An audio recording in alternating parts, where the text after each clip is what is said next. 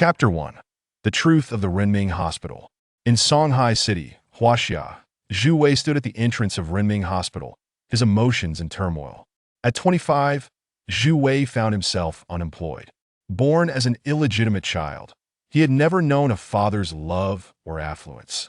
His mother worked odd jobs to support his education, following him to Songhai when he enrolled in university.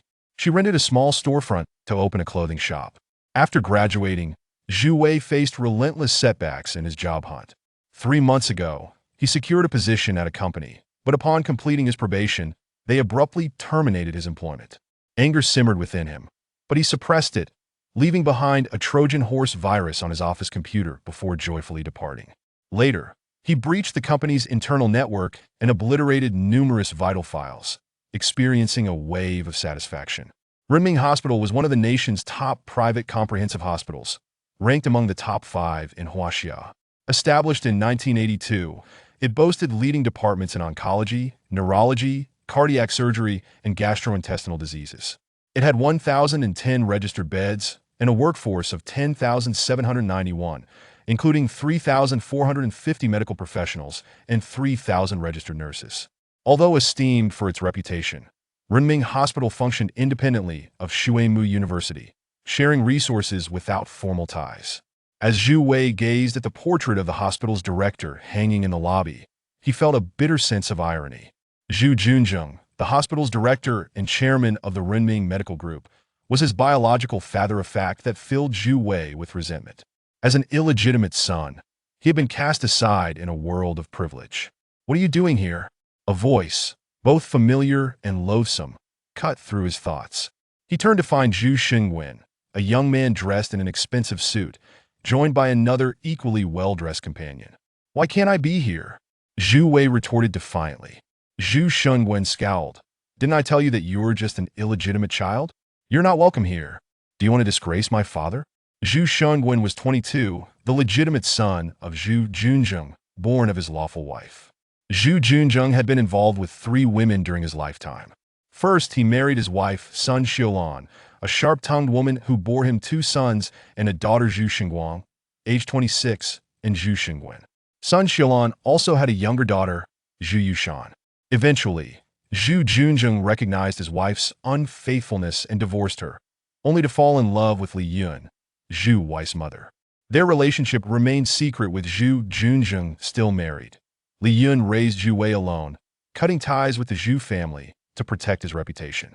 It wasn't until last year, following a serious illness, that Zhu Junzheng sought to reconnect with both Li Yun and Zhu Wei.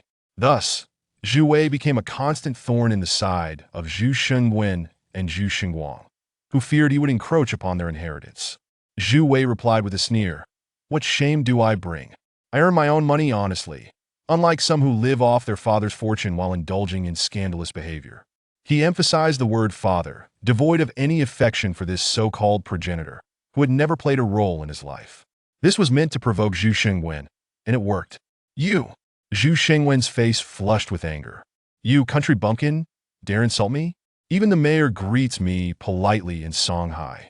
Yet you presume to speak to me this way." Zhu Wei let out a mocking laugh. "You dare to laugh?" Zhu Shengwen grabbed Zhu Wei and landed a punch squarely on his cheek, knocking him to the ground and causing blood to trickle from his mouth. As he raised his fist for a second blow, a hand caught his arm. It was Zhu Xingguang, his elder brother. "Enough! Father is waiting. Let's leave." Reluctantly, Zhu Shengwen dropped his fist, though the contempt on his face remained. Zhu Wei glared at his retreating figure and spat blood onto the floor. "Get lost, bastard!" Zhu Shengwen spat, then left with Zhu Xingguang. Zhu Wei straightened up, his gaze fierce as he followed them to the conference room. The small meeting room in the administrative building of Renming Hospital was sparsely occupied. Zhu Junzheng sat at the head of the table, flanked to his right by an elegant middle-aged woman. On the left sat a young woman in a pink ensemble, her figure accentuated by sheer stockings and high heels, exuding beauty. To the right were Zhu Xingguang and Zhu Shengwen, followed by an empty seat, with 12-year-old Zhu Yushan occupying the last spot. A few knocks at the door disrupted the atmosphere, and Zhu Wei entered, guided by an attendant to sit between Zhu Shengwen and Zhu Yushan. "Brother," Zhu Yushan chirped, her face lighting up as she grasped Zhu Wei's hand. He smiled and affectionately ruffled her hair, signaling her to stay quiet. Although born of the same mother, Zhu Yushan was kind-hearted and very attached to him. "Brother, why is there blood at the corner of your mouth?" "It's nothing. I'm fine." Coughing loudly, Zhu Junzheng asserted his authority. "Father, look, my brother is bleeding." Zhu Wei quickly wiped the blood from his mouth and cast a glance at Zhu Shengwen, having intentionally drawn the blood to incite Zhu Junsheng's notice. He wanted to stir the father-son conflict, and it worked. Zhu Junsheng's piercing glare fell on Zhu Shengwen, causing him to lower his head in anxiety.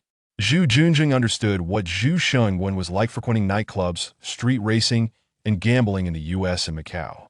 The boy had a full spectrum of vices and harbored hostility towards Zhu Wei, who was Li Yun's son. Zhu Junzheng was acutely aware of all this. Yet he couldn't reprimand him publicly, allowing Zhu Shengwen to feel somewhat secure. Zhu Shengguang discreetly handed Zhu Wei a handkerchief from his pocket. "Here, wipe yourself." Zhu Wei accepted it in silence. He then noticed that only the two women across from him were unfamiliar. The middle-aged woman smiled gently when their eyes met, and Zhu Wei bowed politely in return. However, the younger woman glanced at him briefly before swiftly turning away, clearly not friendly. The attendant addressed Zhu Junzheng, "Director, everyone is here." Zhu Junzheng nodded. "Today, I called all of you here for an important announcement." At the mention of all of you, Zhu Shengwen nearly scoffed, but held his tongue in front of their father, settling instead for an expression of disdain, which did not escape Zhu Junsheng's notice. Zhu Junzheng continued, "This is Aunt Wu Yingmei, and this is her daughter, Wu Han," introducing the two women to his three sons. Zhu Wei could sense the weight of impending news. Sure enough, Zhu Junzheng declared, "They are going to become part of our family." Zhu Wei felt a surge of anger. His mother, Li Yun, had endured hardship, raising him alone without ever asking for anything from Zhu Junzheng. And now, after a divorce, he was remarrying another woman? What kind of man was he? Nevertheless, Zhu Wei had weathered many hardships and concealed his emotions beneath a composed exterior. He shifted his gaze to Zhu Shengguang, who stood first to shake Aunt Wu's hand. "Congratulations, Annie." "Congratulations, father," he exuberantly declared, then greeted Wu Han. Leaving Zhu Wei to inhale deeply, Zhu Shengguang was indeed capable of smoothing over Zhu Shengwen's ploys. Zhu Shengwen, on the other hand, turned pale at the revelation. Zhu Wei felt a wave of satisfaction despite his earlier displeasure. He remained seated, observing the unfolding drama. Zhu Junzheng delighted in seeing his sons interact, aware of their unspoken grievances but refraining from pressuring Zhu Wei. "Wu Han, you're 23, right? Zhu Shengguang and Xiao Wei will be your brothers. If you need anything, turn to them, they'll help you. And Shengwen, don't you dare bully your sister. Just because you're younger, I won't let it slide." His words carried hidden implications. Today is a joyful occasion, another beautiful sister to be proud of. It's quite the honor for us brothers. Zhu Shengguang chimed in. "What university are you attending, Han?" Zhu Wei stifled a laugh at the sheer hypocrisy. Their inheritance division had shifted from a third to a fifth, yet they feigned happiness. "I'm studying at Jintian Medical University and plan to continue to graduate school," Wu Han replied. "Good school." Zhu Junzheng commented, "You should come work at Renming. Why would you seek employment elsewhere? As family, you can work here, and it'll help you get into the medical school of Shuemu University for your graduate studies." Wu Han remained silent, her mother nudging her playfully, coaxing, "The medical school at Shuemu is the best in the nation. You'll be a Shuemu student soon, so thank your uncle." "Thank you, Uncle," Wu Han responded. "Let's leave it at that. I've made a reservation at Jiuyue Jiutian. Everyone should come by at 7 p.m., whether you have plans or not. The others can go. I need Xiao Wei to stay behind," Zhu Junzheng concluded. Soon, the room emptied, leaving only Zhu Junzheng and Zhu Wei. "Work hasn't been going well lately, has it?" Zhu Junzheng inquired. Zhu Wei nodded, aware that social standing often dictated pride, and he would always be branded as the illegitimate son. Despite sharing blood, Zhu Junzheng had shown him indifference all these years, confirming Zhu Wei's place in the family hierarchy. At that moment, Zhu Junzheng produced an envelope and slid it across the table to Zhu Wei. "There's 5 million inside. Consider it startup funding. Do whatever you wish." Zhu Wei didn't reach for it. Instead, he asked, "I have a question for you." "Go ahead. Did you love my mother?" After a pause, Zhu Junjun replied, I did love her. Now you don't? I still love her. Love? How could he claim to love her while marrying someone else? Then why didn't you marry my mother? Some things are not as simple as you think. I want you to believe me, your mother is the love of my life. And I love you as well, Zhu Junjun said solemnly. Zhu Wei felt as though his heart had been struck. Don't be insincere, Zhu Wei replied. My mother hasn't spent a penny of your money.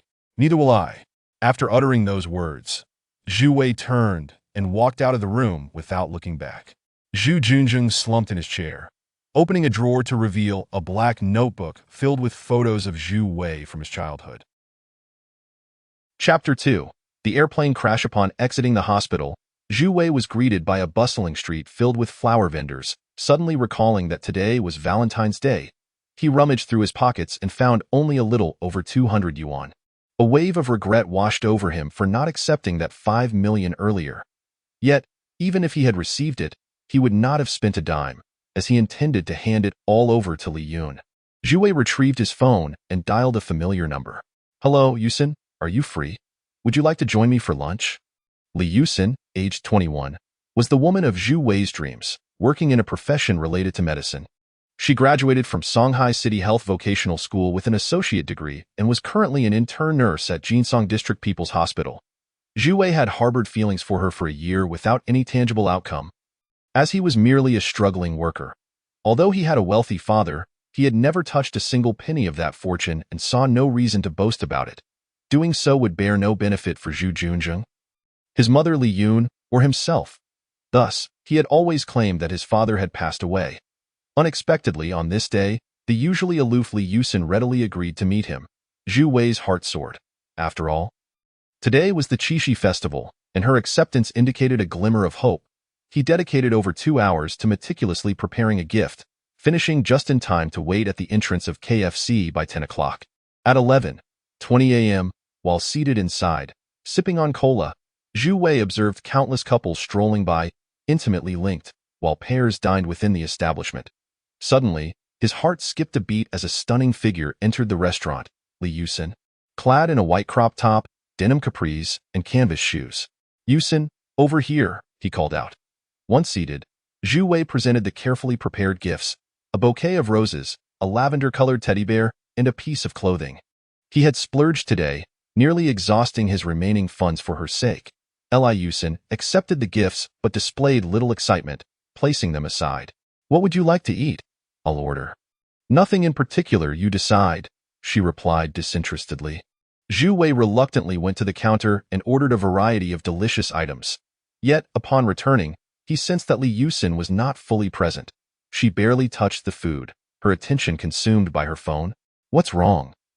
Are you unhappy today? He inquired. She responded with a non-committal sound. Just then, her phone rang, and her expression lit up with surprise. Answering the call, her demeanor shifted to one of anger. Where are you? You liar. Why should I tell you? I'm out with friends. Zhu Wei could hear a man's voice on the other end, sensing a deeper connection between them. After she hung up, Li Yusin looked at Zhu Wei and softly said, Xiao Wei. I appreciate your kindness. You are a good person, but we are not suited for each other. Let's just be friends. In that moment, Zhu Wei understood the unfortunate truth. The call had revealed his failure. Noticing his silence, Li Yusin continued, I don't want to say too much to hurt you. You will find someone who truly belongs to you. Zhu Wei managed a wry smile. Well, I wish you happiness. Li Yusin nodded. Apologizing, I'm sorry, but I have to go now and my friend is nearby and coming to pick me up. Zhu Wei nodded, forcing a smile as he replied, All right, have fun. He watched her leave KFC, and shortly after, a private car pulled up outside and a man stepped out, presenting her with a large bouquet of flowers. Zhu Wei saw Li Yusin enter the passenger seat, and the vehicle soon vanished into the flow of traffic. In that moment, Zhu Wei felt life had lost its meaning. Others reveled in a world of luxury while he felt like an insignificant ant, struggling without purpose. Both his career and love life had encountered setbacks in recent days. What could he do, after all, but accept his mundane existence? Was it true that to rise above, he must rely on his cold-hearted father? The thought of his father's ruthless ex-wife and their 2 loathsome sons filled him with disdain. Moreover, now that his father had remarried, Was he to grovel like a beggar for scraps? In the darkness, Zhu Wei clenched his teeth, vowing that 5 million was nothing. One day, he would reclaim everything lost to him and his mother. Even if it meant sacrificing everything, he would fight for it. By 7 in the evening, Zhu Wei refrained from attending the hotel dinner, feeling it unnecessary to create an awkward atmosphere as the two families gathered. He believed Zhu Junzheng shared the same sentiment that to reclaim what was rightfully his, humility was the first step. Back home, however, Zhu Wei found himself wide awake, seated at his computer, indulging in SimCity Island Paradise. Relishing the rare opportunity to be a carefree homebody, he channeled his frustrations into the game. Suddenly, a melodious ringtone interrupted him. Upon checking, he noticed a long string of numbers indicating an international call. Recognizing it as his dear friend Zhou Jun, he answered. "Hello, Zhou Jun." Zhou Jun was one of Zhu Wei's closest friends, the only sibling among 5 to have moved abroad. He had been residing in Hawaii, USA, for 2 years and was on the verge of obtaining his green card. "Hey, big brother. What are you up to? Still awake?" "Just playing a game. Why are you calling at this ungodly hour?" "Haha, I figured you'd be up. How have you been?" "Not great, got fired." "Fired again? Brother, why don't you come to America? My sister runs a Chinese restaurant here, and business is thriving. You could earn thousands just washing dishes. Isn't that better than struggling back home?" Zhu Wei had evolved from the person he once was. He would gladly wash dishes if it meant earning money. "All right. I might check it out, but I've never been abroad. How would I get there?" With Zhou Jun's assistance, 2 weeks later, Zhu Wei obtained his visa and passport, purchasing a plane ticket. Meanwhile, Zhu Junzheng was set to marry Wu Yingmei. And though Zhu Wei was reluctant to attend, Li Yun insisted he go. Ever obedient, Zhu Wei complied with his mother's wishes. Taking a taxi to the wedding venue, a resort on Hailing Island, a popular tourist destination in Songhai City, Zhu Wei donned a suit meticulously crafted by his mother over 3 days. As he stepped out of the car, an Audi Q7 sped past him, splashing muddy water on his leg from the recent rain. The car halted, and out stepped Zhu Shengwen, clad in a black suit, accompanied by his new girlfriend, Xiong Xiying. Spotting Zhu Wei, he couldn't help but feel a flicker of annoyance, but engaging in a confrontation would be foolish. "Hey, no car?" Zhu Shengwen mocked. Zhu Wei ignored him, turning to enter the resort. "Excuse me, please show your invitation." A staff member stopped him, having never seen Zhu Wei before. "Invitation?" Zhu Wei was taken aback. "I don't have an invitation." "I'm sorry, but without an invitation, you cannot enter." At that moment, Zhu Shengwen approached with a grin. "Good job, staying diligent," he said, patting the staff member on the shoulder as he led Xiong Xiying inside. Zhu Wei stood there, coolly observing Zhu Shengwen. "Just as well, I didn't wish to enter anyway. You can explain to your father why you're embarrassed." Just then, Wu Han arrived, having witnessed the entire exchange. She approached Zhu Wei, saying, "What's going on? Let's go in together." Turning to the staff member, she continued, "Hello, he's my brother. Can I take him inside?" Though the staff recognized her, she was not the head of the family, leaving them hesitant. "Miss, he doesn't have an invitation, and we let him in," a cold voice interjected. Zhu Wei recognized it as Zhu Shengwang's voice. "Young master." The staff member was taken aback. "He doesn't have an invitation. Let him in. He is my brother." "What?" The staff member could hardly believe this was Zhu Shengwang's brother. "Brother? What are you doing?" Zhu Shengwen protested. "Shut up. Do you want to embarrass our family further? I will inform our father about this later," Zhu Shengwang retorted. "Brother, I was wrong." Zhu Shengwen quickly surrendered, casting a venomous glare at Zhu Wei. "Go ahead." "No problem," Zhu Shengwang told Zhu Wei. Nodding, Zhu Wei strode confidently into the venue.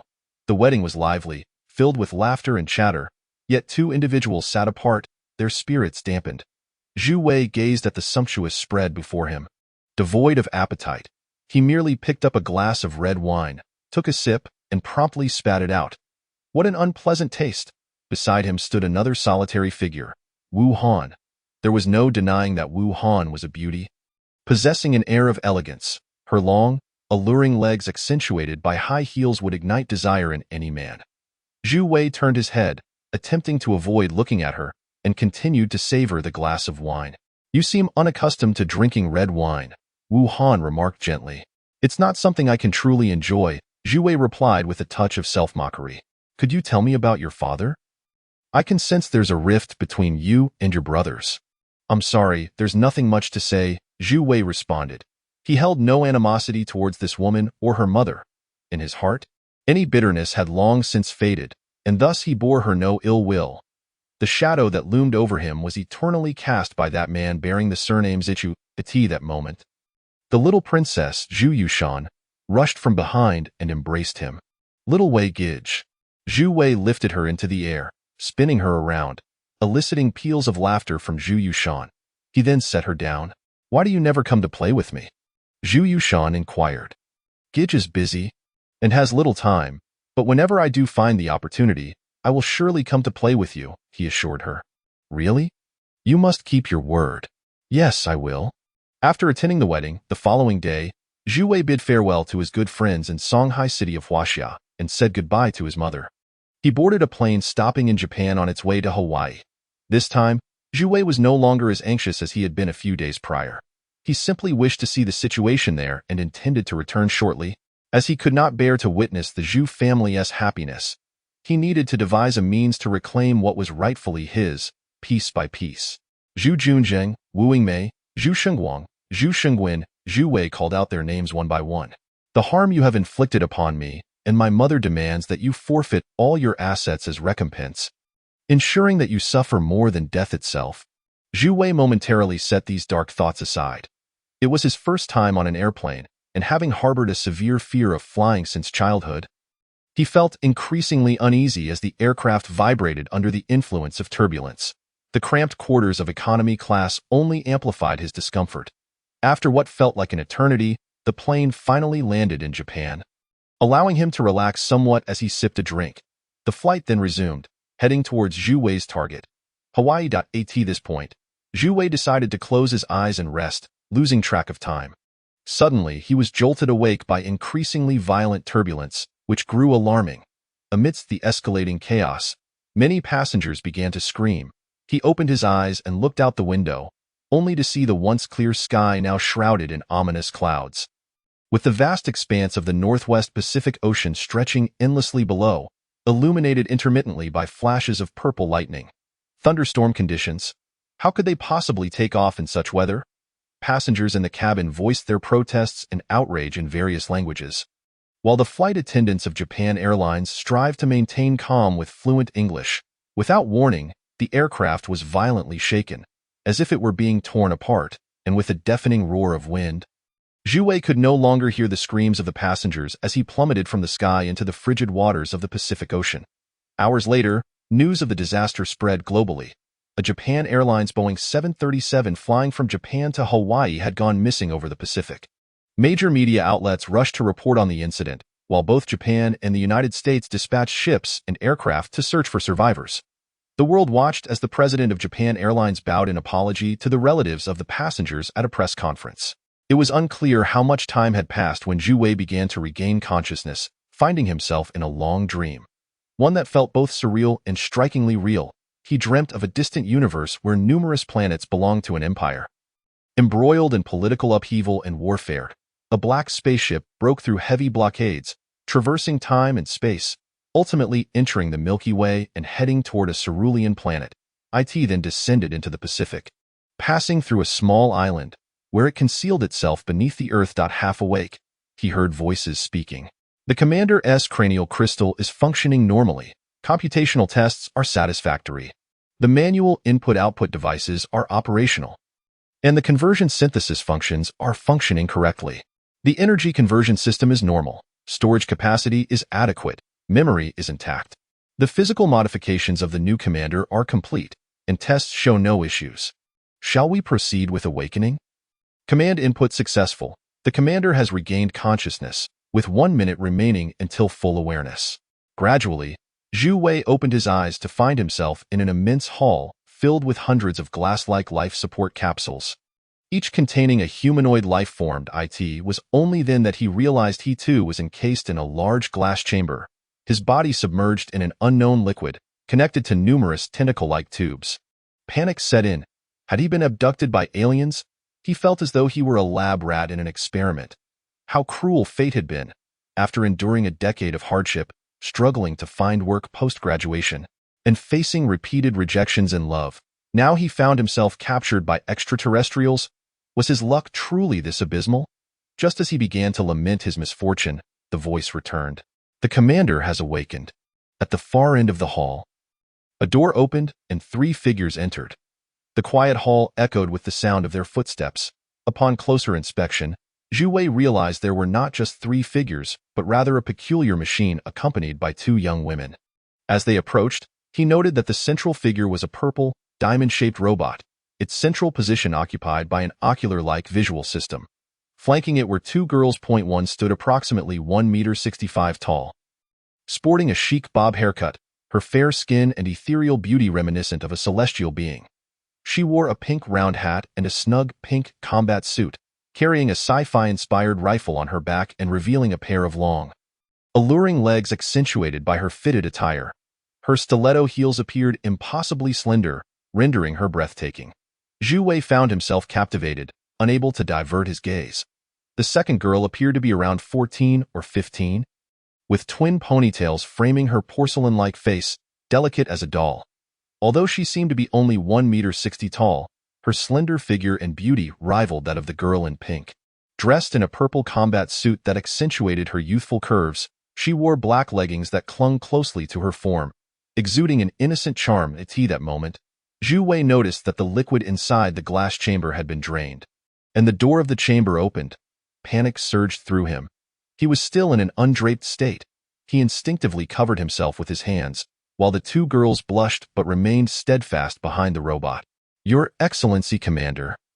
I am the Vice Captain of the Qingxing Special Engineering Stealth Ship, Artificial Intelligence being Xian, and I extend my greetings to you.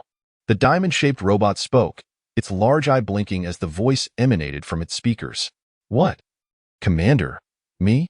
Zhu Wei looked down and was astonished to find that his previously plump belly had vanished, replaced by a near-perfect physique devoid of any excess weight. He then examined his left hand and discovered that a mole on the back of it had disappeared. This can't be. Have I crossed over? Indeed. Commander, while you were unconscious, you must have reviewed some information about us. We hail from the distant Songlong star system, 6 million light-years away, part of a highly advanced 9th-level civilization. Due to the outbreak of war, our ship was tasked by the Imperial Research Institute under Dr. Xinghan to escape to Earth, where we have lain dormant beneath this ocean for millennia. Under the sea? The Pacific? In your terms, yes. Specifically, in the Emperor Seamount, located in the central deep sea of the North Pacific. How could that be? Zhu Wei, possessing some geographical knowledge, had never heard of any seamounts surfacing in the Northwest Pacific. Seamounts are generally submerged. Are they not? To be precise, a section has emerged above the surface due to volcanic eruptions that occurred hundreds of thousands of years ago, forming a large island. May I see the island's location? Certainly. The diamond-shaped robot, Bing Xian, deftly operated a control panel, and a projection screen appeared 5 meters in front of Zhu Wei, displaying a map of the Pacific Ocean. Zhu Wei could clearly see an island situated east of Japan, west of Hawaii, and north of Wake Island in the United States. There can't possibly be an island there, Zhu Wei insisted, still in disbelief. There is an island, but we employed advanced technology to conceal it. Do you know why our ship is called a Special Engineering Stealth Vessel? Zhu Wei shook his head. Stealth means to navigate in an alternate dimension, remaining undetected. For our safety, we had no choice but to hide the island. Safety? A 9th-level civilization fears a level 1 civilization? Then why did you seek me out? Wasn't the plane I was on in an accident? Did you save me, or did you cause the plane to crash? That is of little consequence. For yesterday, as your plane flew overhead, we detected that you possess a bloodline compatible with the royal family of the Songlong Empire. The ultimate purpose for which Dr. Xinghan sent us here is to implant the latest scientific achievement, the Songlong 3 mainframe, into your body. This is a unique occurrence in the entire universe, and from now on, you shall be our new commander. So, you have been idling on Earth for thousands of years, waiting for an opportunity, without making any effort to search. Your Excellency, we shall submit to your command. Please give us your directives. How fortunate I am. Zhu Wei suddenly recalled numerous tropes from sci-fi novels about acquiring alien technology to dominate Earth and vanquish adversaries. I need a moment. Is all of this truly real? Absolutely. It is all genuine. You mentioned transforming my body. What have you made me into? While you were unconscious, we assessed your condition and found your body severely weakened, laden with excessive harmful substances, with underdeveloped motor neurons, myopia, and an abundance of fat. Therefore, prior to the transplantation of the mainframe, we utilized a biological gene chamber to restructure and enhance your physique, eliminating toxins and fat, before finally integrating the doctor's lifework. The super biological mainframe into your being. I see. At that moment, Zhu Wei turned his gaze toward the two young women. Who are they? They are the products of Dr. Xinghan's research. Dr. Xinghan is the foremost biologist of the Zhonglong Empire, who devoted his life to creating over 300 artificial beings, the majority of whom are present here. There are a total of 288 gene beings. Due to a betrayal by a general of the Zhonglong Empire, Dr. Xinghan, in order to protect his years of hard work, stored his lifetime achievements within the Castawayto engineering stealth ship and commanded us to come here in search of a successor. How magnificent! And what of the doctor? The doctor was an exceedingly loyal individual. He chose to sacrifice himself for the sake of His Majesty the Emperor of the Zhonglong Empire. Zhu Wei nodded, and as his gaze fell upon the girl in pink, he was astonished to see a blue frame appear, displaying her basic information. Artificial life form number 106, gender, female, quality, excellent, processor location, head, biological chip type, crystal biological chip, model, ocean type 5. Height, 1.66 meters, weight, 50 kg, one hand strength, 235 kg, spine, 570 kg, reaction, 382. Zhu Wei turned to the other girl, and a similar blue frame appeared. Artificial life form number 107, gender, female, quality, excellent, processor location, head, biological chip type, crystal biological chip, model, ocean type 5, height, 1.61 meters, weight, 48 kg, one hand strength, 335 kg, spine, 470 kg, reaction, 582. Incredible! Weighing 48 kg, yet capable of exerting 335 kilograms of strength with one hand. Do you not have names? Zhu Wei inquired. Names are merely codes. Commander, you may call us by our numbers. After a moment of thought, Zhu Wei responded, No, let us use names instead. You shall be known as Huaxia, and you shall be called Ziranli. Do you understand? Zhu Wei assigned their surnames based on the color of their attire. The first girl wore pink, thus she was named Huaxia, while the other donned purple, hence Ziranli. Yes. Commander. Zhu Wei circled the hall and observed a total of 300 gene chambers, among which 286 housed artificial beings. However, he felt a twinge of frustration upon realizing they were all female. Dr. Xinghan seems rather indulgent, Zhu Wei thought uneasily.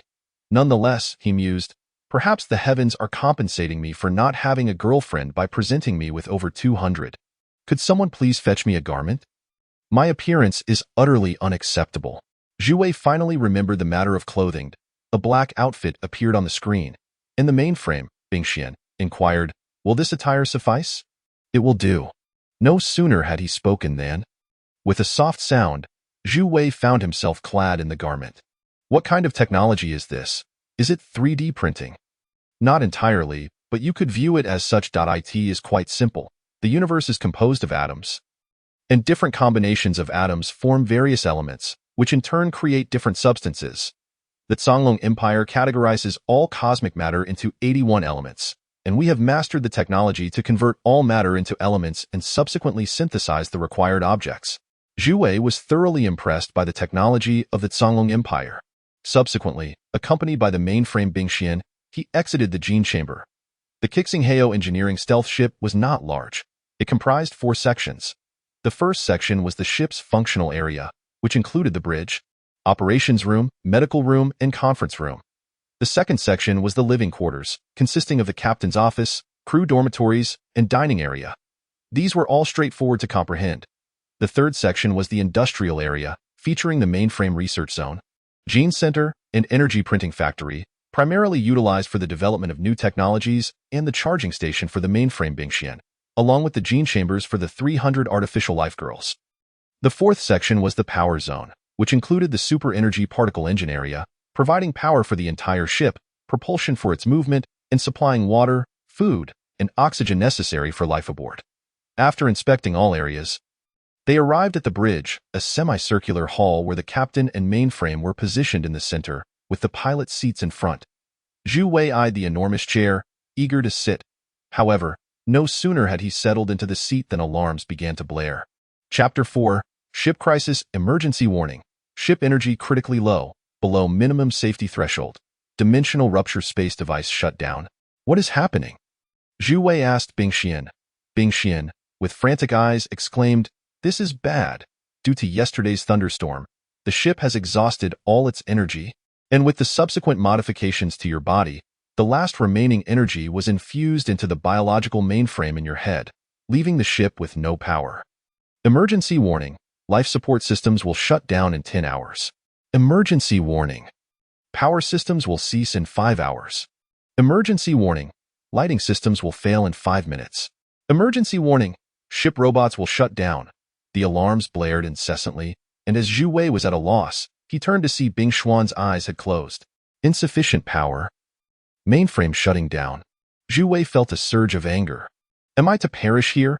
This ship has survived for millennia, and I arrive for just 1 day before it meets its end. This is truly infuriating.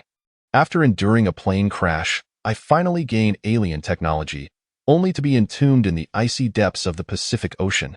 Wake up, come on, don't sleep now. Zhu Wei pleaded, striking Bingxian, yet there was no response. Is there anyone there?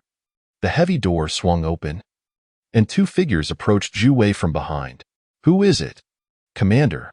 Zhu Wei realized it was Huaxia and Zhiranli. Oh, you arrived just in time. See if you can awaken him. Zhiranli replied, It will be challenging. The ship has an energy siphoning system that continually draws energy from the surrounding environment to convert into electricity. While it does not acquire much, it is sufficient for the ship's daily operation. However, it has depleted its energy battery, so it is currently inactive. What shall we do? We simply need to recharge its battery. How do we do that? Sweki explained. Inside your head, there is a crystal biological mainframe that has replaced your brain. In the palm of your right hand, there are 2 small holes. One is the input system, and the other is the output system. You can absorb any substance through your palm and convert it into energy. Then use the output hole in your palm to transform that energy into electricity to recharge the power siphoning system's battery. However, you must hurry. In 10 hours, the life support system will shut down, and we will all perish. But where can I absorb energy? Is there any energy source on this ship? There isn't, but there is a corridor from the bridge that leads to the outside. You can swim into the sea and absorb whatever you encounter. Once you gather 20,000 energy points, return. The power system will shut down in 5 hours, and I will manually open the door for you. But that's the ocean floor. Are you certain you are not joking? You are now a computer. There is nothing to worry about. Go. Zhu Wei had no choice. As the last lights on the bridge flickered out, he realized he had to take the plunge. Following Huaxia, Zhu Wei traversed a corridor and indeed arrived at the isolation chamber. It was a solitary double-door compartment, where only one door could be opened at a time. The inner door connected to the spacecraft, while the outer door linked to the outside world. Zhu Wei observed the inner door close, and subsequently, the outer door gradually opened. In an instant, the surging seawater engulfed him. However, Zhu Wei felt no discomfort. Tentatively, he opened his eyes and discovered not only could he swim freely, but he could also breathe effortlessly. Suddenly, he recalled Sweki's words, "You have become a computer." Zhu Wei's heart brimmed with resentment towards her. What kind of experiments had these aliens conducted on him? At that moment, he remained unaware that becoming a biological gene computer did not alter the fact that he was still human. After confirming that the outer door had automatically closed, he began to survey the underwater world outside. It was pitch black, with nothing visible. Suddenly, a voice echoed beside him, "Visual difficulties detected. Would you like to activate intelligent vision mode?" Yes, yes, yes. In an instant, the underwater scene was illuminated. Zhu Wei realized that it was not light entering the depths of the sea, but rather the advanced technology of the Songlong Empire at work. Carefully examining his surroundings, he noticed a massive cavern surrounding an entirely black spacecraft. The cave was completely enclosed. Where was the exit? After searching for some time, he finally spotted a narrow passage leading out in an inconspicuous corner. However, this passage could accommodate at most 1 or 2 people. How had the ship managed to enter? His gaze returned to the vessel, which had activated inspection mode. A blue frame appeared, stating, Songlong Empire Shunshin Class Modified Special Dimensional Stealth Ship. Zhu Wei suddenly recalled that since it was a dimensional stealth craft, it could traverse any obstacles. Understood, it made perfect sense.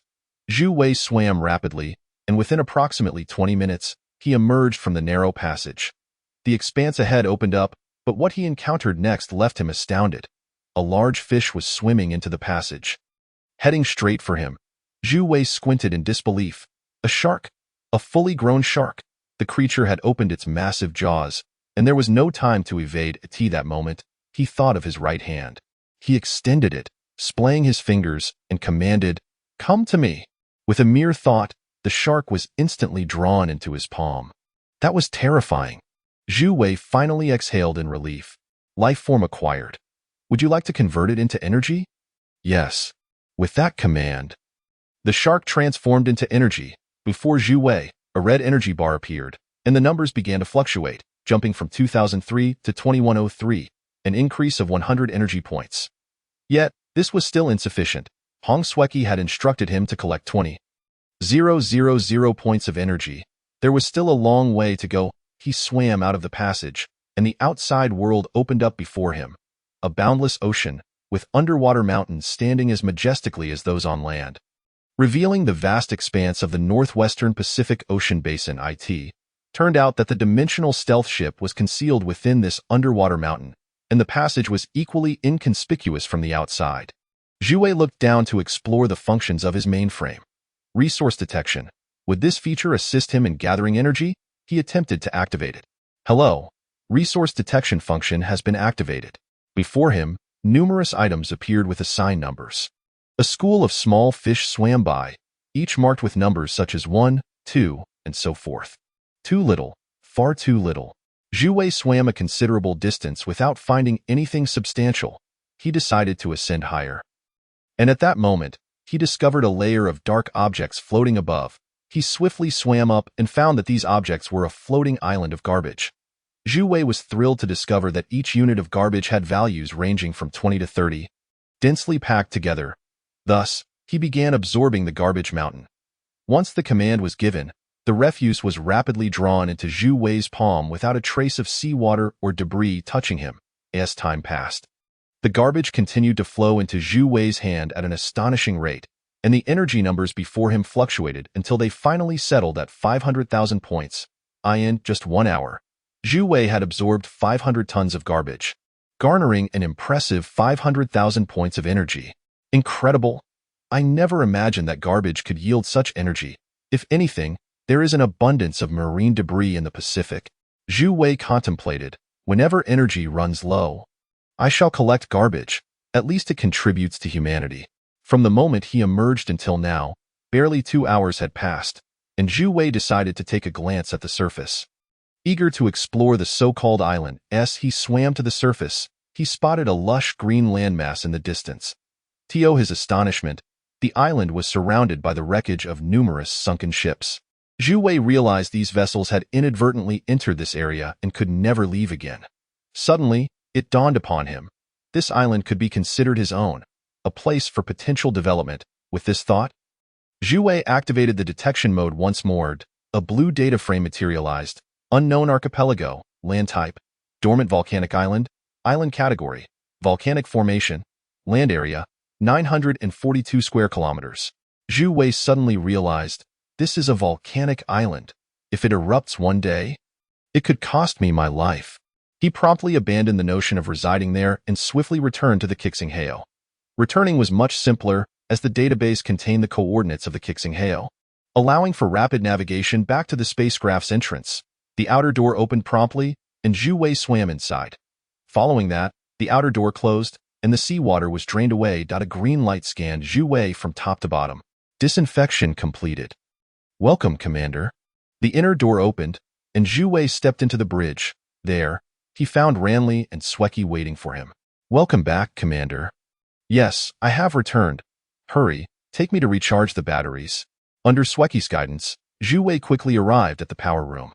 Following closely behind her, he couldn't help but admire her slender waist, exuding a captivating allure, while Li Yusin seemed to pale in comparison. If only I could marry both of them, my life would be complete.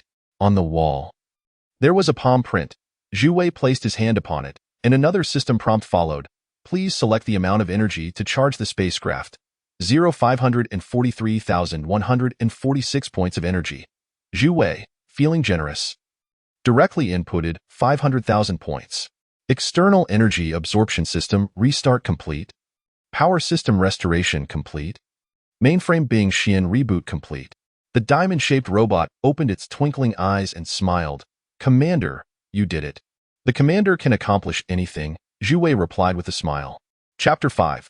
Landing on an island, Zhu Wei spent the night aboard the ship, having breakfast consisting of synthesized food provided by the ship's robotic chef. During the meal, Ranli and Ranchi stood by, guarding him. Sit down, let's eat together. Thank you, Commander, but we have already eaten, replied Hong Sweki with a bright smile, while Ranli remained relatively quiet. Oh, all right. Zhu Wei suddenly felt that Hong Sweki had a very secretarial demeanor. Commander, what instructions do you have for today? A voice came from outside, and mainframe Bing Xian floated in. Today, I wish to explore the island. The island is dangerous. Let Ranli and Sweki accompany you, Bing Xian advised. All right, but I also want weapons. Soon, Ranli retrieved 2 weapons for Zhu Wei from the operations center. The Fire Rain electronic pulse assault rifle, utilizing micro-bullets with a capacity of 600 rounds and an effective range of 5,000 meters, powered by energy batteries. The Qingming Type 3 electromagnetic pistol, also utilizing micro-bullets, with a capacity of 100 rounds and an effective range of meters. Such formidable weapons. Zhu Wei took out a few micro-bullets, which resembled grains of sand, and imagined their lethality. In comparison, the most advanced American SCAR, August, and M-series assault rifles seemed like toys. Dressed in combat gear and donning a helmet, Zhu Wei departed the spacecraft alongside the 2 fully armed young women. This time, it took less than an hour for the 3 of them to land on the southern tip of the island. Zhu Wei's combat suit was fully digitized, allowing him to clearly see the positions of his teammates, ammunition status, enemy markings, and a range of communication features. While the U.S. military had also developed digitized infantry, they were far from the advanced capabilities of the Songlong Empire's combat suits. Moreover, Zhu Wei did not utilize the full functions of the infantry suit, opting instead to communicate wirelessly with the other 2 artificial life forms via their cerebral crystal biocomputers. Upon reaching the shore, they witnessed a native woman fishing by the sea being accosted by 2 armed white men. Her water jar shattered as she was pinned against the rocks. Help, help. Her cries mingled with her sobs, while the mocking laughter of the white men rang clear. Go save her, Zhu Wei whispered, gripping the Fire Rain assault rifle tightly as he aimed and moved forward, oblivious to the 2 armed men targeting him from another direction. Hong Sweki's assault rifle unleashed a blue beam. After 2 gunshots, Zhu Wei realized that 2 armed men lay lifeless in pools of blood to his left. Thanks. Be careful, Hong Sweki cautioned. As Zhu Wei turned around, he discovered that Ranli had vanished without him noticing. When Zhu Wei and Hong Sweki hurriedly ran behind the rocks, they found that the 2 white men who had assaulted the indigenous women had their throats slit, blood gushing forth from their wounds, staining their garments a vivid red. A truly horrifying sight. Upon looking up again, Zhu Wei noticed that Ranli was still clutching 2 curved short knives in her hands. He was taken aback by the ferocity with which such an innocent-looking girl had acted, leaving him momentarily speechless as he gave her a thumbs up, only to find that she ignored him and averted her gaze.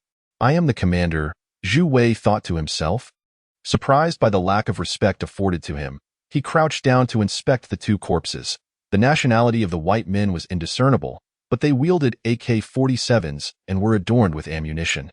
Meanwhile, the indigenous woman, trembling and tearful, leaned against the rocky wall. Are you all right? Hong Sweki inquired. I am fine, thank you, the indigenous woman repeatedly expressed her gratitude. Zhu Wei then observed that the woman was dressed in simple cloth garments and spoke fluent Mandarin, revealing her clear Han ethnicity. "Someone is coming," the little girl finally spoke up. Zhu Wei looked up to see 7 or 8 armed individuals hastening towards them. He felt completely reassured. These 2 girls were unequivocally professional soldiers, and he estimated that even if 17 or 18 more came, they would be more than capable of handling the situation.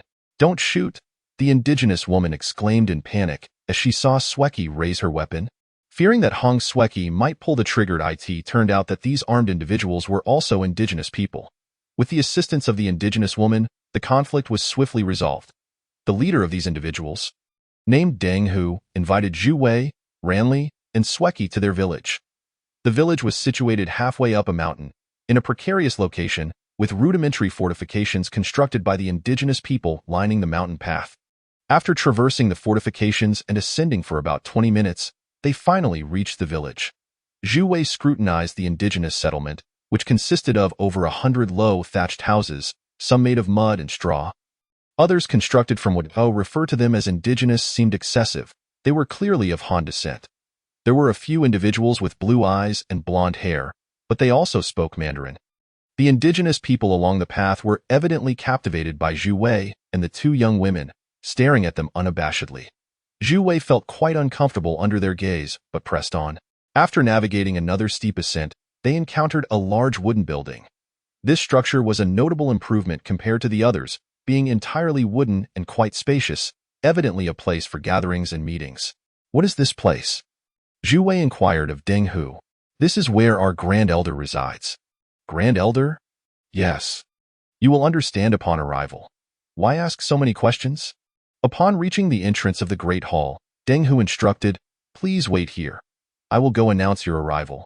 He turned and entered the hall, shortly returning and clasping his fist in salute towards Zhu Wei. "The Grand Elder requests your presence." Zhu Wei, accompanied by Ranli and Hong Sweki, stepped into the hall, which was already filled with people. An elderly man sat on a wooden bed, garbed in ancient Han attire, adorned with a black cap. His hair and beard were entirely white, and his eyes lacked vitality. However, upon seeing Zhu Wei enter, his eyes sparkled momentarily before the brilliance faded. "Please sit." Zhu Wei complied and took a seat on a chair. "May I ask your esteemed name?" "Oh, how can I dare to claim such respect?" Zhu Wei, taken aback as no one had ever inquired about his name in such a manner, managed to reply, "I am Zhu Wei." The elder fell silent, only to suddenly exclaim, "It is the will of heaven." After a long pause, he began to speak in a peculiar manner. "In the year 4066 of the Yellow Emperor's calendar, during the Wuyin year, our founding emperor established the nation, naming it Ming, marking the beginning of the Hongwu era." Zhu Wei was taken aback. What was he saying? He stole a glance at the elder, who ignored his actions and continued, "After Hongwu, our literate emperor ascended the throne during the Jiangwen era in the Jiao year. On the day of the 8th month, the traitorous Yin rebelled and started a rebellion. In the 4th year of Jiangwen, on the day of Gengyin in June, Nanjing fell, and our ancestor, the literate emperor, fled to Chuanzhou with merely a dozen followers, crossing the sea and wandering for some time, ultimately arriving here." Zhu Wei finally grasped the meaning. The Hongwu mentioned referred to Zhu Yuanzhang, the founding emperor of the Ming dynasty, while the traitor was Zhu Di, the Yin king, and Jiangwen was the era name of the Jiangwen emperor. Was he recounting the story of these figures exiled to him? Realizing this, Zhu Wei hurriedly listened attentively to the elder's narration. "For 5 centuries, our ships sent westward have failed and returned, and for 5 centuries, the indigenous people stranded on this island number over 1,000. It is indeed the will of heaven. Young man, I will not conceal the truth from you. I am a descendant of the Jiangwen emperor." "Zhu Junhong, you are a descendant of Zhu Yunwen?" Zhu Wei exclaimed, momentarily at a loss for words. He had excelled in history during his studies and knew that Zhu Yunwan had set fire to the palace and disappeared after the fall of Nanjing. He never imagined that, after such a winding journey, he would end up on this foreign island. It truly felt like the will of heaven. Had he landed on another island, he might have perished at the hands of the Spaniards. However, he regretted his words. After all, Zhu Yunwan was his ancestor, and the elder was the king of the indigenous people. He hoped that he wouldn't be angered by his direct reference to his ancestor's name. Yet, Zhu Junhong did not seem offended and continued, "Indeed, but alas, my Ming dynasty has seen 5 centuries of tumultuous change. Has it not transformed into the Republic of China? You know this too?" Zhu Wei was utterly astonished. "How do you know?" He wondered if this elder had also acquired some extraterrestrial knowledge. What is difficult about this? A scholar need not leave his home to know the affairs of the world. Although I can never leave this island, there are many visitors who inadvertently stumble upon it, allowing me to retain some understanding of the outside world. I see. Your Majesty truly possesses insight. Do not call me Your Majesty. I am merely a deposed ruler. I no longer call myself Emperor, but refer to myself as the Grand Elder. Throughout history, the wealth of the world has served but one individual, and the needs of the populace have sufficed for one. Since I, the literate emperor, found myself exiled here, I left behind a decree that whoever becomes emperor must protect the people. The Ming dynasty, with its emperors safeguarding the nation, is something I hold in immense admiration. Zhu Wei flattered him sincerely. Today, I have summoned you for 2 primary matters. Please, speak. The first matter is to express my profound gratitude for your great benevolence in saving my people today. It is nothing. There is no need for thanks. The second matter is somewhat difficult to broach. Feel free to speak. Zhu Wei thought to himself that in this place, the elder was the highest authority, so he should just let him be. My island is named Yingzhou Island, designated by the literate emperor himself. Several decades ago, numerous foreign marauders arrived on the island, committing heinous acts of arson and plunder, forcing us to rise in resistance. Now, the population of Yingzhou has dwindled to less than 500. So severe? The elder, advanced in years and with no offspring, had a peculiar vision the previous day, leading him to believe that a noble person would arrive. Today, it has indeed come to pass. You are one of our Zhu family. I have a humble request, as I am too old to defend my descendants. I wish to entrust the imperial jade seal to you. You will henceforth be the emperor of the Ming dynasty and the lord of Yingzhou. Instantly, the descendants of the Ming dynasty around them were moved to tears, many protesting against it. Wait, after all this discussion, it turns out I have accepted a monumental task. I initially thought this was merely an uninhabited island where I could raise a flag and claim dominion. Yet there are so many foreign devils here. However, should I accept this task, I would indeed become the rightful lord of the island. The elder, noticing Zhu Wei's prolonged silence, assumed he was reluctant and continued. I understand that the foreign devils are ferocious, and it may pose a lethal threat if one is not cautious, especially with just you and 2 young women. However, I have no choice but to rely on you now. No problem, I accept. Good. I will dispatch our finest warriors to assist you. May your banner fly high, and the day of your success will be the day of your ascension. After speaking for so long, it still felt like an empty promise. Yet, for Zhu Wei, considering his past misfortunes, this was already quite favorable. Reflecting on his misfortunes, he wondered if the elder might be deceiving him. Zhu Wei pondered, but the elder did not appear to be insincere. This is the village chief. Jiachun. He will recommend guides and young men to you. Zhu Wei looked over to see a man in his 60s. Having accepted the task, he left the great hall, and Deng Hu called several individuals to follow. Zhu Wei noticed they were armed with a variety of weapons, bows, guns, and even a mix of older firearms, with the best equipment being AK-47s. This seemed rather reckless. Taking such weaponry against the foreign devils was tantamount to courting death. Brother Zhu, when will we head down the mountain? I know the terrain of the island best, he heard a tall, slender man say. What is your name? My name is Ma Hanchao. He is a descendant of the Jiangwen Emperor's personal guard and possesses authentic martial skills passed down from his ancestors, which will be of assistance to you, the village chief, Jiachun added. All right, lead the way for me.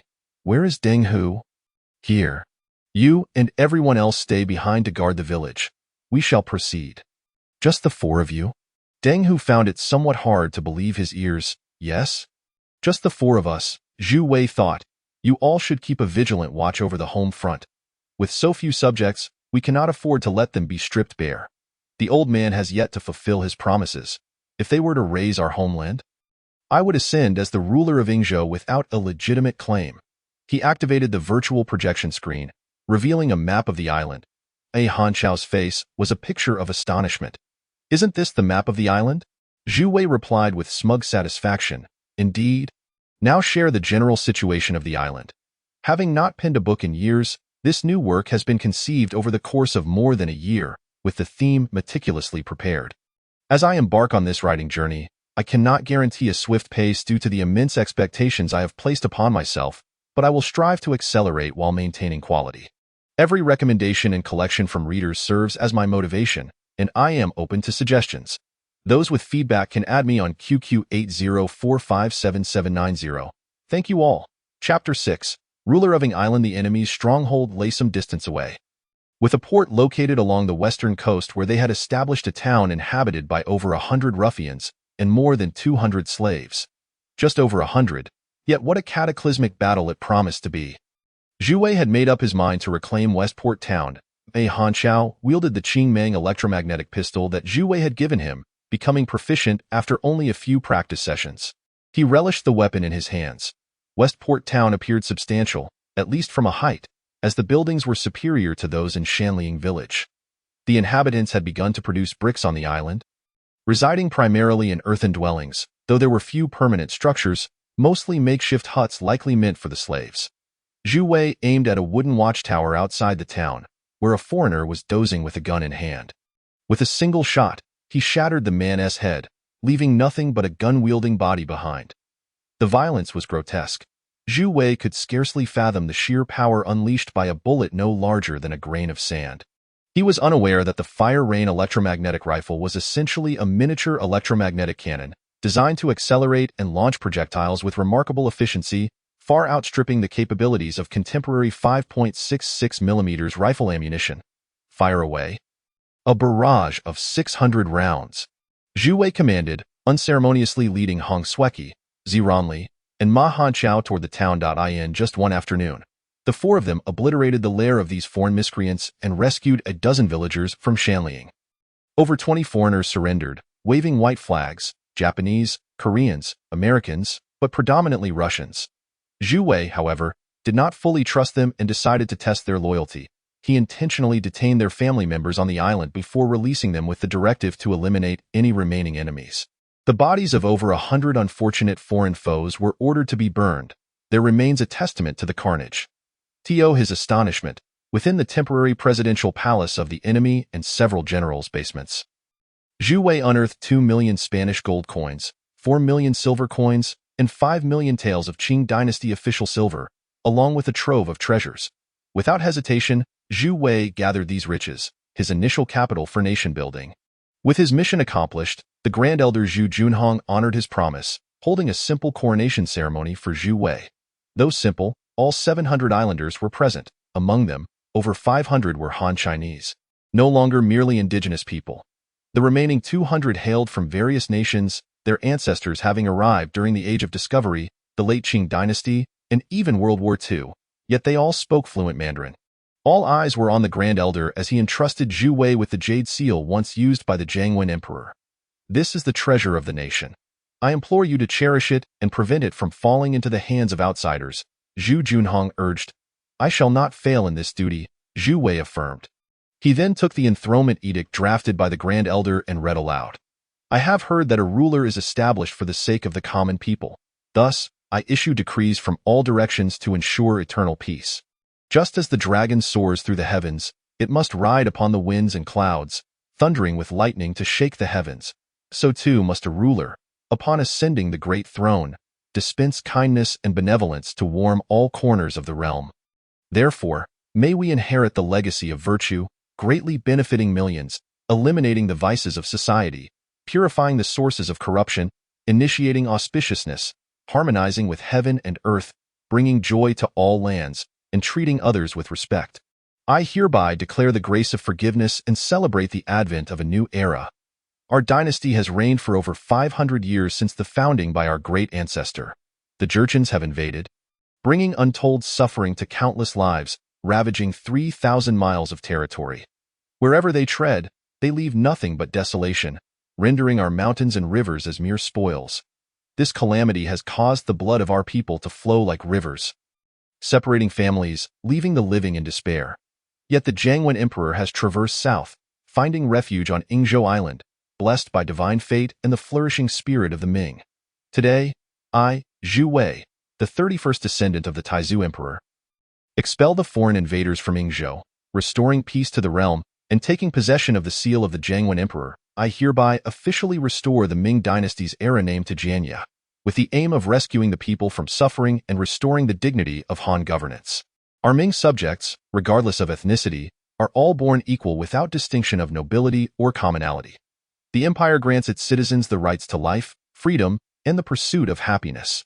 Those not of the Huaxia lineage, but who are knowledgeable of propriety and willing to serve as subjects, shall be treated as equals to the people of Zhongxia. Thus, I, the Emperor of the Great Ming, hereby announce, the reinstatement of the imperial government is for the purpose of granting and safeguarding the rights of all citizens, protecting the culture of China, ensuring its continuity, hence this proclamation, addressing all corners of the realm. Though the nation was established, there were only 3 officials. The old village chief Jia Chun, aged 65, was appointed Minister of Agriculture. Having dedicated his life to farming, Deng Hu assumed the role of Minister of Law, responsible for apprehending criminals and preventing illegal logging, and Ma Hanchao, who could write, was temporarily appointed Minister of Civil Affairs, tasked with compiling the records of all island residents. With Zhu Wei crowned as emperor, he no longer resided on the stealth ship but chose a large brick house once belonging to the former czar. Meticulously surveying the terrain, the island was roughly divided into 3 sections. The northern part featured a dormant volcano, rising 2,800 meters, crowned by a glacial lake, with several rivers cascading down from it. Zhu Wei named this mountain Shumi Mountain, after the mythical sacred mountain. Westward from Shumi Mountain lay undulating hills, with Shanliang village perched atop the southernmost hill. Zhu Wei designated this sprawling hilly region as the Great Ming Nature Reserve, decreeing it to be forever untouched by logging. Next, the small plain to the west, spanning only 110 square kilometers, was named Shiji County, with potential for limited industrial development in the future. The southern part of the island consisted of vast plains, covering over 190 square kilometers, along with a smaller island of 150 square kilometers. This area was to become the capital of the Great Ming Nation, aptly named Dongdu, given its eastern location. The eastern section of the island was also a plain, measuring 270 square kilometers, named Dong'an County, with a focus on developing the tourism industry. The most curious revelation was the existence of a satellite island located 350 kilometers south of Yingzhou Island at latitude 31 degrees north. Measuring 138 square kilometers, Zhu Wei sighed, marveling at the effectiveness of its concealment, as even this small island was hidden from view. Nevertheless, since it was within proximity, he claimed it, naming the southernmost island Xiandao. Zhu Wei felt a sense of assurance. Soon he would be a sovereign ruler. This island was strategically located between the United States and Japan, with Russia to the north and the Marshall Islands to the south. The eastern shore was a mere 700 kilometers from Japan's Minami Torishima, 2,500 kilometers from Tokyo, and over 1,000 kilometers from Wake Island and Hawaii, with the furthest distance not exceeding 2,000 kilometers. Feeling a pang of homesickness, Zhu Wei realized he had been out of contact for several days. Fortunately, he had not informed his mother of his departure abroad, but his good friends were aware. And it was inevitable they would mention it to her. It was time to return and reassure them. Yet at the same time, Zhu Wei was reluctant to disclose his imperial identity, as there were still many friends and family in Huaxia. And he anticipated various factions would investigate this mysterious island, undoubtedly placing them in peril. Moreover, Zhu Wei did not intend to announce his status prematurely. There were still matters to retrieve. With these thoughts in mind, Zhu Wei delegated responsibilities on the island, primarily to Hong Xueqi and Zi Ronli, alongside Deng Hu and Ma Hanchao, to eradicate any remaining enemies. Only then did Zhu Wei board a stealth ship's cloaked flying saucer, transporting himself back to Songhai City and Huaxia. At this moment, the world had become frenzied in the search for a Japan Airlines Boeing 737, with countries such as the United States, Japan, China, and Australia scouring the area of the incident. Yet there was still no trace, as if it had vanished like Malaysia Airlines Flight 370. At this time, the sentiment among Huaxia's netizens was not one of despair, for only 5 Chinese passengers were aboard the missing flight. The majority were Japanese and Americans, leading many to adopt a somewhat gleeful attitude, offering prayers rather than feeling a deep personal loss. Unfortunately, Zhu Wei's whereabouts were not disclosed to the Zhu family. Otherwise, the brothers would surely have been overjoyed. However, the good friends of Zhu Wei were quite different. On the evening following the incident, Yuan Shi, Su Bin, and Guo Yin found themselves seated together. They had managed to get in touch with Zhou Jun and learned that their dearest friend, the eldest brother Zhu Wei, was aboard the missing flight. Today, the group gathered to drink, intending to indulge in a heartfelt session. After a while, they all broke down in tears, with Su Bin and Guo Yin being the first to shed tears, while Yuan Shi stood by, offering comfort. Why cry? What good is it? We can never drink with our big brother again. How could this happen to him? Stop crying. Let us first think about how to inform his mother of this tragic news. It's too cruel. I cannot bring myself to say it. Annie has it tough as well, losing both her husband and son. How will she cope? As they were conversing, a phone rang. Yuan Shi picked it up and exclaimed, "Am I seeing this correctly? Is this big brother's number?" "What?" Su Bin echoed in disbelief. "Quick, answer it," Guo Yin urged. "Hello," Yuan Shi said loudly, his mind racing with the possibility that perhaps Zhu Wei's body had been recovered. Otherwise, how could a missing person be calling him? "Lao Yuan," a familiar voice resonated, and Yuan Shi's face instantly brightened. "Big brother, where are you?" "I'm in Songshan. Where are you all?" "How can you be in Songshan? Didn't you go to Hawaii?" "I did. Where are you guys?" "At the usual place. Hurry over." After hanging up, Yuan Shi turned to Su Bin and Guo Yin, exclaiming, "It's big brother." It's his voice. He is alive. He said he would come over soon. Zhu Wei finally arrived, looking as if he had just returned home. His mother, Li Yun, who was busy working and hardly followed the news, had only heard colleagues discussing a missing Japanese passenger plane, unaware that her son was on it. Thus, upon seeing Zhu Wei, she launched into a tirade. "Why did you come back home suddenly? You said you were going to Nanhai province for studies, and why couldn't I reach you by phone?" Li Yun bombarded him with questions, and Zhu Wei simply embraced her, instantly silencing her concerns. "What nonsense, have you run out of money?" Zhu Wei thought to himself how little she understood him. He had narrowly escaped death and was returning to seek her comfort. "What's with you?" "You've lost weight," his mother remarked, noticing his change. "Not much, just on a diet. Isn't losing weight good?"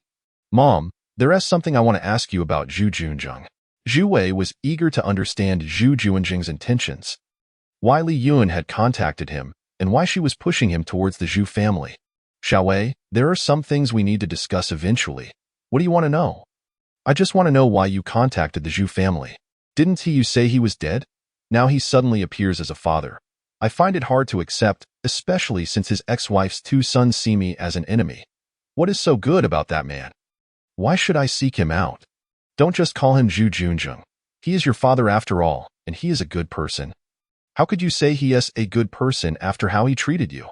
He is remarried, and you still defend him? Your father has his difficulties. When I was with him, we were each other's first love, but his family was powerful, and your grandfather strongly opposed our marriage. Eventually, under pressure from his family, he married someone else.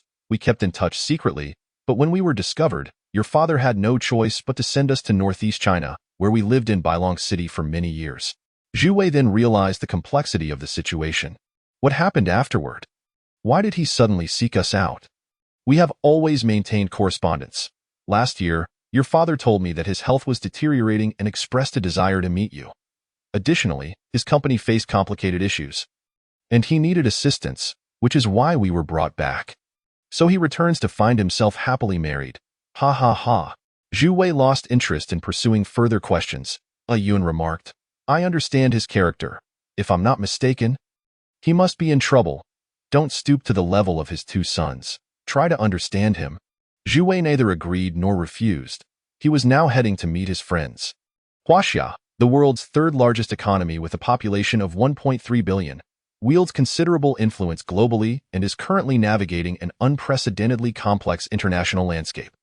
New imperialism is conducting extensive capital plundering in Huaxia, and Zhu Wei intends to devise a profound strategy while his identity as emperor remains undisclosed, preparing for the future when the country opens up, ensuring he possesses ample leverage.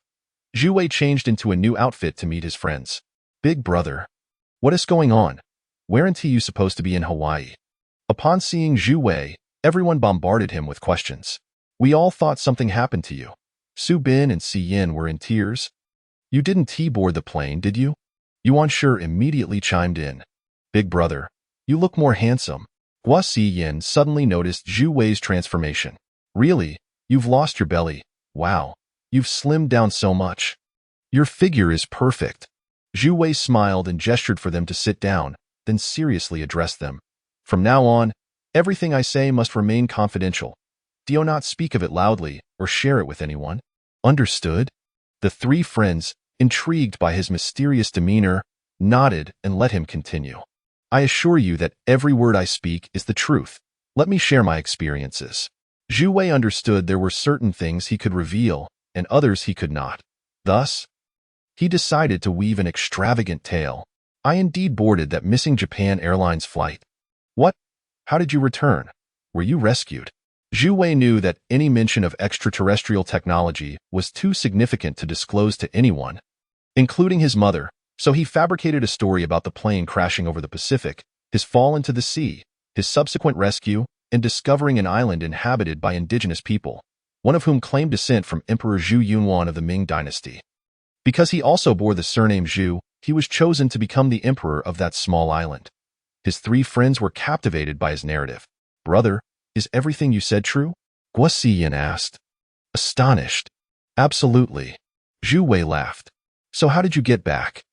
As I mentioned, a fishing boat happened to pass by, and I took it back. In the following chapter, Si Yin, excited for her friend Zhu Wei, asked, Brother, do you have pictures of the island? I want to see what it looks like. Zhu Wei tossed his phone to Gua Si Yin, who eagerly scrolled through the photos he had taken. Wow, what a beautiful island, and such stunning beaches. She could hardly contain her excitement. Brother, when you become the island's ruler, when will you take us on vacation? Just a vacation? Zhu Wei chuckled. I hope to establish a nation there. The island isn't large, only about 900 square kilometers. Similar in size to Hong Kong. I want to transform it into a commercial empire and invite you all to live there as carefree royals. Among the group, only Gua Si Yin, freshly graduated and worried about employment, readily agreed, while Yuan Shi, employed at a private company, could also resign to assist Zhu Wei. However, Su Bin, being part of a state-owned enterprise, hesitated for the moment. It's just over 4,000 a month. Once the country is established and prosperous, I'll pay you 80,000. It's a trivial matter. All right, you've said it. Don't expect me to come over every day for meals, Su Bin laughed. How about we find a place to celebrate tonight? To toast our big brother's safe return, Yuan Shi suggested. Sounds great. Gua Si Yin's eyes sparkled at the thought of karaoke. The four of them booked a private room and ordered various beers, cocktails, and snacks. Su Bin quietly asked Zhu Wei, Aren't you inviting your sister-in-law? What sister-in-law? I'm single, Zhu Wei replied. I mean Liusin, Su Bin mentioned inappropriately. I have nothing to do with her anymore. Don't bring her up again. Understood? Gua Si Yin interjected. What is going on, brother? Seeing Zhu Wei silent, she continued, Let us not mention her. Today is a joyous occasion. It would be dull with just us. Let me invite a friend. With that, she took her phone and stepped outside. A short while later, she returned after making a call. I've invited a friend over. She'll be here soon. Su Bin and Yuan Shi exchanged knowing glances, unable to suppress their mischievous smiles. Sure enough, within 20 minutes, Gua Si Yin returned with a girl in tow. Hey guys, hold off on the singing for a moment. Let me introduce my classmate. My good friend, Tang Siyan. Gua Si Yin introduced earnestly. Wow, a goddess. Su Bin exclaimed, his jaw dropping in awe. Zhu Wei was struck by the striking beauty of Tang Siyan, whose skin was as white as snow. Her smile was particularly enchanting, accentuated by a charming dimple. She possessed long, slender legs, and her stature seemed comparable to that of Gua Si Yuan and Hong Sueki. Moreover, she exuded a polite demeanor, and what stood out the most was her enduring attractiveness. Her already stunning appearance was enhanced further by her smile and graceful manners. In terms of beauty alone, she could easily be equated with Hong Sueki. Indeed, Zhu Wei mused to himself, with such a captivating girl standing before him, Liusin seemed but an afterthought. Allow me to introduce. This is my elder brother Zhu Wei. This is my third brother Yuan Shi, and this is my younger brother Su Bin. Guo introduced them one by one. Yuan Shi and Su Bin pretended to be overly flirtatious, eagerly rushing to shake hands with the beauty. After their handshake, Su Bin and Yuan Shi resumed singing. Seizing the moment, Guo pulled Tang Siyan to the sofa, positioning her next to Zhu Wei. She then stood up to select a song, exclaiming, "Let us sing a duet, shall we?" Zhu Wei discreetly turned his face, catching a glimpse of Tang Siyan's perfect profile, which inspired the thought of her exquisite side view. Tang Siyan, engrossed in watching Guo choose a song, suddenly sensed a gaze upon her. Upon discovering Zhu Wei's fascinated stare, her face flushed crimson, and she offered him a shy smile. Feeling a bit awkward, Zhu Wei inquired, "What would you like to drink? Are you having alcohol?" "I'm not much of a drinker," Tang Siyan replied honestly. "Then how about this? It's a cocktail, akin to a soft drink, and not very strong," Zhu Wei suggested. Tang Siyan glanced at the colorful Rio cocktail in his hand, nodded appreciatively, and said, "Thank you," as she reached out to accept it. Zhu Wei felt a gentle chill as their fingers brushed, akin to an electric spark, which was quite pleasant. However, Tang Siyan remained oblivious to this subtle sensation. At that moment, the song by Yuan Shi and Su Bin reached a crescendo, and their loud voices made it difficult for her to hear Zhu Wei clearly. She leaned closer to him. Zhu Wei leaned toward Tang Siyan's ear, saying, "Since you're a good friend of Guo, you needn't stand on ceremony. Please enjoy yourself, eat more, and sing a few more songs." Upon comprehending Zhu Wei's words, Tang Siyan beamed and vigorously nodded in agreement.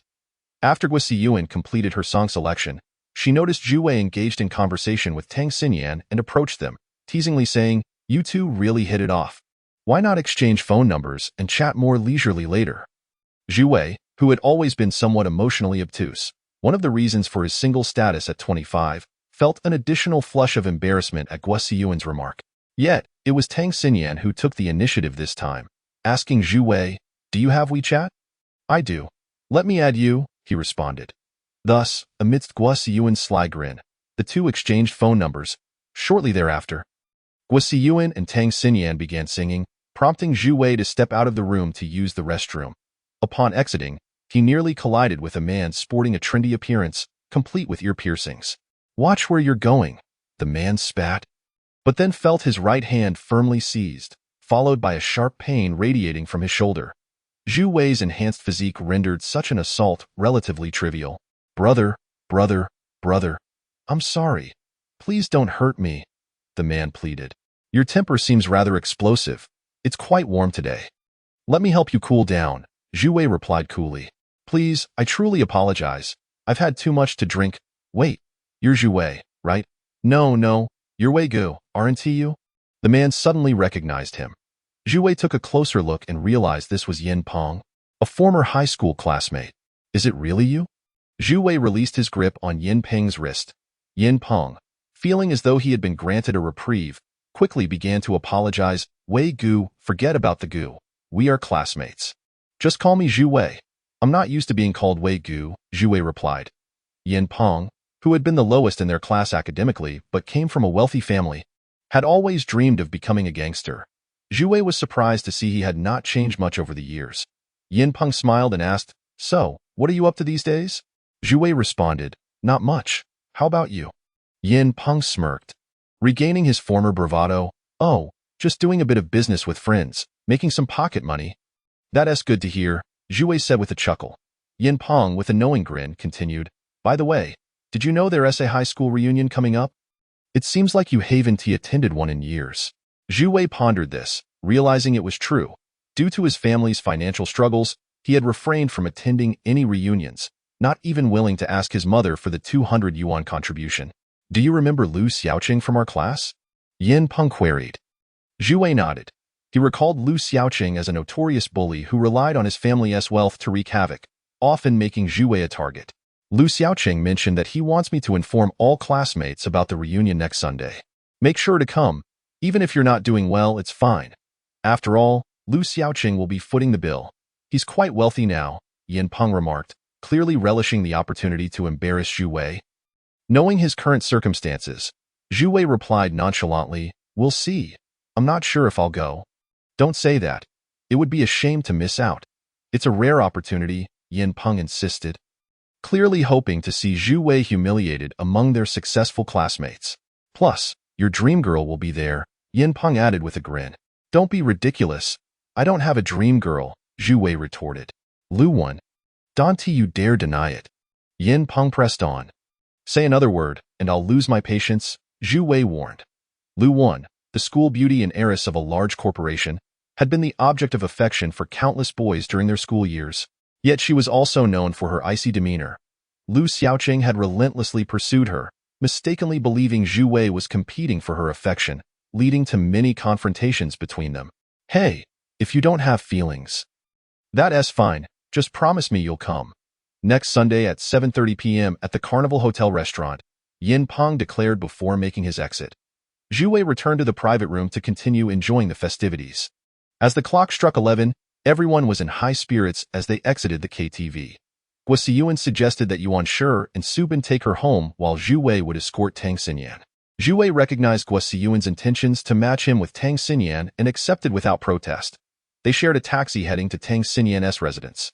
Inquiring about her job, Zhu Wei learned that though she hadn't studied medicine, she worked as a receptionist at a hospital, coincidentally the same one where Liusin was employed, Jinsong District People's Hospital.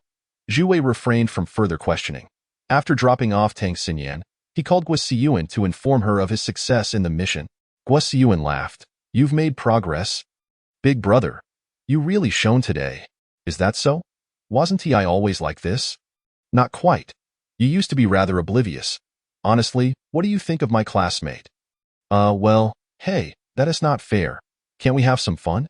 You should be honest with your sister, she teased. Not at all. My throat was dry, hence the cough.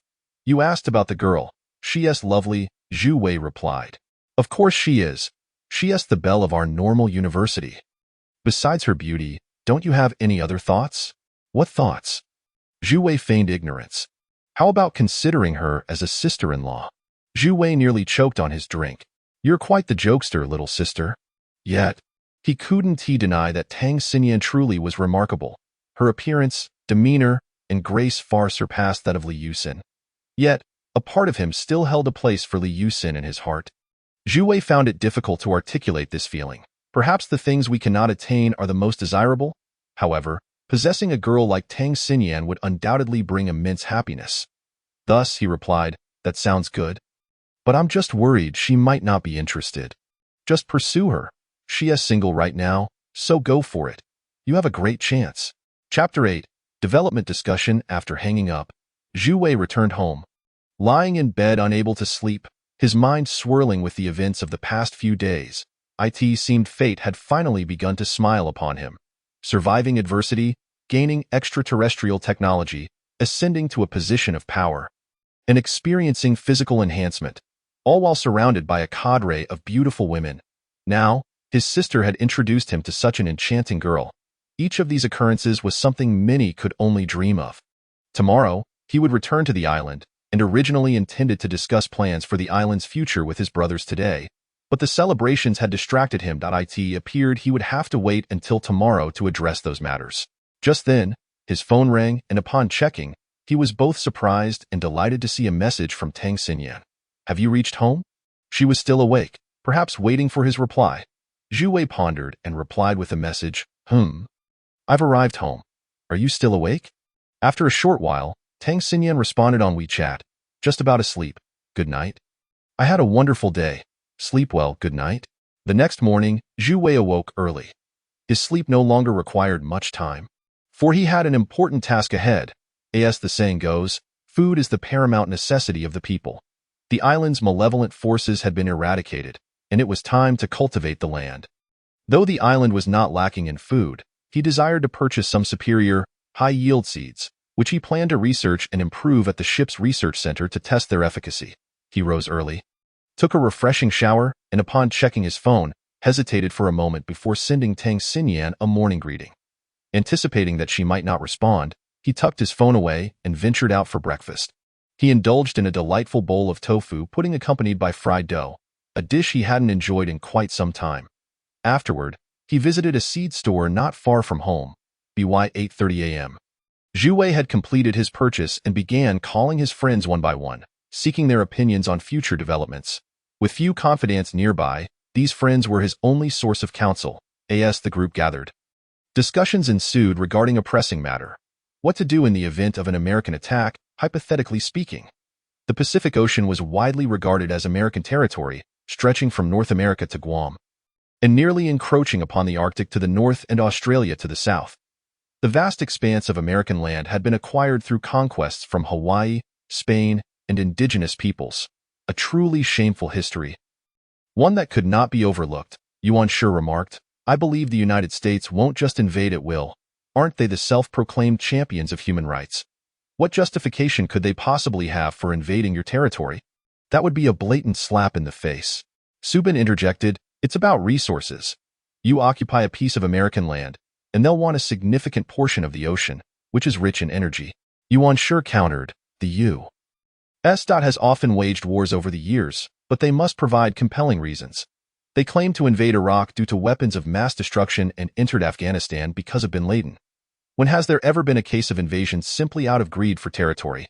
Guo Ziyuan, sitting to the side, looked bewildered. "What are you all talking about? I don't understand politics." "You weren't included in this conversation," Subin replied, rolling his eyes at her. Irritated, Guo Ziyuan continued to express her disbelief. Zhu Wei stated, "Yuan Shi is correct. Even if war were to break out, I wouldn't fear them. My concern lies with being economically isolated by the world. Living in seclusion without engagement is unappealing. So peace is essential. I can assure the United States of 3 reassurances." "Do elaborate," they urged. "The first reassurance is that I will commit to developing Yingzhou Island solely for economic purposes, maintaining only a limited self-defense force and never initiating war." "This reminds me of Japan's self-defense forces," someone remarked. "That's the idea. But we certainly can't call it a self-defense force." "And the second?" "The second assurance is that we can navigate the complexities of great power relations. Given the current global situation, no one wishes to foster more enemies. What is the U.S. fear? They are likely concerned about us aligning with China or Russia. By that token, they will strive to win us over, and we can play along, even if it means becoming an ally of the U.S. In the Pacific, we must avoid offending any major power." "Are you suggesting we become like Japan and South Korea, mere pawns of the U.S.? Don't twist my words. I have principles and boundaries. And my first boundary is a firm refusal to allow U.S. troops on the island. Look at Israel. They are respected allies, while Japan and South Korea are treated like lapdogs. My aim is to be like Israel, not a pawn or a fool. The second boundary is that I will not betray my homeland. Even as an ally to the U.S., I cannot assist them in wartime, especially without an army to deploy." "But what if the Americans want to use your territory as a logistics base?" "That's simple. The U.S. unlikely to engage in a war with China in the near future. By the time they dare to act, I will have quietly built a formidable military and will not hesitate to retaliate." "Haha. You are quite cunning, my friend. It seems we are on solid ground, but how do we develop?" "That is not difficult. Our island is small, and because of this, we cannot rely on resource exploitation for income. We should adopt Singapore's economic model, offering the lowest tax rates to attract major corporations to establish their headquarters here. Additionally, we can implement a duty-free port system akin to Hong Kong, ensuring all imported and exported goods are tax-exempt, thus making shopping on the island incredibly affordable. We must also vigorously develop tourism, which is a highly profitable industry that can stimulate a range of other sectors. But the island has nothing. We don't even have an airport for planes to land. Do we have the funds?" Subin questioned. "We can't keep borrowing from family." Yuan Shi chuckled. "You really are naive. Don't you see how major powers seek to win us over? It's all about money. Without financial incentives, who would heed their overtures? With our cunning, if the U.S. feels generous and offers us tens of billions in aid or interest-free loans, that would be more than sufficient." "Tens of billions? You must be joking," came the laughter from the group. Zhu Wei asserted, "Money is not an issue. I estimate I can generate a few $100 million from the island initially." "Bro, you aren't planning to sell the island's forests or the oil beneath the sea, are you? Or is there gold buried underground?" Subin inquired. "Absolutely not. I have stated before that even if there were mountains of gold beneath the island, I would not sell a single gram." "Trust me." Yuan Shi nodded. "Your thinking is sound. The island is too small. further pollution, resource extraction, and deforestation are not wise. I actually have a suggestion. In the future, we should eliminate gasoline vehicles from the island altogether, transitioning entirely to electric ones. I recently read that Israel has become the first nation to widely implement electric vehicle charging stations.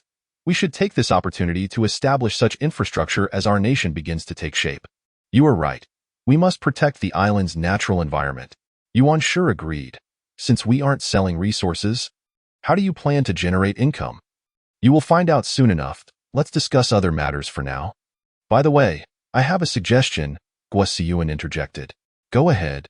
Our school has a Hanfu club, and I find their traditional attire quite beautiful. Could we not consider designating Hanfu as our national dress?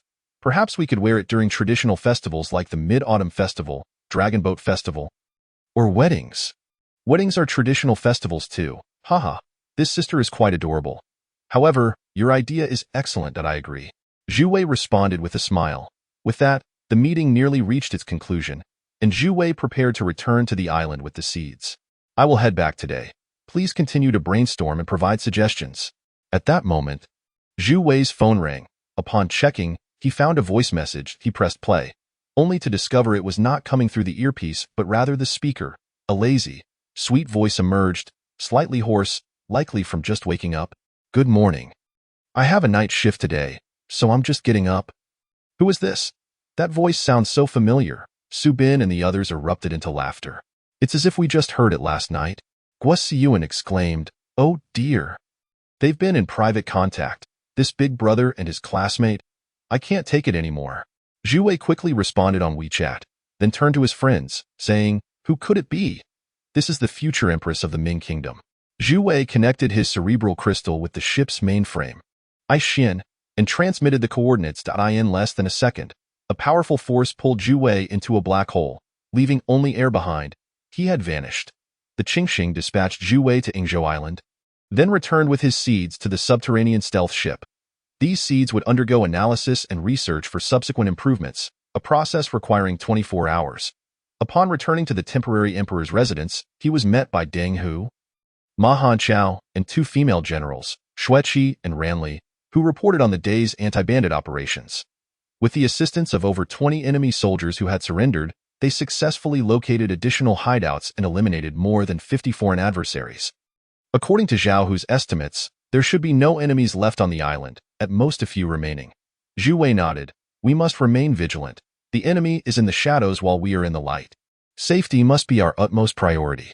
After listening to the report, Zhu Wei made a decision. If all went well, he intended to deactivate the cloaking devices in a few days, allowing the island to re-emerge into the world.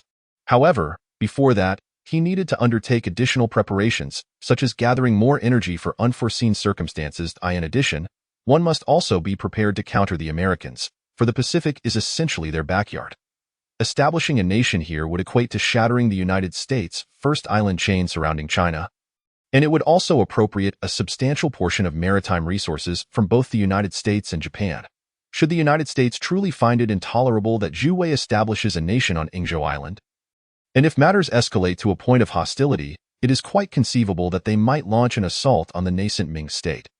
However, Zhu Wei is not particularly fearful of the Americans. After all, he possesses the extraterrestrial engineering ship, a marvel of technology. It is well known that a cornered rat will bite, and given that the Qingxing battleship is equipped with formidable weaponry, including star-killing armaments and multiple electromagnetic cannons, obliterating the Americans would not pose a significant challenge. Furthermore, Zhu Wei commands nearly 300 super combat artificial life forms, which would certainly provide a means of defense for a considerable duration. If all else fails, he could simply cloak his ship and make a hasty retreat. If pressed to the brink, he could even establish a base on Mars and, upon his return, exact vengeance upon the Americans. Nevertheless, Zhu Wei does not desire war. Once conflict with the United States erupts, regardless of victory or defeat, the Americans would undoubtedly label Zhu's island as a stronghold of terrorism or impose a trade embargo, resulting in economic sanctions from a majority of nations led by the United States, an outcome that would yield no benefits. In Zhu Wei's ideal scenario, he envisions the peaceful development of the island, solidifying his foothold, and at an opportune moment, covertly exporting advanced military technology to his homeland. thereby aiding the strength of China and undermining American hegemony. Suddenly, Zhu Wei recalled something and took out his phone. Although his phone is globally compatible, under the electromagnetic shielding of the Qingxing, it had not a single bar of signal. He remembered that he had yet to respond to Tang Siyan's WeChat message. If he were to deactivate the ship's cloaking system tonight, would his phone perhaps receive a signal tomorrow? Contemplating this, he raised his gaze to the distant fiery clouds. Chapter 9. Selling gold coins early in the morning. Zhu Wei utilized the mainframe to repair a 50-meter-long Japanese fishing vessel and selected 10 households in Shigong Town to relocate to Xiandao. This matter of securing territory could not be overlooked. Failing to occupy a position would allow it to fall into the hands of other nations in an instant. Concurrently, the fishing vessel was gifted to these 10 families, among whom a particularly astute middle-aged man named Su Dashan was appointed by Zhu Wei as the acting county magistrate of Xiandao County. Having arranged this, Zhu Wei transmitted himself back to the homeland, for he had a task of utmost importance. The Tianda Auction House in Huaxia is the largest auction house in Songhai City and one of the 3 major cultural relic trading platforms in Huaxia, hosting numerous large-scale auctions each year, with headquarters in Yingzhou, Songhai, Hong Kong, London, and New York. On this day, a young man arrived outside the headquarters in Songhai City. Zhu Wei, carrying with him 800,000 16th-century Spanish gold coins and 3 treasured artifacts, was aware prior to his arrival that these spoils, aside from the Spanish coins, were relics from the depths of the Qing dynasty's imperial palace, having been cast adrift on Yingzhou Island after a storm diverted their course during their return to America. The 3 treasures he selected were of significant provenance and worth a fortune. One was a jade ruyi from the Tang dynasty, another was a Tang dynasty Sankai figurine of the 8 immortals crossing the sea, and the last was a dragon-patterned porcelain tea set from the Song dynasty's official kiln. All 3 were treasures from the Yuan Mingyuan. Zhu Wei had no intention of auctioning them abroad. Such national treasures should be directly brought to his homeland's auction house. Upon entering the auction hall, he beheld the opulent decor of the foyer. The hall was furnished with sofas and tea tables for waiting patrons. Zhu Wei strode in confidently, seated himself on a sofa, and surveyed his surroundings. In the hall, several pairs of eyes had already taken notice of him. Staff members who, according to the standards of the Tianda auction house, were all at least 1.63 meters tall and selected for their exceptional beauty, many having previously participated in etiquette services. Thus, when they saw Zhu Wei, a scruffily dressed youth, enter, they were disinclined to approach him. Observing their reluctance, a male hall manager finally approached. "Good day, sir. How may I assist you?" Zhu Wei opened his palm and slid several glimmering Spanish gold coins across the table. "Do you accept these?" The manager picked up 2 coins, scrutinizing them intently for a moment before responding. "We are indeed an auction house and do accept cultural relics, though the pricing may not be particularly favorable. These coins are quite common in the market and not especially rare." "What price do you have in mind?" Zhu Wei pondered. "I possess a substantial quantity, so a marginally lower price would be acceptable. However, if the offer is excessively low, I fear I cannot acquiesce." The manager then realized he was dealing with a significant client. He retrieved a business card from his pocket, presenting it with both hands, and introduced himself. "Allow me to introduce myself. I am Lu Yang, the hall manager at the Tianda auction house. I am curious to know, when you say you have a substantial quantity, just how much do you mean?" "To be candid, I specialize in salvaging sunken ships. Not long ago, I discovered a Spanish treasure ship containing 800,000 16th-century Spanish gold coins. I am not well versed in the market, so please provide a price. If I find it acceptable, I shall sell." 800,000 coins is indeed a staggering figure. Currently, ancient coins are not particularly valuable, and there are not many buyers in the market. Even if they were to purchase 500,000 coins, it would be difficult to manage. Lu Yang contemplated and said, 80,000 coins is no small amount. I must consult our boss. Please hold on." Zhu Wei nodded. "Very well, do inquire." As Lu Yang exited the hall, he shot a glance at the female receptionists and instructed, "Quickly bring in some fine tea. That is a major client. Ensure they are well attended." The women hurriedly began their tasks, and soon a young lady dressed in a white suit approached, placing a cup of hot tea before Zhu Wei. "Sir, would you care for some tea?" Hearing he was a major client, her tone had softened. Zhu Wei glanced at her and replied, "My throat is a bit dry. The tea is too hot to drink. Do you have any Sprite?" The girl was taken aback. It was her first time encountering such a request in her time working here. With a hint of annoyance, she said, "I'm sorry, we don't have Sprite." Zhu Wei contemplated, "Then how about some ice water? Surely you have ice water in your water dispenser?" The girl stomped her foot in frustration, turned to fetch the ice water, and handed it to Zhu Wei with a huff. Unexpectedly, Zhu Wei downed it in one go and exclaimed, "Refreshing. Ah, beautiful lady." The girl paused, turning back to inquire, "Is there anything else?" "Sir?"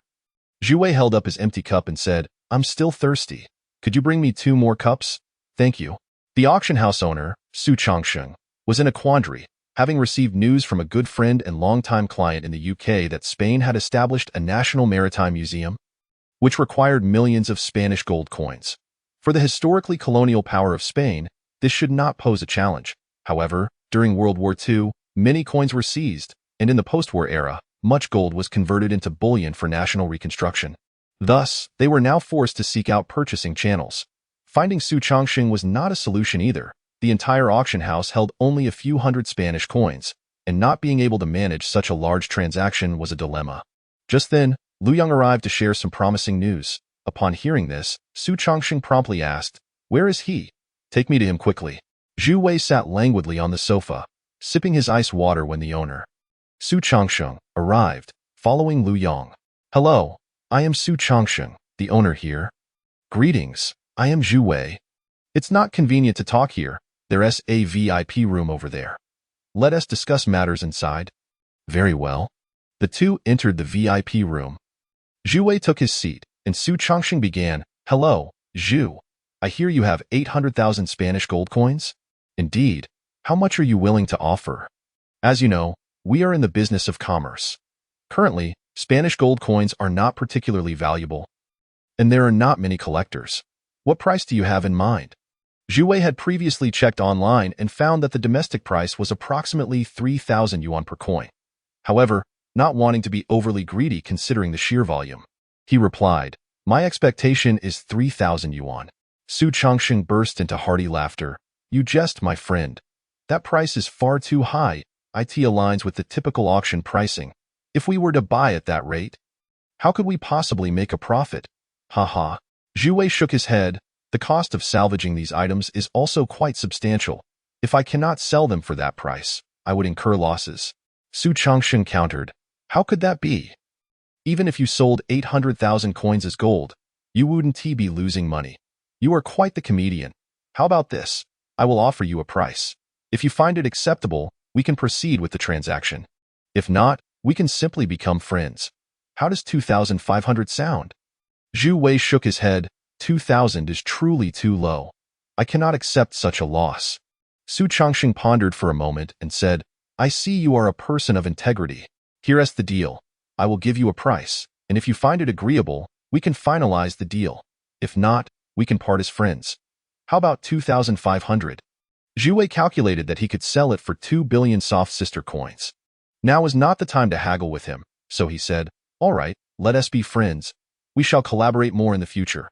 Upon exiting the VIP room, the gazes of the women outside towards him had transformed significantly. Su Changsheng personally escorted Zhu Wei out of the auction house. The attendants couldn't help but think that this person was truly remarkable. Zhu Wei made a call to Zhou Jun, who was far away in the United States. His family was now residing there, leaving their large estate in Shaotsang Mountain vacant. Zhu Wei borrowed the house, stacking 800,000 coins within. He then successfully completed the transaction with Su Changsheng. Soon, Zhu Wei's bank account swelled by 2 billion soft sister coins, transforming him from a frog into a prince in an instant. This sum was sufficient for Zhu Wei to indulge for a while, prompting him to reconsider his initial decision to sell the 3 antiques. After all, selling one precious item meant one less for future exhibitions in the Ming dynasty. Although he had become wealthy, Zhu Wei felt discontented that his first task was to purchase livestock and poultry. Due to the foreigners' lack of agricultural skills, Zhu Wei decided to let them raise some. He made a trip to the farmer's market, acquiring 2 cows, 2 bulls, 2 sheep, 2 pigs, 2 chickens, and 2 ducks, each pair consisting of 1 male and 1 female. He also bought some feed and fish food, absorbing it into his palms. Instead of rushing back to Yingzhou Island, he called his brothers, planning for an enjoyable dinner that night. Soon, Su Bin, Yuan Shi, and Guo Siyuan gathered at a well-known seafood restaurant in Shanghai City. "Siyuan, Why don't you give Tang Siyan a call? If she is free, let her join us, Zhu Wei suggested.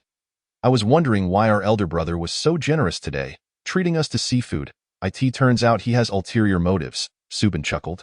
Yuan sure pretended to be angry, saying, stop spouting nonsense. Don't make our elder brother blush out of embarrassment, leaving you to foot the bill. No way. Our elder brother must have brought money today, Huaxia quickly interjected. She soon reached Tang Siyan on the phone. Elder brother, I have some unfortunate news to share. Oh, does that mean she can't come? Zhu Wei felt a tinge of disappointment. She said she'll be here shortly. Ha ha ha, Huaxia successfully teased Zhu Wei, leading to uproarious laughter among the brothers. Chapter 10. The Prime Minister takes office before long. Tang Siyan arrived.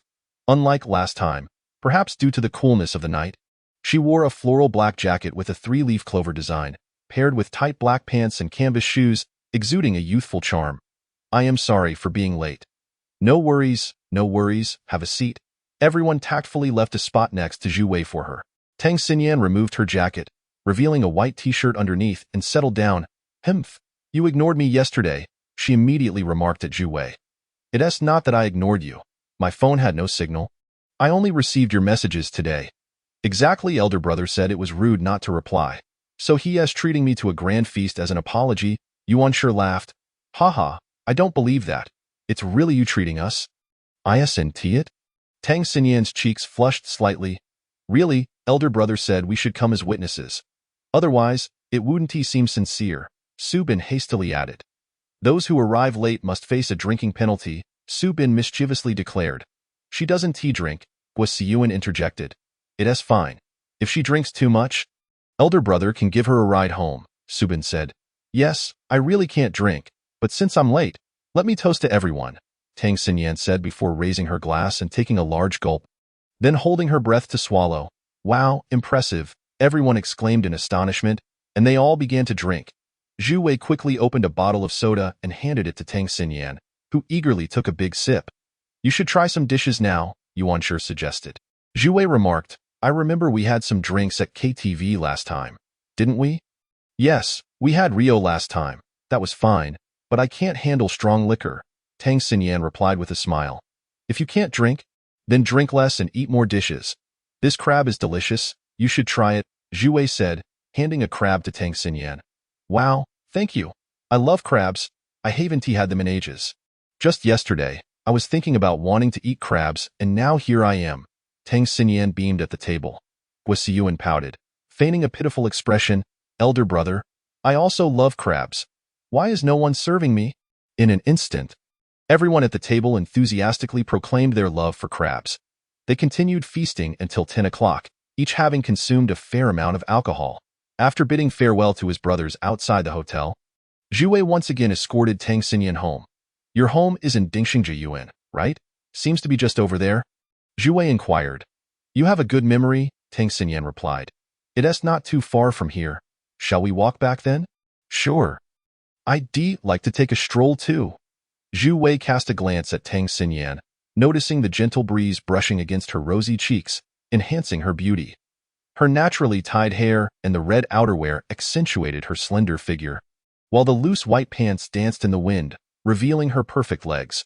Realizing Zhu Wei was gazing at her, Tang Siyan quickly turned her gaze forward. Are you busy with work? I'm all right.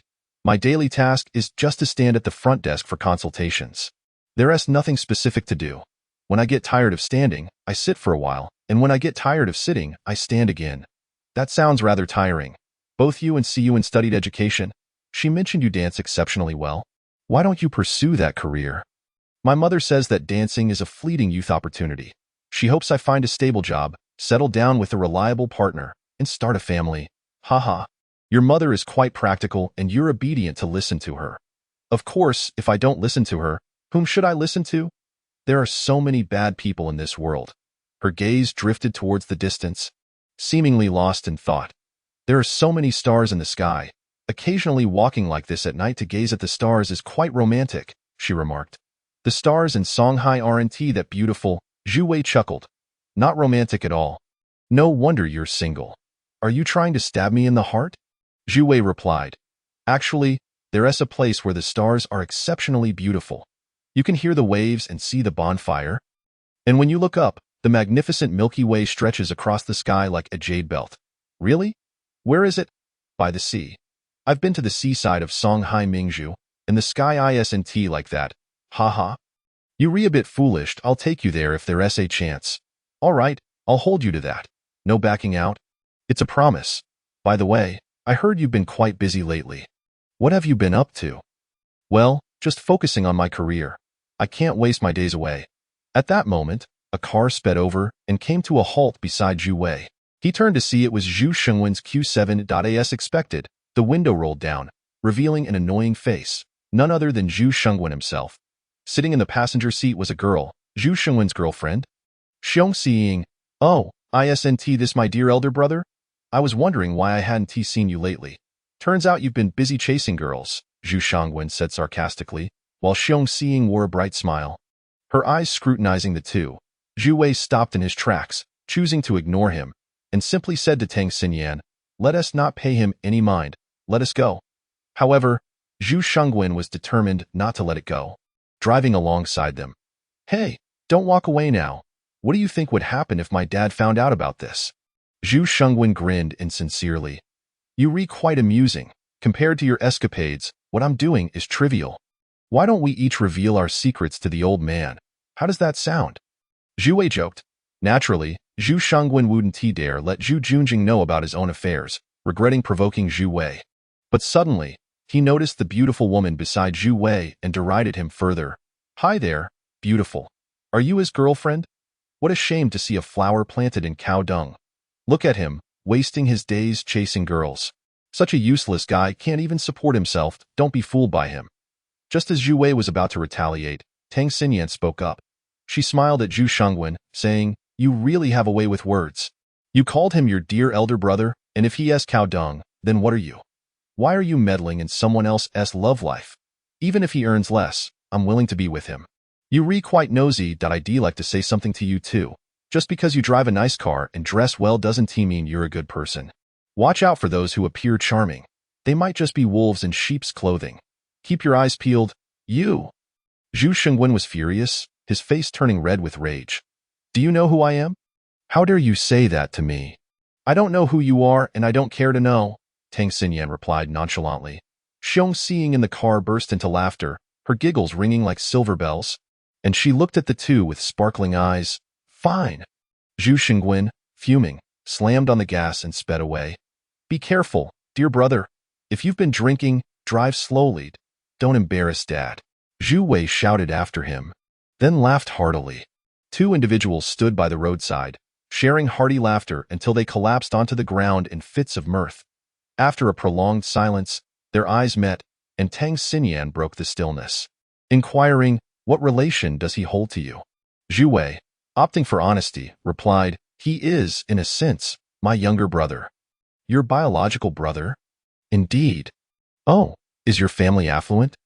If by family you refer to my father's household, then yes, it could be deemed wealthy. However, if you mean the home I share with my mother, it is quite the opposite. That is why he drives an Audi while I walk. So, your parents are divorced? Does your father neglect you? Zhu Wei plopped down onto the ground. Exhaling deeply, to put it succinctly, I am a love child. My father is a notable figure in Songhai City, even recognized nationwide. He wishes to avoid disgrace, and I certainly do not want my mother and me to suffer indignities. Hence, this is the situation. I apologize. I had no idea. Guasiyuan never mentioned this to me. I'm sorry if I upset you. She is unaware of my family circumstances. I told them my father passed away. How could you say such a thing? He is, after all, your father. How can you wish him dead? What difference does it make? My mother single-handedly runs a clothing store to support my college education. What has he ever done for me? Calm down. I admit my fault. Please don't be angry. Upon hearing her words, Zhu Wei's anger dissipated. She, in her naivety, could not comprehend the depths of his true feelings. If she were to realize his desire for vengeance, she would undoubtedly find it terrifying. All right then, just give me a hug to make amends. Hey, why are you so shameless? Why should I hug you? Besides, we are near my home. My parents might be watching from upstairs. Haha. Look at you. Just a moment ago, you were saying we were dating, and now you're backtracking. Have some dignity.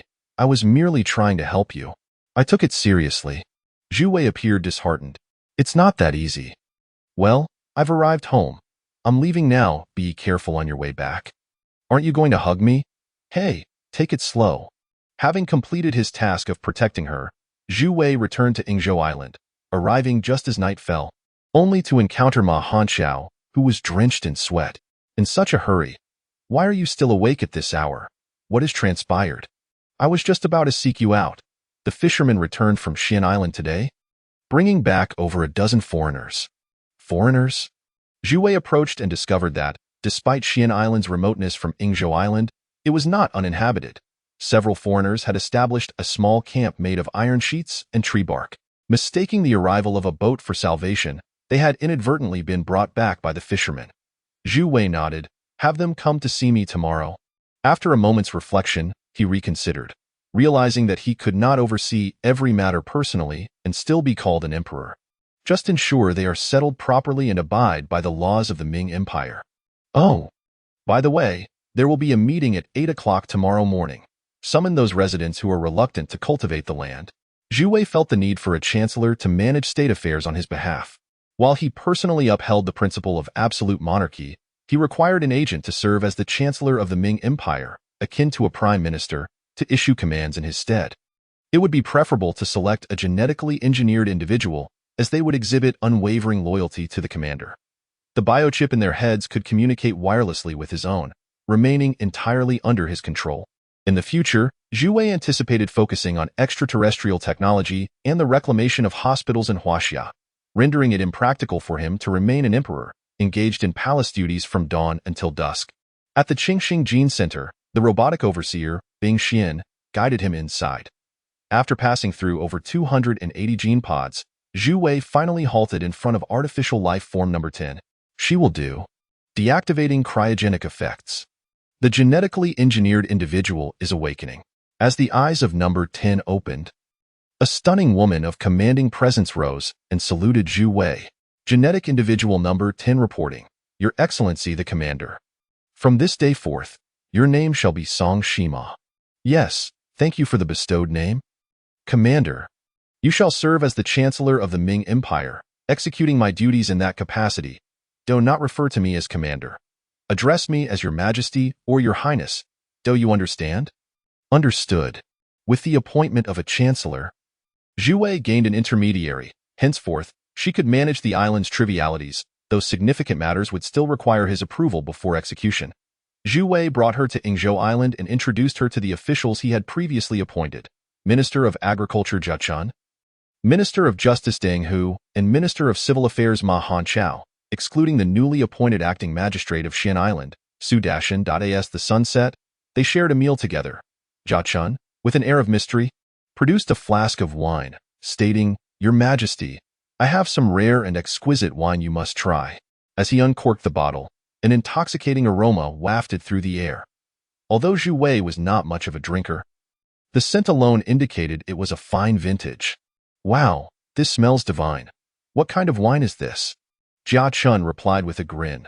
This is a wine brewed from the celestial fruit of a tree that grows to great heights, known as the tree of heaven and earth, and the fruit itself is called the heavenly fruit. Uncle Jia, this is quite unreasonable. Last time, my father asked you for a cup, and you claimed there was none. Now you have some? Deng Hu exclaimed, indignantly. Your father should perhaps drink less. He has consumed more than enough in this lifetime. Leave some for those who have yet to taste it, Jia Chun retorted. Zhu Wei took a sip and was instantly captivated by its exquisite flavor, leading him to down another cup. Your Majesty, please drink slowly. This wine may not be intoxicating, but can easily lead to inebriation. Take it easy, Jia Chun cautioned. Zhu Wei remarked, Minister Jia, this wine will surely fetch a high price in the future. We could export it to the mainland for profit. What you may not realize, Your Majesty, is that the fruit of the tree of heaven and earth takes a decade to mature, making its yield exceedingly scarce. Is that true? A decade for ripening? The fruit is the size of a chicken egg. Maturing at an extremely slow rate, it can only ripen slightly during extreme cold or heat. Regardless of whether it is sweltering or snowing, The fruit grows healthily. It is only on the 10th year that it fully ripens. Zhu Wei chuckled. That is of no concern. I have my methods. He mused. Possessing a central brain allows for infinite cloning, and as long as he has energy, the tree of heaven and earth fruit poses no problem. Zhu Wei deliberately inspected the wine's data. It was an alcoholic beverage, fermented from the fruit of the tree of heaven and earth. Upon viewing the entry for the tree of heaven and earth, he was taken aback. The tree of heaven and earth, the oldest species of tree known, hailing from the Jurassic era, with only 5 specimens remaining on the entire island. Remarkable. This is unique to our island. In the future, it could become a specialty product. Simply selling the wine could elevate us to the status of the nation with the highest per capita income globally. After a satisfying meal, he bid farewell to his guests and commenced an important task. He aimed to synthesize 3 wooden structures: a palace, the central secretariat, the chancellor's residence, and a guest house for receiving foreign dignitaries. This task was not particularly challenging, as the primary material required was wood. After the central brain designed the structures and selected their locations, he expended the necessary energy, completing all 3 buildings with a total consumption of 50,000 energy points, a negligible amount considering Zhu Wei's current reserve of 500,000 energy points.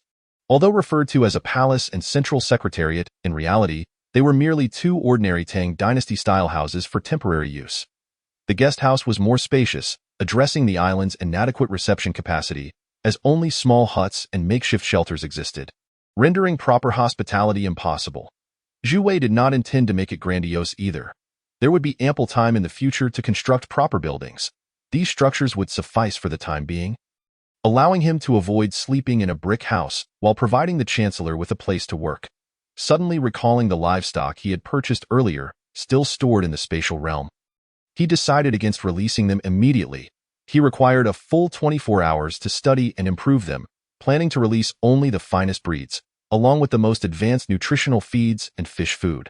In the future, he believed that raising animals and fish would yield the most delectable results. The following day, as the island's residents awoke and set out to fish, they noticed several beautiful wooden buildings near Shigong village, sparking a flurry of speculation. Upon seeing Zhu Wei and Song Shima emerge from one of the structures, the townsfolk recognized the emperor and promptly bowed in respect. Some boldly inquired about the construction timeline of the buildings. Zhu Wei laughed heartily, saying, "You are correct to ask. Today, I have an announcement to make. This is Song Shima, who will henceforth serve as the chancellor of our dynasty, executing administrative duties in my stead. Should you have any issues in the future, you may approach her." After finishing, Zhu Wei declared, "I assure you, within a year, I will provide everyone with spacious and bright homes." Chapter 11. The world is stunned. Warning. The dimensional space rupture defense system will shut down in 60 seconds. 59, 58, 57, 9, 8, 7, 6, 5, 4, 3, 2, 1. The dimensional spatial rift defense system has been deactivated. As the spatial protection device of the Qingmong ship was turned off, it was as if in an instant, Yingzhou Island stood proudly amidst the world's forests. The confinement that had isolated Yingzhou Island from the outside world for thousands of years was finally lifted, revealing its true visage. Zhu Wei, however, deliberately maintained a calm demeanor, personally distributing seeds to the villagers. These few products, designated as Agricultural Number 1, were the fruits of the central brain's research and development. Through the study of the seeds purchased from him, the central brain, Ming Kingdom, had thoroughly improved them. The agricultural No. 1 seeds included 3 varieties: rice seeds, wheat seeds, and various vegetable seeds. The yield of these improved seeds was 10 times that of the previous varieties, completely resistant to diseases and pests, entirely eliminating weeds. Boasting a flavor over 50 times superior to existing products, and rich in vitamins and beneficial substances for the human body, promoting longevity with regular consumption. Of course, these advantages were known only to Zhu Wei. Their true efficacy would only be revealed once the farmers planted and harvested them. Most importantly, they possessed remarkable cold and drought resistance. Should the climate prove favorable, the island's farmers could rely less on the whims of nature and enjoy bountiful harvests each year. Contemplating this, Zhu Wei directly connected with the central brain, Ming Kingdom, for a conversation. Ming Kingdom, what is the climate like on our island? I am currently developing electromagnetic submarine technology. Unless it is urgent, do not disturb me. You have the authority to access the database directly. Please refrain from asking me again. Zhu Wei's expression darkened. This malfunctioning computer was disregarding even the commander. Quite the personality it had. It seemed the research was indeed pressing. Zhu Wei attempted to access the database stored within the mothership. Suddenly, a small projection resembling a sprite appeared. Hello, Commander. I am the ship's 6th assistant, and I am here to answer your queries. Yingzhou Island is characterized by a maritime climate, with cool summers, mild winters, minimal temperature variation, and abundant rainfall. The coldest month is February, while the hottest months are August and September. Winter temperatures do not exceed 18 degrees. Astonishingly impressive. The little assistant was certainly patient. May I inquire what 6 stands for? 6 differs from AI. AI refers to artificial intelligence, which possesses independent thinking capabilities, whereas 6 is an artificial program that can only respond according to its pre-written protocols. And you? Ordinary 6 consists of several to dozens of programs. I am a more complex 6 composed of 100,000 programs. Impressive. I have a question. Given the current winter temperatures, can we cultivate grains and vegetables in winter? No, the strong winds and potential typhoons that can form over the Pacific make it impossible. Although the agricultural number 1 seeds exhibit strong cold resistance, their seedlings cannot withstand prolonged exposure to fierce winds. Thus, we can only achieve 3 harvests per year. Understood. You are truly remarkable. By the way, I have one more question. What is the time difference between here and the mainland? Commander, we are 3 hours behind Beijing time. Therefore, it is currently 8 o'clock here, while it is just 5 o'clock in the morning in Beijing. Got it. That will be all. Zhu Wei dismissed the 6th assistant from his palm. At that moment, the island's 700 inhabitants, comprising over 300 households, had all received their seeds and commenced the seedling nurturing process at home. Unbeknownst to them, in the distant expanse of space, American astronaut Blake Ross aboard the International Space Station was observing Earth. Upon gazing towards the Pacific, he inadvertently spotted a small dot upon the ocean's surface. His eyes widened in disbelief. This is impossible. When did a small island appear in the center of the Pacific? The meteorological stations of various countries around the Pacific swiftly detected this anomaly and promptly reported it to the relevant authorities. In the White House, the African-American president was reviewing documents presented by his aides. Mr. President, I would like to take a few precious minutes of your time to report something I deem necessary to address immediately. The speaker was United States Secretary of Defense Ashton. Obama set aside his documents, reclined against the sofa, and extended his long legs across the desk. Please proceed. I could use a brief respite.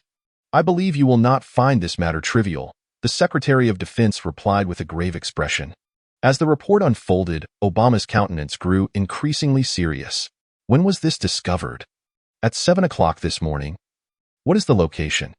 The Secretary gestured for his aides to present a large map of the Pacific, pointing to a red circle.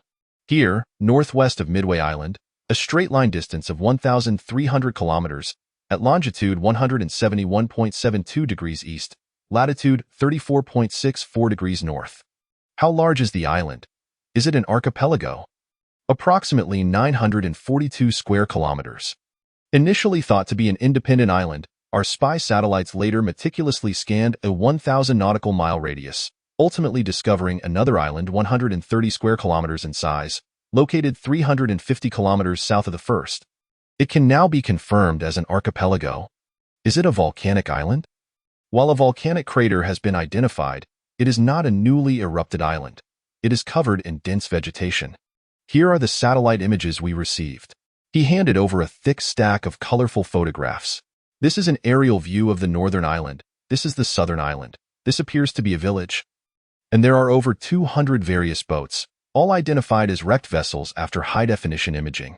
Obama pondered for a moment. Have naval forces been dispatched? We need to ascertain if there are any inhabitants and who they may be.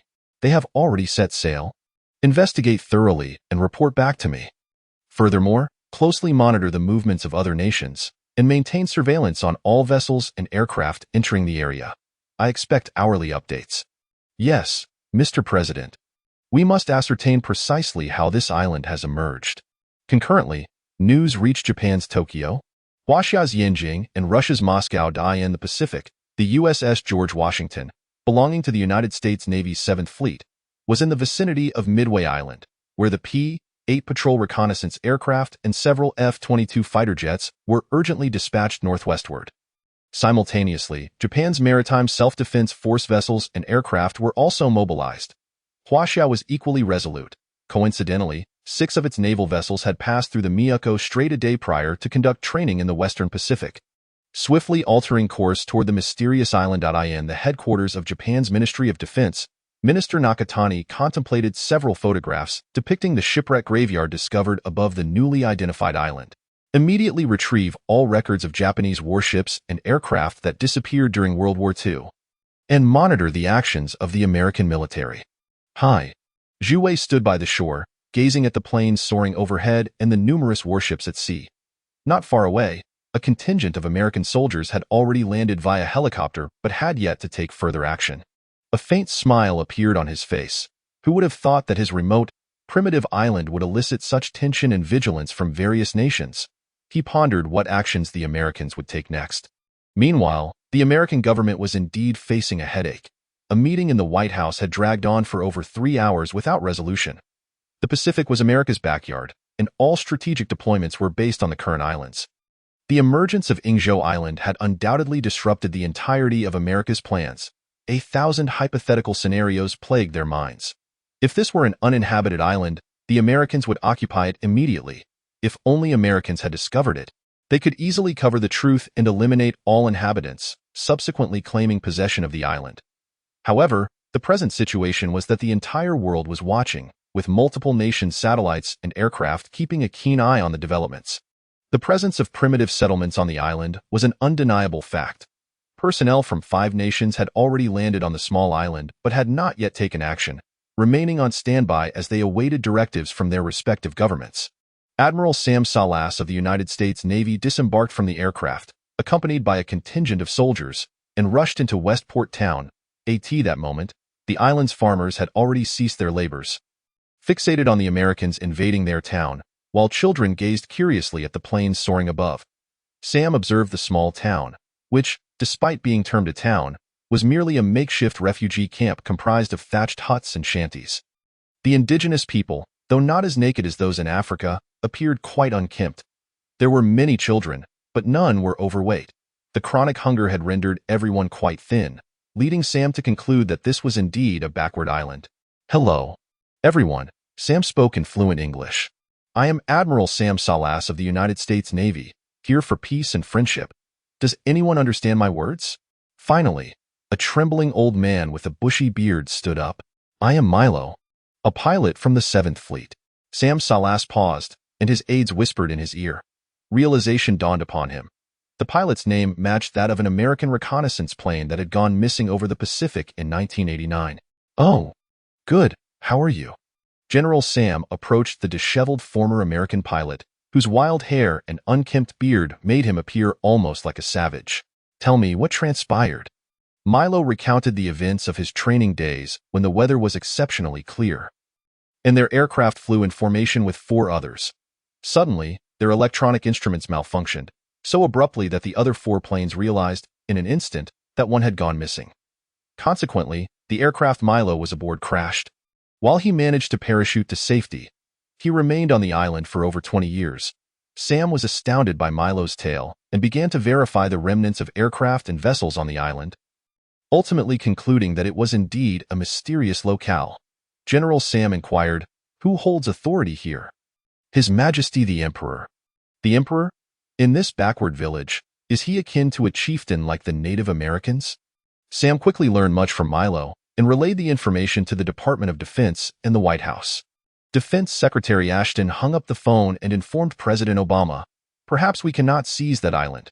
Reporters from various countries have also arrived." Obama understood Ashton's implication.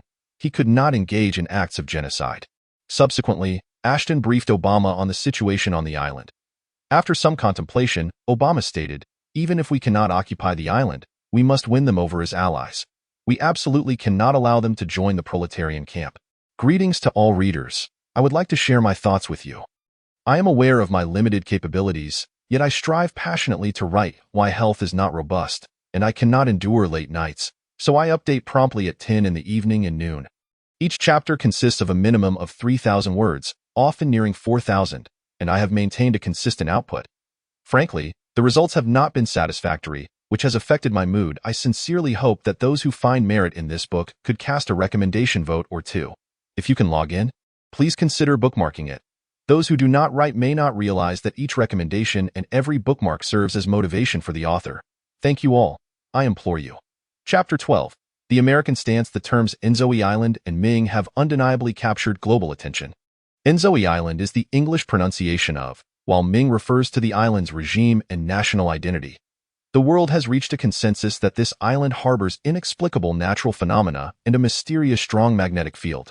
Centuries, even millennia ago, many aircraft and vessels met with misfortunes in these waters, and survivors from various backgrounds, Spanish, Dutch, British, American, Russian, Japanese, and predominantly Han Chinese, have since thrived on the island. In the 16th century, a man named Zhu Wei ascended as its emperor, establishing a feudal regime. The island lacks high-tech amenities, with its inhabitants relying on agriculture for sustenance, until an extraordinary event restored its prominence. This narrative stands as the most widely circulated legend regarding, garnering substantial support, including from its residents. Meanwhile, discussions within the Chinese internet sphere have surged beyond those of other nations, with topics surrounding or trending for days. The forum on Baidu quickly emerged, where countless netizens engaged in fervent discussions. The most intriguing aspect centers on the island's Han populace. The governance is structured as a constitutional monarchy, with the emperor remaining detached from political affairs, while the prime minister wields authority. This system seems remarkably progressive, albeit with a modest population of merely 700 individuals. Notably, within the Hanfu Forum on Baidu, a group of nationalistic individuals lament the fall of the Ming dynasty as their greatest regret. They weep daily over the disappearance of Hanfu, and upon learning that the Ming dynasty had not perished, but rather that Zhu Yunwan established a new Ming on, they erupted in jubilation. After the fall of the Ming, there was no Han China, yet it has not truly fallen. Look at their attire. Although it is made from old fabrics, the cross-collar and right lapel are unmistakably Hanfu. Keen observers recognized it instantly. Indeed, it is Hanfu. The netizens of the Hanfu Forum undoubtedly represent the happiest segment of the Han populace. Wow, I want to immigrate. I want to immigrate. As global netizens fervently debated, President Obama atypically turned his attention to this small island, promptly boarding a U.S. Navy aircraft to visit, where he was personally welcomed by the Ming dynasty's Prime Minister, Zhang Shima. This was, of course, orchestrated by Zhu Wei, who understood that confronting the United States directly would be akin to striking a rock with an egg. He was keenly aware that without careful maneuvering, even the Han homeland could not provide assistance. Historically, those who achieve success first master the art of patience. With such an advanced extraterrestrial base, it would not be long before a formidable empire emerged. Zhu Wei resolved to endure silently for a decade, solidifying his position before attempting to topple the American behemoth.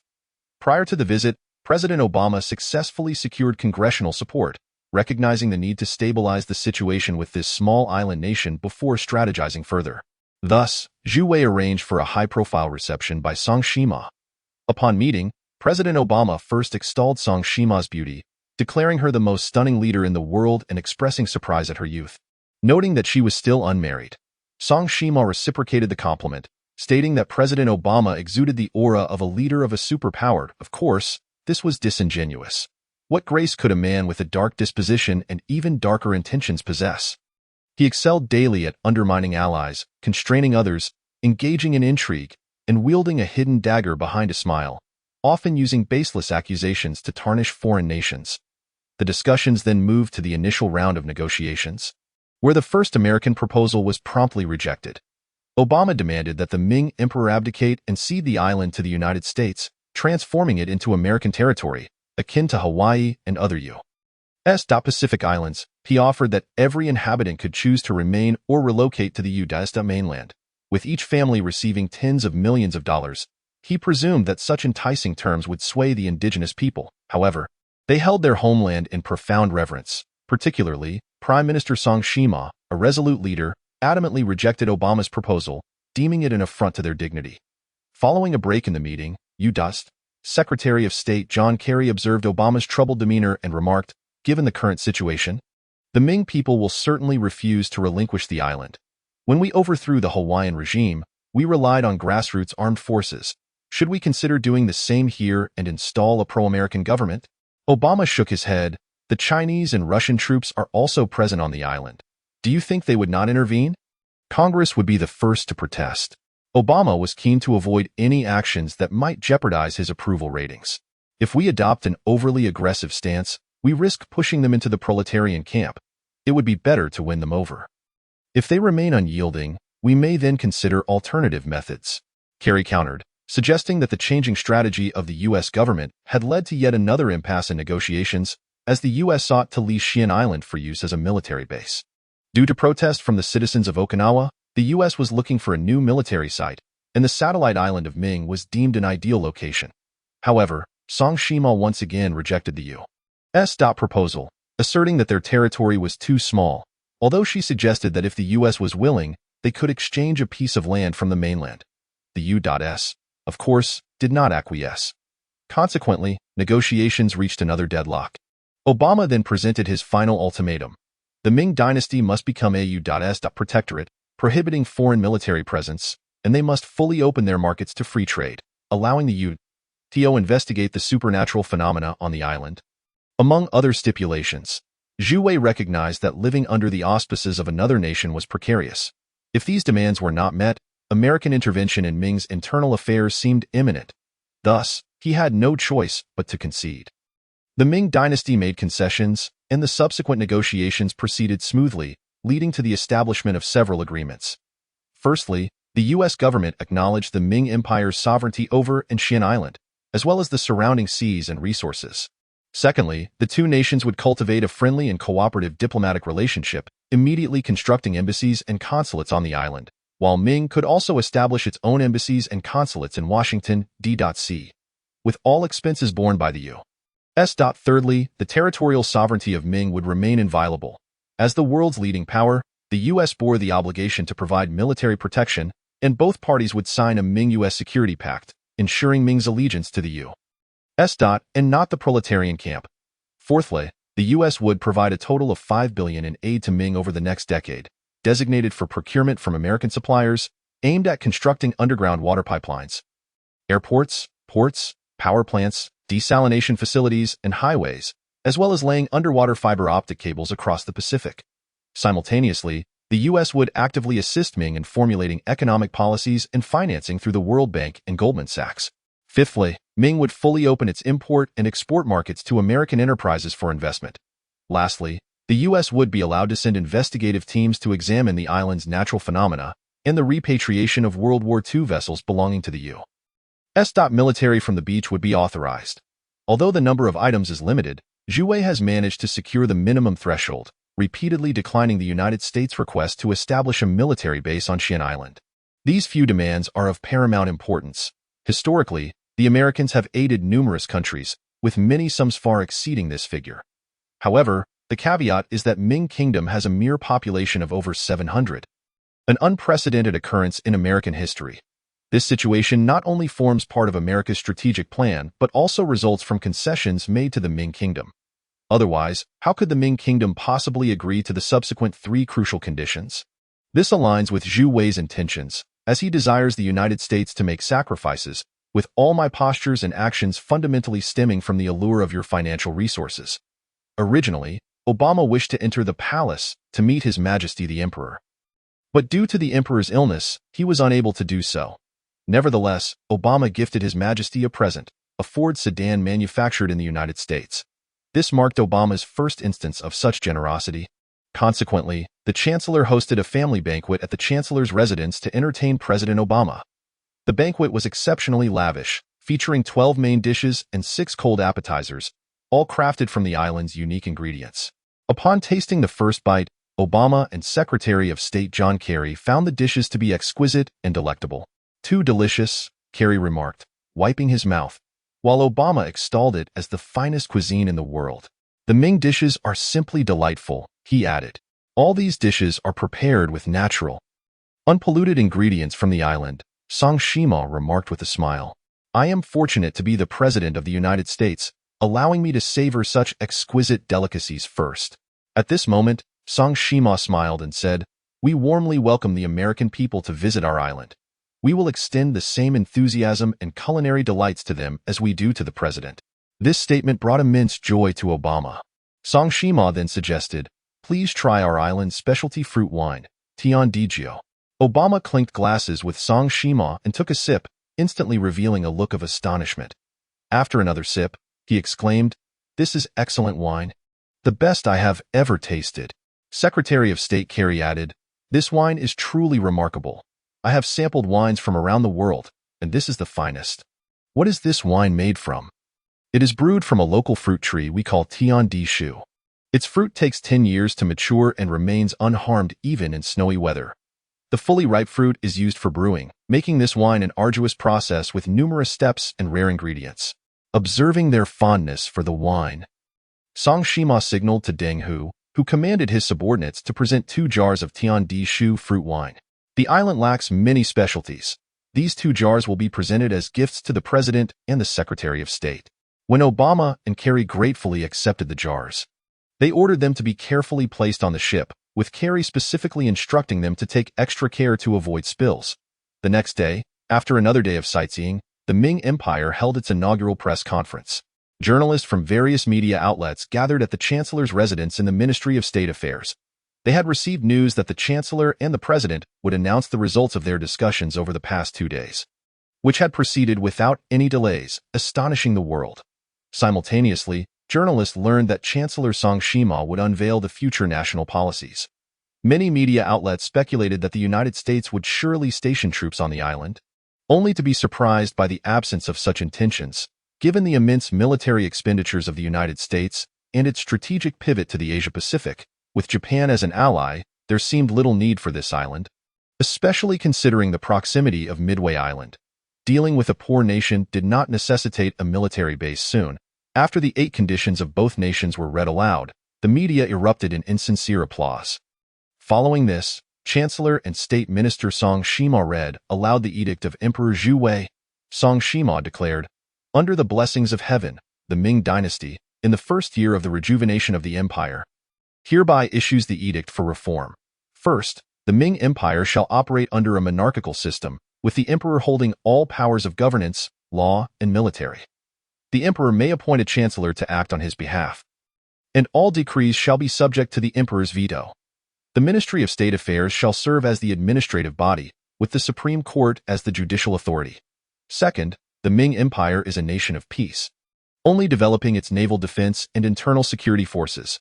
Third, the Ming Empire shall draft a constitution with individuals knowledgeable in law and willing to immigrate to the empire. Fourth, the Ming Empire shall be governed by law, founded on commerce, rooted in national scholarship, and utilizing Western learning, encouraging and protecting private property. All ports shall be tax-exempt, and foreign nations shall have the right to invest in all sectors within our borders, with the lowest tax rates in the world. Fifth, the Ming Empire is a nation of immigration, with the highest standards for immigrants, welcoming people from across the globe to migrate to our Ming." The Ming Empire's press conference left the world in disbelief. This small nation had unveiled such a series of comprehensive policies right from the outset, which seemed utterly insane. Obama attended the press conference and delivered a speech, marking a historic first for the United States. He expressed that Asian affairs were the focal point of American efforts, with the stability of the Pacific Rim as a primary concern. He expressed profound gratitude to His Majesty the Emperor and Chancellor Zhang Shima for their wisdom and foresight, assuring that the United States would fully guarantee the security of the Ming Kingdom and actively assist in matters of safety, research, education, healthcare, and counterterrorism, while also expressing intentions to help the Ming Kingdom join the United Nations and other international organizations. Meanwhile, Zhu Wei remained in the palace. Feigning illness, it was evident that Obama held significant regard for this territory, as evidenced by his attendance at the Ming press conference. Following Obama's speech, he departed for the United States aboard a military aircraft, satisfied. The United States, as the elder brother, had set a precedent, prompting Japan to take action. Abe ordered the foreign minister to make arrangements immediately, as he too wished to visit the island, eyeing future investments and profits from this substantial territory. Subsequently, countries, including Huaxia and Russia, began formulating their policies regarding the Ming. Chapter 13. The Reformation of Xi'an Island. At last, with Obama's departure, The small island had established its footing and was finally open for business.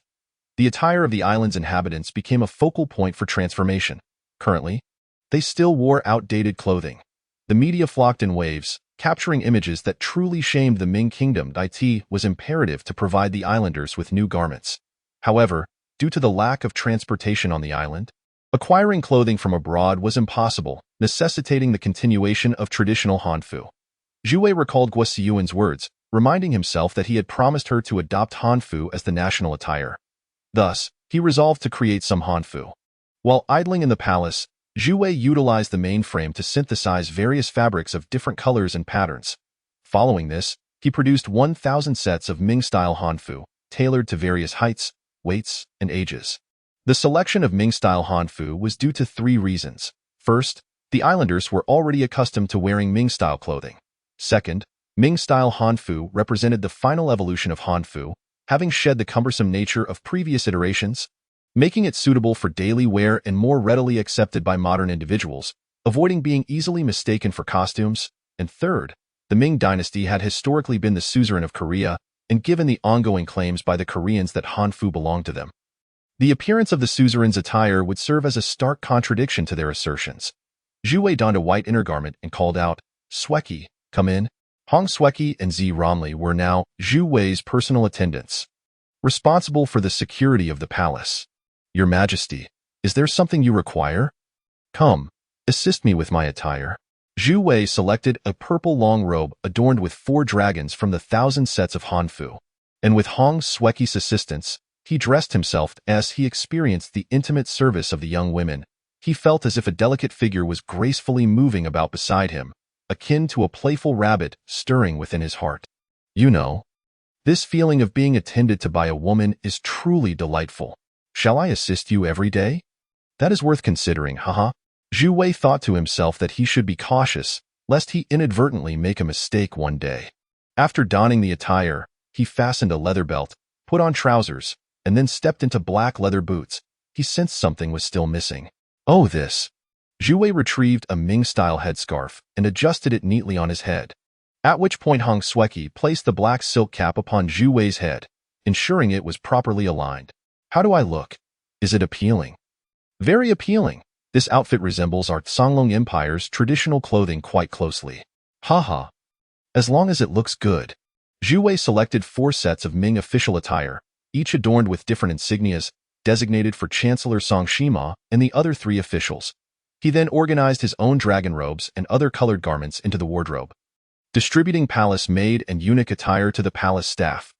Furthermore, he allocated 200 military uniforms to Deng Hu and instructed Hong Sweki to ensure that all remaining clothing for ordinary citizens be handed over to the chancellor, to be distributed among the island's populace, with each receiving a set. Suddenly recalling Zhu Junhong, who resided in the distant mountain ridge village, he remembered that he was a relative and felt remiss to have overlooked him. He ordered 2 attendants to deliver 2 sets of clothing to Zhu Junhong, then commanded the Ministry of State Affairs to draft an edict appointing Zhu Junhong as the Duke of Fortune, allowing him a more leisurely life. The inhabitants of the island had not donned new garments for many years, so the unexpected gift of clothing from the emperor today brought them immense joy. With arrangements made for the distribution of the attire, the affairs of the island were managed by the Prime Minister, leaving Zhu Wei with ample leisure time. Clad in his new clothes, he strolled about the island. Yingzhou Island, having been preserved in a relatively isolated space for thousands of years, boasts an impeccable ecological environment. As Zhu Wei inhaled the refreshing sea breeze and approached the shore, he beheld the crystal-clear waters, reminiscent of a tropical paradise. Observing the inseparable duo of Hong Sweki and Zi Ronli, he declared, "I wish to go diving. Please keep an eye on my clothes." With that, Zhu Wei began to remove his garments in front of the 2 lovely ladies, peeling off his outer robe and then his inner attire, until he was left with only his undergarments, before plunging directly into the water. In the sweltering heat, an invigorating coolness enveloped him instantly, offering unparalleled comfort. Without any diving gear, Zhu Wei's body had grown accustomed to these waters. Ever since his successful descent into the deep sea previously, he felt confident in venturing into the ocean again. He swam freely in the pristine azure waters, though regrettably, this coastal area, despite its clarity, lacked the vibrant allure of tropical seas. Aside from a few monotonous temperate marine species, there was little to admire, rendering the nearshore rather desolate. Bing Xian, Zhu Wei leaned against a rock and called upon the mainframe of the stealth vessel. Bing Xian, I intend to transform the seabed into a paradise akin to a tropical island. Is that feasible? Certainly, it is possible. Have you forgotten the research center? Bing Xian replied. Zhu Wei promptly severed the connection, realizing he had indeed overlooked the research center. He activated the virtual screen and selected the Pacific Ocean map, pinpointing Saipan, whereupon a set of coordinates appeared. Without hesitation, Zhu Wei transmitted himself to that location. Warning: the distance you wish to teleport is considerable, consuming 10,000 energy points. Do you confirm? Confirm. In an instant, Zhu Wei found himself in a new marine expanse, Saipan, a small island in the northern Mariana Islands of the western Pacific. This location enjoys a purely subtropical marine climate, with tropical marine species abundant in its nearby waters. It amazed him how such a small island could differ so greatly. While on land, Saipan would pale in comparison to Yingzhou Island. In terms of the ocean's splendor, Saipan undoubtedly possessed a stronger allure for tourists. Zhu Wei delighted in exploring the underwater realm, where vibrant corals and ornamental fish flourished. Their colors dazzling under the sunlight, coral formations resembling branches boasted resplendent hues, with various reds, pinks, and oranges that one could not witness at latitude 34 degrees north. Zhu Wei marveled at the underwater spectacle as if admiring a masterpiece of art. A starfish lay motionless upon a bed of sand, while schools of fish glided through the colorful coral forests with serene grace. In the distance, a large shadow swam by, revealing itself to be a grand sea turtle, endearingly reminiscent of the mythical turtle sage. Come now, I shall gather you all and provide you with a new home, Zhu Wei declared unabashedly, as he set about capturing them into his palm. Zhu Wei scrutinized a coral, where tiny, adorable coral polyps came into view, just as a small group of orange, unidentified fish swam toward him. He extended a hand, causing the little fish to panic and dart away, only to be drawn into his grasp. Next, beneath a strand of emerald seaweed, a hermit crab was blowing bubbles. Come here, Zhu Wei silently urged, drawing it into his hand as well. Throughout the day, he collected nearly every visible species, corals, fish, jellyfish, and others, into the spatial confines of his palm. Finally, he returned to the stealth vessel and delivered his specimens to the research center. The robots within the center scurried back and forth, having been idle without new tasks. They had been tirelessly enhancing the quality of seeds, feed, livestock, and poultry. At last, a new mission had arrived. Immediately commence research on their habits and physiology. I wish to cultivate species that can thrive on Xian Island. How long will it take? Given the multitude of species, I believe 7 days will suffice. Zhu Wei nodded. We must expedite the process. Upon returning to the shore, he found Hong Sueki and Zi Ronli still waiting foolishly with his clothes. Satisfied, Zhu Wei changed back into his attire, glancing at the time. It was already 3 in the afternoon. He discreetly switched into jeans and a t-shirt, deciding to return to the mainland of Huaxia. Li Yun was busy at the clothing store when Zhu Wei quietly entered. Can you hem the pant legs? Of course, Li Yun turned around, seeing Zhu Wei, and playfully chided, Are you trying to tease me? Zhu Wei laughed heartily. Raising his right hand, Mom, you've worked hard. I've caught 2 fish to honor you. Do you truly have that filial spirit? If you're craving fish, just say so. I can go by and cook it for you. I merely noticed how busy you are. By the way, Mom, it's rather dull just the 2 of us for dinner. Let me invite you on shore and the others over. Ah, I see. So you were just planning to have friends over at home? Not to honor me. Haha, Mom. You're overthinking it genuinely is to honor you. I see you often eating alone, so I thought I'd invite a few friends to keep you company. Hello, Siyan. Zhu Wei dialed Gua Siyan's number. Big brother. What is up? Well, how about going out for dinner tonight? Don't make any plans. Are you treating? I was just thinking of treating you next time. Let me treat you. Next time you can treat. Tonight we're eating at my place, where my mom will cook. Oh. If Andy is cooking, then that's fine. I'm craving her cooking. By the way, you're responsible for notifying everyone. All right. And Tang Siyan. Guo Ziyin fell silent for a moment. Brother, why not just call her yourself? You call her. I don't have her number, only her WeChat. Guo Ziyin felt her worldview shatter. You've sent her gifts twice and didn't even get her phone number? I am at a loss. I'll get it tonight. Okay, that's settled. Bye. Chapter 14 Online comments. Having arranged with his companions, Zhu Wei returned to his small bedroom and opened his computer to seek out news regarding the Ming Empire. As soon as he opened the search engine and entered Ming Empire, a plethora of news articles surfaced. The first headline concerned the visit of President Obama to the Ming Empire, with netizens predominantly discussing the beauty of the Ming Empire's prime minister. At that moment, the prime minister and state councilor of the Ming Empire, Song Shima, had her handshake with President Obama widely circulated on social media, garnering millions of shares on Wang Xinwei. Both Chinese netizens expressed their excitement, dubbing her the most beautiful and youngest goddess-like leader in history. Some speculated that this female prime minister must have ascended to her position through some improper means, while others asserted she was not a product of cosmetic surgery. As there were no plastic surgery clinics in the Ming Empire, prompting numerous replies, on Japan's largest forum, 2CH, Japanese netizens were equally fervent, posting about the Ming Empire, while Chinese netizens swiftly migrated to forums dedicated to the Ming Empire. Ming Dynasty, Hanfu, Yingzhou Island, and others. The most discussed topic centered around news related to the Ming Empire, with one shared news post eliciting a barrage of responses from Japanese netizens. Huaxia is about to gain an ally. They must be eager to enter the Pacific. Wake up. How could the U.S. allow Huaxia to ally with the Ming Empire? But what could they do in the Pacific? Harvest salt, catch shrimp, extract natural gas, oil, methane. The people of the Ming Empire must be pitiful. Indeed, the U.S. would never permit such a situation. Zhu Wei observed the comments from Japanese netizens, accustomed as he was to their critiques, and paid them no mind, continuing to scroll. A thread titled, "The Adorable Prime Minister of the Mysterious Island Nation," seemed to ignite even more fervor among Japanese users. She looks just like a Huaxia person. Does such a country truly have a future? The people of the Ming Empire share the same ancestors and ethnicity as the Huaxia, akin to Huaxia and Taiwan. How annoying. The world gains yet another detestable nation. The selection process for the Ming Empire's prime minister must have been a beauty contest. I suspect she'll soon be depicted as a two-dimensional anime girl. If Japan had such a prime minister, I'd even support waging war. So adorable. My heart races uncontrollably. She appears several times more charming than the Crimean prosecutor, though Japan has its own sadly few pure and lovely maidens. I want to go to the Ming Empire. Are their clothes just knockoffs of Korean designs? I wish to immigrate to the Ming Empire.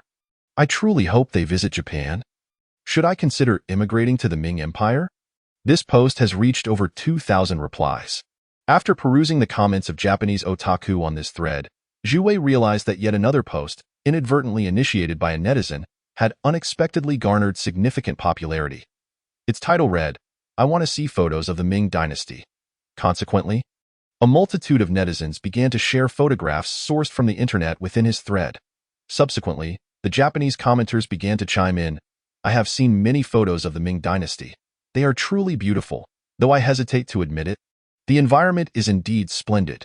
In contrast, Japan is rather dismal, with the sky often hazy and PM 2.5 levels in certain areas exceeding 100. Due to the lack of economic activities on the island, it resembles Japan a century ago. I long to travel to the Ming Dynasty, but it seems there are no airports there yet. The two countries have not established diplomatic relations. I truly do not understand what Abe is up to. That warmongering prime minister must be contemplating an invasion of the Ming Dynasty. If given the chance, I would like to immigrate there. I adore their clothing. Some resemble hanbok. I just checked, and Koreans have plagiarized the clothing of the Ming Dynasty. Ming people would likely be furious and refuse to establish diplomatic ties with them. Hey, Ming people, beware of Koreans. It's best not to establish relations. You will surely regret it. I really love such scenery. I yearn to see it. It would be wise to go soon. I do not wish to encounter Huaxia or Korean people there. I saw a massive volcano on the island, even more magnificent than Mount Fuji. There may be many hot springs. Seeing everyone care so much about my great Ming Dynasty reassures me. Zhu Wei threw himself onto his bed. While it is wonderful that people like the Ming Dynasty, It also indicates that its development must be expedited. With 2 billion renminbi now at hand, he contemplated the right moment to return to the island and hand the money over to Song Shima, at the very least. The infrastructure needs to be established. The island's development was not something to be pondered at present. Guests were arriving soon, and he still needed to buy groceries. 2 fish would not suffice. Zhu Wei leapt up and said to Li Yun, "Mom, I'm going to buy groceries." In the supermarket, Zhu Wei meticulously selected food items. The dairy section. A figure clad in white caught his attention. Turning to glance, Zhu Wei stood frozen in place. A white t-shirt, denim shorts, hands adorned with a string of beads, and snow-white arms exposed beneath half-sleeves, her slender waist giving way to fair skin. Complemented by a pair of pale yellow Converse All-Star sneakers. Who else could it be but Li Xinyu? Beside her stood a tall, lean boy, dressed in a black half-sleeve shirt and blue jeans, sporting sneakers that made them appear remarkably well-matched.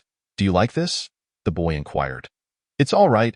Li Xinyu seemed uninterested in the cup of yogurt and shifted slightly closer to Zhu Wei. Upon raising her head, her eyes locked with Zhu Wei's gaze. This mulberry is delicious." The boy had yet to notice the awkwardness, only turning around to discover Li Xinyu was staring in their direction. "Zhu Wei?" Her expression instantly turned uncomfortable. "Xinyu? It's been a long time." Zhu Wei hadn't anticipated encountering her so suddenly. The boy beside her might well be her boyfriend, he thought. "Yes, it has been a while. You seem to have lost weight, a bit. And you?" At that moment, the boy approached. "Is he your friend, Xinyu?" "Yes." "Oh, hurry up and buy. Look at the time." Jiang Tao wore a face of hostility, which left Zhu Wei speechless. What had he done to deserve this? Li Xinyu said to Zhu Wei, "I have to go now, bye." After hastily grabbing a few cups of yogurt, the two departed. Zhu Wei forced a smile, a pang of sadness rising within him. It seemed he had not entirely forgotten her after all. Having liked her for more than a year, he had lost the desire to continue shopping and quickly purchased a few items before returning home. That evening, Zhu Wei's home was filled with warmth as his good friends gathered. Yuan Shi, Su Bin, Guo Yuan, all familiar to Li Yun. However, Tang Siyan, who worked the night shift, could not attend. The friends indulged in a feast of fresh fish, the fish genetically modified and fed special feed by Zhu Wei's mainframe. Praised endlessly by Obama, the exquisite ingredients, combined with Li Yun's culinary expertise, resulted in a delightful chaos of empty plates. "Auntie, I must commend you. Your fish is absolutely delicious," Guo Yuan exclaimed. "Auntie, will you be making fish again tomorrow?" Yuan Shi asked. "Auntie, can I come over every day for a meal?" Su Bin added. The trio's compliments kept Li Yun laughing. Soon, the meal concluded, and the friends helped Li Yun tidy up before heading home. Zhu Wei returned to his small room, lying on his bed and about to scroll through his phone when Li Yun entered. "Today, your father sent your older brother to find you," she said, sitting beside him. What does he want?" "I don't know. He just said to let you know to go see him." "I don't want to. Their family has nothing to do with us." "Go?" "Child, that I hope you will.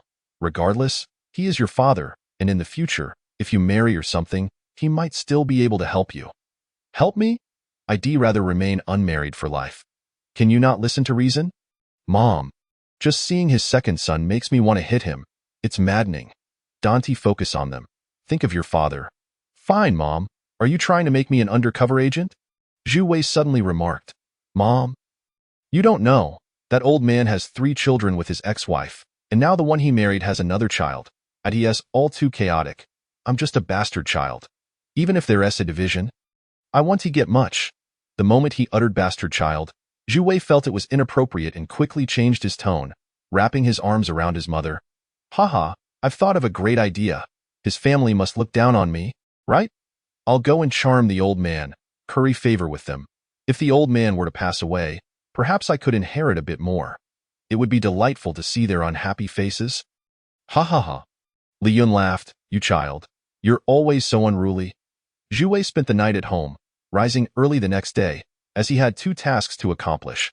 One was to visit Tang Siyan. Since she was working the night shift, he intended to pick her up from work. The other was to go to the hospital, as his father Zhu Jun wished to see him. He waited early at the district hospital's entrance, lingering until nearly 8 o'clock. Fewer people emerged from the hospital to buy breakfast, while more employees were entering. Zhu Wei, feeling rather bored, leaned against the railing by the outside staircase. At that moment, Li Xinyu approached, which Zhu Wei found rather coincidental. He thought to himself how peculiar it was to encounter her again, so soon after yesterday. Li Xinyu was heading to work when she unexpectedly spotted him upon ascending the steps. She froze for a moment, thinking, "You aren't here to see me, are you? Are you waiting for me?" Li Xinyu asked. "No, I'm waiting for a friend." Oh, it would be better to sit inside and wait." "No need. It's comfortable out here," Zhu Wei replied. "The person you were with yesterday in the supermarket, is he your boyfriend?" "I suppose so," Li Xinyu responded. "He seems quite nice. You should cherish him." Just then, a female voice chimed in. "You two know each other?" Zhu Wei and Li Xinyu turned to see Tang Siyan standing before them with a cheerful smile. Zhu Wei's head buzzed. She might have just finished her shift, standing there with her bag without him noticing. "Good morning, Tang. So you two know each other?" Li Xinyu appeared a bit bewildered, then realized that Zhu Wei was indeed waiting for Tang Siyan. "Yes." "What a coincidence," Tang Siyan smiled. "Well, I'll head inside now. You two chat. I don't want to be late." A complex expression crossed Li Xinyu's face as she turned and entered the hospital. Zhu Wei had not expected the two to be acquainted, but then again, it made sense as they both worked at the same small hospital. Zhu Wei felt rather foolish. "Bye." Tang Siyan waved to Li Xinyu and then turned to Zhu Wei. "Why are you here? Is a friend in the hospital?" Tang Siyan inquired. "No, I'm here for a checkup," Zhu Wei replied. "A checkup? What's wrong?" "You didn't come to my house yesterday, and my heart was hurt, so I came to check my heart." "Haha. I can diagnose your ailment. You don't need to see a cardiologist. Just go to the psychiatric ward." "Ha ha ha." Zhu Wei couldn't help but laugh. "What are you waiting for? You've seen me in such a disheveled state," Tang Siyan remarked. "Yesterday, Siyuan wanted to invite you to dinner, but you didn't show up, claiming you were working the night shift. So today, I brought breakfast to settle the score." Saying this, Zhu Wei shook the lunchbox in his hand. "Thank you. How long have you been waiting?" 2 hours. 2 hours? Are you foolish? Why didn't you call? I don't have your phone number." Tang Siyan found it both amusing and exasperating. "Then you could have sent a WeChat message. You bought a lunchbox. Where do you want me to eat it?" "Let us take it home to eat," Zhu Wei suggested with a smile. Tang Siyan bit her lip, contemplating. "Let us go. I know a place."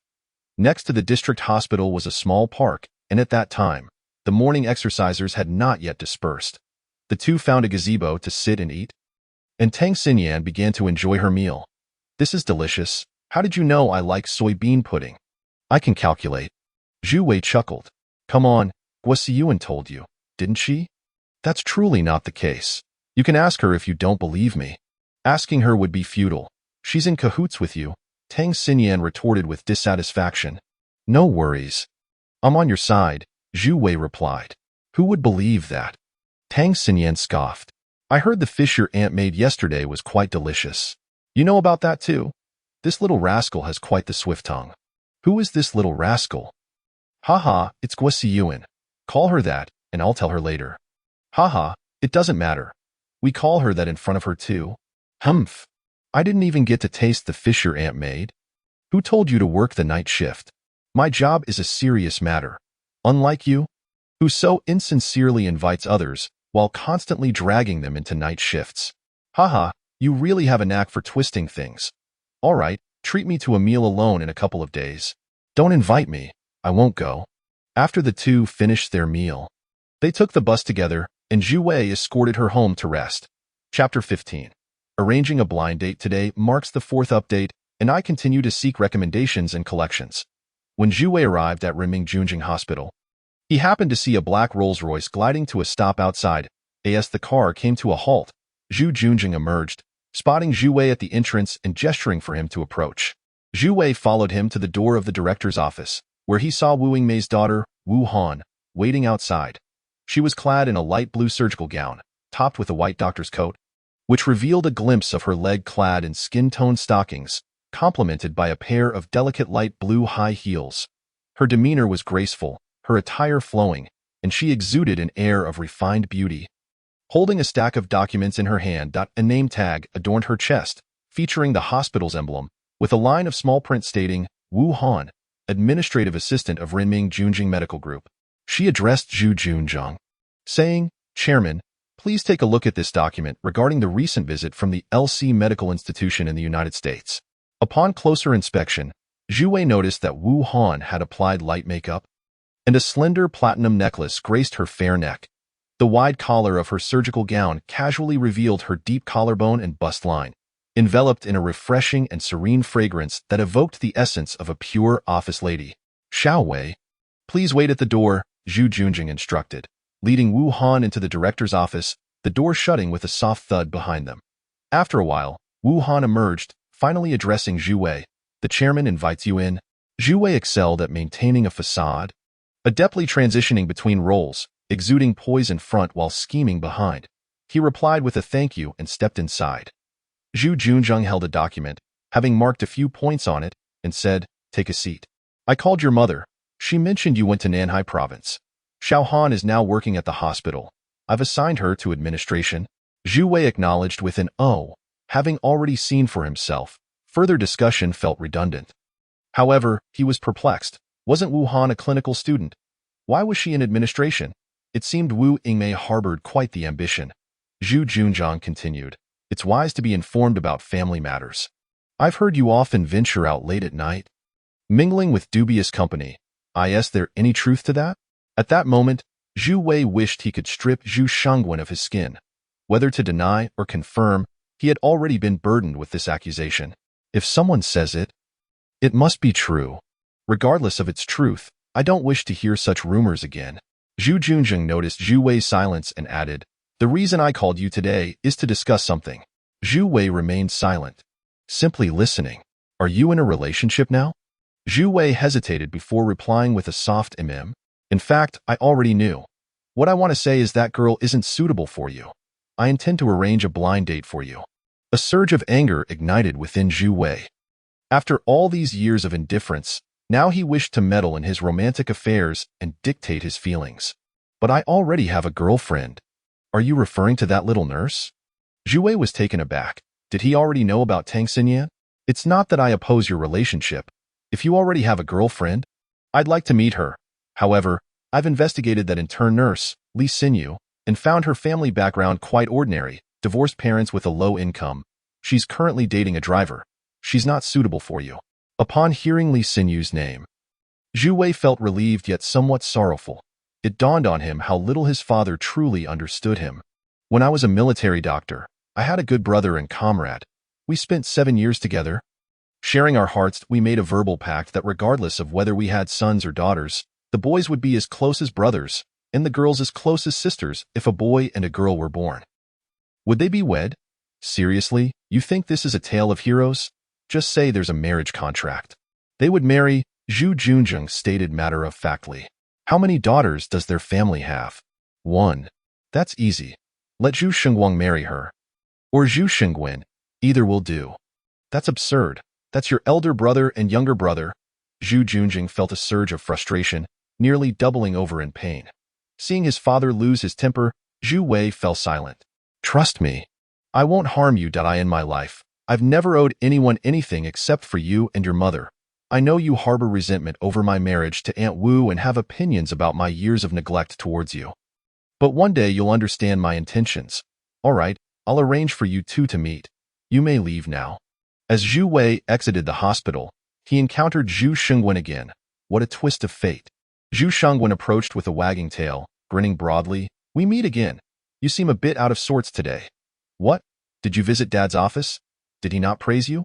Zhu Wei felt a surge of anger upon seeing him. Thinking about how this brat had learned to be so treacherous, reporting and slandering him. Yet he forced a smile, saying, "Thanks to you. The old man didn't praise me, but he did arrange a blind date for me." "Happy?" Zhu Shengwen burst into laughter. "A blind date? Ha ha ha, congratulations. You've hit the jackpot." Zhu Wei gave him a cold glance, remaining silent. "Do you know who your blind date is?" Zhu Shengwen asked with a grin. "I'm sorry. I don't know, and I don't want to know. I won't go." "Haha, that's great. If you can avoid seeing her, then all the better." Zhu Shengwen laughed even harder. Zhu Wei's expression darkened. It seemed if he opted out, he would fall right into Zhu Shengwen's trap. The old man would surely be displeased, and Zhu Shengwen would be the one reveling in it. He replied nonchalantly, If she's someone worth my time, how could you resist? You'd be the first to rush in. Haha, you have good insight. Let me tell you the truth. The girl's father owns a pharmaceutical factory and a football club. Recently, he was in a car accident and is now in a vegetative state. Their family's funding chain has been broken for a while, and the club is on the brink of collapse, with players being sold off. Whoever marries his daughter will be in for a hefty debt. Zhu Wei realized why Zhu Shengwen was so delighted. The two of them didn't want her. And now it was his turn. Zhu Shengwen was thrilled, but Zhu Wei had no intention of granting him that satisfaction. All right then, I'm sure the old man won't let us drown in debt. If he manages to cough up tens of millions or even billions to help us pay off debts, I imagine your inheritance will dwindle significantly. Farewell. Zhu Wei turned and left the hospital, while Zhu Shengwen seethed in anger. Zhu Wei, you wait for me. One's mood is indeed influenced by their surroundings. Upon returning to Yingzhou Island, surrounded by its stunning scenery and the scent of earth and sea, and receiving the genuine respect of the island's inhabitants, Zhu Wei felt an unparalleled sense of elation. He boarded a stealth disc-shaped aircraft, resembling a UFO, which traveled at remarkable speed, capable of soaring into the sky or plunging into the depths of the sea. Zhu Wei named the aircraft Shenwei. If Zhu Wei were to publicly reveal his imperial identity, showing those who looked down on him that he was now an emperor, what difference would it make? Even if the Zhu family did not curry favor with others, they would still thrive. That was not Zhu Wei's goal. He aimed to play the part of a pig while devouring a tiger, gradually consuming their company and conglomerate, earning their trust, and dismantling their power. Just wait and see. The people of Yingzhou Island had lived many years without an emperor in their memories. They had endured the rule and oppression of the Russians and Japanese. Remnants of the Ming dynasty. It was only when Zhu Wei arrived, driving out the foreign invaders, that the rightful order of the Ming dynasty was restored. He received the imperial seal of the Jiangwen emperor from the hands of the elder Zhu Junhong, achieving true national sovereignty. Not only would he no longer oppress the people, but he also appointed them to official positions, providing them with seeds, livestock, and poultry. At this moment, the people had come to regard themselves as subjects of the Ming dynasty, holding Zhu Wei in high esteem. At this moment, the imperial palace is poised to convene the first court meeting of the Great Ming Empire, known as the Changqiao as per the directives of Zhu Shima. The Ming state is mandated to hold these meetings every Saturday, during which a work report must be submitted to Zhu Wei. Today, coincidentally, is Saturday. It is noteworthy that the island has continued to adhere to the Ming dynasty's calendar system and the weekly cycle of days. Thus, Zhu Wei is compelled to perpetuate this tradition. The days of the week are sequentially designated as follows: Monday, Getsui Bai; Tuesday, Kei Bai; Wednesday, Sui Bai; Thursday, Mokui Bai; Friday, Kini Bai; Saturday, Doi Bai; and Sunday, Nichi Bai. Originally, the village chief had a work schedule of 1 day off every 6 days. However, considering that many individuals can only attend to matters on weekends, Zhu Wei decided to adopt the Huaxia method of 2 days off per week, specifically on Saturday and Sunday. During these 2 days, government offices operate on a rotational basis, allowing for at least one individual to maintain normal operations. Chapter 16. The court meeting beneath Zhu Wei's dragon bed stood the Prime Minister Song Shima, Minister of Agriculture Jia Chun, Minister of Justice Deng Hu, Minister of Civil Affairs Ma Hancheng, and County Magistrate of Xindao Su Dashan. These 5 ministers constitute the entire leadership of the Great Ming Empire. The first report was delivered by Minister of Agriculture Jia Chun, who stated, "Your Majesty, this week agricultural development has progressed exceptionally well, with 5,000 acres of land cultivated, all thriving, much to the joy of the populace. Furthermore, I have been visiting households that received livestock and poultry, and they report that their animals are lively and particularly fond of their feed. The people of Xindao continue to focus on fishing. As per the Prime Minister's guidance, which is also going quite well, 5,000 acres is sufficient for now. There is no need for further expansion. Any additional grain shortages should be addressed through imports from overseas. The island's land area is limited, and it cannot all be converted to farmland solely for the purpose of exporting grain for wealth. These resources should only be sold locally to hotels for the consumption of visiting tourists," Zhu Wei replied. "Understood, Your Majesty. There is also another matter. The economic policy of Xindao is undergoing a change. The coastal and near-coastal areas must be preserved. Henceforth, the 20 households on Xindao are prohibited from fishing." "What?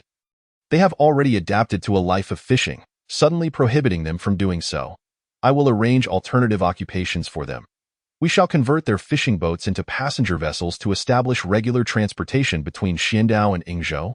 With scheduled daily trips, I will provide them with monthly salaries. In the future, tourism will flourish on that island. Their livelihood can be sustained simply by selling skewers of meat and grilled fish. Understood. Zhu Wei gazed at the elderly official, knowing he had been working tirelessly despite his age, which moved him deeply. Minister Jia, do you have any remaining family? I have an elderly spouse. I once had 3 sons, but they were killed by foreign invaders. Now, only the youngest, who is 30, remains to farm alongside me. Very well, I shall arrange a position for him when there is a vacancy. Thank you, Your Majesty. All right, I have noted everything. Bring a stool for Minister Jia. Look at how exhausted he is. Let him rest. Who is next? Next to report was Minister of Civil Affairs Ma Hancheng, who said, Your Majesty, this week I compiled all household registration data on the island, totaling 210 households with 779 individuals. Among them, there are 180 elderly, 131 children, and 468 adults. This is the booklet I have prepared for your review. No need for review. You are well aware of the figures. As the population grows, you must be able to accurately report how many reside in Dongdu Prefecture, Shiji County, Dong'an County, and Xiandao County. This is also the magistrate's responsibility, but for now, with only one magistrate, you must also manage the affairs of the 2 counties, Zhu Wei remarked. Yes. Zhu Wei nodded. Deng Hu, you may also speak. Deng Hu responded, This week? 3 foreign individuals, upon hearing of our great Ming's establishment and the prosperity of the people, emerged from the forest to surrender. I have temporarily detained them. I require your guidance on how to proceed.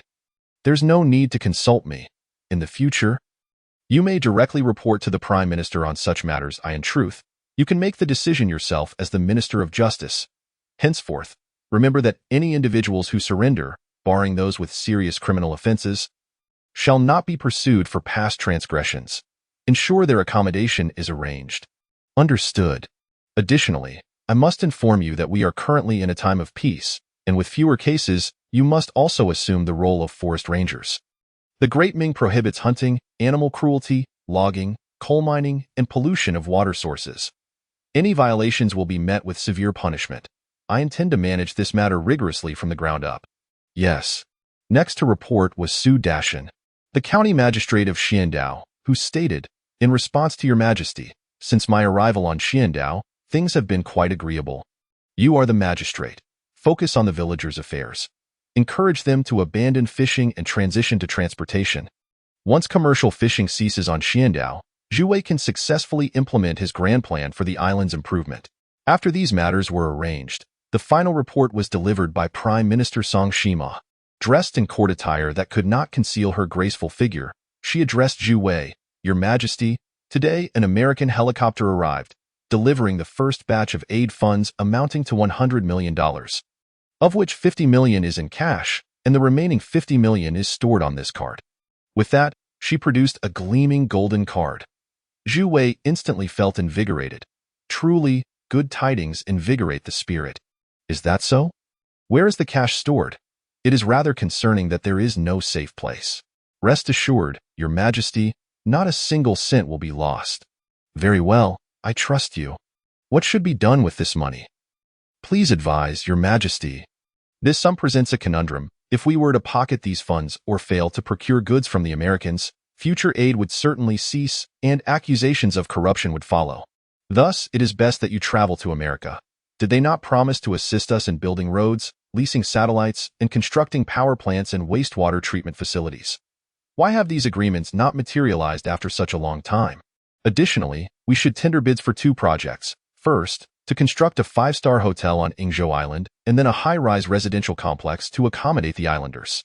Understood. By the way, I previously instructed you to announce to the world our invitation for immigrants. Have there been any developments? This matter has not progressed smoothly.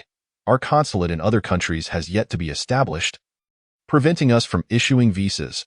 However, 2 individuals have written expressing their desire to immigrate to our nation and draft the constitution of the Great Ming Empire. This is wonderful news. What are the backgrounds of these 2 individuals? One is a Chinese American, and the other is from Taiwan, both specializing in law. Very well. Inform them to expedite their arrival on the island by any means necessary. Furthermore, Your Majesty, regarding commercial activities, I also wish to report on monetary matters. Historically, the island has utilized copper coins. I have compiled data indicating that since the 4th year of the Jiangwen Emperor's reign, including subsequent shipwrecks that brought copper coins to the island, a total of 50,000 strings, or 50 million coins, have been collected, all of which have remained and used in storage, with only a small quantity circulating among the populace. After the arrival of foreign traders, transactions on the island shifted to paper currency. But with the passage of time, the only viable currency now is the US dollar. However, the dollar reserves on the island are limited, amounting to only a few tens of thousands of dollars. As we establish the Great Ming Empire, should we not determine which currency to adopt? Zhu Wei nodded. This issue is indeed the most critical matter of today's meeting, yet he finds himself lacking in understanding. After pondering, he said, "Let us consider this. As a dynasty, it would be embarrassing for us to lack our own currency. If we utilize the US dollar now, we will continue to depend on it when further aid arrives, which would undermine our economic independence. I propose we recall all paper currency from circulation and temporarily revert to copper coins until a bank is established, at which point we can issue paper currency unique to the Great Ming." After some casual discussion, the meeting was declared adjourned. Following the conclusion of the court session, news arrived from the research center that their studies on tropical and subtropical marine life had been completed. They can now thrive in waters between latitudes 34 and 31 degrees north. Zhu Wei was overjoyed and immediately took the improved versions of these creatures to Xiandao, which spans over 100 square kilometers, roughly the size of Shaman Island. This small island features only 2 hills. With a forest coverage of 100%. In the future, it will become the premier tourist destination of the Ming Empire. As soon as he set foot on the land of Xiandao, he was greeted by clear skies, where the white sandy beaches met the blue heavens, painting a picturesque landscape. Unlike tropical islands, Xiandao lacked common trees such as coffee, cocoa, oil palm, rubber, palm, and coconut trees. Instead, it was adorned with temperate tree species, including pines, poplars, ginkgos, maples, Himalayan cherry trees, and camphor trees, akin to those found on Yingzhou Island. In this secluded paradise, where no humans have set foot for years, the wild creatures exhibit no fear of mankind. A squirrel frolics playfully before Zhu Wei, who finds himself increasingly enamored with the pristine surroundings. He submerges himself in the jade-green waves, swimming amid a myriad of stones. Zhu Wei resolves to release the genetically enhanced coral polyps. You are set to synthesize 2 million coral specimens, which will require 20,000 energy points. Are you certain? Affirmative, replies Zhu Wei, initiating the synthesis of 70 coral species brought back from Saipan.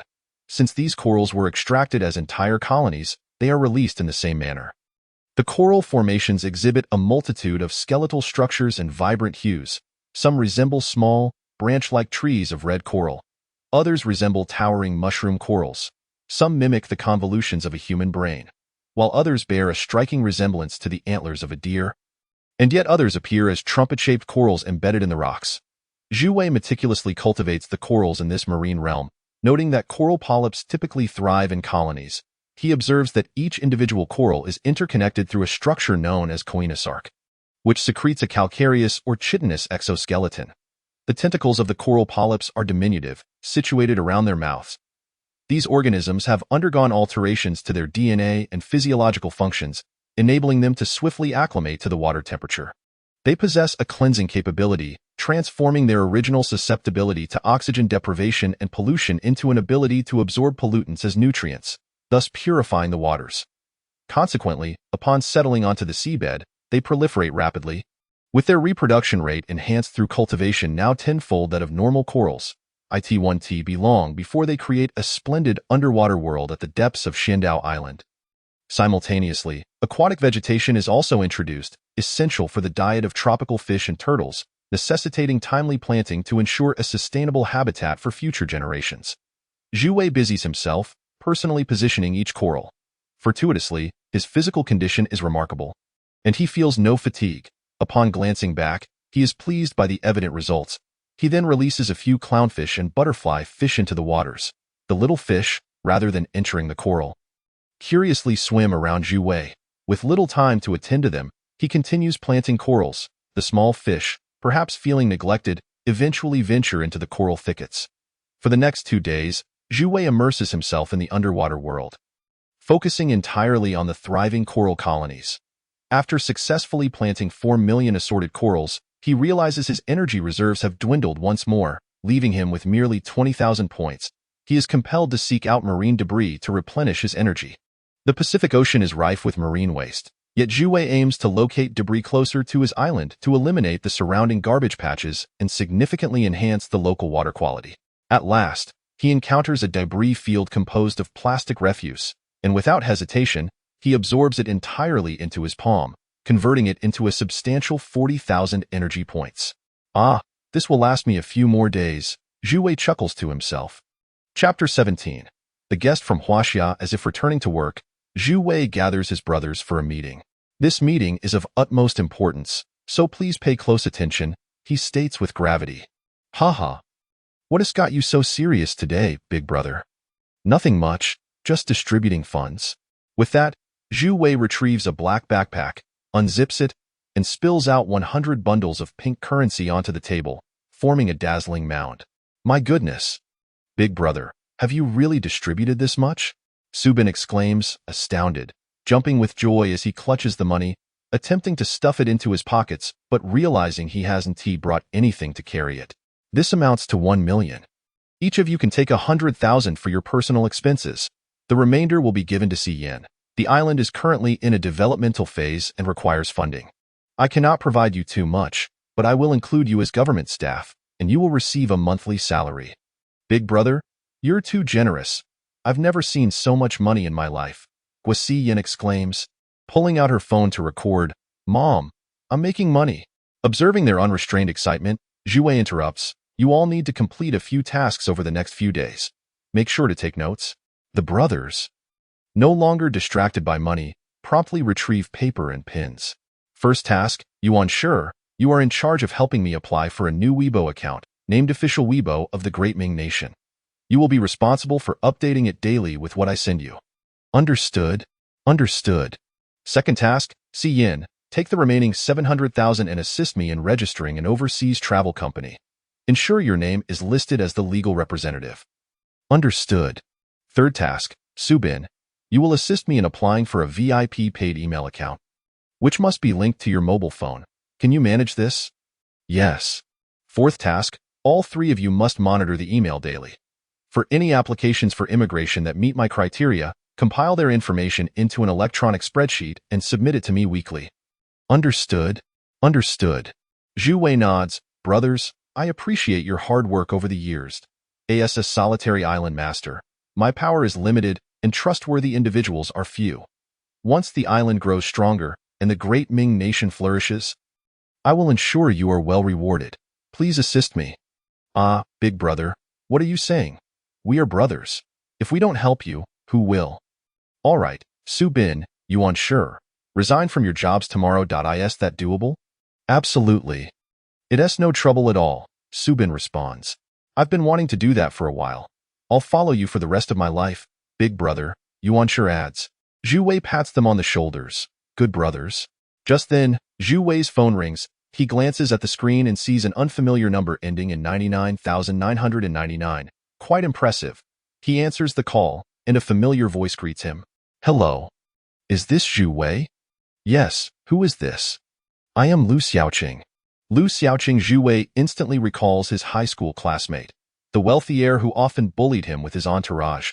Amused, he chuckles at the irony of receiving a call from him. Oh, it's you, haha.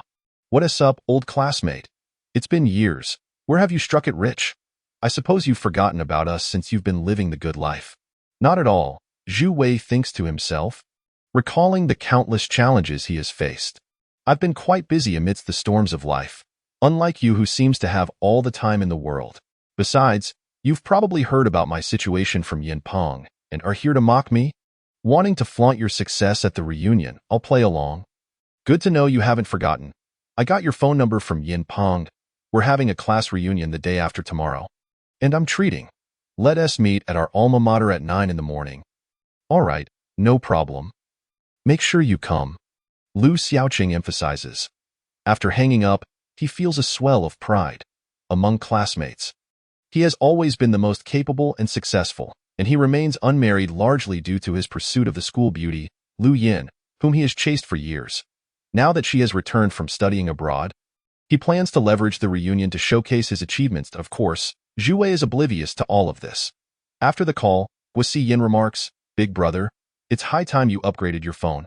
Who uses a Xiaomi these days? The least you could have is an iPhone 6 or a Samsung. You want sure ads? You shouldn't be using such an outdated phone now that you've achieved this status." Zhu Wei chuckles, "I'll stick with what I have for now. But you'll still need to help me out the day after tomorrow." Having resolved this significant matter, Zhu Wei finds himself unable to rest, as Song Shima sends him a message. "Your Majesty, the Prime Minister of Huaxia has arrived." "What?" Zhu Wei exclaims, filled with excitement.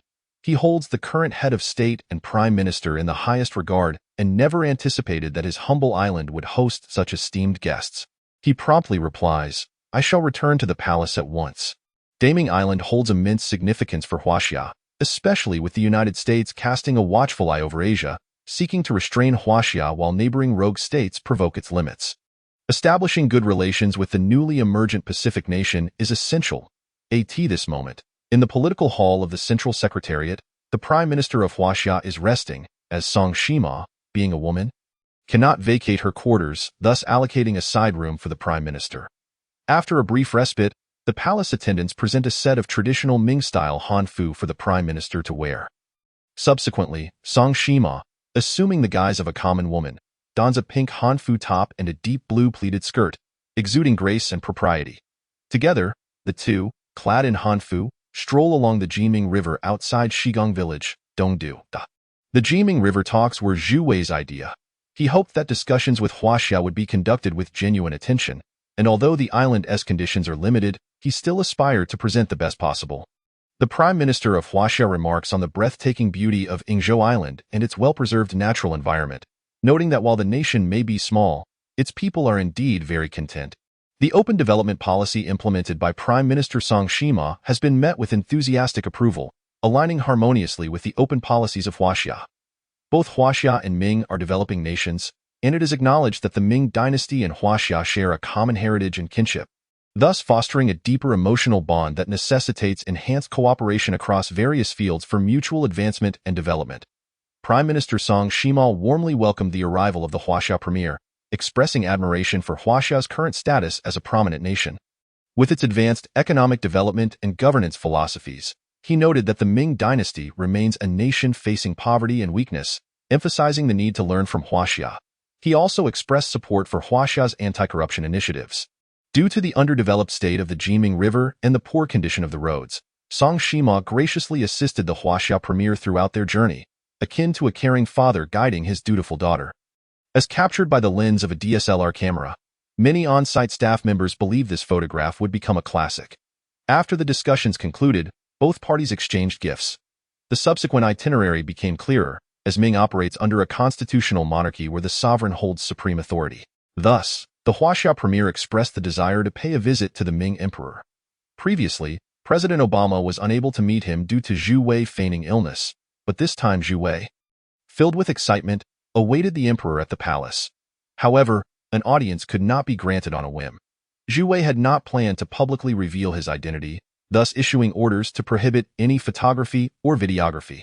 Consequently, Zhu Wei personally greeted the emperor at the palace gates, where the two exchanged cordial handshakes and convened within the imperial residence. The Huaxia premier conveyed heartfelt regards from the esteemed leader of Huaxia, commending the Ming emperor for his youthful vigor and vitality, while inviting him to visit Huaxia at his convenience. The Ming emperor reciprocated the warm welcome, expressing his long-standing admiration for the esteemed leaders of Huaxia and entrusted the Huaxia premier to convey his greetings to the leader of Huaxia. A sumptuous banquet was indispensable, and Zhu Wei instructed that the previous standards set during President Obama's visit be maintained. However, this time, due to the longer feeding period of livestock and poultry, the meat had become even more exquisite, delighting the Huaxia delegation who indulged in a lavish feast filled with praise. The following day, after an extensive negotiation session, the two nations established a series of agreements, which included First, mutual recognition of sovereignty.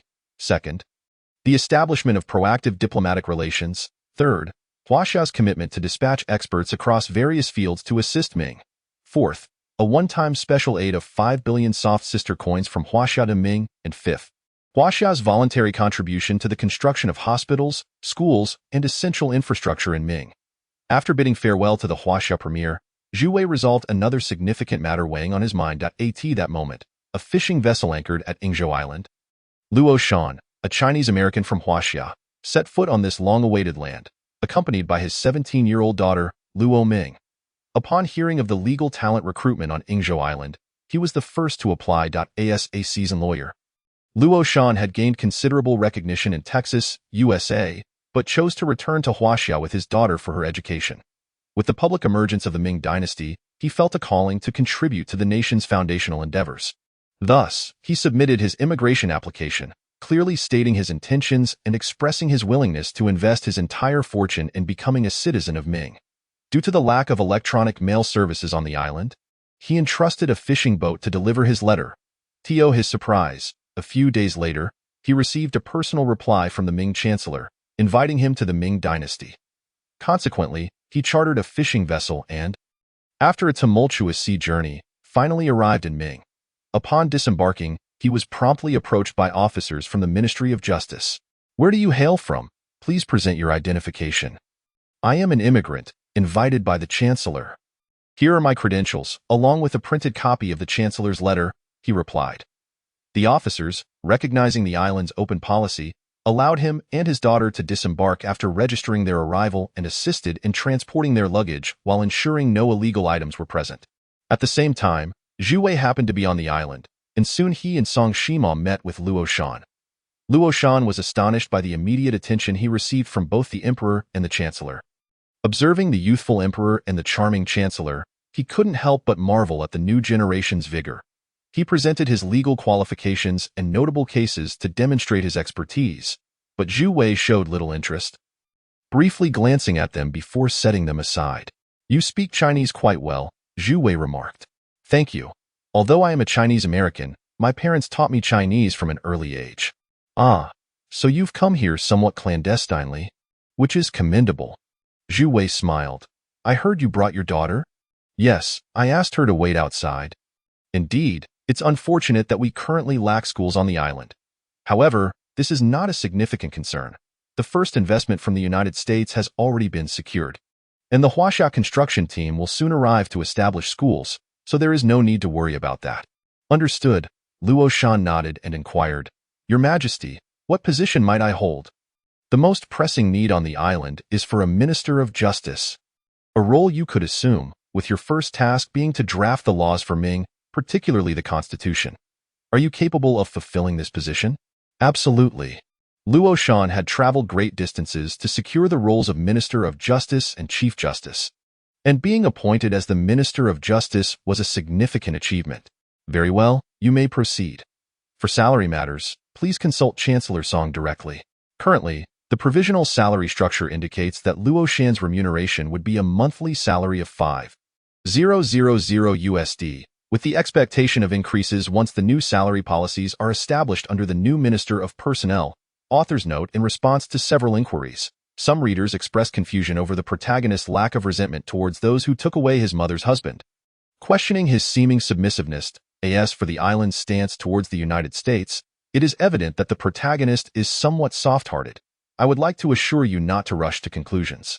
Here, I shall address your questions and those of other readers regarding the U.S. stance. I prefer not to delve into excessive domestic and international political maneuvering to avoid sensitive issues that could lead to censorship, as seen with many works like Island Era. Thus, both the author and the protagonist must maintain a low profile. Historically, figures like Go Jian and Xiang Yu have endured humiliation to achieve great things, while those who seek immediate gratification often face setbacks. This book aims to avoid premature conclusions and does not intend to create a mindless narrative. The island is meant for peaceful development, and establishing good relations with the United States is essential. This does not mean that future narratives will shy away from addressing family matters concerning the U.S. The protagonist is not impulsive or hot-headed. Perhaps my writing skills are still developing. and I have not accurately captured the character's psychological state. However, the reason for his current restraint will become clear later. As for his mother, he has always been dutiful and respectful, as evident. Thank you for your feedback and suggestions. I will strive to improve in my future writing. Chapter 18. Preparations for the gathering. Luo Shan found himself without accommodation and was temporarily assigned to reside in the Ministry of State Affairs, which had ample rooms available. His daughter, Luo Ming, stayed with Songximo.at. The makeshift dock, a fishing vessel named Xian Island, sounded its horn. This was its final run for the day, transporting goods between Yingzhou and Xian Island. The ship carried no passengers, only supplies purchased from Yingzhou Island. Zhu Wei took this vessel to Xian Island, navigating through the waves. Suddenly, a marine creature leaped from the water. In an instant, Zhu Wei recognized it as a dolphin, and upon closer inspection, he noticed not just one, but two, frolicking alongside the boat until they reached Xian Island. Zhu Wei marveled at the beauty of this creation. He dived beneath the surface once more, observing that the coral had thrived and grown abundantly. The fish he had previously nurtured were also alive and well. Beneath the azure waters, amidst the colorful corals and rocky crevices, shoals of small fish darted playfully, enchanting to behold. Zhu Wei had also released 2 hawksbill turtles into this vibrant environment, which appeared to revel in their new surroundings, feasting on jellyfish, sea anemones, crabs, mollusks, and seaweed.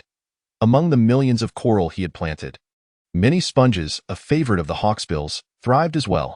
Zhu Wei swam towards one of the turtles, but the slow-moving creature paid him no mind, continuing its leisurely swim. It was then that Zhu Wei noticed a crevice beneath a coral reef, which had become the turtle's home. Zhu Wei chuckled to himself, finding the little creature quite endearing.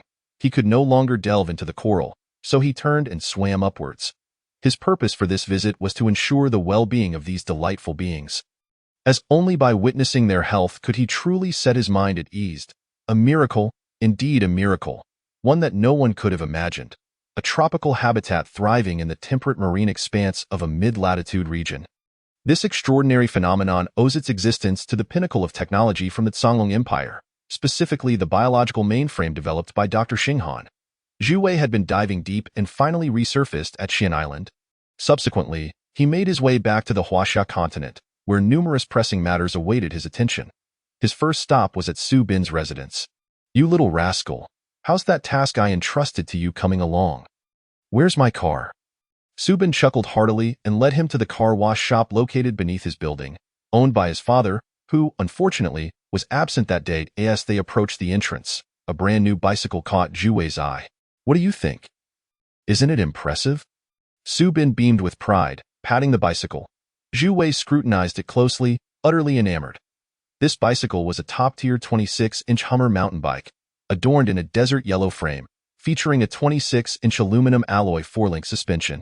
The tires were all-terrain, equipped with Shimano Del Rey shifting levers and derailleurs, a high-end hydraulic disc brake, and a magnesium alloy front fork with lockout capabilities, boasting 27 speeds.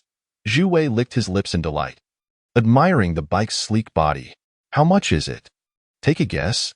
Come on, just tell me." 24,000 yuan. "Goodness, that is exorbitant," Zhu Wei exclaimed in astonishment. "What's wrong? Don't you like it? I can take it back." Su Bin teased. "Haha. Of course I want it. I might as well indulge myself a bit." Zhu Wei mounted the bike, exclaiming, 24,000, wow. This is the most expensive item I have ever purchased in my life. You have no idea how much effort I put into the island's development every single day. Stop playing the poverty card. The Americans just gave you 100 million. I read in the news that Premier Li even allocated you 50 billion. Su Bin replied, "Ah, that money isn't mine. It's for the government. If I were to take any of that, it would be considered embezzlement. Do you understand? You think the Americans' money is easy to spend? Every penny needs to be accounted for. They will scrutinize where your funds go." "Wow, that is rather underhanded," Su Bin realized. "Indeed. I am utterly destitute. A grand emperor like me can't even afford a car, only able to ride a bicycle. I still need to save some money and invest in the island to establish my own enterprise. Well, I must be off now. Poverty-stricken emperor, don't leave without giving me the money." Su Bin reached out for cash. Zhu Wei pulled out 25,000 yuan and handed it to him. You can't just play poor. You know, once you become emperor, you'll understand that the common folk are still living in shanties on the island. Can you bear to spend millions on a car? Enough said. I must be on my way. You guys need to pay attention to the travel agency matters. Goodbye. Leaving already? Let us have dinner together tonight. Not possible. I have matters to attend to. Zhu Wei pedaled away swiftly, leaving Subin standing there laughing. You've got no real business? Just chasing girls. Indeed, Zhu Wei was off to chase girls.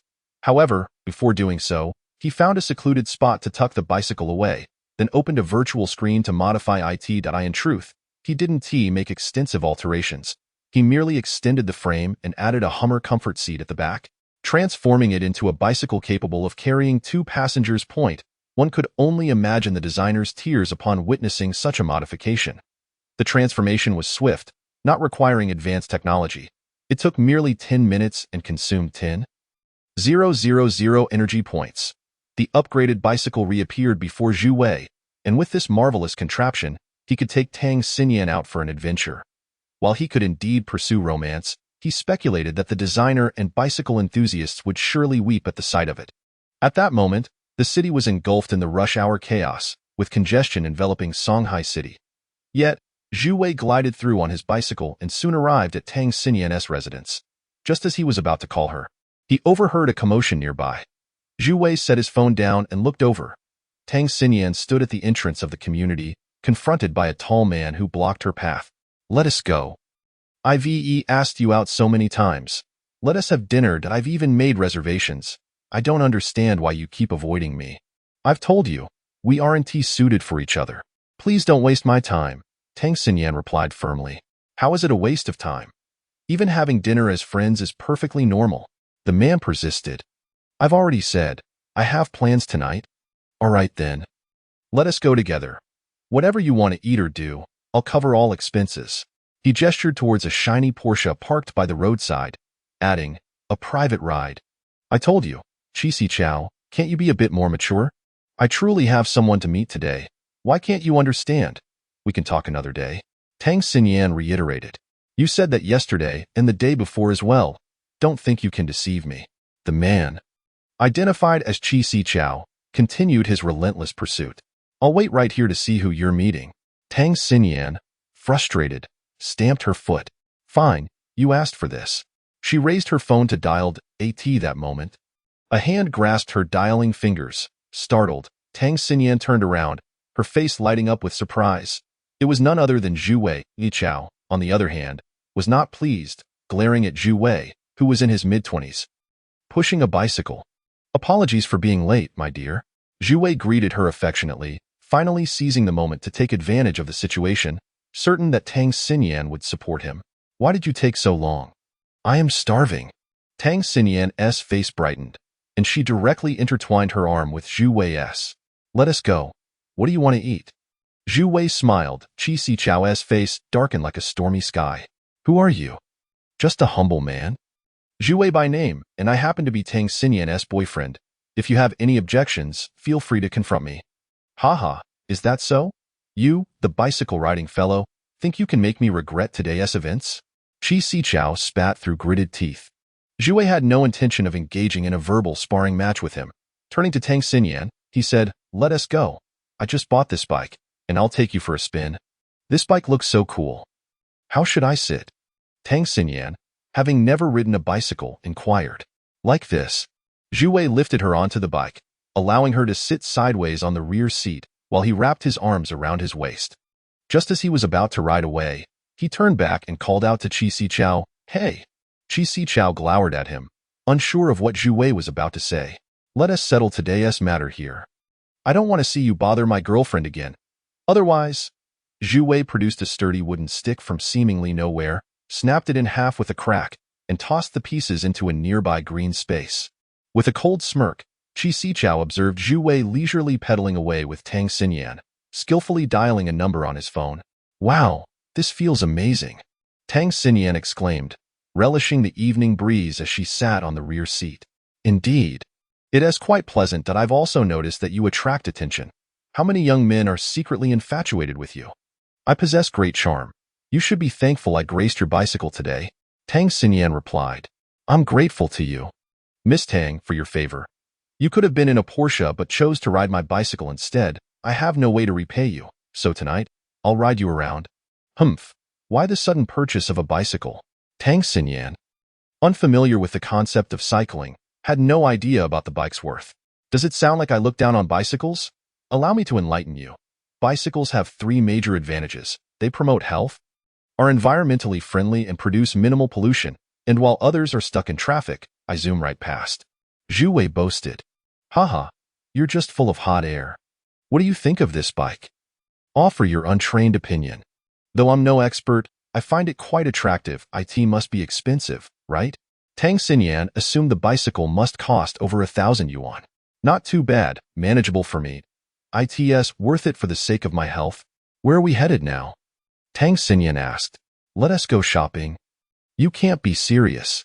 I've never heard of a man who enjoys shopping. Zhu Wei had longed to go shopping, especially with his newfound wealth of 2 billion. As a man of considerable means, he couldn't appear too shabby at the class reunion the following day. Accompanied by Tang Siyan, he selected an entire outfit from head to toe, and upon gazing into the fitting room mirror, he marveled at the transformation, realizing the truth behind the saying that clothes make the man. After purchasing the clothing, Zhu Wei grinned. Let us go. I'll treat you to dinner. Great. I want to eat street food. Seriously? That's your only request? Absolutely. I pass by every day and crave a cold beer with some skewers. The mere thought of food made Tang Siyan's eyes sparkle. All right then. As you wish. It was summer, and a long line of food stalls lined the roadside. The two indulged in a delightful feast there. After finishing their meal, Zhu Wei escorted Tang Siyan home, and by the time he returned, it was already past 10 in the evening. Chapter 19. At the class reunion, the daily increment of recommended votes is quite remarkable. Luomu is truly diligent, tirelessly typing away and frequently refreshing the book pages in the author's backend. Sometimes it takes hours for the count to rise by just 1 vote.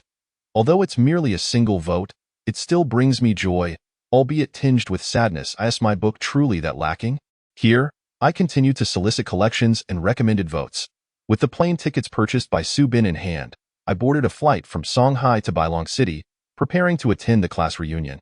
This reunion marks the 7th anniversary of our graduation, and all classmates are scheduled to arrive by plane or car to gather in front of our alma mater.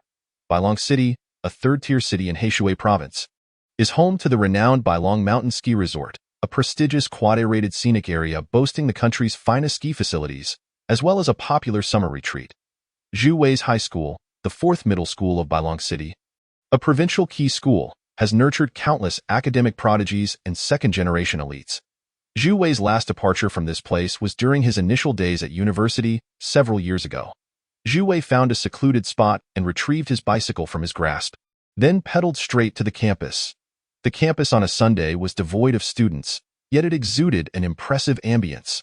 The principal had erected a grand rainbow arch to welcome their return, and a line of private cars filled the entrance, indicating the presence of high-ranking officials and the children of business tycoons among the attendees, demonstrating the school's exceptional regard for this gathering.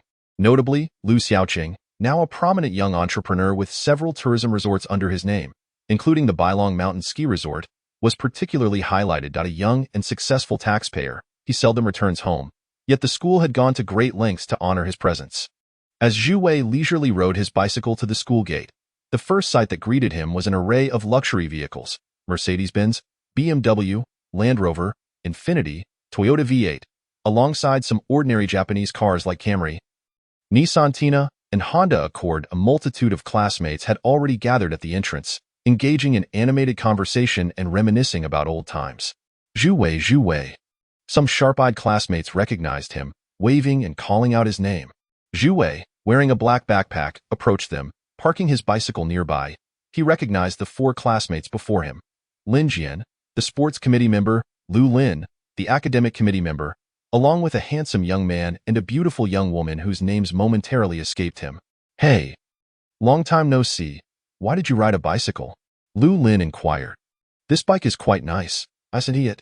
Lin Jian remarked, scrutinizing the bicycle. Incredible. How much did it cost? Over 20,000 yuan. 20,000. With a few more thousands, you could buy a car. Lin Jian exclaimed, his tongue slipping out in surprise, as rumors circulated that this classmate was struggling financially, making the price of a bicycle seem extravagant for him. Clearly, he was not just an ordinary person. Hey, do you still remember me? The young man asked. Zhu Wei turned his gaze towards him. Su Qingtao? Haha, that's me. They embraced warmly. Long time no see. Su Qingtao was Zhu Wei's best friend from high school. Years had flown by since they last met. He had heard that Su now managed a company in Bailong City. All right, you two lovebirds, do you still remember me? A strikingly beautiful, maturely dressed girl stood there, donning a white blouse, blue skirt, and high heels, her figure perfect, with long black hair and elegantly curled lashes. Her dark eyes sparkled like gems, exuding an air of enigmatic elegance, her slightly curved lips hinting at an alluring charm. Is that Su Jingyao? Zhu Wei asked. Haha. At least you have some conscience. As the classmates continued their chatter, a golden Cadillac pulled up at the school gate, and 3 individuals stepped out.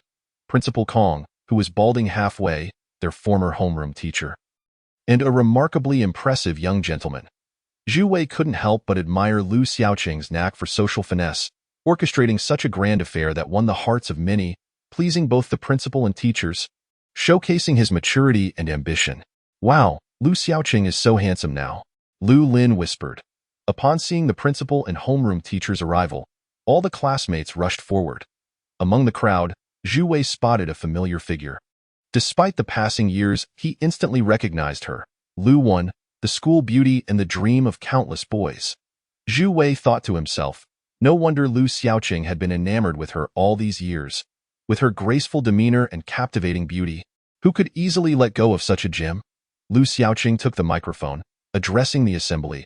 Dear classmates, it is a great pleasure to gather here today and return to our cherished alma mater. Principal Kong has prepared something special for our return. Let us express our gratitude to him. After the applause for the principal, Lu Xiaoqing continued, we welcome Principal Kong to share a few words with us. Principal Kong repeatedly declined, insisting, this reunion was initiated by you. You should speak first. We'll speak at the resort later. Let us leave this moment for you, Lu Xiaoqing replied, and Principal Kong finally accepted the microphone, delivering an impassioned speech filled with praise for the classmates' achievements, encouraging them to continue striving for excellence in life. Afterward, the homeroom teacher also shared a few heartfelt words, moved to tears. Lu Xiaoqing resumed the microphone, saying, I am grateful to everyone for taking the time to return to Bailong City, to our alma mater that we have missed for the past 7 years. Over these years, with my father's support and my own efforts, I have achieved some success in my career. This time I return to contribute to our school. With a flourish, Lu Xiaoqing gestured, and an assistant brought forward a large plaque, displaying it to everyone. I hereby announce, on behalf of Lu Group's subsidiary, Lu Tourism and Resort Company, a donation of 30 million renminbi to our alma mater. Instantly, thunderous applause erupted, despite the modest gathering of only 30 or so classmates. Numerous staff, teachers, and assisting students, the atmosphere was vibrant with enthusiasm. Zhu Wei quietly observed Lu Xiaoqing basking in the limelight, and next came the school tour. Zhu Wei walked alongside Su Qingtao. I never imagined. Just a few years later, you're already married. You must be one of the first from our class to tie the knot. Not really. Look over there. Guo Jie got married right after high school. Never even attended university, and now her child is almost ready for elementary school, Su Qingtao chuckled. Do you have a girlfriend? Yes, she works as a clerk in our company. Su Qingtao's face lit up with happiness when discussing his girlfriend. That's great. Be sure to let me know when you get married. That's still a ways off. I need to save up first. My monthly salary is just under 4,000. Is that so little? Aren't you a senior manager in your company? In a small to medium enterprise, although I hold a mid-level management position, the pay is quite modest. Oh. Zhu Wei pondered for a moment before saying, I have a job opportunity. If you're interested, I can offer you an annual salary of 500,000. 500,000. Su Qingtao was genuinely astonished. He had heard he was struggling, yet he certainly didn't appear to be in dire straits now. Are you joking? I'm serious. I plan to establish an import-export trading company and need a general manager. Interested? If so, We can discuss it further later. Of course, I'll be with you from now on. Don't you need to consult your girlfriend first? Consult her for what? If I say it's settled, it's settled. What are you two chatting about? Lu Lin interjected, accompanied by Lu Wan. Oh, nothing much. We're thinking of starting a small business, and we're considering if we resemble Chinese partners, Zhu Wei replied. What kind of business? Can I join? Lu Wan asked. Zhu Wei smiled. Of course, beautiful ladies must be included. Lu Wan responded, Great. I just returned to the country and was worried about having nothing to do. Whatever you plan to do. I'll invest. She was aware that both Su Qingtao and Zhu Wei were not financially well off, likely unable to contribute much. Zhu Wei remarked, All right, the pressure is on. The major shareholder is about to emerge. Such a tease. I don't have money, but I can work for you both, Lu Lin joked. Sure. Annual salaries range from 100,000 to 500,000. Really? If the annual salary is that much, I might even marry you. I'm only making 3,000 a month now, Lu Lin teased. Haha. Let us keep it hush-hush for now. I'll gather enough to cover your salaries first, Zhu Wei thought to himself. Lu Xiaoqing may have made a grand donation of 30 million to the school. But while I lack the funds to donate, I can start by winning over a few classmates with small favors. After touring their alma mater, Lu Xiaoqing bid farewell to the principal, and the two prearranged 19-seat buses awaited the classmates at the playground, ready to take them to the next destination. Zhu Wei and Su Qingtao boarded the bus, sitting closely together, while across the aisle sat Lin Jian and Lu Wen. At that moment, Lu Xiaoqing stepped onto the vehicle, surveying his surroundings with a radiant smile. Is there still space? His gaze ultimately fixed upon Lin Jian's face. Lin Jian instantly comprehended the implication and naturally rose to his feet, saying, There's room. You can sit here. Lu Xiaoqing feigned reluctance, insisting a couple of times that it was unnecessary. However, as he watched Lin Jian vacate his seat and move to the rear, Lu Xiaoqing promptly settled beside Lu Yun. We can start driving now, Lu Xiaoqing declared. Thus, the vehicle gradually set in motion, with two cars proceeding one after the other out of the school gates. Lu Xiaoqing inquired of Lu Yun when she was returning to the country and engaged in conversation for a while. Noticing Lu Yun's demeanor was rather unwelcoming, he turned to Zhu Wei to strike up a conversation. Zhu Wei, long time no see. I thought you were too busy in Shanghai to come over, Lu Xiaoqing remarked. Busy? No one is busier than the young master of the Lu family, Zhu Wei replied half-jokingly. You've missed several reunions since graduation. I figured you must have struck it rich and were looking down on us, Lu Xiaoqing said, his eyes sparkling with mirth as he focused on Zhu Wei. My mother's health is poor, and I have to take care of her. At her age, she is still running a shop. I simply can't break free, Zhu Wei responded sincerely. What kind of shop does your mother run? A clothing store? A clothing store? Pfft. Haha. Lu Xiaoqing erupted into laughter, joined by several classmates, while no one noticed the flicker of discontent in Zhu Wei's eyes. And what about you? What work are you doing now? I've been working odd jobs, but I'm planning to start a small business soon, Zhu Wei said. Sounds good. What are you thinking of doing? I can invest, Lu Xiaoqing offered. Zhu Wei recognized the jest and refrained from engaging further. I haven't thought it through yet. I'll reach out when I have a plan, young Master Lu. Everyone present could discern that Lu Xiaoqing was intentionally teasing Zhu Wei. Among the dozen or so classmates in the first vehicle, although 5 or 6 were affluent, the majority were ordinary individuals. The fact that Lu Xiaoqing singled out Zhu Wei was undoubtedly motivated by his own reasons. At this juncture, Lin Jian interjected, Xiaoqing, where are we headed now? I'm taking you to my family's hotel. Indeed, the vehicle soon arrived at the renowned Bailong Resort Hotel, nestled at the foot of Bailong Mountain, boasting accommodations and hot springs, akin to a castle. All service personnel lined up in 2 rows to welcome the guests. Let us commence our lunch. We'll indulge in leisure activities this afternoon. And in the evening, we'll have outdoor barbecue and karaoke. No one leaves sober, Lu Xiaoqing proclaimed, exuding an air of generosity. The lunch was lavish, featuring lobster and abalone, a true feast deserving of its grandeur. Lu Xiaoqing brought forth several boxes of Guojiao 1573 and Maotai. Unbeknownst to anyone, before drinking, Lu Xiaoqing discreetly consumed 2 hangover pills and, accompanied by a group of sycophants, began to pour drinks for Zhu Wei. Intending to embarrass him in front of everyone, Zhu Wei, however, accepted the drinks without hesitation. When drinking, he cleverly covered his cup with his right hand, inhaling the liquor at the moment of consumption, or sipping it into his mouth before discreetly using his hand to conceal his lips, thus managing to remain quite sober while Lu Xiaoqing and the others became inebriated. Chapter 20. The class reunion. As lunch concluded, two classmates, Tong Man and Sun Su, rushed over. "Come on, let us play cards." Zhu Wei blinked in surprise. "But I don't know how to play cards." "Stop pretending. Who doesn't know how to play cards these days? Weren't you quite fond of it during school?" Zhu Wei sensed that the two were pulling at his arm, and sure enough, they led him into a luxurious private room within the hotel, where several classmates were relishing a fruit platter. Lu Xiaoqing and a few of the wealthiest classmates were already seated. Zhu Wei had previously lost every time he played cards, and he now understood Lu Xiaoqing's intentions.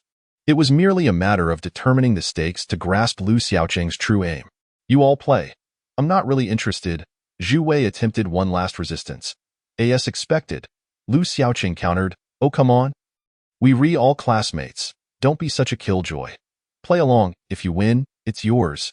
If you lose, it's on me, all right?" "That's not necessary."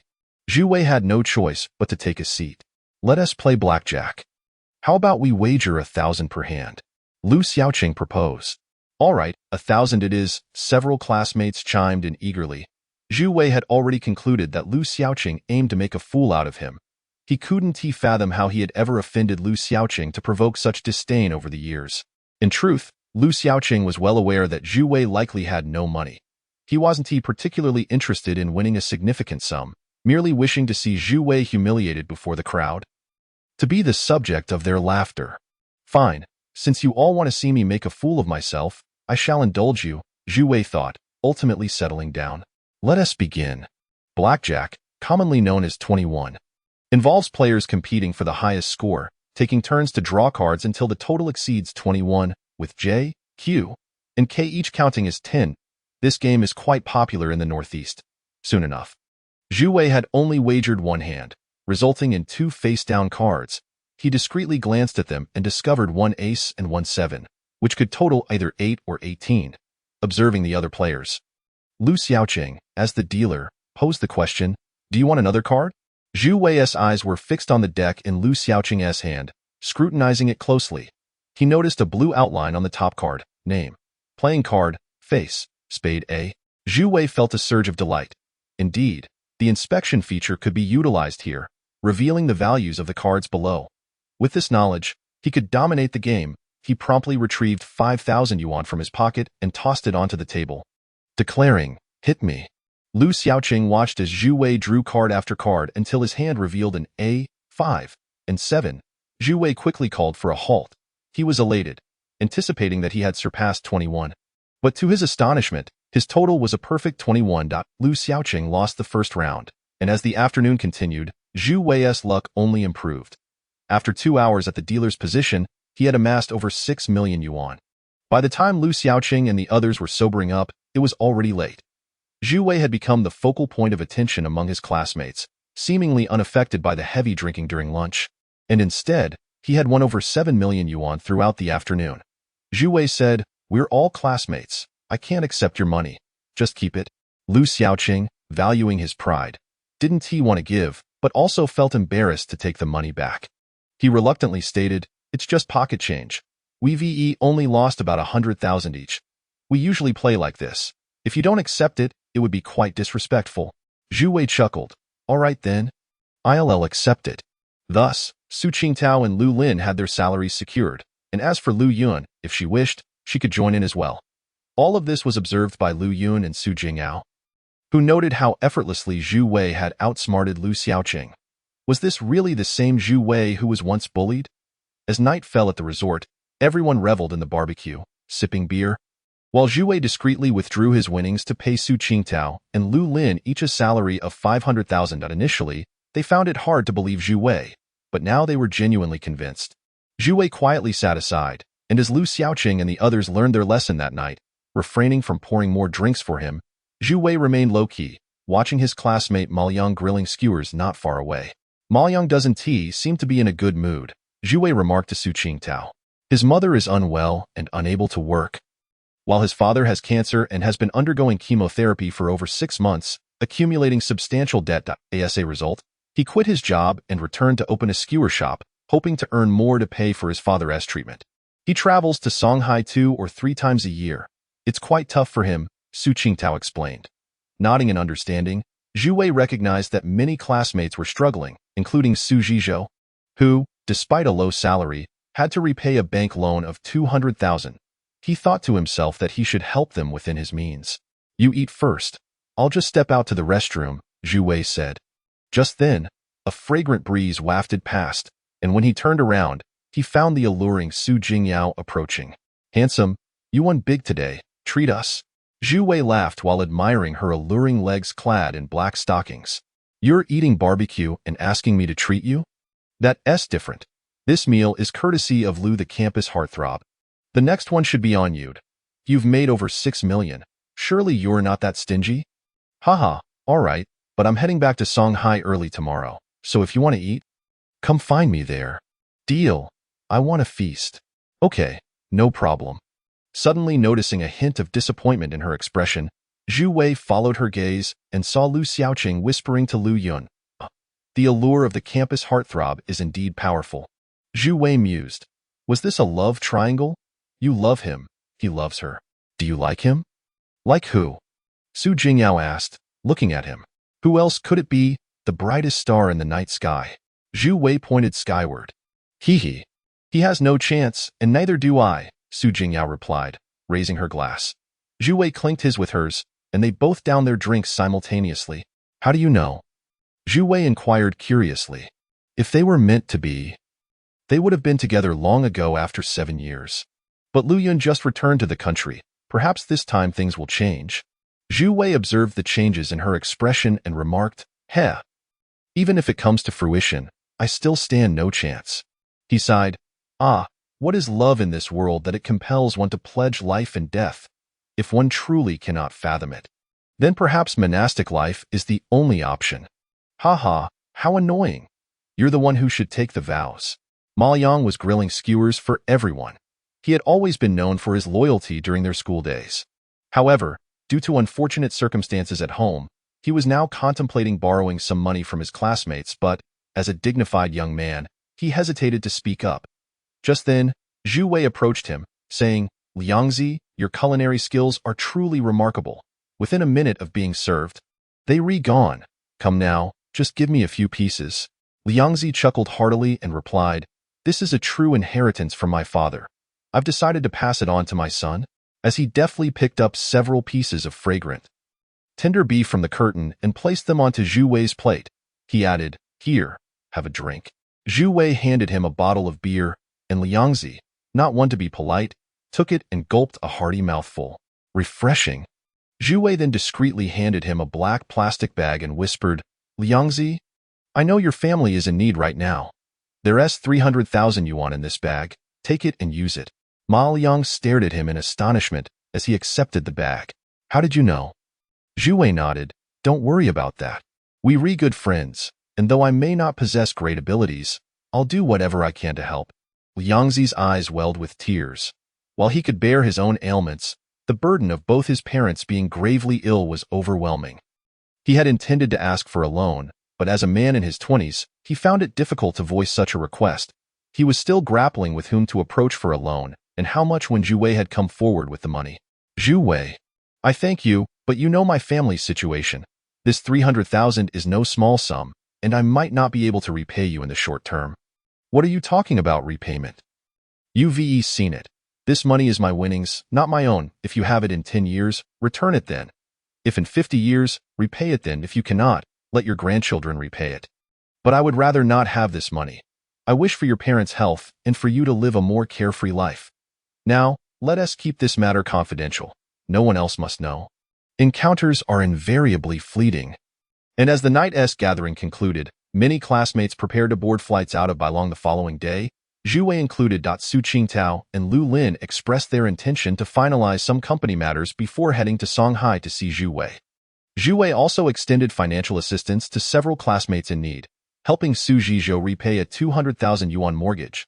Yingzhou was a civil servant earning just over 2,000 yuan a month while burdened with a 200,000 yuan bank loan, paying 2,000 yuan monthly, making life extraordinarily challenging. His mother earned only 1,500 yuan a month, which is why he had yet to marry. Zhu Wei's one-time gift of 200,000 yuan to settle his mortgage profoundly moved Su Yingzhou. Thus, Zhu Wei emerged as the greatest benefactor of this reunion. While classmates mused about Lu Xiaoqing's immense wealth, having donated 30 million to their alma mater without sharing a penny with them or offering any assistance, Zhu Wei's actions reflected his benevolence and meticulousness. Zhu Wei spent 3 million on his classmates and then deposited the remaining 3 million in the bank. Chapter 21. Urban planning. Not having flown back to Shanghai, he was directly transported to Yingzhou Island. Today, several foreign visitors arrived, and Prime Minister Song Shima promptly brought them before Zhu Wei. The matter was of significant importance, compelling Zhu Wei to don a false beard to appear as a middle-aged man for the meeting. Upon seeing the foreigners, he realized their nationalities were indiscernible. Unlike usual, Song Shima was dressed in a black business suit, accentuating her perfect figure, and she introduced, "This is Mr. Fabian Heisenberg from Germany, a city planning designer." Accompanied by his assistants. "I extend my highest regards, Your Majesty. I am Fabian, from Germany, a planning designer. Welcome to Minghua. May I inquire about the purpose of your visit?" "Your Majesty, I have come to seek your favor. I hear that Minghua plans to establish a new capital named Dongdu. And as a planning designer, it is my dream to design a magnificent city. So, you wish to come and design our capital?" Zhu Wei smiled at it. Seemed that talent would always find its way to fill a need. Observing the stack of supporting documents in the assistant's hands, Zhu Wei glanced at Song Shima, who blinked in affirmation, indicating that the man's credentials were valid. "Indeed, Your Majesty, I have brought my team, and we require not a single penny. We only ask for the opportunity to repay you with a grand metropolis. While I might not convince you at this moment, may I present to you our proposed city model based on satellite imagery?" Zhu Wei realized that this dedicated designer was here solely to create the city of his dreams. He had meticulously prepared a proposal to win Zhu Wei's favor and fulfill his aspiration without requiring any financial compensation. There was an undeniable fervor in his youthful spirit. "Very well, please proceed with your explanation." "At your service, Your Majesty," Fabian replied, producing a thick A4 booklet detailing the design for Dongdu in Minghua. Zhu Wei listened as he outlined many aspects.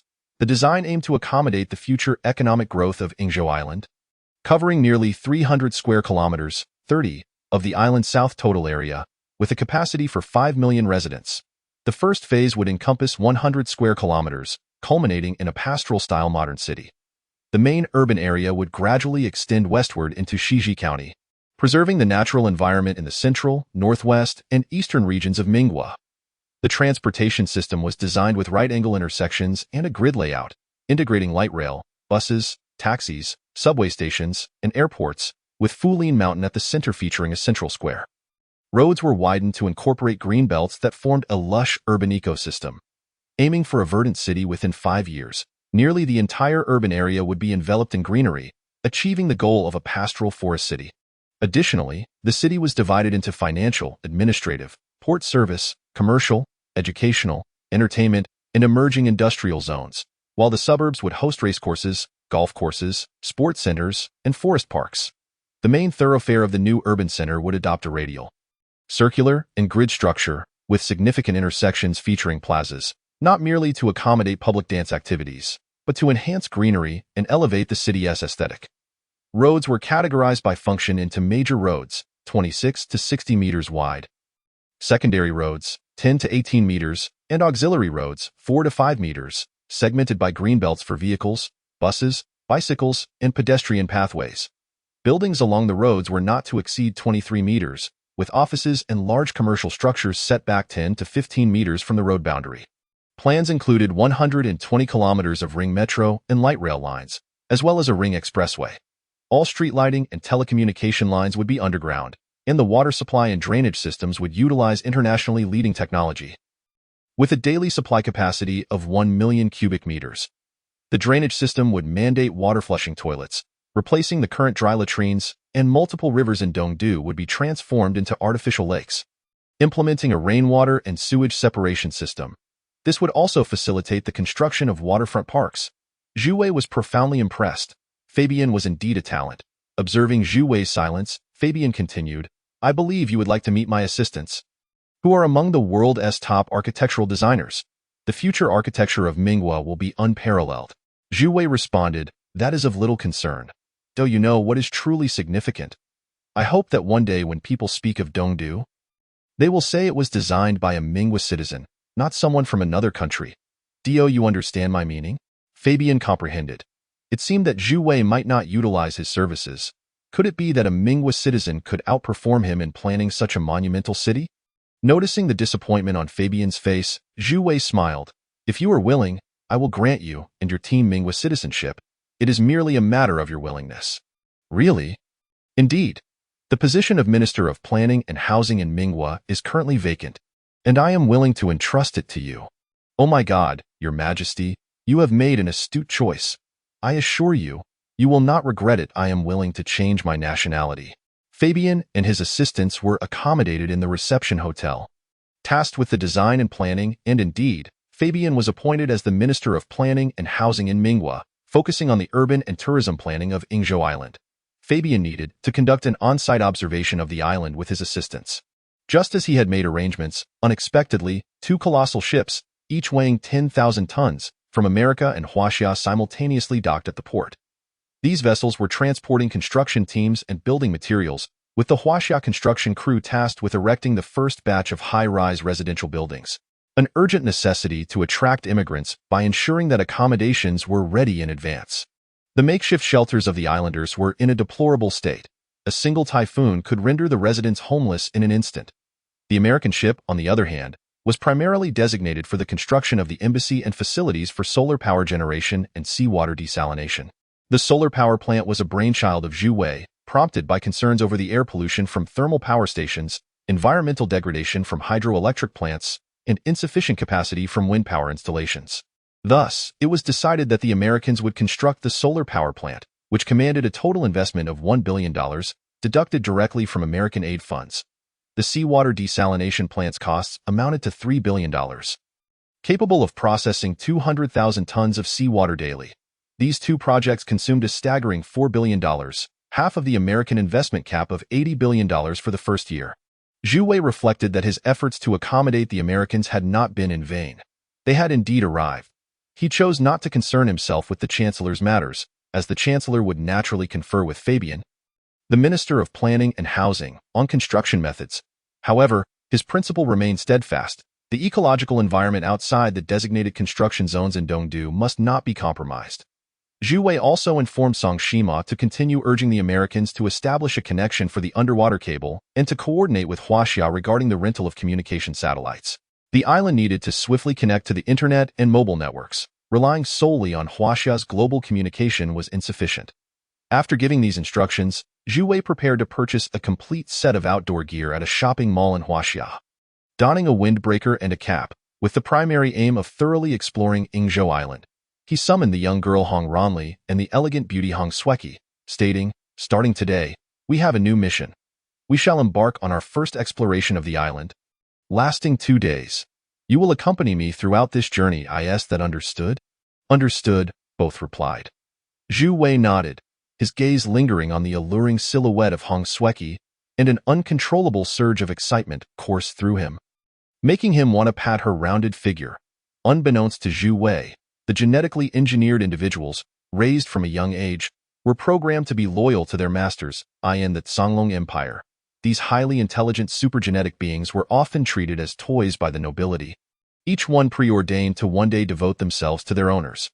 The first two genetically engineered beings, created by the esteemed Dr. Xinghan, were specifically designed as sexual companions for the emperor of the Songlong Empire. Consequently, Xinghan safeguarded the remaining genetically engineered beings, inadvertently benefiting Zhu Wei. Satisfied, Zhu Wei and his team prepared to set off, yet they still required a guide. Jia Chun promptly assigned his son, Jia Nanzi, to the role. All their gear, camping supplies, and provisions were packed into 4 backpacks, with each person carrying one. Their route was quite clear. They would depart from Shigong town, heading northwest, traverse the hills, then turn northward before heading east towards Shumi Mountain. After observing the Tree of Heaven and Earth, they would return directly to Shigong town. Zhu Wei did not have ample time to explore. He was eager to return to the Huaxia mainland to earn some money. So this exploration would only cover a portion of the area. Thus, the group set forth. Jiananzi was a sturdy young man, reticent and mostly content to listen to Zhu Wei and the others engage in idle chatter. He carried a talisman, wrapped in red cloth, which contained a lock of hair from his betrothed. Once they returned from the mountains, they were to be wed. Their marriage application had already been approved by the Minister of Civil Affairs. Ma Hanchao. Chapter 22. Initial exploration of the island due to prior commitments. I am updating early today that I continue to seek votes and recommendations. As they journeyed into the hills, reminiscent of Xian Island. The vegetation was predominantly composed of North American maple trees, ginkgo trees, pine trees, and camphor trees, forming a mixed coniferous and broadleaf forest. Thanks to effective environmental protection, wild chickens and wood grouse could be seen flitting through the trees, initially startling Zhu Wei until he caught sight of the calm expressions on the faces of the genetically engineered beings, Hong Sweki and Hong Ronli. This emboldened him to press forward. This place was a veritable paradise for animals, with the sounds of woodpeckers tapping on trees and playful squirrels darting about in the underbrush. Zhu Wei had never encountered such delightful creatures in the mountains of his homeland. His task was to identify any new species of flora and fauna he encountered and compare them with the databases of the mainframe and the internet to ascertain any rare species. Although the terrain consisted of hills rather than steep peaks, it remained remarkably picturesque. After traversing 2 hills, he encountered only a few deer, rabbits, and squirrels, common wildlife, which left him somewhat disappointed. Just then, the sound of rushing water reached his ears, piquing his curiosity, and he decided to investigate. Jiananzi remarked that over there is the Sandao Hizi. What is Sandao Hizi? Zhu Wei inquired. When we lived in the village to the north, there were 3 rivers along the route from the southern hills to the plains. The first river is called Dao He, followed by Dao He, and this is the third. Zhu Wei nodded, noting that the island boasted over 200 rivers, indicating a wealth of water resources. Upon arriving at Sandao He, they discovered a gorge with a substantial water flow. At its narrowest, it was only about 2 meters wide, while at its broadest, it spanned 5 to 6 meters. As they approached, 7 or 8 peculiar animals scattered in all directions, with a few quickly leaping into the stream. What are those? Zhu Wei asked. Those are minks, Jiananzi replied. They are quite adorable and generally harmless to humans. 2 minks that had not managed to flee peeked cautiously at the intruders from the water's edge. Zhu Wei attempted to examine them. Eurasian minks? He compared them with the vast internet database and was astonished to discover that these creatures were thought to be extinct on Earth. Although the fur of Eurasian minks is not as valuable as that of North American minks, they were still hunted extensively for commercial purposes. Additionally, the development of hydroelectric power and water pollution had led to the loss of their habitats, causing their numbers to dwindle dramatically. Once widespread across Europe, they had become extinct in regions like Lithuania and the Netherlands. Zhu Wei observed the cute animals. Their backs are reddish-brown and their bellies slightly lighter, with white spots on their chins, chests, and throats. Their fur was dense, smooth, and short, making them irresistibly endearing. To his amazement, such creatures still existed on this island, and it appeared to be a sizable family. He quickly snapped a few photos. So adorable! Hong Sweki exclaimed with delight. I want to go over. Those little creatures seem quite timid. Do you think you can manage? Zhu Wei chuckled. Hong Sweki smiled softly, and behind a large rock by the stream, a fluffy little head emerged, an adorable juvenile Eurasian mink. Slowly, she approached, and the little mink hesitated several times, contemplating escape, but ultimately remained still, gazing curiously at her. Just as Hong Sweki reached out to touch it, the mink suddenly dove into the stream with a splash. Haha, that was amazing. Look, I captured it on camera. Zhu Wei exclaimed, showing the photo to Hong Sweki, who was overjoyed. Can you print this for me? She asked. Sure, but you have to let me touch it again, Zhu Wei replied with a mischievous grin. Pervert. Hong Sweki playfully scolded. Zhu Wei then reviewed the relevant information regarding Eurasian minks, which preferred to dwell among dense vegetation along the banks of streams, rivers, and lakes, often seeking out water-rat burrows, cracks in the banks, or digging holes at the roots of trees for shelter. They were exceptional swimmers and divers but rarely ventured into water deeper than 100 meters. The peak activity of Eurasian minks occurred during dusk and nighttime, with their summer range spanning approximately 15 to 20 hectares. During winter, their range shrank considerably, typically limited to rushing streams and unfrozen waters. Their diet primarily consisted of water rats, along with other small rodents, amphibians, mollusks, crabs, fish, and even insects. Eurasian minks had a penchant for storing food. Regrettably, this species had been hunted to near extinction on Earth, with only this island harboring their presence. Delighted to have discovered such a rare species, Zhu Wei continued northward until darkness fell, reaching the central region of the Western Hills. He commanded the group to set up camp, and soon 3 small tents sprang up. To prevent the risk of fire, they refrained from cooking and instead utilized emergency electric lanterns to illuminate the area, deterring wild animal intrusions. Their dinner comprised prepared dishes and marinated snacks purchased by Zhu Wei, paired with a delightful brew made from the fruits of the tree of heaven and earth. Zhu Wei had developed a craving for this drink. After a few days without it, he found himself yearning for it. He poured a cup for everyone, and at that moment, Jiananzi produced some food from his pack, saying, "This is the goose feet sushi and round cakes my mother made for me before I left. Your Majesty, please enjoy it with the 2 princesses." Zhu Wei paused for a moment, then burst into laughter, realizing he had been regarded as a prince by Jiananzi, while Hong Sueki and Hong Ronli were considered his princesses. "Excellent, let me taste it, and the 2 beloved princesses should also try some," he said. Hong Sueki looked at Zhu Wei with a playful expression, while Hong Ronli appeared indifferent, merely consuming her food without any reaction. "Delicious. Your mother is quite the cook," Zhu Wei praised. Though these 2 delicacies had cooled, they remained exceptionally delicious, eliciting praise from the few who partook. Zhu Wei chuckled. "Perhaps we should invite your mother to become the royal chef tomorrow." As the 4 savored their meal, a peculiar sound suddenly emanated from outside, prompting Zi Ranli to hastily step out. Zhu Wei followed suit, and by the light of the moon, they discerned that nothing was amiss outside. However, in the distance, within the dense thicket, a pair of gleaming eyes fixated upon them. "What on earth is that?" Zhu Wei gasped. "Little Black, is that you?" Jiananzi called out. As he spoke, a creature darted from the forest, leaping gracefully and silently towards them. This was a predator of the night. Just as Zi Ranli was about to draw her blade, she witnessed the creature leap into Jiananzi's embrace, nuzzling its head against his face. "Little Black, it truly is you," Jiananzi exclaimed joyfully, playing with the animal incessantly. Zhu Wei then realized that this was an unusual black panther. Much like the saber-toothed tiger, this exquisite feline bore the form of a leopard but possessed a pair of saber-like teeth, its size and elegance surpassing that of the black panther known in reality. Zhu Wei finally recalled that it bore an uncanny resemblance to the Night Stalker of the World of Warcraft.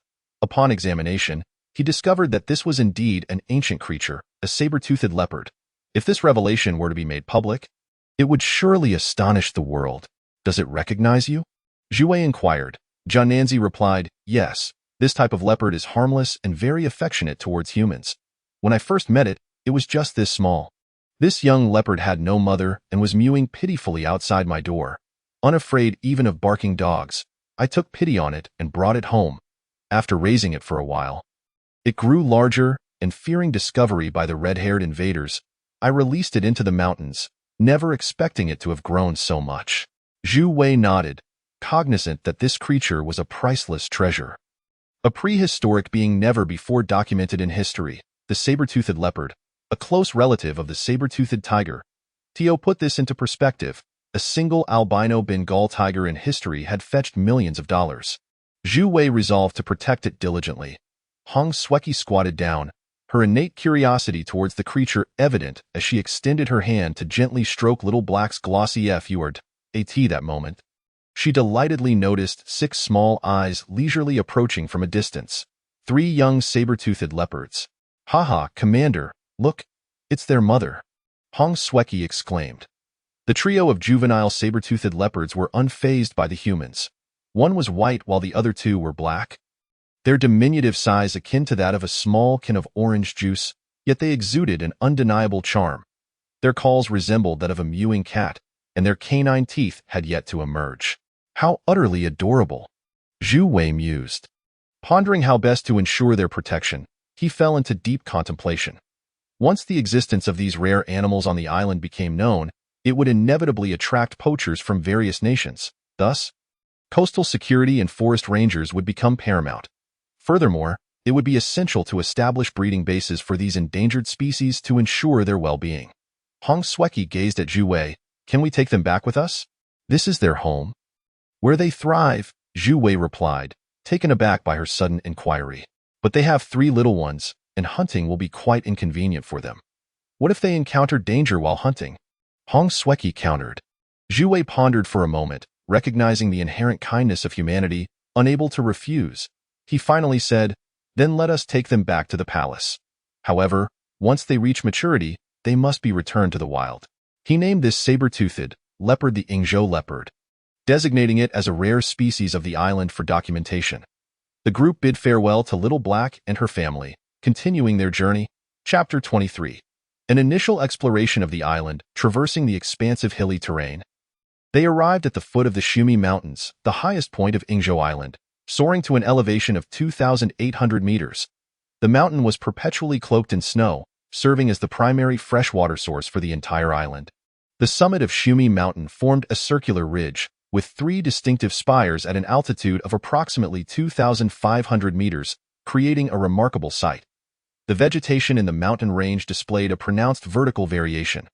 The snowy peak was akin to the apex of a pyramid, followed by alpine meadows and descending into coniferous forests, mixed forests, and temperate broadleaf forests, all shaped by altitude and climatic differences. The valley floor and lower slopes, various deciduous trees thrived, including linden, oak, beech, poplar, elm, chestnut, serviceberry, white birch, and maple. In the higher elevations, coniferous trees predominated, chiefly consisting of spruce, larch, and other varieties of pine. Below the permanent snow line and above the tree line lay areas eroded by glacial activity.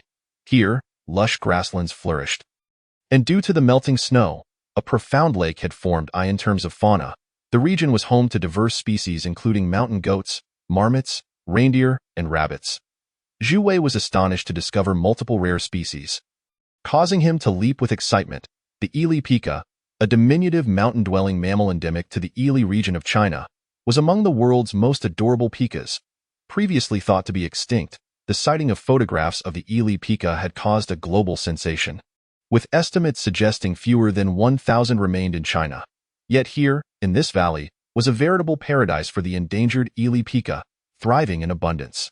Additionally, he encountered red pandas and chinchillas. These charming creatures were found in the valleys of the Shumi Mountains, where bamboo thickets flourished amidst mixed coniferous and broadleaf forests. The red panda, adorned in a reddish-brown coat with striking orange-tipped fur on its back, exhibited a delightful laziness. While red pandas were more common in regions such as Yunnan, their global population was still fewer than 10,000. The chinchilla, a rodent known for its dense and soft fur, was also discovered. Its appearance bore resemblance to the character from Hayao Miyazaki's animated films. Though chinchillas were relatively common, they were classified as a vulnerable species on the brink of extinction.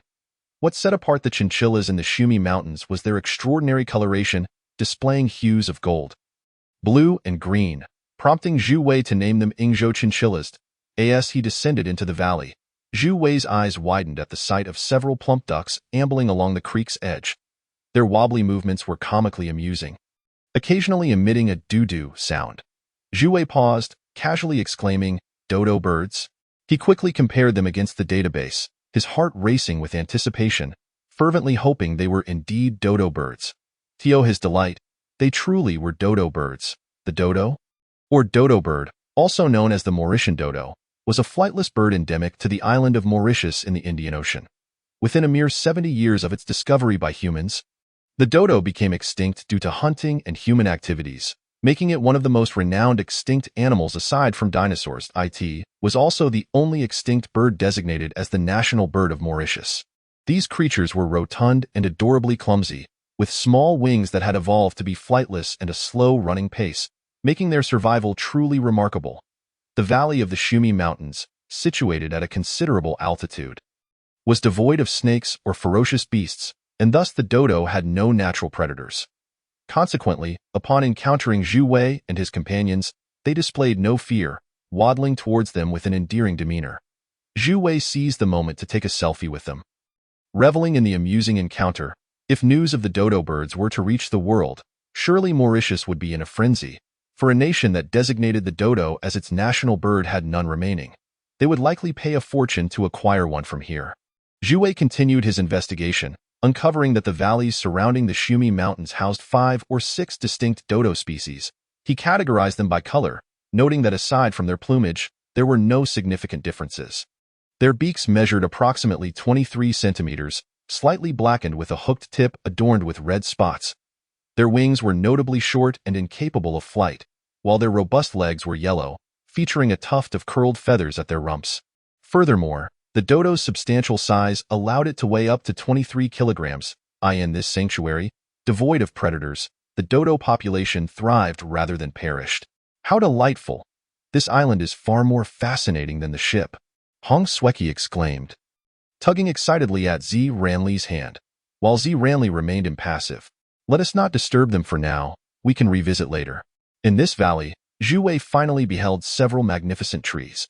Jiananzi remarked, Your Majesty, these are the trees of heaven and earth. Zhu Wei gazed upon the towering trees, reaching heights of 40 to 50 meters, their expansive canopies lush with foliage and bearing numerous fruits gradually turning yellow, each resembling the size of an egg. This tree must have a circumference that would require at least 20 people to encircle. Zhu Wei mused in awe. From the Mesozoic era to the present, these plants, as the earliest angiosperms, have existed for 300 to 400 million years. Like the ginkgo, they are true living fossils. No wonder there are so many ginkgo trees and coniferous species on this island. It turns out to be a veritable museum of prehistoric flora. As Zhu Wei pondered this, Jiananzi remarked, It is a pity that there are only 5 of these tiandi trees on the entire island. Zhu Wei nodded. I will find a way to protect them. He collected some fruits, leaves, and a small segment of branches from the tiandi trees, intending to study them upon his return.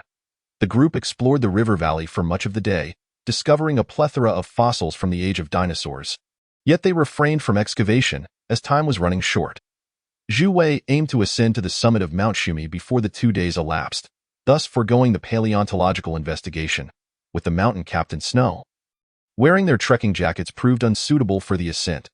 Consequently, the 3 adventurers donned combat gear, leaving only Jiananzi and Xiaohe behind, as there were no fearsome creatures in the valley, making Xiaohe sufficient for protection. This snug combat attire was surprisingly insulated against both cold and heat, ensuring comfort regardless of altitude. With this warm clothing, Zhu Wei and his 3 companions finally reached the pinnacle of Mount Shumi, the grand volcanic crater. From this vantage point, they could almost encompass the entire island within their view. What lay beneath the crater? Zhu Wei was eager to explore the depths of the volcano. Before the ascent, he had envisioned numerous possibilities. Perhaps it contained molten volcanic magma, a lush valley teeming with vegetation, or a celestial lake. However, what he found was a deep pit, several meters in diameter. Unfathomably deep, yet twinkling like a starry sky, resplendent with myriad colors. How marvelous! Is there a starry sky within the mountain? Zhu Wei mused as he examined the interior of the crater, only to find a blue data frame stating, Dormant volcano, housing abundant rare minerals. Startled, Zhu Wei activated his 6th assistant, inquiring urgently about the nature of these precious minerals. The assistant replied, upon inspection, the interior of the crater is rich in volcanic ejecta, with volcanic rocks being almost entirely utilizable mineral resources. Basalt can be employed for casting, while pumice, volcanic ash, and scoria serve as excellent filling materials for construction. If used to fill high-grade airports or stadiums, the quality would be significantly enhanced. Furthermore, high-quality cement also utilizes volcanic scoria as filler. Thus, nearly everything ejected by the volcano is of utility, particularly in non-metallic materials.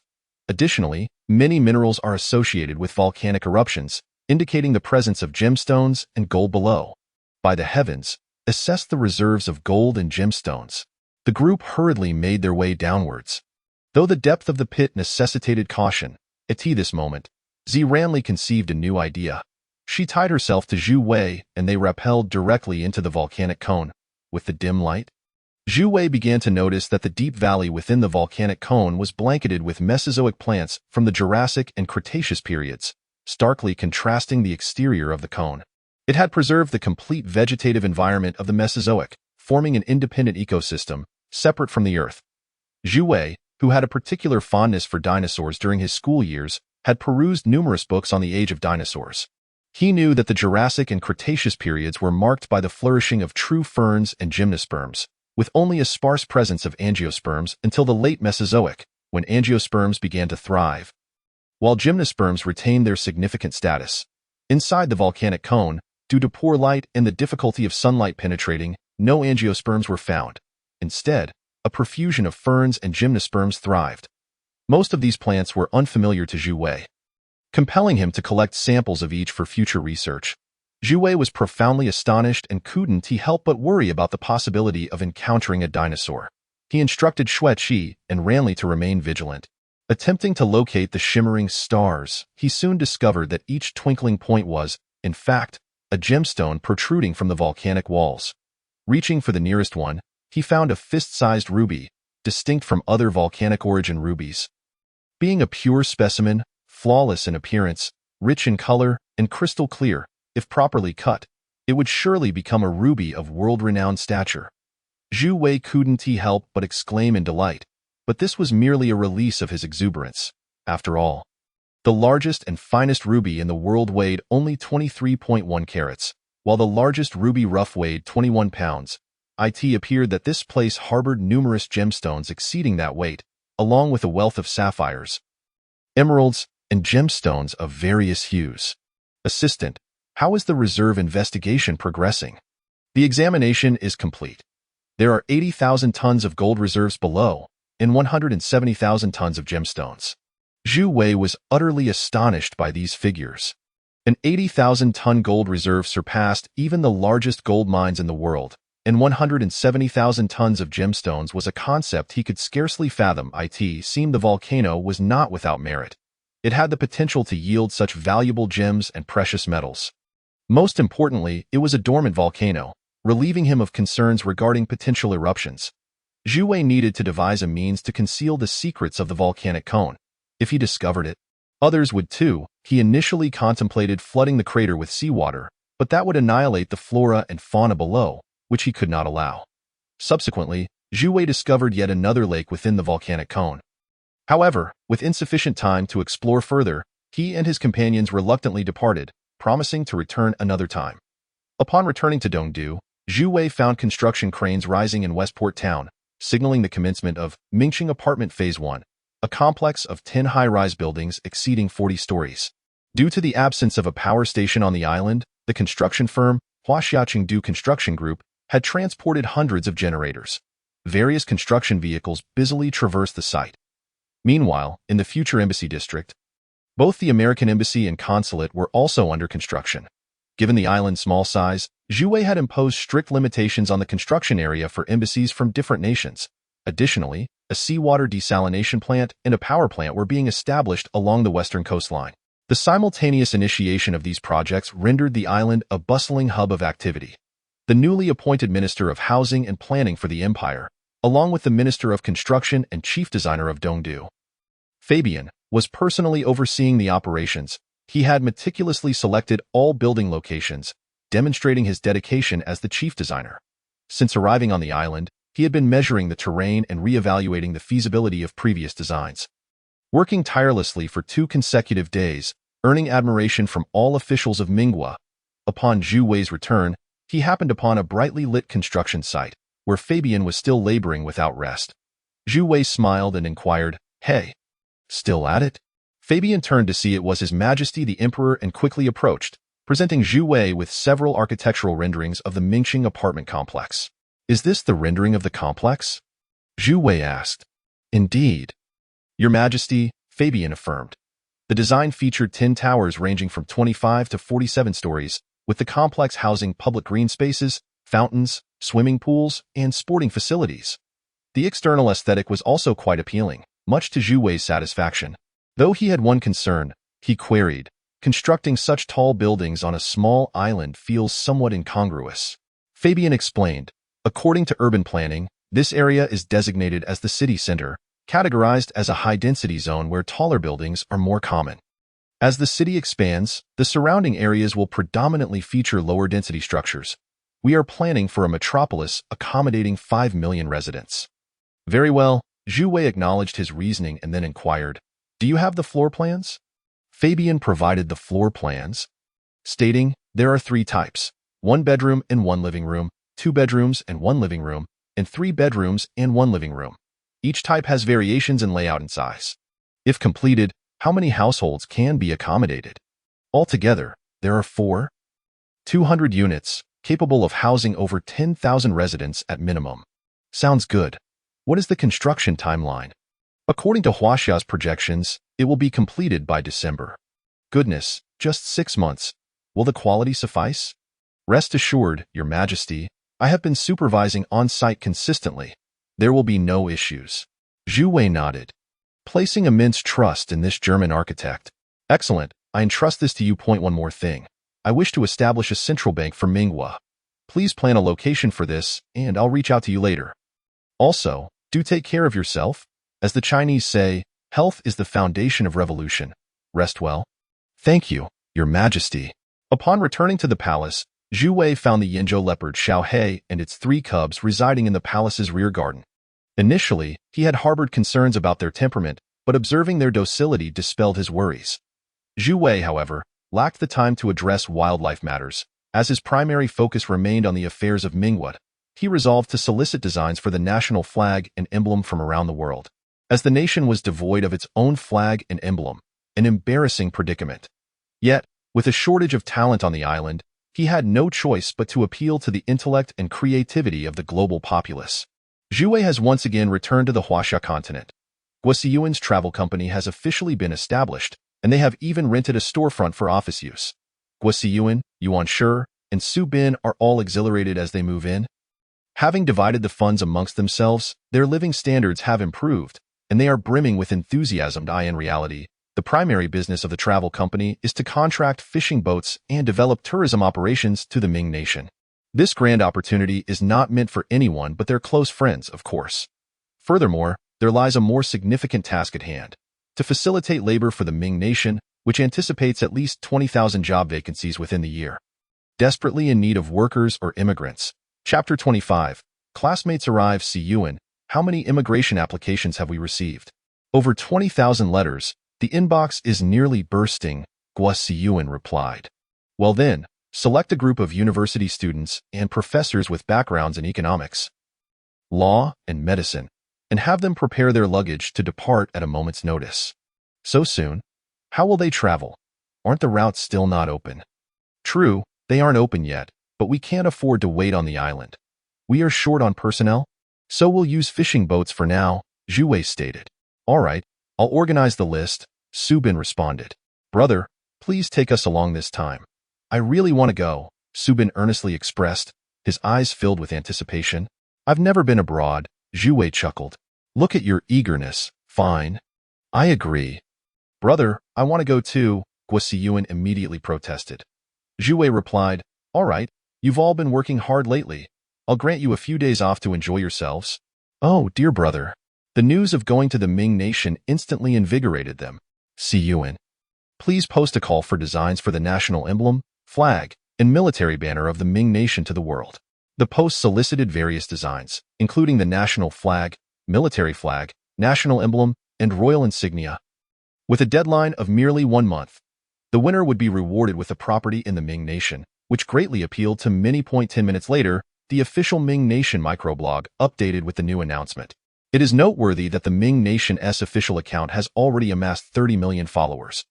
Within just 2 hours of posting, the news spread across all of China, prompting numerous designers to swiftly open their design software to create flags. At that moment, Zhu Wei's phone rang. It was Su Qingtao. Hello, old classmate. We are almost at Songhai Station. Where should we meet you? Su Qingtao inquired. Is it just you? Who are you with?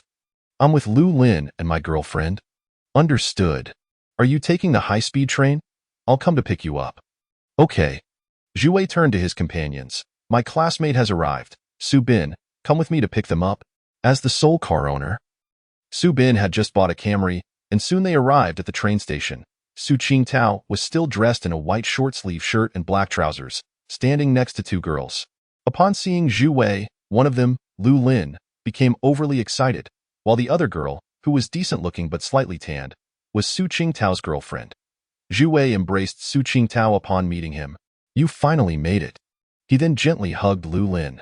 "We've been waiting for you for several days," Zhu Wei remarked. "Yes." The handover took a few days longer.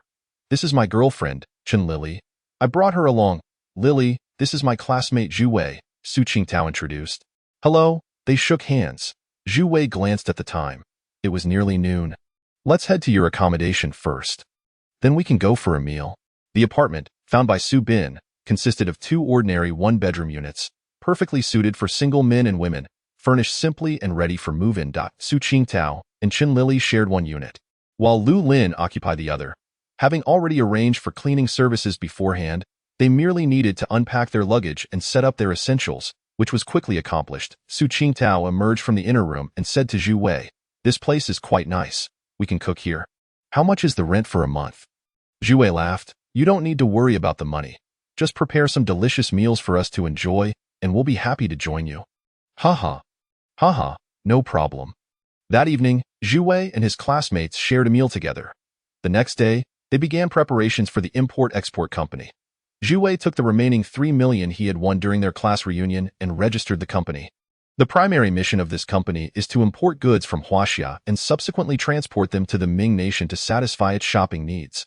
Additionally, they need to export products from the Ming nation back to Huaxia for sale. As Zhu Wei's connections with friends and family gradually became public, he worried that ill-intentioned individuals might investigate these two companies and trace them back to him. For safety reasons, he decided that the next step would be to relocate his mother. At least moving her to the island, where she would be under protective care and he could feel more at ease. Finally returning home, Zhu Wei found his mother still awake, watching television. Upon hearing the door, she came out to see him. "Why are you home so early today?" "Well, I missed you, so I came back." "Don't think of me. You should focus on finding a girlfriend at your age." "What is the rush about finding a girlfriend? Stop hiding it from me.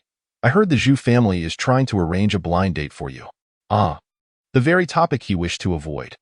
Zhu Wei felt quite conflicted. He certainly did not want to go on a blind date, but his mother had suffered too much. If he wanted to retaliate and reclaim what his mother lost from Zhu Junzheng, he must endure and be patient. However, going on a blind date would inevitably hurt Tang Siyan, and he was uncertain about her feelings for him. Yet, based on their current development, it was clear that Tang Siyan harbored some affections for him. "Mom, let us put the blind date issue aside for now. I have something more important to tell you." "What is it?" Zhu Wei revealed his secret to his mother, but for the sake of their safety. He refrained from mentioning anything about extraterrestrial technology, only stating that he had been chosen as the emperor of the Ming nation and had acquired a small island. Yun seemed somewhat incredulous. And Zhu Wei pressed, "Mom, do you not believe me?" "I believe you. So what are you trying to say?" Zhu Wei nodded. "Mom, I want to take you to live on the island. Don't suffer here anymore. It might be a bit rough at first as it's quite undeveloped, but I'll be by your side, and that will give me peace of mind. He will also be safer." Li Yun was a woman of great understanding. For many years, she had lived for her son, leaving her hometown without hesitation to follow him, knowing she could neither assist him nor be a burden. She said, "All right, as long as it's your decision, I will go." Zhu Wei smiled. "Great." With Li Yun's agreement to move to the island, Zhu Wei felt a wave of relief. At the GD television building, a young man sat quietly in the front row of the studio, patiently waiting until the recording concluded. The staff approached a white-haired guest wearing glasses and said, "Professor Lang, a young man wishes to speak with you." Professor Lang glanced at the youth standing in the front row and nodded. All right. Lang Haiping, 59 years old, hailing from Taoyuan, Taiwan, with ancestral roots in Weifang, Shandong, is a prominent scholar and economist from Taiwan. He has taught at several renowned business schools, including Wharton, Michigan State University, Ohio State University, New York University, and the University of Chicago, and currently holds the highest academic position as chief professor at the Chinese University of Hong Kong. "Hello, Professor Lang," the young man greeted politely. Hello. They shook hands. "I apologize for the inconvenience. I don't have much time as I have a flight to catch."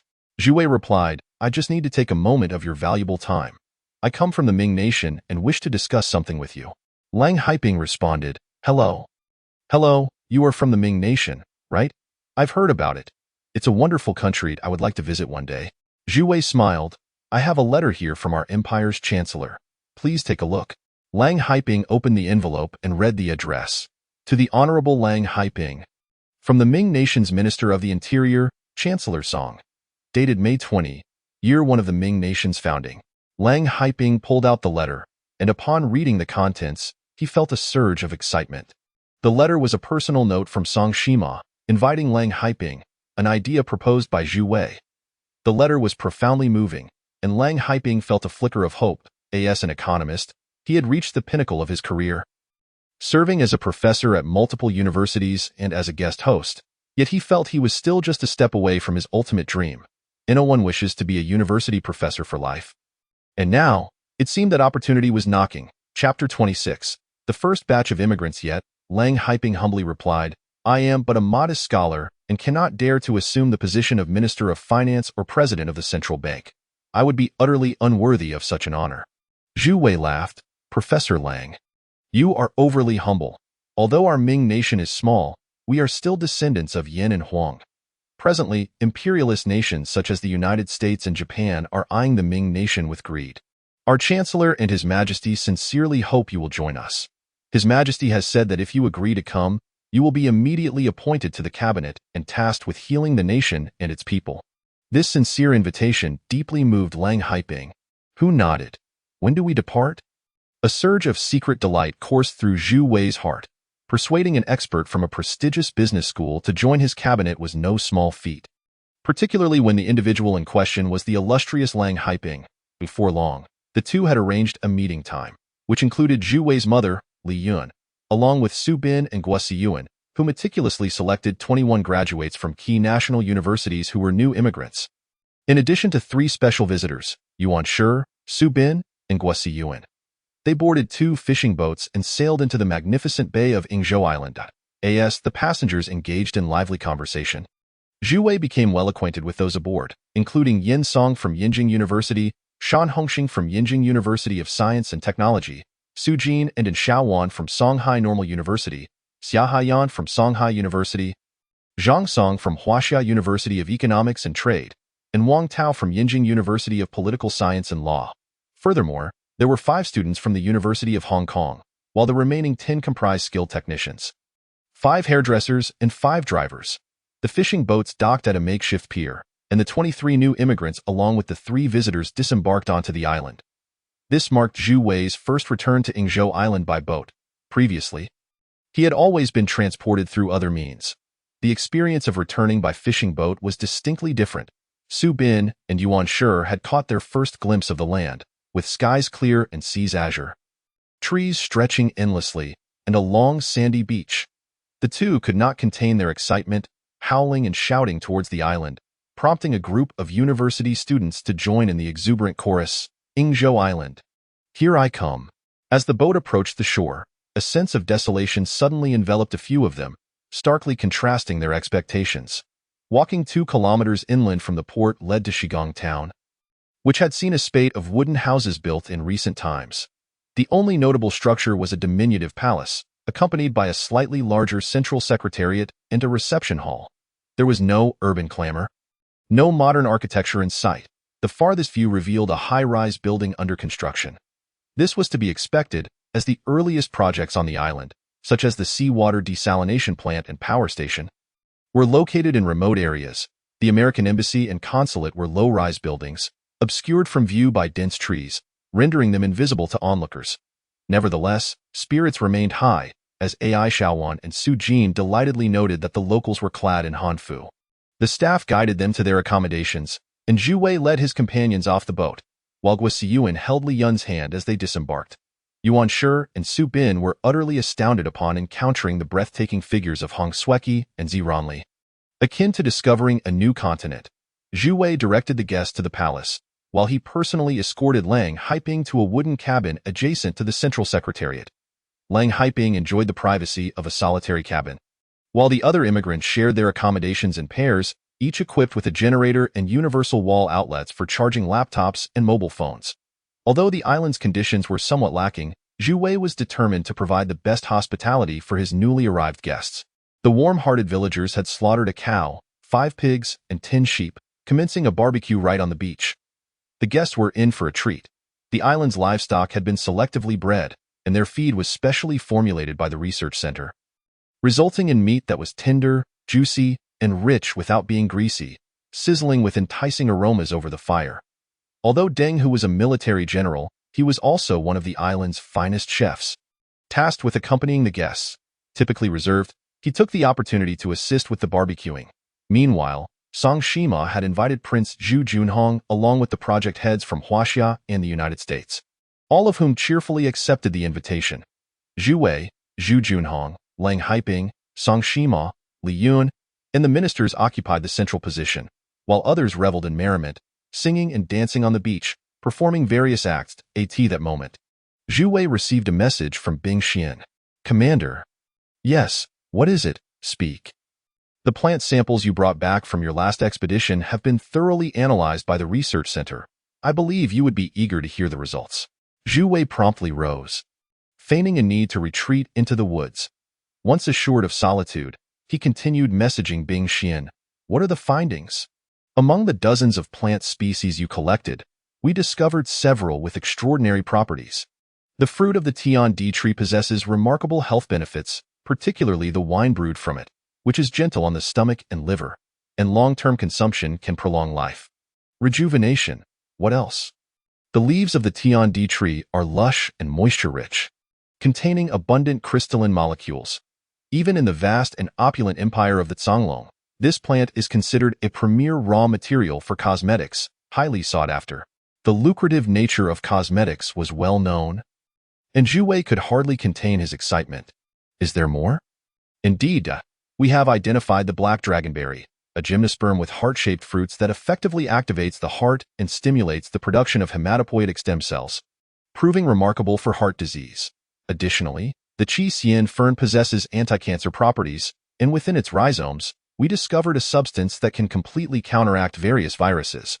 With genetic modification, it could neutralize the prevalent viruses in the world today. Zhu Wei was astounded. These plants were undoubtedly superior medicinal resources, and most importantly, they were unique to the Ming nation, thriving solely within the volcanic craters of Yingzhou Island. Even the Tian-di tree that grew outside was one of a kind in the world. Although their yield was minimal, Zhu Wei's ability to transmute materials meant that, given sufficient energy, these resources could be infinitely replicated. The future of biopharmaceuticals on the island held boundless potential.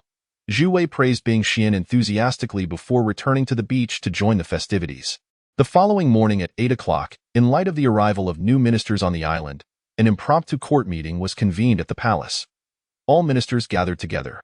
The Chancellor and Minister of State Song Shima, Minister of Agriculture Jia Chun, Minister of Justice Deng Hu, Minister of Civil Affairs Ma Hanqiao, Minister of Legal Affairs Luo Shan, Minister of Housing and Planning Fabian Heisenberg, Minister of Finance and Governor of the Central Bank Lang Haiping, and County Magistrate Su Dashan.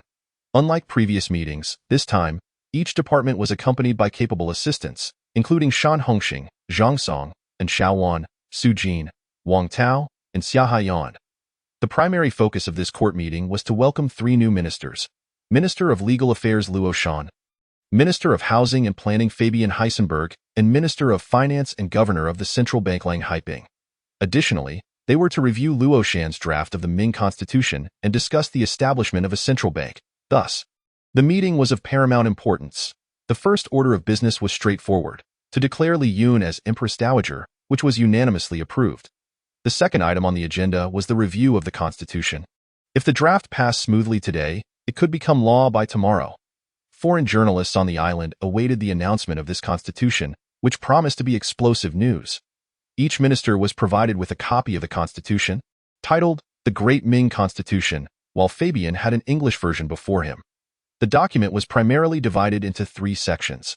The first delineated the emperor's powers, stating that the founding emperor was the reincarnation of the Jade Emperor, endowed with divine right, and that the Ming nation adopted a dual-system constitutional monarchy, with the emperor holding military authority and the right to preside over the central secretariat during extraordinary circumstances, as well as the right to propose and veto in the Ministry of Rights. The second section established Hanfu as the national attire, recognized traditional Chinese characters as the national script, and designated Mandarin as the national language, alongside the current calendar as the national calendar, among other provisions. Most significantly, it proclaimed the inalienable rights of citizens to wealth, freedom, and life, common phrases found in constitutions, essentially serving as the foundational laws passed down through generations, which were not to be altered. The third section regulated elections and the Ministry of Rights, which was easily comprehensible under Minister of Legal Affairs Luo Shan's explanation, leading to unanimous approval of the bill. However, a preamble was still required, traditionally composed by the emperor and the chief editor. Zhu Wei and Luo Shan were not particularly adept at classical prose, so they composed a simple version, entrusting the newly arrived graduate from Huaxia Normal University, Su Jin, to refine it. The subsequent discussion revolved around matters concerning the central bank and commercial banks. Zhu Wei remarked, "I am not well versed in central banking and macroeconomic issues. Perhaps Professor Lang could enlighten us."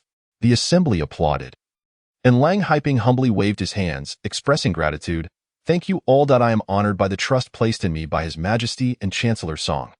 However, I assure you, I will do my utmost to assist the Ming nation in achieving economic and fiscal independence." Another round of applause followed. Lang Haiping continued, "First, let me pose a question. Currently, the money we possess on the island is in US dollars and soft currencies, correct? I have heard that we still utilize copper coins. What I wish to convey is that copper coins can no longer serve as currency. Money has transitioned to paper, and in the future, it may not even be paper, but merely a string of numbers, credit currency, if you will. However, we cannot directly use American and Huaxia currency for transactions. We lack the authority to issue our own currency, preventing us from grasping our economic pulse. Currency cannot simply be printed at will, as that would inevitably lead to hyperinflation, would it not?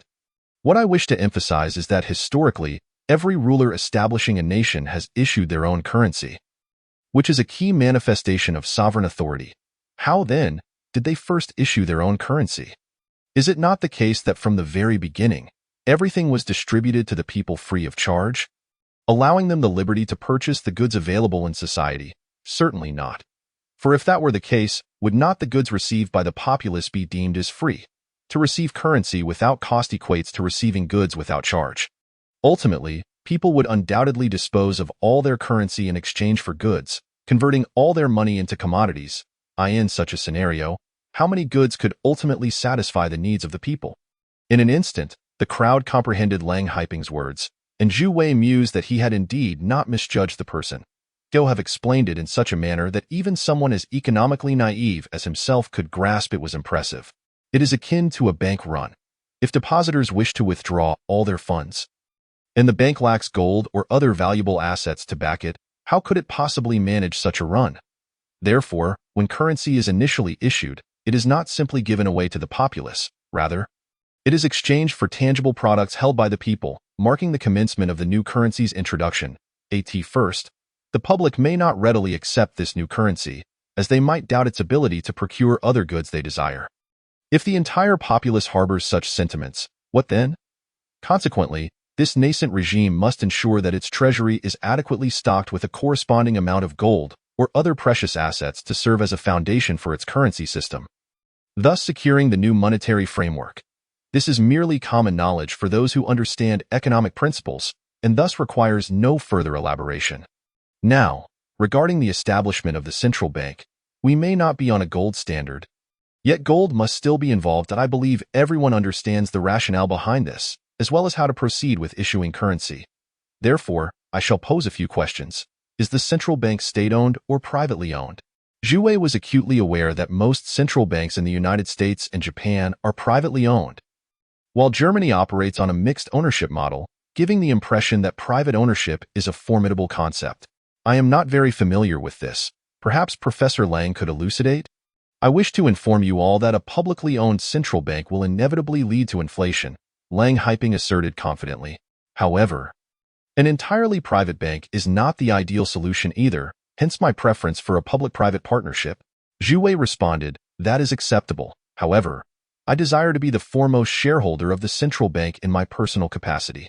Rest assured, I shall not interfere with its operations. Lang Haiping chuckled, behold, and yet you claim to be economically inept, Very well, I shall take charge of this matter. However, I must declare in advance that I am without funds. Zhu Wei feigned innocence. Yet I can provide 2 million Spanish gold coins, which collectively weigh nearly 1 ton, in addition to 5 million taels of Qing dynasty silver and 4 million silver coins. All of these were originally mine and shall now constitute my share. Lang Haiping replied, that is more than sufficient. Having these gold and silver reserves is adequate for issuing new currency. But how much does the national treasury hold? Zhu Wei replied, the treasury possesses $100 million in American aid, along with 5 billion soft currency from Huaxia. Lang Haiping stated, then I shall prepare for this endeavor. Zhu Wei nodded and said, concerning infrastructure development, our progress in the eastern capital is far too slow. We are in need of a Minister of Commerce to negotiate partnerships with international enterprises, and we are also short on funds. Does anyone have any suggestions? Lang Xianping responded, this is indeed a necessity. Why is that?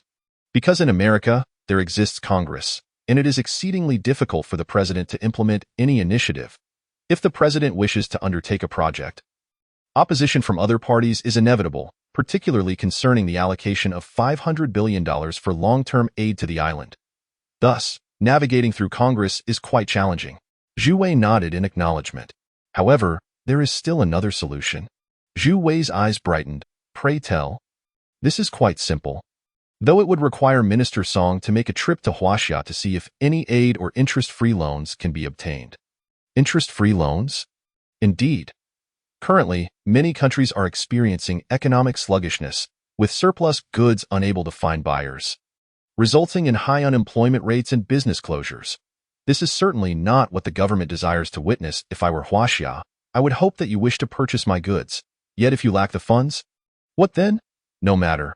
I shall lend you the money so that you can buy my products. In this way, I can sell my goods while you are obligated to repay me. Zhu Wei considered this a commendable approach.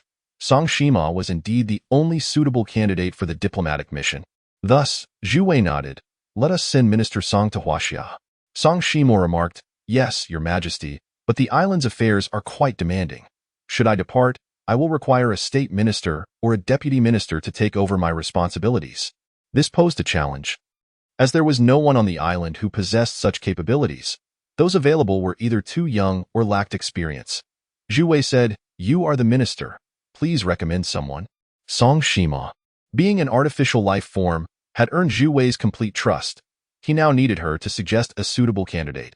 Song Shima replied, I recommend Zhang Song from Huaxia University of Economics and Trade to serve as Deputy State Minister, responsible for international affairs on my behalf. Additionally, I propose Yin Song from Yingzhou University and Xia Haiyan from Songhai University to take on the roles of Minister and Deputy Minister of Commerce, respectively. As for who will be the primary or secondary, we shall conduct an examination. Zhu Wei marveled at Song Shima's boldness in appointing these inexperienced individuals. However, he could not undermine the authority of the minister and thus promptly agreed, very well. Establishing the Ministry of Commerce is a positive development. Let it be so. As he sent a message to Song Shima inquiring why Zhang Song, an economics student, had been appointed to such a crucial role, he quickly received a response. The minister responsible for international affairs must possess an understanding of economics. Otherwise, engaging in political discussions with foreigners would leave us vulnerable to exploitation. Thus, I have assigned Zhang Song to this position.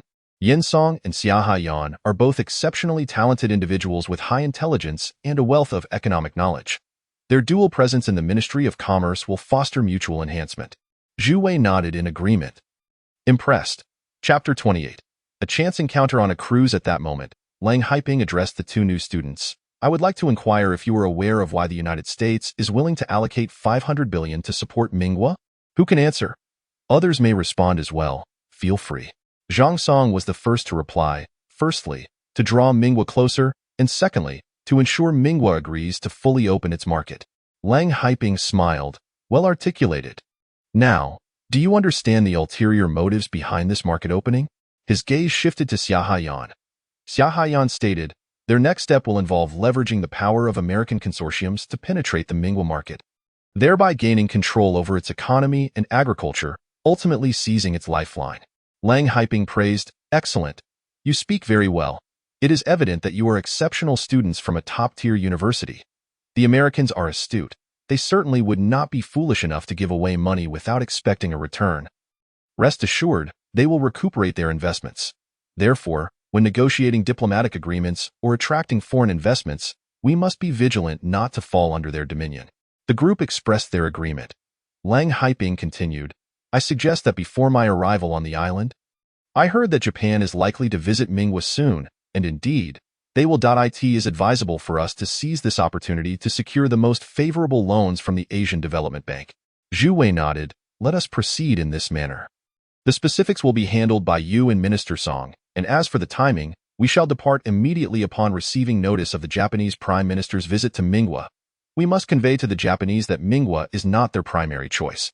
We need them to adopt a more humble approach in negotiations. Finally, the meeting concluded. Zhu Wei felt overwhelmed thinking about the nation's affairs. The country was currently lacking in both funds and personnel.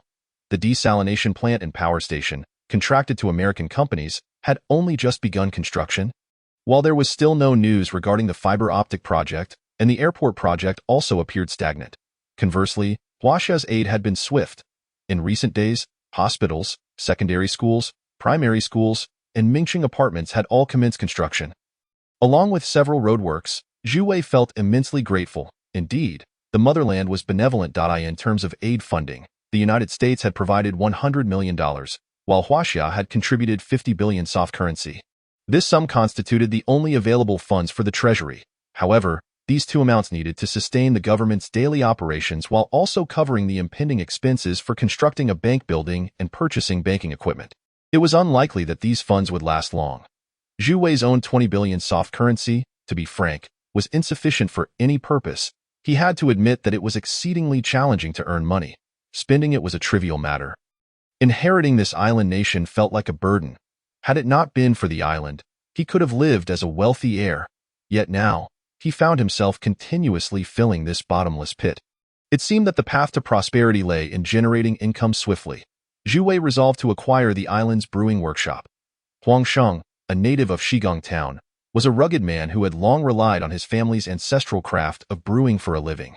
However, due to the small population of the island and their general disinterest in alcohol, his life had always been quite frugal. Recently, he had heard about job openings at a foreign construction site and sought to apply, only to find that they were only hiring experienced workers, compelling him to return home in disappointment. One day, as Huang Sheng was brewing in his home, brooding over his circumstances, he suddenly heard a voice from outside. Is that you? Sheng? Huang Sheng emerged from his humble abode and, to his surprise, found the former village head, the Minister of Agriculture, and the Agricultural Secretary, Jia Chun, accompanied by a guest at his dwelling. Who might this be? Huang Sheng had never encountered this individual on the island. Jia Chun responded, What are you dawdling for? This is an esteemed guest. Quickly fetch a chair and prepare some tea. Flustered, Huang Sheng hurried to make the necessary arrangements. As the two men settled into their seats, the young man smiled and introduced himself. I am Zhou Wanliang, the owner of Tianyi Liquor Company. Jia Chun elaborated. Oh, what exactly is a liquor company? Huang Sheng inquired. Somewhat bewildered, Zhou Wanliang, one of the new immigrants hailing from Shanghai and an alumnus of Hong Kong University, had been selected by Zhu Wei to serve as the CEO of the Tianyi Liquor Company, the first enterprise of the Ming Royal Consortium, tasked with establishing a distillery in Ming. Eager to embark on his new venture, Zhou Wanliang's first order of business was to seek out Huang Sheng, the custodian of the ancient brewing techniques. After a lengthy explanation, Zhou Wanliang finally grasped that Huang Sheng was the proprietor of a significant distillery. Zhou Wanliang directly proposed to Huang Sheng that he join Tianyi Liquor Company as a master brewer, overseeing the operations of the distillery, offering an annual salary of 10,000 guan. 10,000 guan. Huang Sheng nearly drooled at the prospect and promptly agreed upon hearing such enticing news. Subsequently, the site for the distillery was chosen. Given that the southern part of Dong'an County was earmarked for future high-tech industrial development, it was determined that the distillery would be established there in accordance with Zhu Wei's directives.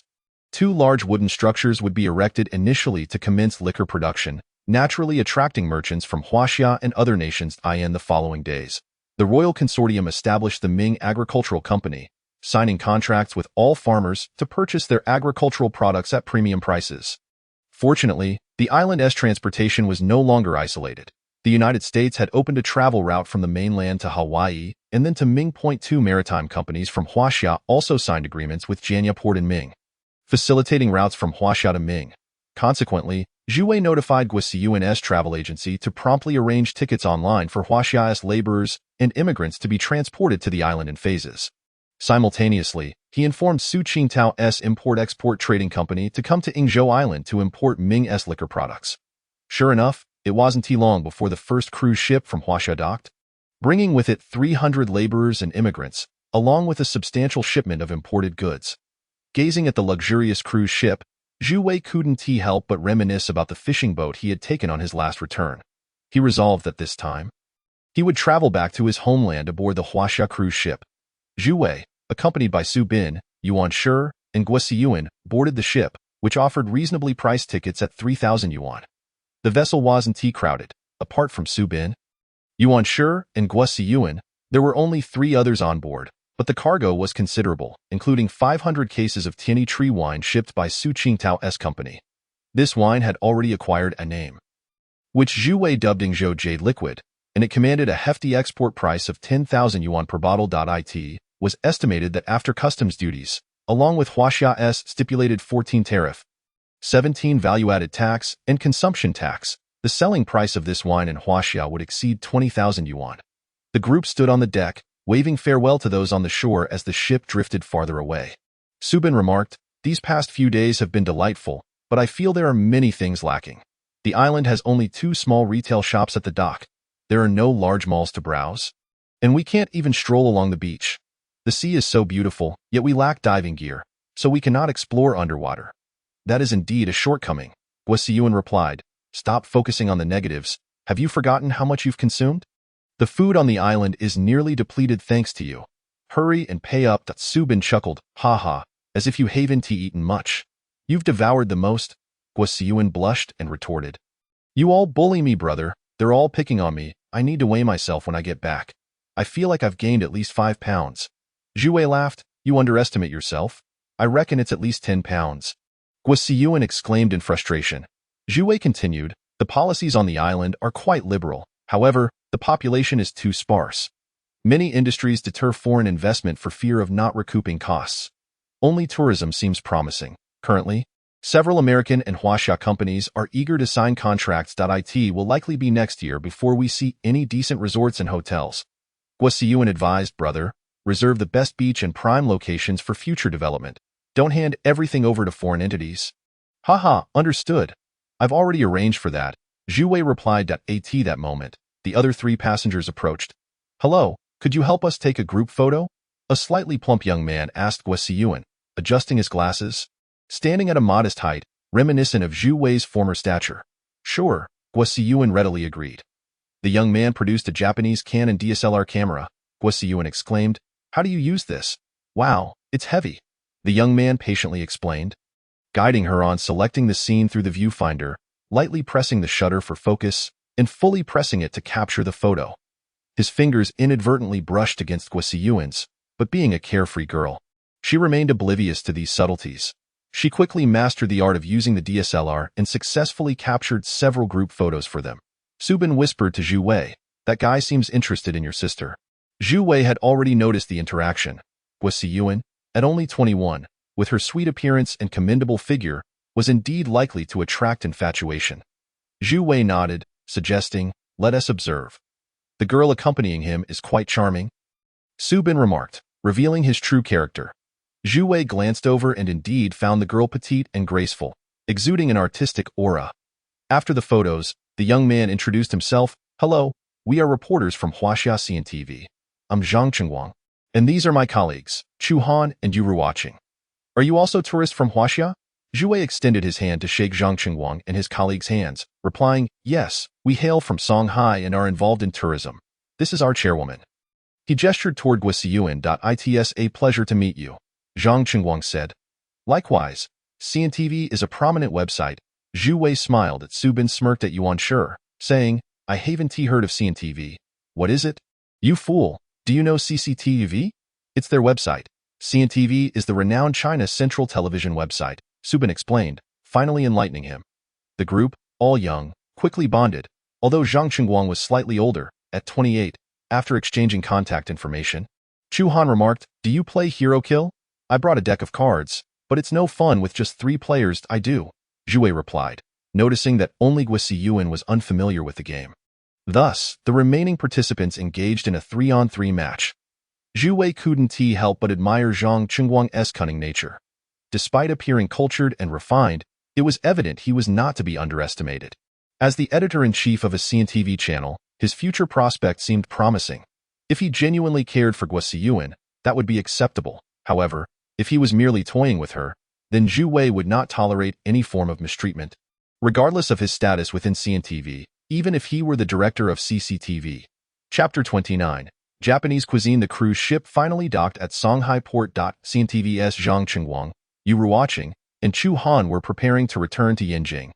After exchanging contact details, Zhang Qingguang suggested, "As we're about to part ways, it's a pity to leave without a proper farewell. Since we made some good friends, why don't I treat everyone to a meal?" Before Zhu Wei could respond, Su Bin eagerly interjected, "Sure, now that we're in Shanghai, I want to let you spend your money. I'll cover this meal. I know this place well. Just tell me what you'd like to eat, and we'll go." Zhu Wei instantly understood and smiled. "Let us go then. Since you're not in a hurry, we can spend the night here and take a stroll along the seaside square." Seeing no objections from the group, they proceeded to book hotel rooms, while Zhu Wei found an excuse to step out, longing for a return visit. That moment, he missed Tang Siyan dearly. Although they had kept in touch via WeChat, their face-to-face encounters had been far too infrequent. He picked up his phone and dialed a familiar number, but ultimately decided against it, opting instead to hail a taxi directly to the hospital where Tang Siyan worked. Tang Siyan stood at the reception desk, clad in a pristine white nurse's uniform, topped with a nurse's cap, and sporting a pair of white sneakers, waiting for her shift to end. Suddenly, her eyes were covered by hands. "Who is it? Stop fooling around. I'm at work," Tang Siyan exclaimed in surprise, instinctively sensing it was a man. This overly familiar gesture was quite inappropriate. She couldn't recall being so close to anyone. "Guess who I am?" Zhu Wei chuckled. "You're asking for trouble, Zhu Wei." Tang Siyan forcefully pulled his hands away and playfully punched his shoulder twice. "Attempted murder of your husband." Zhu Wei exaggeratedly clutched his arm. "I am at work. Have you lost your mind?" Tang Siyan scolded, glancing around to ensure only a few patients were present. "What time do you finish? Let us have dinner tonight." "Not interested," Tang Siyan replied. "Oh dear. It has been quite a while since we last met. Do grant me the pleasure of your company, for I have just returned from abroad, you know? If not for my sake, then at least for the sake of Japanese cuisine. Do indulge me." Zhu Wei began to play coy. Tang Siyan replied, "I am not here for the allure of Japanese food. This is merely a token of compensation for the mental anguish you caused me earlier. If the dean were to catch wind of this, I would be in deep trouble, especially since I am merely a temporary staff member." Zhu Wei chuckled, "Let him see. If he dismisses you, I shall provide for you. I do not require your support. Perhaps you should consider how to sustain yourself instead. I am like a fish, needing not money for sustenance, but rather the water you provide." Zhu Wei jested. "Oh my, cough cough, how utterly cheesy." Tang Siyan laughed. That evening, in a private room at the finest Japanese restaurant in Shanghai City, Yuan Shi, Su Bin, Guo, and 3 friends from CNTV were already seated. The decor was both ancient and noble, indicating that the proprietor had invested considerable effort into the ambience. "Where is Zhu Wei?" Zhang Qingguang inquired, scanning the room but not spotting him. "Oh, he went to fetch his girlfriend," Guo responded with a smile. "Zhu Wei has a girlfriend now. How delightful. What about your girlfriends?" Yuruwatching asked. "Me? We are all still single," Su Bin lamented.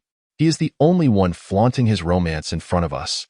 You all should hurry and find partners," Yuruwatching laughed. Just then, Zhu Wei entered the room with Tang Siyan. "Welcome, welcome." Everyone stood up in respect for the beautiful lady. "Wow, she is stunning," remarked CNTV reporter Yuruwatching.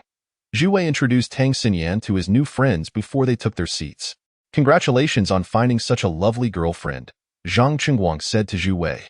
As Zhu Wei was grinning widely, he suddenly felt a sharp pinch on his thigh. Turning around, he saw Tang Siyan twisting his leg, a mischievous smile on her face. Zhu Wei quickly took her small hand in his. Attempting to quell her playful torment, it was the first time he held her hand, feeling its coolness and delicate softness. As she tried to pull away, Zhu Wei's heart raced, and he held on tighter. Haha. Look at them. Is this really how you show affection? Guo noticed the interaction. Zhu Wei glanced at Tang Siyan, whose face had turned crimson, her beautiful eyes glaring at him, her expression reflecting anger. Startled, Zhu Wei swiftly released her hand. Come, let us eat. Just then, a waitress in a kimono entered to serve the dishes, and Zhu Wei encouraged everyone to dig in. Although it was Zhu Wei's first experience with Japanese cuisine, the friends from Yingzhou seemed to relish it, especially since the seafood was reputed to be exceptional, fresh, and delicious, not to mention the impeccable atmosphere. They ordered 2 servings of sashimi, 1 of salmon belly, 2 servings of sweet shrimp, 2 of foie gras, 2 of large conch, 1 grilled beef tongue, and 1 grilled silver cod, along with some sake. The total bill exceeded 2,000 yuan. Zhu Wei couldn't help but exclaim about the exorbitance of it all. Zhang Qingguang remarked, Zhu Wei, the moment I met you, I felt you were genuinely good people. It was a pleasure to meet you all. Let us raise a glass. Zhu Wei nodded. We feel the same. It is indeed rare for 2 groups of Chinese to meet on foreign soil. Cheers. Unlike the last gathering where they merely sipped, this time Zhu Wei truly indulged in the sake. Initially, it tasted bland. But as he consumed more, the true flavor began to reveal itself, and soon, everyone was feeling a bit tipsy. After the meal, Subin suggested a stroll in the square, which received swift agreement from their Yingzhou friends. Zhu Wei turned to Tang Siyan. Are you in a hurry to head home? Shall we take a walk together? Not at all. I haven't been here in ages, she replied. Thus, Zhu Wei and Tang Siyan walked at the back of the group. You were quite bold earlier, Tang Siyan remarked sharply. What do you mean? Zhu Wei asked. You just... Tang Siyan hesitated. You mean when I held your hand? You noticed that, did you? Did you tell them I'm your girlfriend? Haha, it wasn't me. It was everyone's wishful thinking. Okay. But what? But your hand is rather smooth, Zhu Wei laughed. Get lost. Tang Siyan playfully punched him a few times. Chapter 30. American Policy in the White House. Obama had just finished reading a nearly 20-page report concerning recent developments in Yingzhou. One notable point was the upcoming visit of the Yingzhou Prime Minister to Huaxia. Moreover, intelligence suggested that Yingzhou's leaders were quite dissatisfied with the pace of American initiatives. This visit may serve purposes beyond mere observation. It could bring a substantial order to Huaxia and secure a significant amount of interest-free loans, outcomes that the United States would prefer to avoid. Yingzhou's primary dilemma lies in its unique geographical position. Should it ally with Huaxia, it could enable Huaxia to breach the first island chain. Conversely, if Yingzhou were to forge an alliance with the United States, it could become part of the second island chain, effectively constraining Huaxia's influence while also curbing Japan's rapid development. Although Japan is an ally of the United States, its swift growth has made it less compliant recently, prompting the U.S. to consider measures to rein it in. Obama certainly did not underestimate Yingzhou. Despite its current weakness, it possesses rich underwater resources. Should it begin exporting oil and natural gas, it could potentially become affluent within a decade. The Democratic Party, which Obama represents, has consistently opposed tax cuts for oil companies to promote renewable energy and assist Yingzhou in exporting its limited oil and gas while simultaneously advancing the U.S. renewable energy sector. While this may incur some economic harm to the U.S., it would be minimal, as Obama did not believe that such a small country could produce significant oil. Thus, the economic detriment Yingzhou could impose on the U.S. would be negligible compared to the benefits reaped from nurturing and eventually exploiting Yingzhou, which aligns with U.S. interests. Furthermore, the Republican Party would be unable to oppose this strategy, as doing so would cost them considerable support from American business interests eager for new economic growth, which Yingzhou could provide. Ultimately, whether Yingzhou leans left or right is a matter of American strategy. Once the U.S. meticulously prepares and deploys its approach, Yingzhou could become a pivotal piece in America's return to the Asia-Pacific region. If it can transform Yingzhou from a fledgling ally into a loyal partner, it would be an unparalleled success. With this in mind, Obama summoned the White House Chief of Staff, stating, I wish to meet with the Republican leaders. Meanwhile, a new day dawned in Shanghai City as office workers commenced their day, and Zhang Qingguang's group departed from the city. ATCUN travel agency. Receptionist Zhao Xiaowen arrived late and was hurriedly applying makeup when Zhu Wei walked in. Zhao Xiaowen quickly stood up and asked, Sir, How may I assist you? I am looking for Gua Siyuan, Zhu Wei replied. Oh, you mean Manager Gua? She is in a meeting upstairs. Let me contact her for you. Zhao Xiaowen promptly took action. Are you planning a trip to Minghua or seeking employment? Our travel routes are solely to Minghua. I am aware. I am neither traveling nor seeking employment. I am her brother. Zhao Xiaowen refrained from further inquiries, saying, You may go right up. I will accompany you.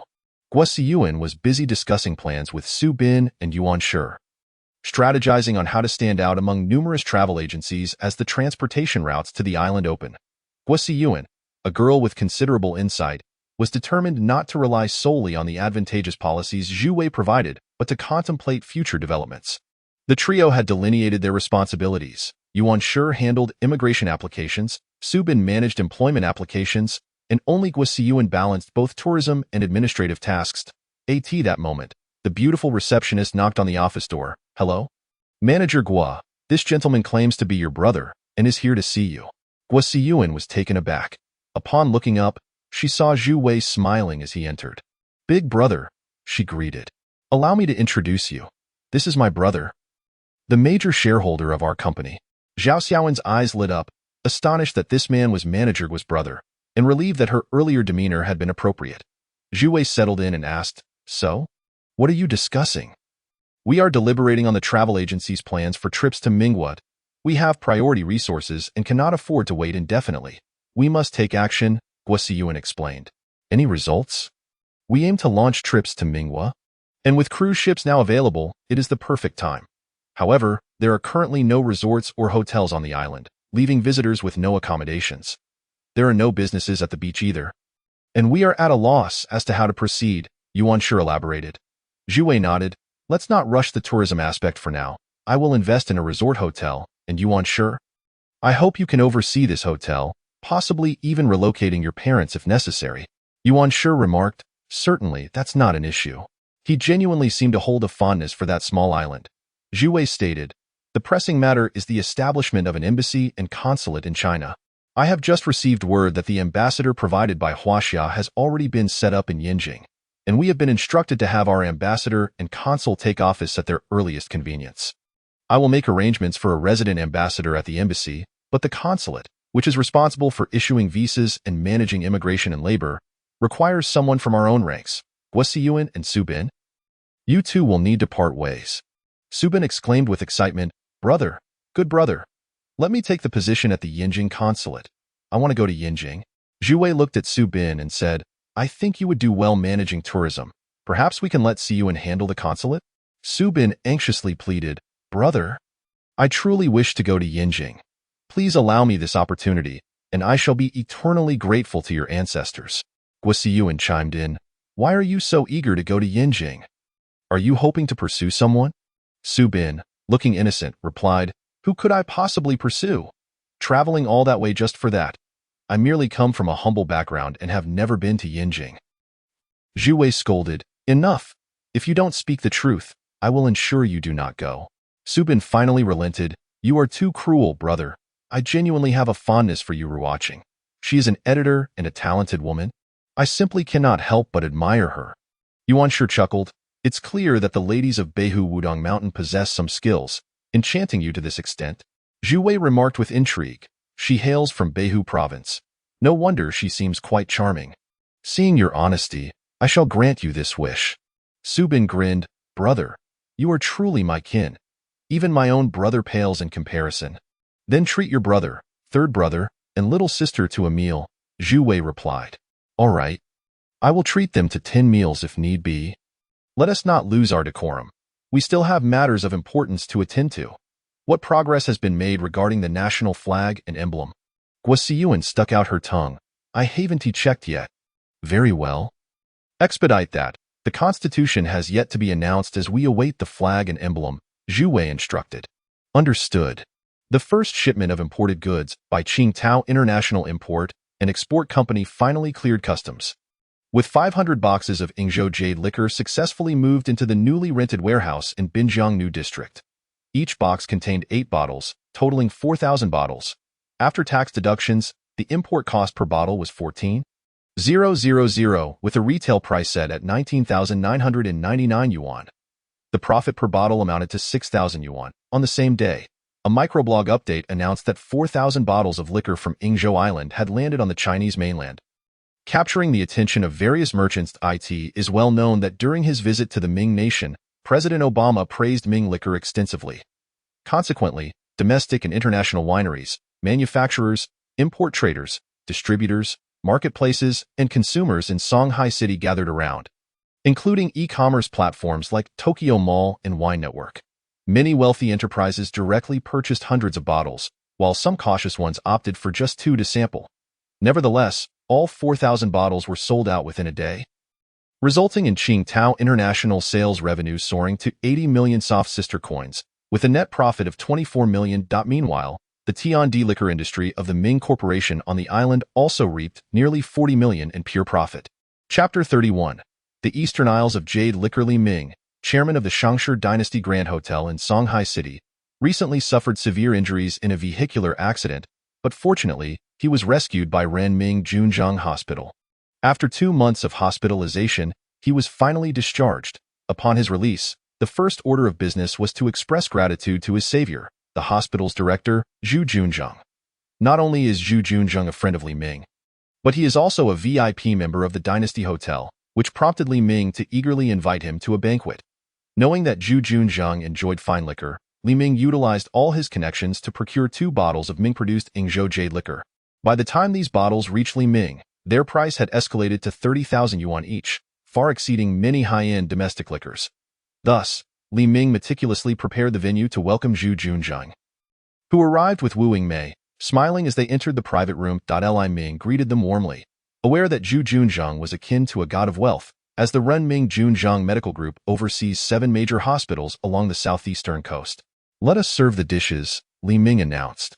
Soon, a variety of dishes adorned the dining table. Li Ming picked up a bottle of liquor and cheerfully said, "Zhu Gu, see what I have here." Zhu Junjiang examined the packaging closely. Although he had encountered countless wines, he had never seen such simple cardboard packaging, adorned only with the traditional characters Yingzhou jade liquor. As he opened the package, he revealed a beautifully antiquated glass bottle, similarly inscribed with the same 4 characters. "What kind of liquor is this? I must admit I have never tasted this before." "Ha ha ha, Zhu Gu. To be honest, this liquor is imported from overseas, and there are only 4,000 bottles nationwide. I managed to acquire 2 bottles, and today, in gratitude for your life-saving efforts, I have brought them out for us to sample." From Ming? Zhu Junjiang, despite his years of dedication to medical work, had heard of Ming and Yingzhou, particularly given the significant buzz surrounding them. Indeed, President Obama has praised this liquor highly. "Come, let me pour you a drink." Li Ming cheerfully opened the bottle, instantly filling the air with an unprecedented aroma that was both intoxicating and invigorating, causing Zhu Junjiang to perk up. "This liquor is incredibly fragrant." "Indeed, it is fragrant. I must confess, this is my first time encountering it and opening the packaging," Li Ming said, pouring a glass for Zhu Junjiang and another for Wu Yingmei. Although Wu Yingmei did not drink, she was curious about the delightful scent and allowed her glass to be filled to the brim. "Let me take the first sip. This drink is one of gratitude, of friendship, and of blessings. First, I thank Zhu Gu for saving my life and pulling me back from the clutches of death. Secondly, I hope our friendship grows stronger and deeper, much like this liquor. Lastly, I regret missing your wedding due to my hospitalization. This drink is a blessing for your everlasting happiness together. Let me take a hearty sip." Li Ming, the hotel owner, delivered a heartfelt toast, prompting Zhu Junjiang to give a thumbs up as he drank a generous gulp.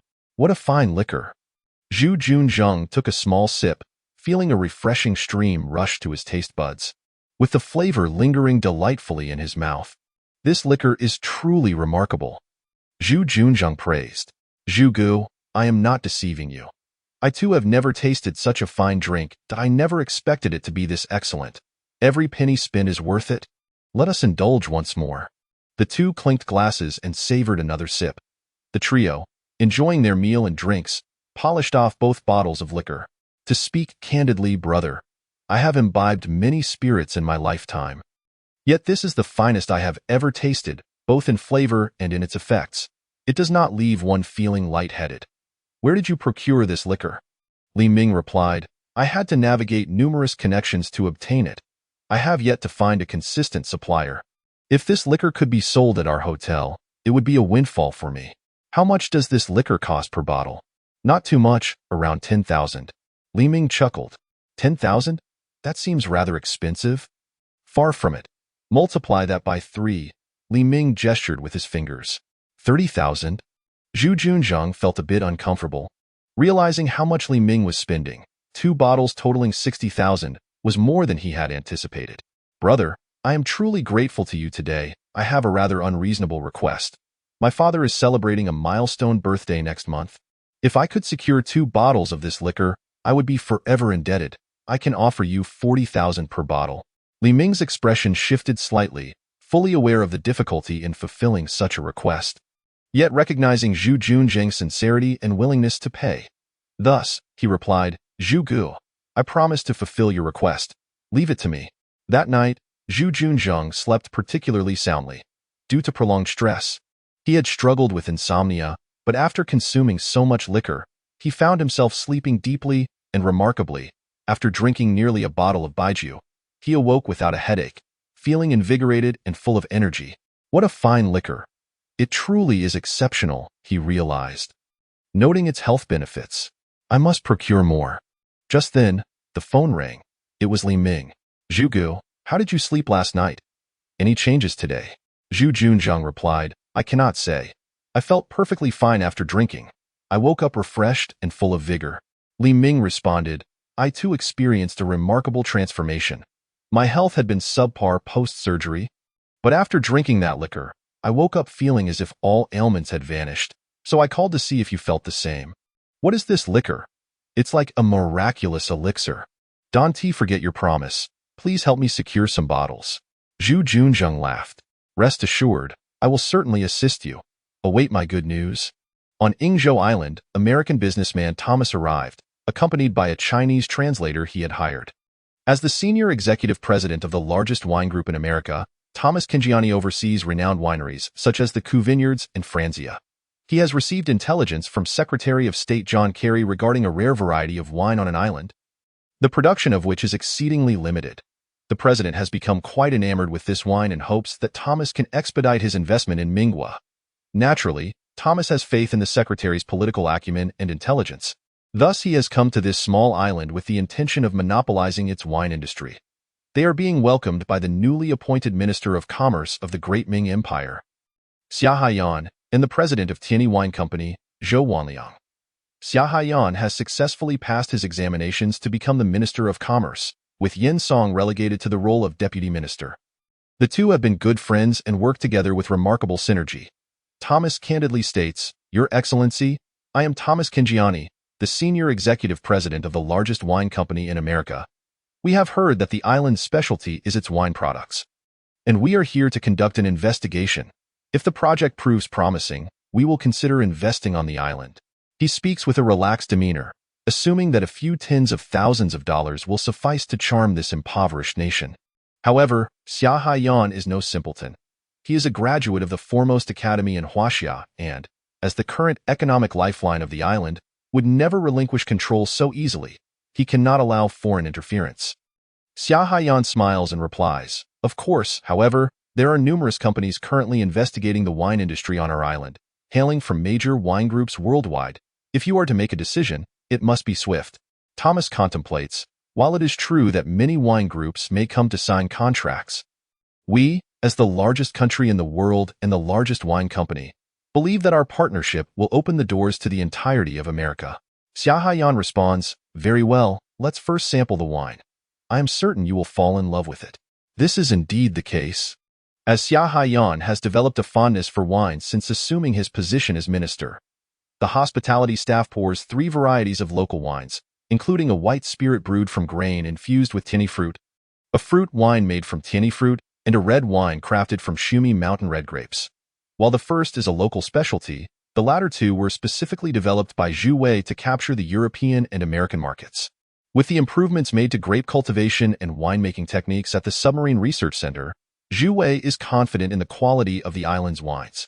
Please, Zhou Wanliang invites. Thomas, who is not particularly interested in the white spirit, opts for the red wine as his first choice. The chief sommeliers from his company don white gloves and raise their glasses to savor the wine. "Oh my God!" exclaims one sommelier after tasting. "Is there truly such exquisite red wine in this world?" Another sommelier nearly drops his glass in excitement, confirming, "It is simply marvelous. This wine is extraordinary." The sommeliers unanimously declare this to be the finest red wine in the world, far surpassing even America's own Cabernet Sauvignon. Thomas, being a seasoned sommelier himself, is profoundly impressed. He continues to sample the fruit wine, which he finds equally delightful, while the white spirit speaks for itself. Although he seldom drinks white spirit, the substantial Chinese population in America suggests that bringing these three wines back would undoubtedly solidify the dominance of his company. Zhou Wanliang smiles, inquiring, "So, how do you find the wine?" Thomas responds, "Indeed, it is splendid wine.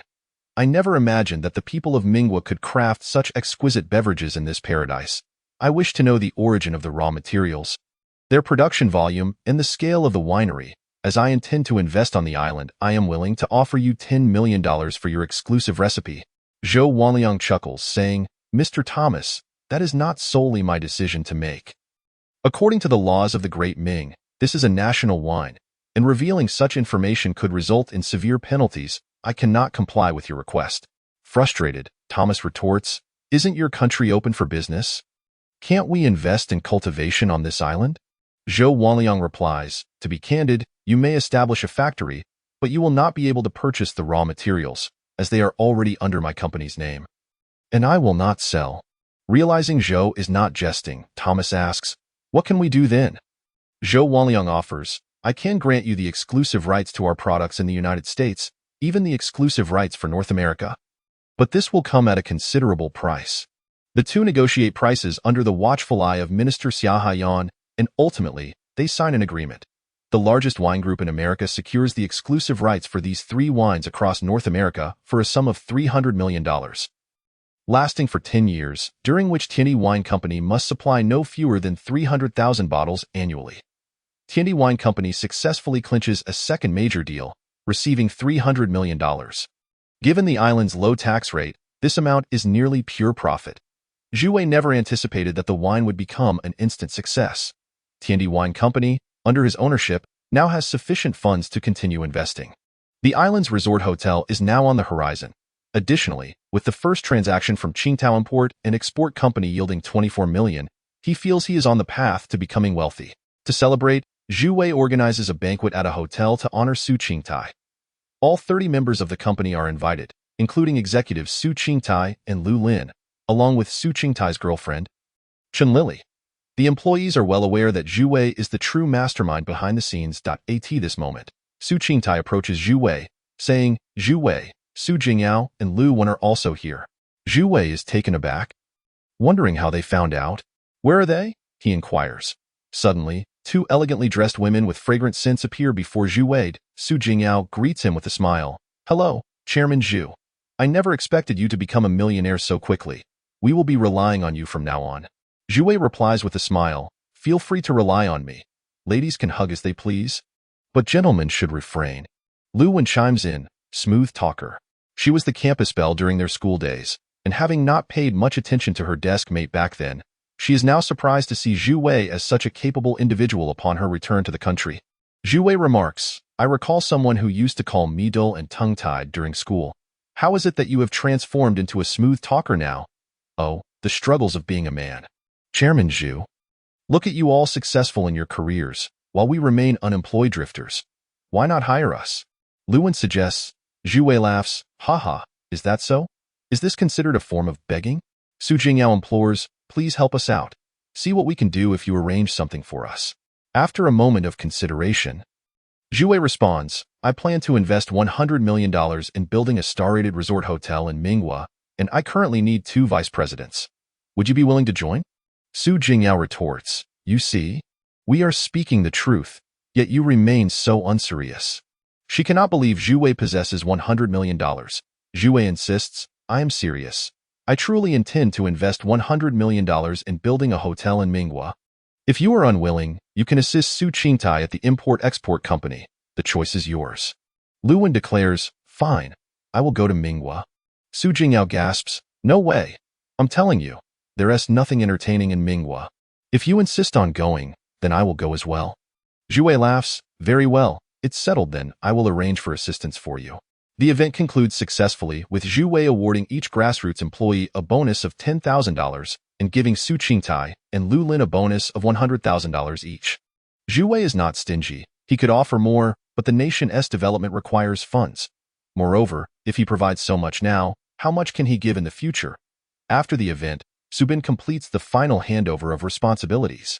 He has recruited 3,000 retired soldiers who will serve as mercenaries for the Minghua. Once this task is done, he will transfer the recruitment of laborers to Guosiyuan. Su Bin will then board a plane to Yingzhou, where he will assume the role of consul general of the Minghua's consulate in Huaxia. The next day, in a small schoolyard beneath the Xiaocang Mountain in Shanghai City, 3,000 retired Huaxia soldiers gather in the square, resting and chatting as if in military training, seated in orderly formations. The school is currently on summer break, so they are temporarily using the playground. These individuals have been recruited by Su Bin, with the recruitment notice clearly stating the need for 3,000 professional soldiers, specifically retired Huaxia veterans aged between 20 and 35, in good health. Su Bin is now introducing Zhu Wei to two special talents. This is Mr. Zhu Wei, our supreme commander of this troop and the behind-the-scenes boss of our unit, so you must fully comply with his command. After introducing the commander, Su Bin begins to present the two instructors. These two are the instructors we have engaged. Su Bin introduced, Zhu Wei observed the two instructors. One was a tall, lean figure, embodying the quintessential characteristics of a Huaxia soldier, with resolute lips and an air of cold authority that exuded both dignity and decisiveness. The other was a robust American man, clad in a camouflage vest, exuding an aura of inscrutability. Chapter 33, Achievements of the Visit to Huaxia. This is Instructor Chao Wei, aged 28, hailing from the Huaxia Special Forces, known as the Dragon of Huaxia. He excels in shooting, hand-to-hand combat, assassination, and demolition techniques, in addition to skills in driving, photography, eavesdropping, communication, swimming, skiing, climbing, parachuting, reconnaissance, search and rescue, among other tactical proficiencies. He is also knowledgeable in disease prevention and the identification of edible wild flora and fauna, as well as the languages and customs of designated operational areas. He has represented Huaxia in various domestic and international special forces competitions, achieving commendable results. And this is Instructor Jason, age 35, a veteran of the U.S. Navy SEALs, proficient in all aspects of amphibious reconnaissance and assault. Alongside advanced parachuting techniques, he has participated in conflicts in Iraq and Afghanistan, and was personally involved in the mission to eliminate Osama bin Laden. Zhu Wei nodded and shook hands with the two Special Forces operatives, stating, both the American and Huaxia soldiers possess unique strengths and specialties. From now on, you will engage in cross-training, and the security affairs on the island will be entrusted to you.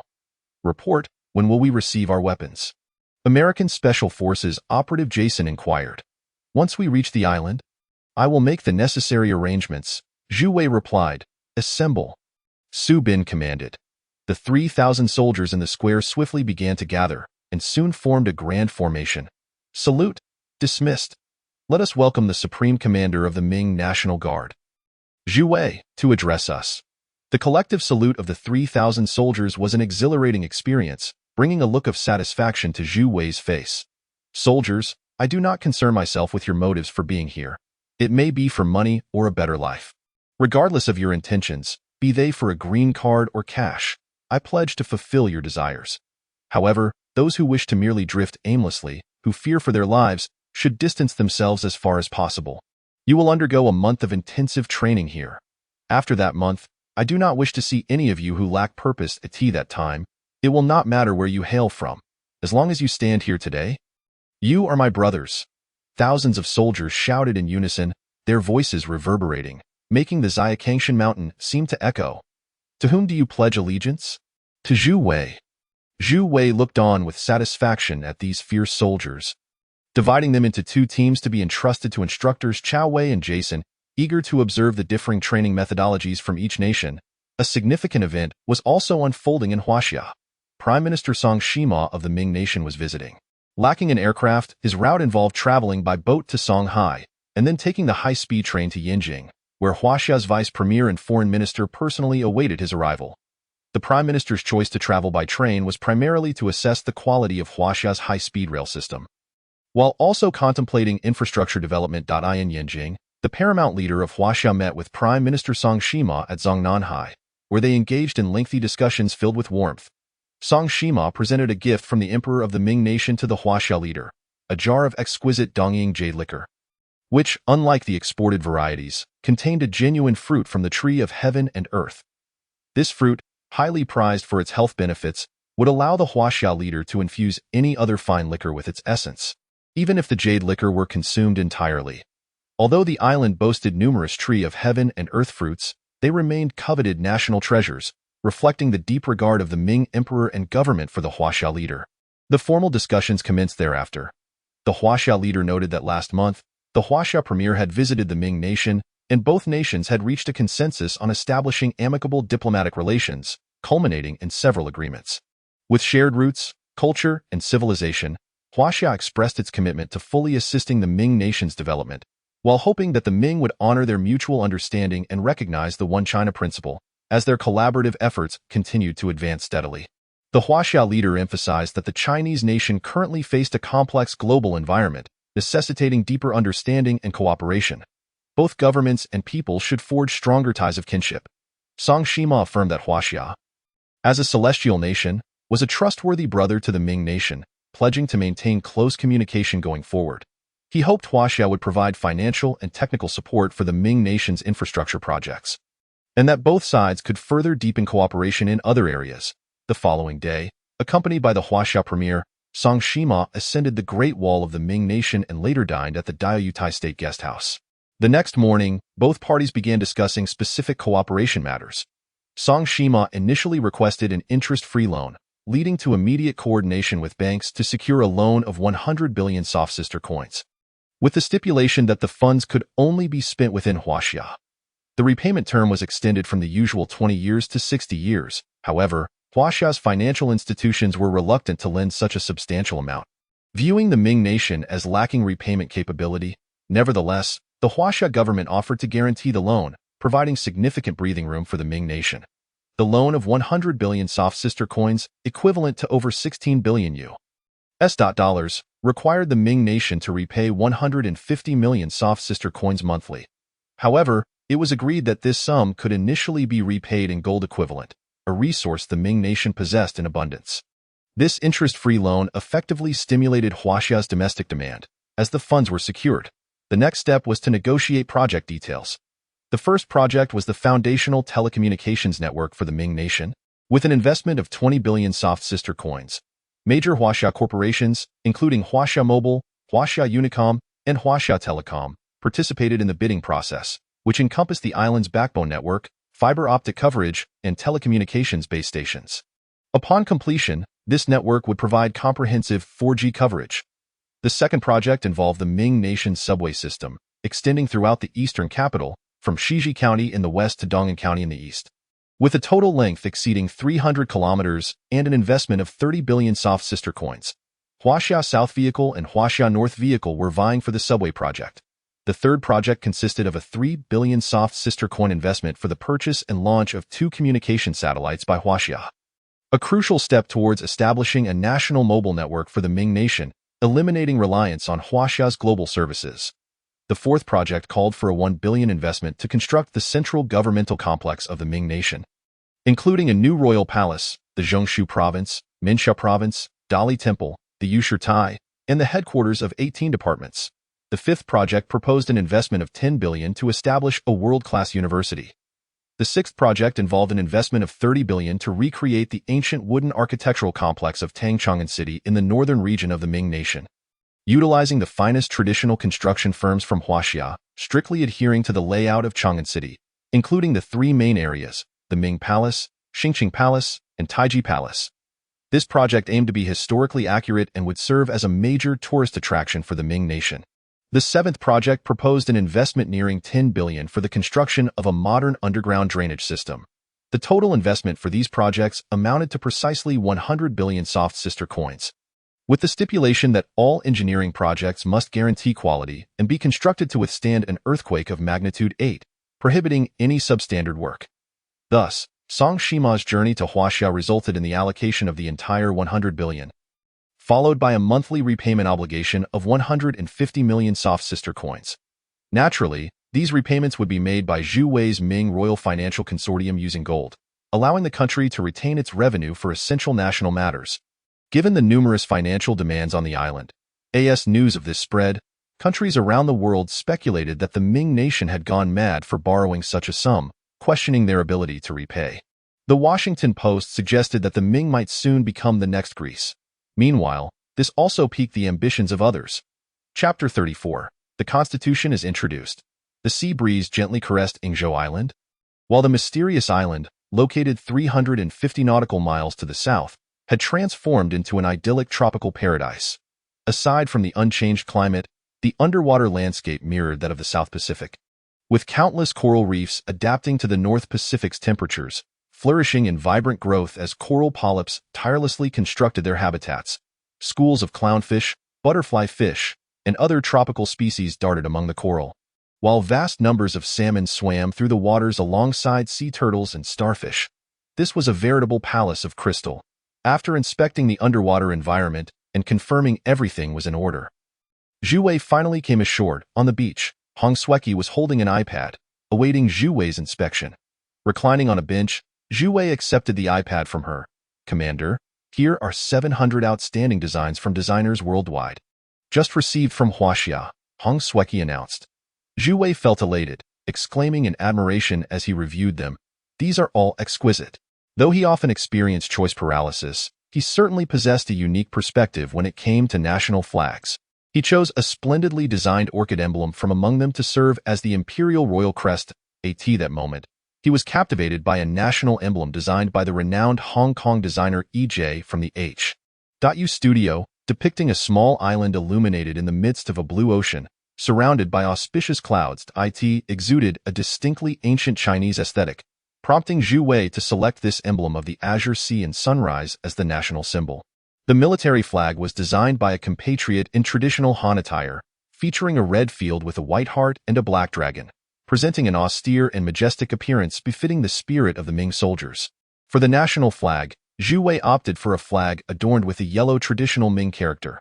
Though simple and unadorned, it carried a profound historical weight, evoking a sense of ancient Ming nostalgia within him. Zhu Wei promptly finalized the design, and thus the national flag of the Ming nation was officially born. "Sweki, please send this draft to the Ministry of State Affairs. Whatever needs to be written into the Constitution should be inscribed, and whatever is to be printed on the currency should be printed," he instructed. Soon after, the Ming nation announced the winning news on various platforms such as Weibo, Twitter, Facebook, and YouTube, notifying the 4 authors that they would each receive a residence in the Ming nation, still under construction. Furthermore, they informed other distinguished designers who did not win that they were all eligible for immigration to the Ming nation. Zhu Wei's phone rang. Upon answering, he discovered it was Su Bin, who was now the consul general of the Ming nation's consulate in Huaxia, having achieved his desired position. The consulate held substantial authority, fully responsible for safeguarding the rights of Ming nationals in Huaxia, as well as issuing or renewing passports for citizens of the Ming nation and visas for foreign nationals. Unlike embassies, consulates focused solely on civil matters. Embassies were typically under the direct oversight of government and diplomatic departments, while consulates operated under dual leadership from the diplomatic department and the respective country's embassy. Many nations only established embassies and did not set up consulates. The establishment of a consulate and its level of authority were protected by the Vienna Convention on Diplomatic Relations, which included diplomatic immunity. Another well-known yet often overlooked function was that diplomatic missions, especially military attaches, frequently engaged in, directed, or supported intelligence activities for their home country and the host nation. At present, the Ming nation was still modestly staffed, with only Su Bin dispatched, who had temporarily recruited a few Huaxia staff members in Yingzhou. Su Bin stated, "Elder brother, I have arrived in Yingzhou. I just attended the welcome ceremony yesterday, and today I plan to explore a bit." Zhu Wei jokingly admonished, "You only think about wandering around, I must tell you. Do not get too caught up in leisure and romance, or you will neglect your duties." "Rest assured, I will fulfill my responsibilities diligently," Su Bin replied. Zhu Wei cautioned, "Let me be frank, do not become overly complacent. You represent the image of the Ming nation, embodying its values. Before long, I will establish an inspectorate dedicated to holding officials accountable for negligence and misconduct, as well as instituting the Jinui, an internal police force. Be cautious. I do not wish for my closest friends to fall into my own traps, do you understand?" Su Bin felt a tightening in his chest. After 2 blissful days, he was abruptly brought back to reality. Surely not. Is it that severe? It must be stringent. Nowadays, it seems 1 or 2 individuals can constitute an entire department or company, each wielding considerable assets. I must conduct regular audits and investigations, nipping any misconduct in the bud. The Ming nation is founded upon law, and I hope those close to me do not fall victim to my own measures. Su Bin finally grasped Zhu Wei's formidable nature. Yet he recognized the truth in Zhu Wei's words. Zhu Wei was generous to his brothers, promising to build villas on the island and offering lucrative salaries. It would indeed be remiss not to work diligently under such favorable conditions. Their original plan to visit the Great Wall and tour the Forbidden City was promptly scrapped. On August 1 SD, the long-awaited constitution of the Ming nation was finally unveiled. This legal document, formulated by the Ministry of State Affairs, was hand-signed by the Imperial Emperor and the Chancellor, sealed with a jade seal, and declared effective. The Constitution was acknowledged as a sacred law, resonating with the ancestral family codes in Huaxia's history. The sanctity of this document was defined as being above all else, inviolable and absolute. The Ming nation's constitution garnered the attention of governments worldwide, attracting interest from various factions and religions, including legal professionals. It could be said that this constitution focused the eyes of the world upon it. Major global media outlets stationed on the small island transmitted the original text of the Great Ming Constitution back to their respective countries. On the same day, prominent media such as the Associated Press, Bloomberg, Reuters, Agence France-Presse, Huaxia New Summer Society, and Kyoto News disseminated the news alongside the full text of the Ming nation's constitution. The emperor's preface was first refined by Su Jin to evoke a timeless quality. Imperially composed preface to the Great Ming Constitution. I have heard that the people are of utmost importance, the state second, and the ruler is the least. I have also heard that although Zhou was an ancient nation, its mandate was renewed. Since ascending the throne, I have remained vigilant. I have endured hardships, relying entirely on the governance of my beloved ministers and the capabilities of the people. As the cycles of fortune shift, the tides of the world are ever-changing. It is said that a mighty nation is founded upon the principles of republicanism, enriching the populace and strengthening the nation. In ancient times, Yu and Shun abdicated in favor of others, and I aspire to emulate this. However, the masses cannot be left without a leader. The imperial lineage is bestowed by divine mandate. It is fitting to implement a dual monarchy system. Ensuring that all citizens are treated equally, I hereby delegate the power of governance to the Ministry of State Affairs and the authority to advise and critique to the Ministry of Appointments. I command a certain minister to draft this constitution, bestowing great grace upon the realm, unalterable for millennia. I urge the populace to unite in purpose, embrace the times, and together foster peace. All military and civilian personnel must deeply comprehend my intent. I solemnly instruct. Following this was the ministerial preface by Luo Shan, stating, "Heaven bless the Ming. I respectfully note that in the first year of the foundation, the emperor's virtuous rule has inspired diligence and care for the people, establishing the state through culture and martial prowess, revitalizing the grand enterprise, ensuring harmony and tranquility, achieving lasting merit. Now, the emperor's benevolence is profound, emulating Yu and Shun, entrusting governance to the Ministry of State Affairs and the authority to advise to the Ministry of Appointments, implementing a democratic system to benefit the populace and fortify the nation, avoiding the chaos wrought by power-hungry ministers, and ensuring the succession of the rightful lineage. We ministers have received the decree to draft this constitution and announce it to the world. May the emperor's robust health bring eternal blessings to the people." On the last day of July in the first year of the foundation, Minister of Justice Luo Shan respectfully prefaces. The content was unequivocal. The empire would adopt a dual constitutional monarchy akin to the Prussian and Meiji Japan systems, also known as an enlightened monarchy. The emperor of the Ming nation was the reincarnation of the Jade Emperor, the supreme ruler, commander of the armed forces, spiritual leader, and symbol of all citizens. The emperor could appoint the chancellor to exercise his powers on his behalf. issued decrees directly to the Ministry of Appointments, and possessed veto power over any decrees passed by the ministry. The emperor established a hereditary system while simultaneously implementing the crown prince system in the Eastern Palace, solidifying the emperor's supreme authority. Next came the legislative framework. The Ministry of Appointments did not implement an election system for officials. The populace could only elect representatives, who were limited to legislative duties, with all official appointments requiring the chancellor's and emperor's approval. However, the empire's fiscal and judicial powers remained independent, with the Chief Justice holding the same rank as the Chancellor. In Shanghai City, a grand seaside residence nestled among lush greenery spanned a vast area. Although the estate lacked high walls and electric fencing, it was still well guarded, equipped with various advanced security systems. Within a 5-kilometer radius, over 600 surveillance cameras were strategically placed, and the security personnel were all highly skilled. This was the home of Zhu Junzheng. Standing within a large room, Zhu Junzheng faced an elderly man in his 70s. Despite his white hair and beard, the old man exuded an aura of authority without raising his voice. "It seems the other party is becoming a bit impatient," he remarked, eyes closed, casually toying with a cane. "It appears we may need to increase our personnel at home and in the hospital," he continued. "What's the matter? Has your courage dwindled?" The old man opened his eyes, a glimmer of sharpness evident within them. "Rest assured, as long as I am alive, they will not dare to act. Indeed, Father, Shengguang is now quite capable, while Shengguan," Zhu Junzheng hesitated. "Shengguan still requires further training. More training will only make him a lamb in a greenhouse, destined to be devoured sooner or later," the old man replied. "What about Zhu Wei?" Zhu Junzheng pondered for a moment before responding. "Zhu Wei graduated from university not long ago, lacking social experience, yet he sometimes acts impulsively out of loyalty. I fear he may not be suitable. Perhaps we should send him abroad.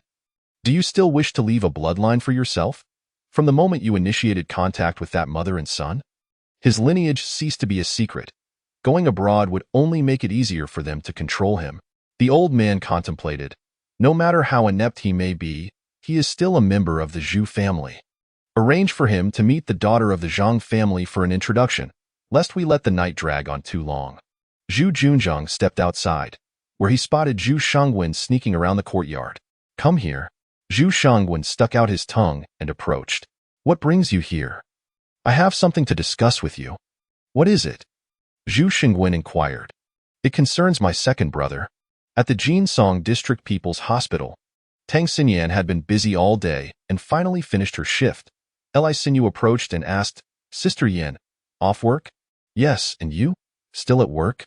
Tang Siyan inquired. "I'm done. Shall we leave together?" Li Xinyu suggested. "Sure." The two changed out of their uniforms and exited the hospital.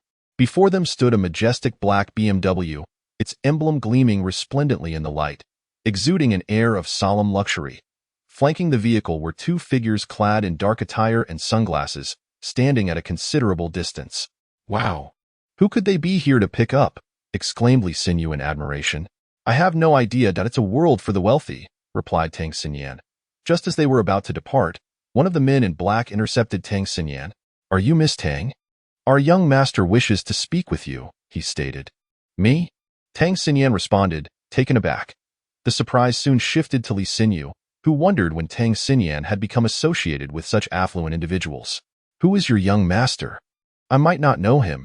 Perhaps you have made a mistake," Tang Siyan inquired. "There is no mistake. Our young master is named Zhu Shengguang, the elder brother of Zhu Wei," the man in black replied. The name resonated within Li Xinyu's mind, stirring a mix of confusion and intrigue. Wasn't Zhu Wei an only child? How could there be an elder brother, especially one so wealthy?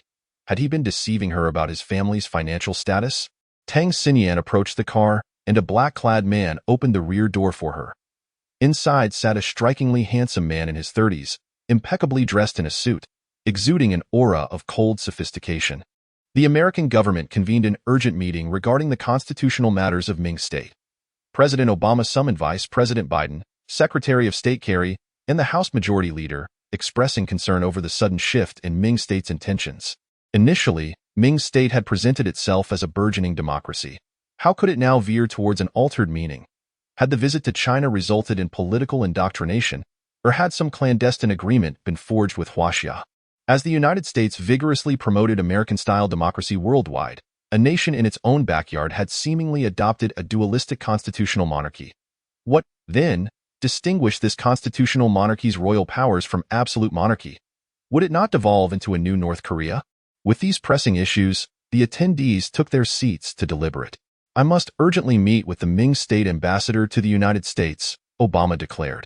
"I regret to inform you, Mr. President, that the embassy we are constructing for Ming State is still incomplete, and their ambassador has yet to arrive," came the response. "Oh, for heaven's sake!" Obama exclaimed, uncharacteristically resorting to an expletive. This impoverished island nation lacked even a telephone, which left him feeling quite vexed. "Secretary of State, you are to board a military aircraft to Ming State immediately, assess their situation, inquire about any shifts in policy, and apply appropriate pressure. Should they indeed change their allegiance, I will have to suspend our aid to Ming State."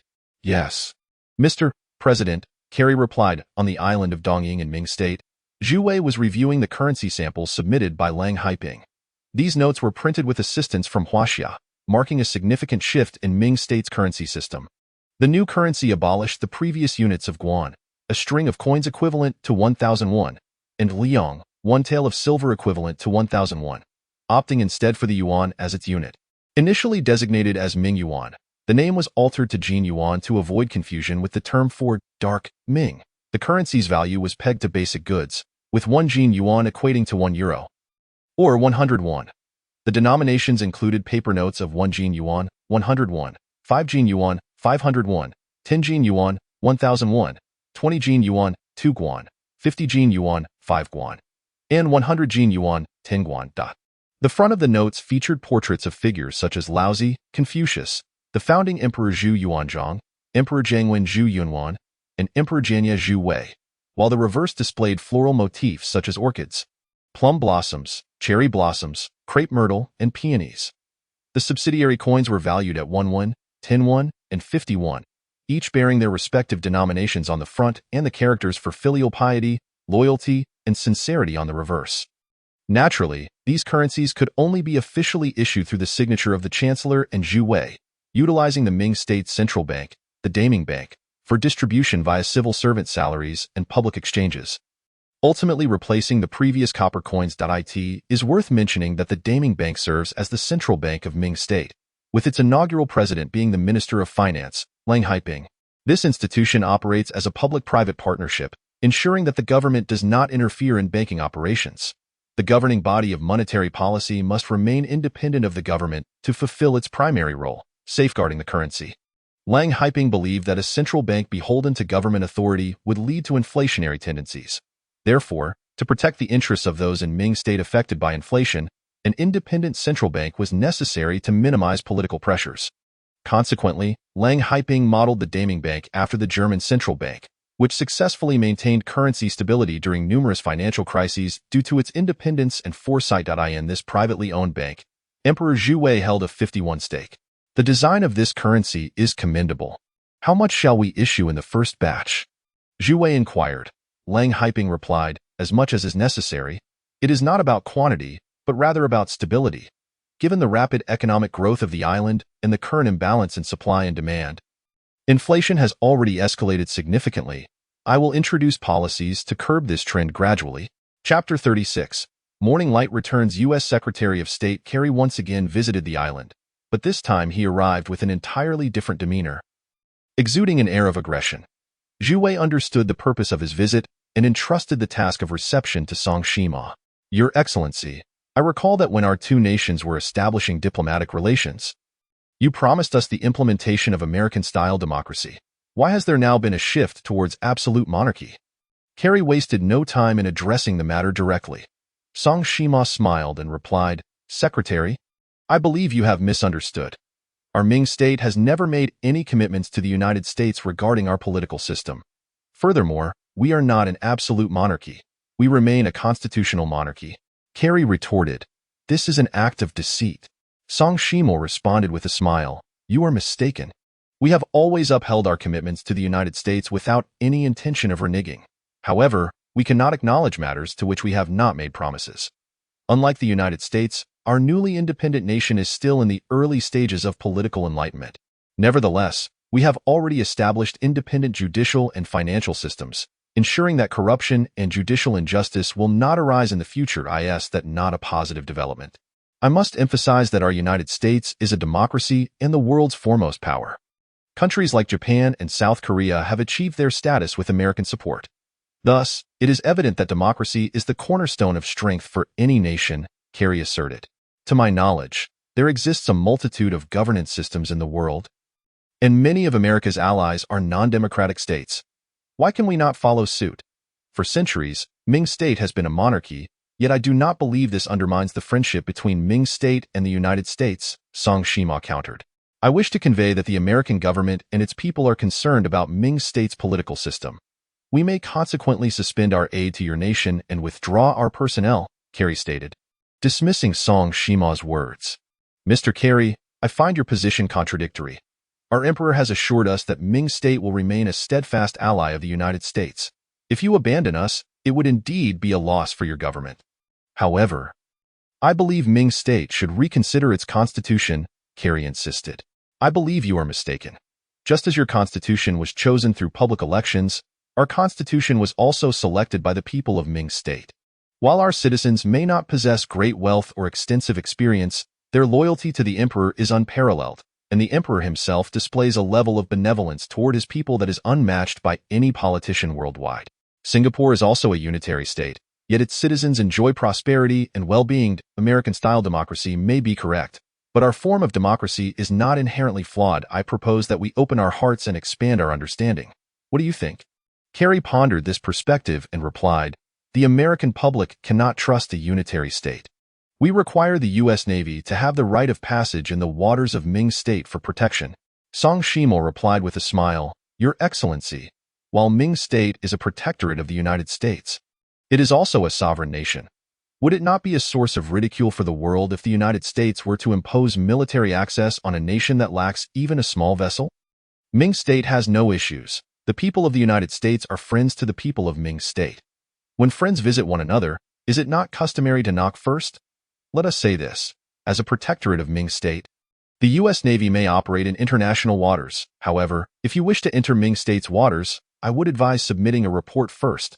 This is not an inconvenience. Ming State genuinely seeks to establish the United States as an ally. Our emperor is eager to procure military equipment from the U.S. in the near future. Should this not be the case, we would then have to seek alternatives elsewhere. With no other recourse, Kerry finally inquired once more about the Constitution. Song Shima remarked, although the Constitution stipulates it, the Ming dynasty will not allow the emperor to have absolute power. The authority of His Majesty, the emperor, will still be delegated. The Chancellor's proposals must undergo scrutiny by the Ministry of Rights, and approval requires the signatures of both the Chancellor and the emperor. If there is dissent during the review, it cannot be executed. However, the emperor may exercise a special decree, and execution can proceed with just his signature. Furthermore, proposals put forth by the ministry also require the Chancellor's signature. Should the Chancellor oppose, a revote is necessary, and if the agreement surpasses 2/3, the emperor may sign without the Chancellor's consent. Cooley nodded. That sounds quite reasonable. But I will promptly relay this information to President Obama. His approval is crucial. Song Shima added, by the way, the promised $5 billion from the American people has only been partially fulfilled. With just $100 million received, the Ming dynasty's finances are currently quite strained. We hope for swift resolution. Cooley felt an inescapable sense of helplessness, recognizing that the United States still needed to win him over. Once the alliance between Huaxia and the Ming dynasty was established, and a military base was constructed on the island, the safety of the American West Coast would be compromised. Thus, he felt compelled to report back to President Obama without delay. After Cooley departed, Song Shima proceeded to brief Zhu Wei on the situation. Zhu Wei was inspecting construction sites on the island, where numerous projects were concurrently underway, including the Huaxia and American embassies in the Ming dynasty. An American-funded desalination plant, a solar power facility, the Mingqing apartment project, 2 7-star hotel projects, and a commercial banking initiative funded by the Ming Dynasty Royal Group, along with the Huaxia-assisted Dongdu Minghua Friendship Hospital, Minghua Middle School, Minghua Primary School, and several road constructions. Additionally, There were the Huaxia Wanda Commercial Square project and several commercial hotel ventures brought in by Minister of Commerce Xia Haiyan and Yingzhou. Concurrently, there were projects from Goldman Sachs Ming Dynasty branch and Citibank. Unsurprisingly, the majority of the activity involved foreign media establishing branches in the Ming Dynasty. Zhu Wei held little regard for these two companies, viewing one as a greedy global financial predator and the other as a vampiric entity eyeing the Ming Dynasty. Zhu Wei made it a point to regularly survey the island, as conditions changed daily. Meanwhile, Huaxia had secured substantial orders, with large cargo ships continuously arriving in the Ming Dynasty. Upon receiving Song Shima's update, Zhu Wei felt reassured that everything was under control. The Ming Dynasty's stance towards the United States was one of cautious negotiation, making concessions while maintaining their bottom line, which was mutually beneficial. He was not yet inclined to provoke the United States, especially with the promised airport and port still unconstructed and the $4.9 billion in aid yet to arrive. On Sunday, a phone call abruptly roused Guo from her slumber. She answered to the voice of a somewhat unfamiliar man. "Hello, is this Guo? Who is this?" "Hello, I am Zhang Qingguang from CNTV.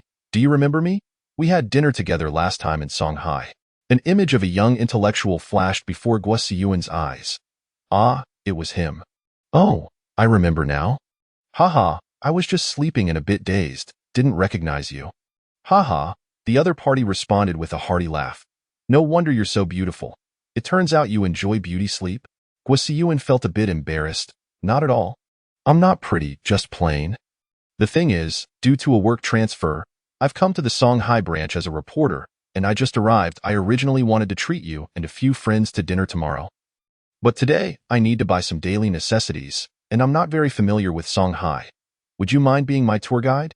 Ah, Guo was taken aback. Could he really be interested in her? After all, she was only 21. Although age wasn't a barrier, Zhang Qingguang didn't seem to be her type. "If you're busy, we can reschedule. I'd like to see everyone when I come back." "Oh, it's fine. It's just shopping and eating, something I'm quite good at." "Haha, all right. See you soon." Imichim. After hanging up, Guo calmly reflected on Zhang Qingguang's consistent demeanor, sensing he indeed harbored some fondness for her. Moreover, her intuition suggested he might have specifically transferred for her sake. The thought that he might have traveled all the way from Yingzhou to Shanghai just for her stirred a small wave of emotion within her. Chapter 37. KTV surprises. The meeting place for Guo and Zhang Qingguang was the Wanda Commercial Plaza in Jinsong District, Shanghai City. Zhang Qingguang, wearing glasses, appeared to have slimmed down, looking fair and neat in his suit, while Guo sported a baseball cap, a t-shirt, and jeans. They convened at a CAF, and upon seeing Guo again, Zhang Qingguang's mood was markedly improved compared to their previous encounter. He had already become infatuated with her during their time on the cruise. This girl exuded youthful energy, standing at 1.65 meters tall.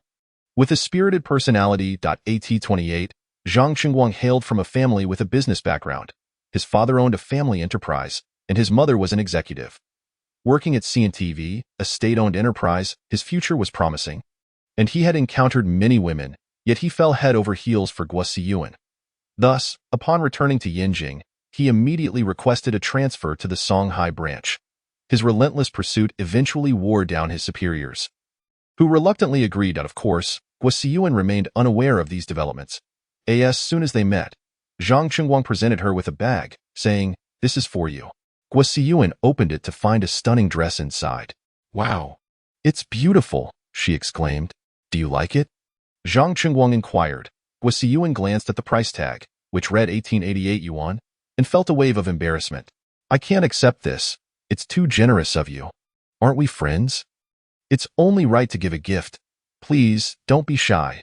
Just accept it. It's too expensive. How about I pay you back?" Guo genuinely had never received such an extravagant gift. Throughout her 3 years in college and half a year after graduation, her previous boyfriends had always been the ones spending on her. Moreover, before working for Zhu Wei, she had little money. Receiving a dress worth 1,888 yuan truly shocked her. "This is nothing. It's just a gift. As long as you like it, that's enough," Zhang Qingguang said tenderly. Guo sensed Zhang Qingguang's intentions were laid bare, yet she was uncertain how to respond. "Thank you. I haven't received a gift in a long time. Let me treat you to dinner tonight." The two spent nearly the entire day together, fulfilling Guo role as a tour guide splendidly. Additionally, she gained a deeper understanding of Zhang Qingguang, discovering him to be cultured, articulate, and considerate, a true warm-hearted man. They purchased numerous kitchen items, which were delivered to her home. Meanwhile, Zhu Wei was on the verge of losing his mind. He had called Tang Siyan dozens of times, yet no one answered. With each unanswered attempt, his anxiety intensified. He hopped on his bike, heading straight for Tang Siyan's workplace at the Jinsong District People's Hospital. Speeding along, he arrived at the hospital and rushed inside. "Hello. May I ask if Tang Siyan is present?" he inquired of a nurse at the reception desk. "She has already left for the day." "Thank you," Zhu Wei replied, dialing her number again, finally getting through. "Hello. What is it?" Tang Siyan's voice came through coldly. "Where are you?" Zhu Wei asked. "Why do you want to know that?" Tang Siyan replied. This was the first time Zhu Wei had ever heard her speak to him in such a tone since they met. "Can we talk?" Zhu Wei's voice turned urgent. "If I've done something wrong, please let me know. Can't we have a calm conversation?" At that moment, a grim male voice came through the line. "Who are you? Why do you keep calling?" "I am your grandfather. Tell me where you are." Zhu Wei felt a sudden weight in his chest, a surge of anger boiling over. "You've got guts. Just so you know, I'm in room 888 at Happy Candy KTV. My name is Chow." Zhu Wei hung up, immediately racing to the KTV. Happy Candy KTV, located in the university town, was one of the largest KTVs in the area. Zhu Wei had often visited with his college friends like Yuan Shi. The KTV was a standalone 5-story building, quite expansive, with a courtyard out front. Upon his arrival, a few thuggish-looking individuals blocked his path. "Kid, we're not open today," said a yellow-haired man with acne and a mocking expression, puffing on a cigarette. "I'm looking for Tang Siyan." "Where is she?" Zhu Wei demanded. "So you're the one looking for her?" The yellow-haired man smirked, and his companions laughed. "Come on in. We'll take you to her." With that, the yellow-haired man turned and led the way into the building. "Come on," one of the younger thugs taunted. "Are you scared?" Zhu Wei sneered, striding confidently behind the yellow-haired man into the KTV lobby. Indeed, the establishment was closed for business, with only a few lights on, casting a dim atmosphere. As he stepped further in, Zhu Wei realized that several thugs had locked the door behind him. There were at least a dozen of them, armed with machetes and baseball bats. "You little brat, you don't know your place, trying to steal our boss's woman. Do you even know who he is?" one thug jeered. "Isn't it just Chow?" Zhu Wei retorted. "Alas, it seems you have truly grown weary of life. Come, brothers, today the surveillance is off. Let us indulge ourselves thoroughly." Huang Mao called out, brandishing a brass knuckle in his hand, striking Zhu Wei's nose with a swift motion. At that moment, Zhu Wei's speed was far beyond that of an ordinary person. Initially concerned about the cameras, he had prepared to shatter the surveillance with his Qingmeng pistol, but to his astonishment, these fools had foolishly locked the doors and switched off the cameras themselves. Seizing the opportunity, Zhu Wei grasped Huang Mao's arm and propelled him forward, causing him to fall to the ground in a humiliating manner. One thug swung a baseball bat toward Zhu Wei's ribs. However, Zhu Wei deftly evaded the blow, dispersing its force, and then clamped his left arm down. With a powerful right hook, a dull thud resonated through the air as blood erupted from the thug's mouth. Zhu Wei's punch had shattered the thug's jaw. Having undergone his first physical evolution, Zhu Wei knew his arm now possessed a strength exceeding 200 to 300 kilograms. The thug lay motionless on the ground, bloodied and likely beyond saving. As the remaining thugs recklessly charged forward, Zhu Wei decided to go all out. He withdrew the baseball bat and swung it towards one thug's shoulder, eliciting a scream as the bat splintered in two, likely shattering the thug's bones, rendering him unconscious. Suddenly, a sharp pain shot through Zhu Wei's shoulder as a man behind him swung a machete, striking him. Zhu Wei swiftly grabbed the assailant's wrist, applying pressure until it snapped. Seizing the machete, he delivered a swift stroke, slicing open another thug's throat, blood splattering everywhere. The thug dropped to his knees, clutching his throat, blood gushing forth, before slowly collapsing to the ground. Indeed, the soft fear the hard, and the hard fear the desperate. How many among these individuals had truly experienced the horrors of battle? Witnessing Zhu Wei's willingness to kill, many hesitated to advance. "Oh my God! He's killed someone!" someone shouted. Frustrated, Huang Mao yelled, "Kill him! Our boss isn't short on money." As expected, spurred by Huang Mao's provocation, the thugs surged forward once more. A tall, muscular man wielding an iron rod charged at Zhu Wei, throwing him to the ground. The man then swung the heavy rod down upon Zhu Wei. With agility, Zhu Wei dodged the attack, retaliating with a kick to the man's groin. "Ah!" he cried out in agony, collapsing to the ground. Sweat pouring down his face, Zhu Wei seized the iron rod as if in a lawless land, shattering a thug's skull with it. Fear finally gripped the remaining thugs, prompting one to flee towards the main door, only to find himself unable to locate the key. Zhu Wei, resolute in his onslaught, let his hatred, suppressed for 25 years, erupt in a cathartic explosion. The hall lay strewn with lifeless bodies, leaving only Huang Mao attempting to escape to the second floor. Only to be caught by Zhu Wei. Now, filled with terror, Huang Mao knelt before Zhu Wei, pleading, "Brother, I was wrong. Please, don't kill me. I only came to help scare people. I never intended to fight." "Where is Qixichao? Where is Tang Siyan?" Zhu Wei asked coldly, his gaze sharp as lightning, causing Huang Mao to nearly soil himself. "I'll take you there," he stammered. "Wait, don't move. Stand there, yes, just like that, squat down." Zhu Wei instructed Huang Mao to return to the hall, then extended his right hand, using a black hole to absorb every corpse, weapon, blood, and brain matter in the vicinity. Acquired carbon-based life forms, deceased, convert to energy? Yes. Huang Mao watched in shock as the bodies vanished into Zhu Wei's palm. What kind of creature was this? Was he even human? "Now, take me to Qixichao." "Yes, brother. I'll take you. I have a question for you. What is your boss's relationship with Tang Siyan?" Think carefully before you answer. Speak the truth, and if you dare lie to me, I will end you right here." "Brother, I swear, Qixichao has pursued Tang Siyan for a long time, but she has always refused him. Today, I don't know why she came." "Ah, I see. This KTV is owned by Qixichao's family?" "Yes, Qixichao is the young master of this KTV. His father leaves all the management to him."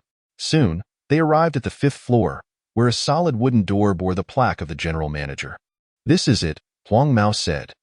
Zhu Wei nodded and instructed, "Turn around." "Huh." Huang Mao's eyes widened in fear. "Turn around, do you not understand?" "Yes." As soon as Huang Mao turned, he felt a powerful force pulling him backward, drawing him into Zhu Wei's palm. And then everything went dark. The 5th floor corridor was now eerily empty, as if Huang Mao had never existed. Inside the office, Zhu Wei kicked the door down with a single blow. Qixichao, stunned, had gathered a dozen men downstairs to confront Zhu Wei. Yet he had not anticipated this intrusion. Zhu Wei regarded Tang Siyan and Huang Mao sitting on the sofa before entering, taking a seat behind the manager's desk, his limbs casually draped over the surface. "I have arrived." "Qixichao, is it? This seat is quite comfortable. How did you get in? How dare you sit there? Get down." Qixichao demanded, rising from the sofa. "If I were you, I would cherish this position," Zhu Wei replied coolly. Then turned to Tang Siyan. "Siyan, tell me, why have you been ignoring me? Why should I pay attention to you?" "Hey, I'm talking to you." Qixichao lunged to grab Zhu Wei by the collar, but Zhu Wei swiftly snatched the keyboard from the desk, severing the cord and smashing it against Qixichao's head, splitting it in two, the keys scattering like petals. "Damn it!" Qixichao growled in rage, charging at Zhu Wei once more. Zhu Wei responded with a powerful kick, sending Qixichao flying. "Enough, Zhu Wei." Tang Siyan stood up, tears glistening in her eyes. "Tang Siyan, what have I done to deserve this? Why are you treating me this way?" Zhu Wei felt a pang of sorrow. "You haven't wronged me. Just let me go. This is my boyfriend." "You have a boyfriend?" Zhu Wei found this utterly absurd. "Am I now the third party? Ha!" Suddenly, a sharp pain pierced Zhu Wei's abdomen. Qixichao held a dagger, a wicked grin on his face. "Oh!" Tang Siyan screamed. "Qi, are you insane?" As Qixichao grinned maliciously, Zhu Wei's grip tightened around his wrist, choking him die in that moment. Zhu Wei hesitated to kill Qixichao but glanced at Tang Siyan, whose eyes were filled with concern, and he could not bring himself to do it.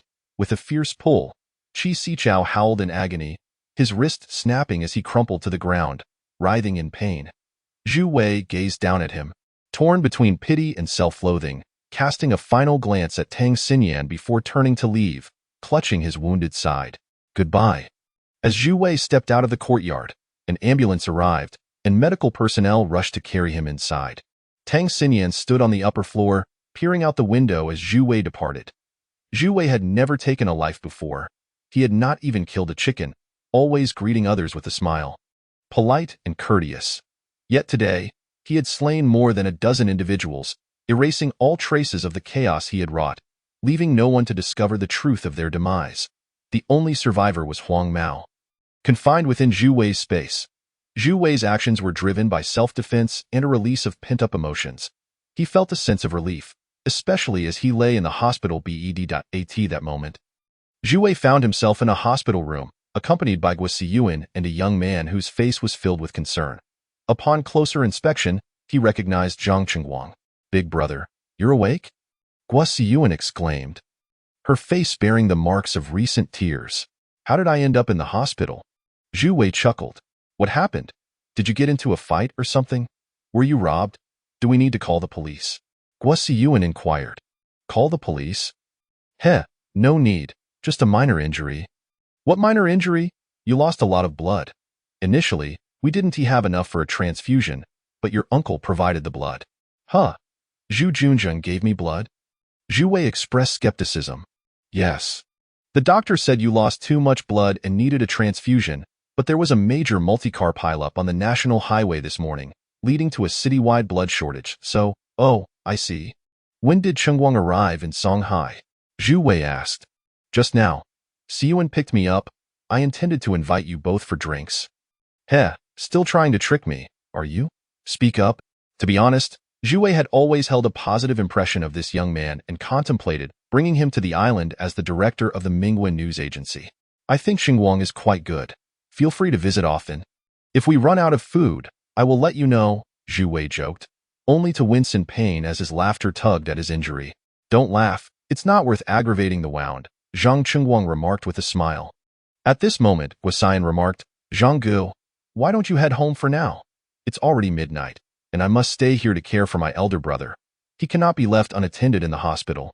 I've already called my mother to inform her. Do you need my assistance?" "No, there's only one bed for accompanying caregivers, so it's rather inconvenient," Guosian replied. "All right, I shall return tomorrow," Zhang Qingguang responded. After bidding farewell to Zhang Qingguang, Zhu Wei took out his phone and sent a text message. Only then did he lie down on the bed, drifting into a light slumber in the office of the hospital director. Zhu Junjing sat in a chair, his complexion ashen, with a document carelessly strewn across the table. He had been at work when he suddenly received news that Zhu Wei had been stabbed in the abdomen and was currently undergoing emergency treatment. However, the city was experiencing a severe shortage of blood matching Zhu Wei's type. Consequently, he summoned Zhu Xingguang and Zhu Shangwen to test their blood, but ultimately, only he was a match. Knock, knock, there was a knock at the door. "Come in," Zhu Junjing's voice seemed to have aged considerably. A 50-year-old man entered, known as Jin Yongshuan, Zhu Junjing's trusted lawyer and capable aide. "Sir, you called for me?" "Take a look at this." Zhu Junjing gestured towards the document on the table. Upon opening it, Jin Yongshuan was taken aback. He swiftly discarded the document into the shredder and inquired, "What is going on?" "You ask me, but I know not whom else to question. That wretched woman has committed such an act behind my back. My lifelong reputation is being tarnished by her actions." Zhu Junjing seethed in fury. "So, it follows that Zhu Wei is indeed your biological. Let us not discuss this matter further, nor let it be spread beyond these walls. This is a critical time, and I cannot afford to be without Xingguang. Please investigate and determine who their true parentage is." Chapter 39. During the hospital stay, Zhu Wei undertook a considerable risk in his actions. He had 3,000 troops stationed at Shaocang Mountain and could have easily mobilized personnel to a KTV venue. Yet, in a moment of impulsiveness, he ventured forth alone into peril. All of this was spurred by his unexpected feelings for Tang Siyan, akin to the year-long pursuit of Li Xinyu, driven by a fervent passion and sincerity. However, impulsiveness and fervor often yield failure when one invests too much. Ultimately, everyone becomes disillusioned with love. Upon reflection, Zhu Wei deemed his actions unworthy, realizing he was the head of a state, recklessly endangering himself. Had he truly been fatally wounded that day, it would have been a grievous waste of potential in extraterrestrial technology. In summary, Zhu Wei's life was spared, and he survived. However, what astonished Zhu Wei next was the unexpected attentiveness of his previously indifferent father. Zhu Junzheng. Not only had he visited Zhu Wei twice, but he also arranged for his hospital room to be upgraded to the highest-tier VIP suite at Renmin Junjing Hospital, complete with round-the-clock specialized care. This sudden warmth was perplexing, as it starkly contrasted with the father Zhu Wei had known, one who had been neglectful. The realization that this man, who had been indifferent to him, was now providing blood during his emergency, revealed a flicker of paternal concern, and the improved treatment somewhat lifted Zhu Wei's spirits in the days that followed. Zhu Wei recuperated in the hospital, with Su Bin officially stationed in Yingzhou and Li Yun along with Yuan Shirawei on Yingzhou Island. Only Guosian and the senior nurse remained to attend to him. During this period, Su Qingdou and Lu Lin, among others, visited almost daily after work. Of course, Zhang Qingwang frequently came to the hospital, often treating Zhu Wei to meals, making it seem as though he was being cared for as one might a girlfriend. An analogy Zhu Wei found somewhat alarming, for he had no inclination towards such relationships. Nevertheless, he held no concerns as he understood that Zhang Qingwang's affections likely lay with Guosian. Regardless, Zhang Qingwang was indeed a commendable individual. Throughout his hospital stay, Zhu Wei's recovery progressed remarkably, attributed to his inherent resilience and the consumption of numerous Tiandi tree fruits, which could be replicated infinitely. Zhu Wei ensured that Guosian also received 2 of these remarkable fruits from Yingzhou, and astonishingly, following this brush with death, he discovered that both his strength and perception had significantly intensified. This enhancement could not solely be attributed to the effects of the Tiandi tree fruit. While miraculous, they did not possess the capacity to elevate one's state to such an extent. Zhu Wei theorized that this transformation might be connected to his rebirth from the brink of death. Simultaneously, significant changes were occurring on Yingzhou Island. During this period, leaders from numerous countries, including Japan's Abe, South Korea's Park Geun-hye, Singapore's Lee Hsien-loong, France's Hollande, Germany's Merkel, and the UK's Cameron, visited Ming. Diplomatic relations were expanding extensively, and at this pace, Ming would likely secure recognition from many nations across the globe. The prospect of joining the United Nations seemed increasingly feasible. Even Wikipedia listed Ming as a sovereign state. Ming, Northeast Asian Pacific nation, officially known as the Great Ming Empire, abbreviated as Ming, founded in the 13th year of the Jiangwen era by Zhu Yunwan on Yingzhou Island, hence referred to as Eastern Ming. For historical details, please refer to the entry on the Ming dynasty in Chinese history. The capital is Dongdu, with a population of approximately 1,000, primarily composed of the Han ethnic group. Ming is situated in the Central Pacific, classified as an island nation, located at longitude and latitude coordinates. To the west, it faces Japan's Ogasawara Islands across the sea, and to the southeast lies the U.S. Midway Atoll, covering an area of 1,100 square kilometers. The origin of Ming traces back to the Central Plains dynasty. During the early Ming period, Zhu Yunwan fled to Yingzhou Island due to the invasion of Prince Zhu Di. In the 21st century, Ming declared its establishment, fully engaging in capital financing and market development. A period referred to as the Jianya Reformation. It has now established diplomatic relations with several countries, including the U.S. and Huaxia, gradually gaining global acknowledgement. Of course, at this moment, Zhu Wei remained unaware of Ming's inclusion in such records. Zhu Wei had always harbored a disdain for Japan, and after Prime Minister Abe Shinzo rapidly formulated a series of policies, he arrived with a substantial government entourage and 60 Japanese economic groups aboard the cruise ship Diamond Princess, landing in Ming. Although Zhu Wei held a dislike for Japan, he recognized its status as the world's second-largest economy and could not afford to disregard financial opportunities. Thus, he permitted Song Shima to meet with Abe. A simple welcome ceremony was held in the Central Secretary's province for Abe, followed by their formal meeting. Japan was eager to extend loans to Ming, fully aware that Ming had already secured substantial loans from Huaxia, prompting them to add fuel to the fire. The Asian Development Bank, ADB, controlled by Japan, is a regional intergovernmental financial institution purportedly dedicated to fostering economic and social development among its member countries in Asia and the Pacific. Essentially, it facilitates borrowing between nations. Since 1999, ADB has emphasized poverty alleviation as its primary strategic objective. While not a subsidiary of the United Nations, it was established under the auspices of the UN Economic and Social Commission for Asia and the Pacific and maintains close ties with the UN and its regional and specialized agencies. Established on November 24, 1966, ADB is headquartered in Manila, Philippines. As of December 2013, ADB comprised 67 members, with 48 from the Asia-Pacific region and 19 from other areas. Within this Asian financial institution dominated by the U.S. and Japan, both nations hold veto power. Initially, the discussions between the two parties centered on Japan's special fund within the Asian Development Bank and its Poverty Alleviation Fund. The primary uses of the Japanese Special Fund are twofold. Firstly, to provide grants for the development projects of member nations or regions in both the public and private sectors. Secondly, to offer funding for the technical assistance component of loans for public sector development projects administered by the Asian Development Bank, either through individual or joint grants. Ming's objective was to secure these grants. Additionally, the Japanese Poverty Alleviation Fund was established based on a proposal by Japan's Minister of Finance Kiichi Miyazawa during ADB's 33rd annual meeting.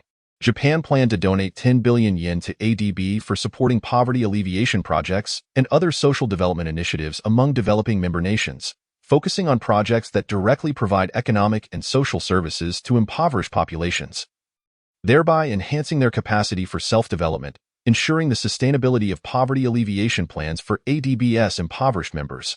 Ming met all these requirements. Chapter 40. Zhu Wei's discharge from the hospital. The third aspect involved low-interest loans, categorized into hard loans, soft loans, and grants based on specific conditions. Hard loans had a floating interest rate, adjusted semi-annually, with loan terms ranging from 10 to 30 years, with a grace period of 2 to 7 years.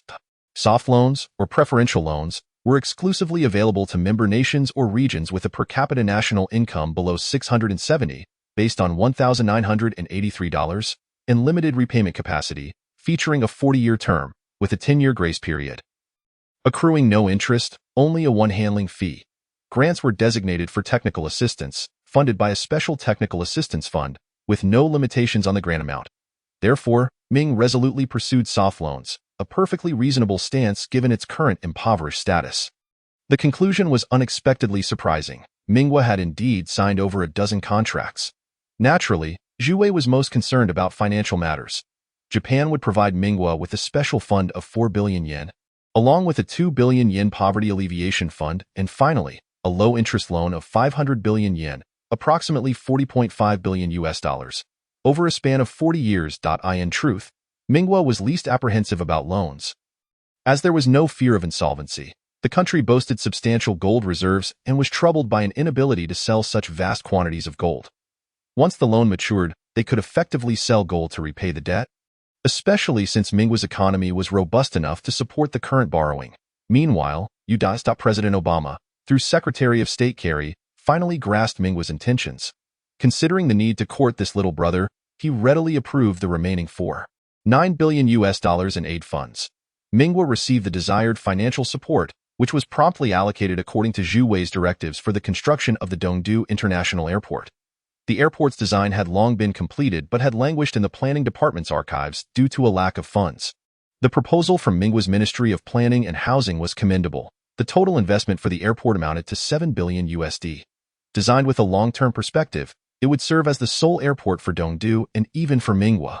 Therefore, Dongdu International Airport would feature a terminal, passenger and cargo facilities, a shopping area, 150 parking spaces, 2 runways, and operate 24 hours a day. It was anticipated that 5 airlines would be invited to establish operations there, complemented by public transit and airport shuttles, with an estimated construction period of 2 years. Furthermore, as Mingwa was a quasi-ally of the United States, the U.S. also secured a substantial order from Mingwa, which included 2.000 SCAR-H rifles, 1.000 August rifles, a significant number of M1911 pistols, and a long-term ammunition supply agreement. Though merely firearms, this marked the inception of the Mingmei arms export era. This month, Mingwa's wine exports surged, reaping significant orders from Huaxia. However, it was well known that Mingwa was currently incapable of producing such quantities of wine and would have to await Zhu Wei's return to Yingzhou Island to synthesize a new batch to meet urgent demands. Not long after, Zhu Wei was finally discharged from the hospital. Zhang Chengguang took a special leave to assist with the discharge procedures, while Guo Xiyuan, Su Qingtao, Lu Lin, and others helped Zhu Wei pack his belongings as they made their way toward the hospital exit. At that moment, a familiar figure appeared before them, Wu Han, still clad in her white doctor's coat, her long hair cascading down, exuding grace. Seeing her prompted Zhu Wei to smile. It seemed as though she felt he owed her something. "Hey, punch bag," Zhu Wei called out. "Punch bag?" Wu Han was taken aback, her expression turning serious. "What do you mean by punch bag?" "You, of course. You always look as if you've endured great grievances, hence the name punch bag." Wu Han replied, "Isn't it because my mother married into your Zhu family?" "Haha. Let me bestow upon you another moniker, little stubborn. It's been quite a while, and you're still harping on about that. It seems you've suffered quite a bit in the Zhu household." "Thank you, but I am neither a punch bag nor a little stubborn.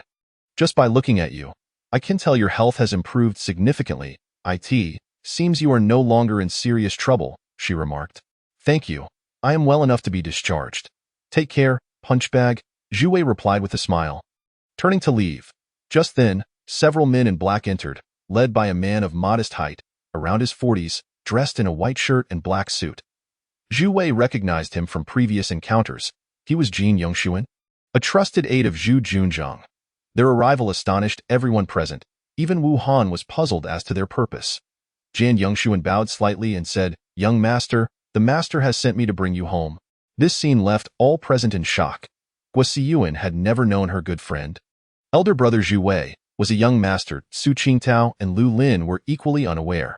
They only remembered Zhu Wei in high school, unable to afford even a pair of jeans, hardly ever seen purchasing anything. How had he suddenly become a young master?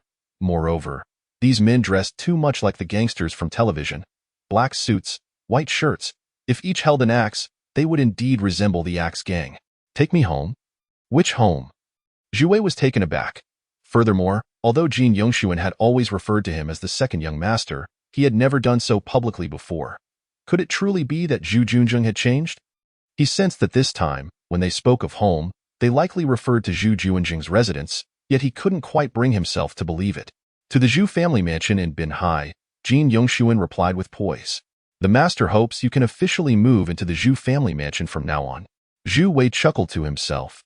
That household was fraught with the most complicated family dynamics. Head Zhu Junzheng, stepmother Wu Yingmei, the stepmother's daughter Wu Han, 2 sons and a daughter from Zhu Junzheng's first wife, and now himself. Moreover, his comings and goings would surely be monitored, and he would have to confront these issues in double measure. "Oh, I beg your pardon, Lawyer Jean, but I never intended to live in the Zhu household," Zhu Wei stated. "As far as I know, Ms. Li's residence has been vacated. I heard she has left, and I assume you have no new place to stay? The house is quite spacious. Why endure the hassle of living elsewhere?" Zhu Wei chuckled lightly, saying, "Lawyer Jean, what I mean to convey is that no matter how large the house, it is not my home." A sudden sense of desolation washed over Zhu Wei. The young master is jesting. The blood that flows through you is that of the master. So the master's home is naturally yours as well. The master sincerely hopes you can return. We merely wish for you to understand. Please do not make things difficult for us. Ha ha ha ha ha. Over 20 years. Yet, Zhu Wei had taken a step closer to his goal. "Lawyer Jean, please convey to Zhu Junzheng that I am not yet prepared to return. If he truly has my best interests at heart, please assist me in acquiring a single apartment within the city." Zhu Wei was not speaking lightly.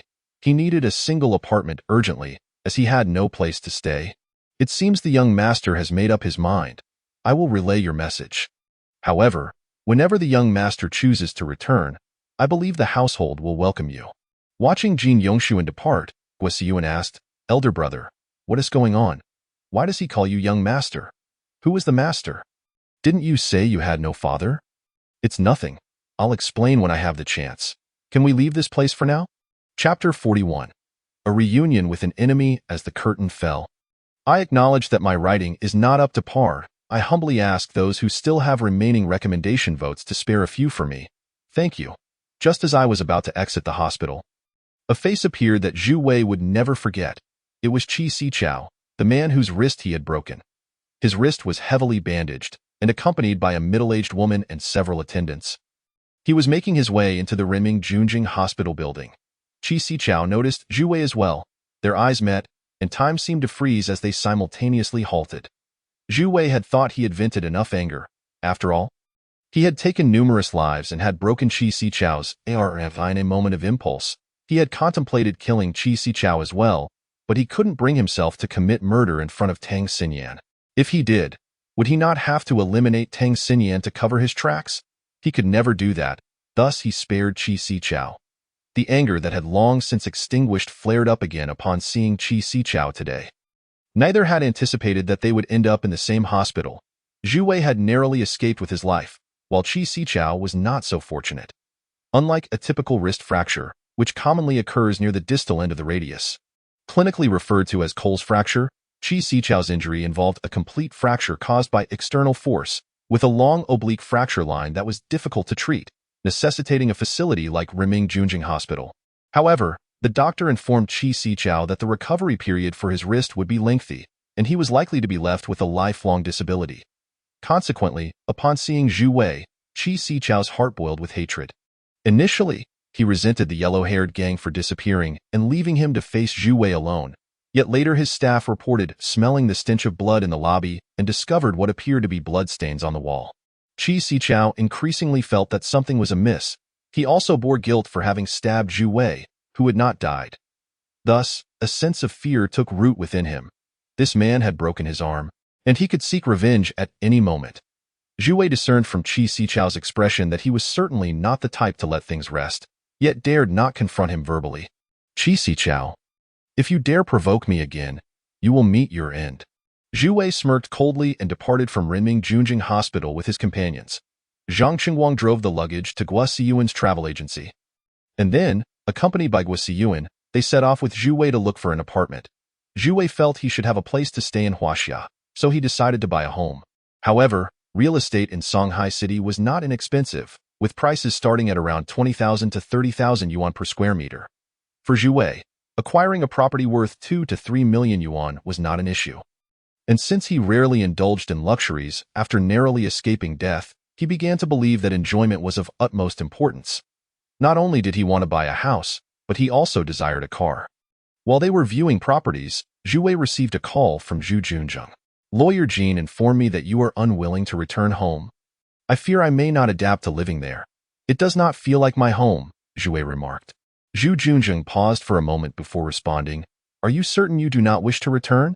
Indeed, I have made my decision, and I am currently searching for a place, Zhu Wei stated with resolute determination. There is no need to search further. There is a villa in Dongpu district. I will send the address to your phone later.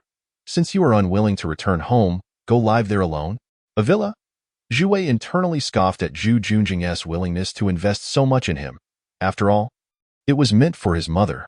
What if I say I do not wish to go? I do not want to be thrown out one day. No one will cast you out. The villa is in your mother's name. That settles it. You shall go, and I will have Lawyer Jean send you the address, Zhu Junjing said. After hanging up, Guo Siyuan inquired, Elder brother, what happened? I will not be looking at houses anymore. I have found a much better one. Subsequently, Zhang Qingguang drove Zhu Wei and the others to Wanxiang Wanqing Apartments in Dongpu New District. Upon their arrival at the villa, everyone stood in awe. This was a true villa. Wanxiang Wanqing was the flagship villa model developed by Huaxia Tian Hongji Group this year in Shanghai City. Located in the suburban area of Dongpu District, renowned for its luxurious villas, the villa boasted an L design, encompassing 3 stories, 4 bedrooms, a study, a living room, a dining room, a kitchen, a walk-in closet, and 2 bathrooms, with a courtyard below and a garage capable of accommodating 5 vehicles. The courtyard was lush with greenery, with a gentle stream flowing, resembling a paradise on earth. Although Zhu Wei, Guo Siyuan, Su Qingtang, and others, who had predominantly lived at the lower rungs of society, had never set foot in a villa before and had no prior feelings towards them, the moment they found themselves within such an upscale setting, they all fell in love with the house, realizing it was the essence of a dream home. An elderly butler named Song Kun guided them into the villa, which Zhu Junjing had recently purchased, originally intending to bring Li Yun and her son to reside there. However, before the renovations were completed, Li Yun had left, leaving the villa vacant, unexpectedly now occupied by Zhu Wei. Guo Siyuan, Zhang Qingwang, Su Qingtang, and Lu Lin toured the villa for half a day, each expressing their desire to live in such a splendid home. Naturally, the four inquired about the situation, and Zhu Wei could only disclose that it was a house given to him by his father, choosing not to elaborate further. Indeed, his friends could only marvel and envy him for having such a wealthy father, and they did not press further. After spending the afternoon there and enjoying dinner, they all returned to their respective homes. Once his friends had departed, Zhu Wei entered the living room and released Huang Mao from the black void in his palm. "Ah," Huang Mao exclaimed as if granted amnesty. Immediately kneeling before Zhu Wei, "Elder brother, spare me? Please, spare my life," he cried, tears streaming down his face. Zhu Wei said, "I will ask a question, and you shall answer. Answer well, and I shall spare you." "Yes, elder brother, ask away. I will answer anything."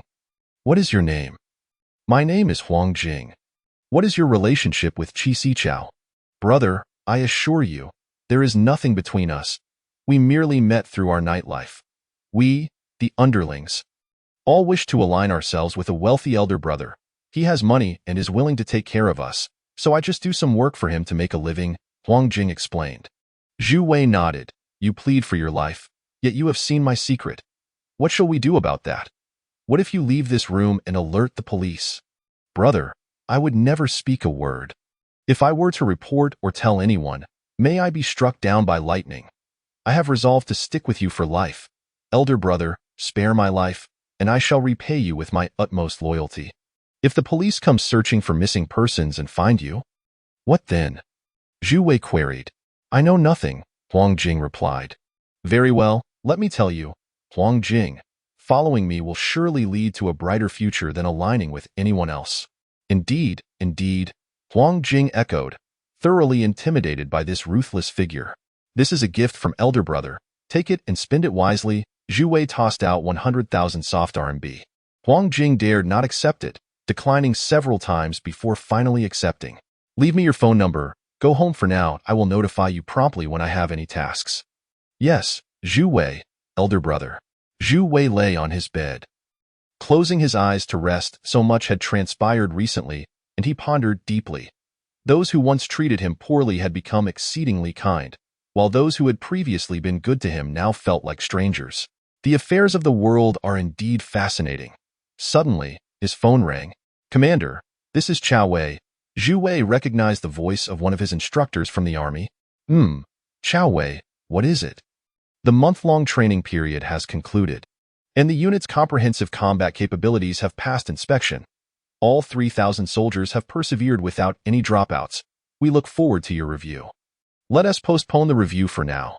I will arrange for your unit to embark on a ship to Yingzhou in the next couple of days. Once I return to Yingzhou, I will conduct the review." Chapter 42. The peaceful city of Chang'an. Zhu Wei kept his word, as an imposing contingent of 2,800 soldiers landed on the island, thereby increasing the island's population to 12,000. This force consisted of mercenaries Zhu Wei had summoned from Huaxia. He left 200 personnel on the mainland, while the rest were transferred to Minghua, clad in camouflage uniforms and donning leather boots. These 2,000 mercenaries would become the island's first modern army.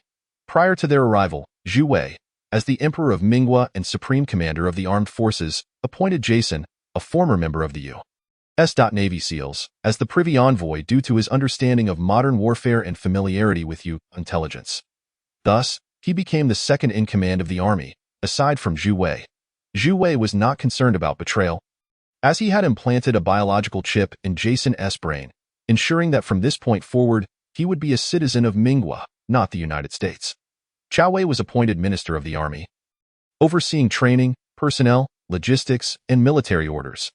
The 2,800 soldiers disembarking on the island would spend their days training, conducting routine coastal patrols, and apprehending illegal landings, all while bound by legal constraints prohibiting them from harming the island's wildlife, particularly endangered species, unless in life-threatening situations. In terms of weaponry, as the procurement from the American Arms Company had yet to arrive, they were limited to primitive weapons available on the island, mainly those from the late Qing dynasty to World War II. Along with AK-47s. However, as trained soldiers, they could still wield these weapons with formidable effectiveness. Lung Dong, another soldier from Huaxia, had retired and worked various driving jobs without steady employment, earning just over 1,000 yuan a month. Approaching 30, he struggled to find a wife. He stumbled upon a labor recruitment advertisement for Minghua and promptly applied to join the island's defense force, willingly adopting Minghua citizenship. After undergoing a month of training in Huaxia, he was successfully selected to become a true soldier of the Ming dynasty. Upon arriving on the island, he was filled with anticipation, but upon discovering that his accommodation was a prefabricated construction site trailer imported from the mainland with poor living conditions, he persevered due to the excellent salary. Later, seeing the high-rise buildings under construction, he felt a surge of motivation upon learning that it would become his future home. At this moment, he yearned to save enough money to bring his parents over by year-end. The labor immigrants like Long Dong were considered to be of a lower tier among the various immigrant categories in Minghua.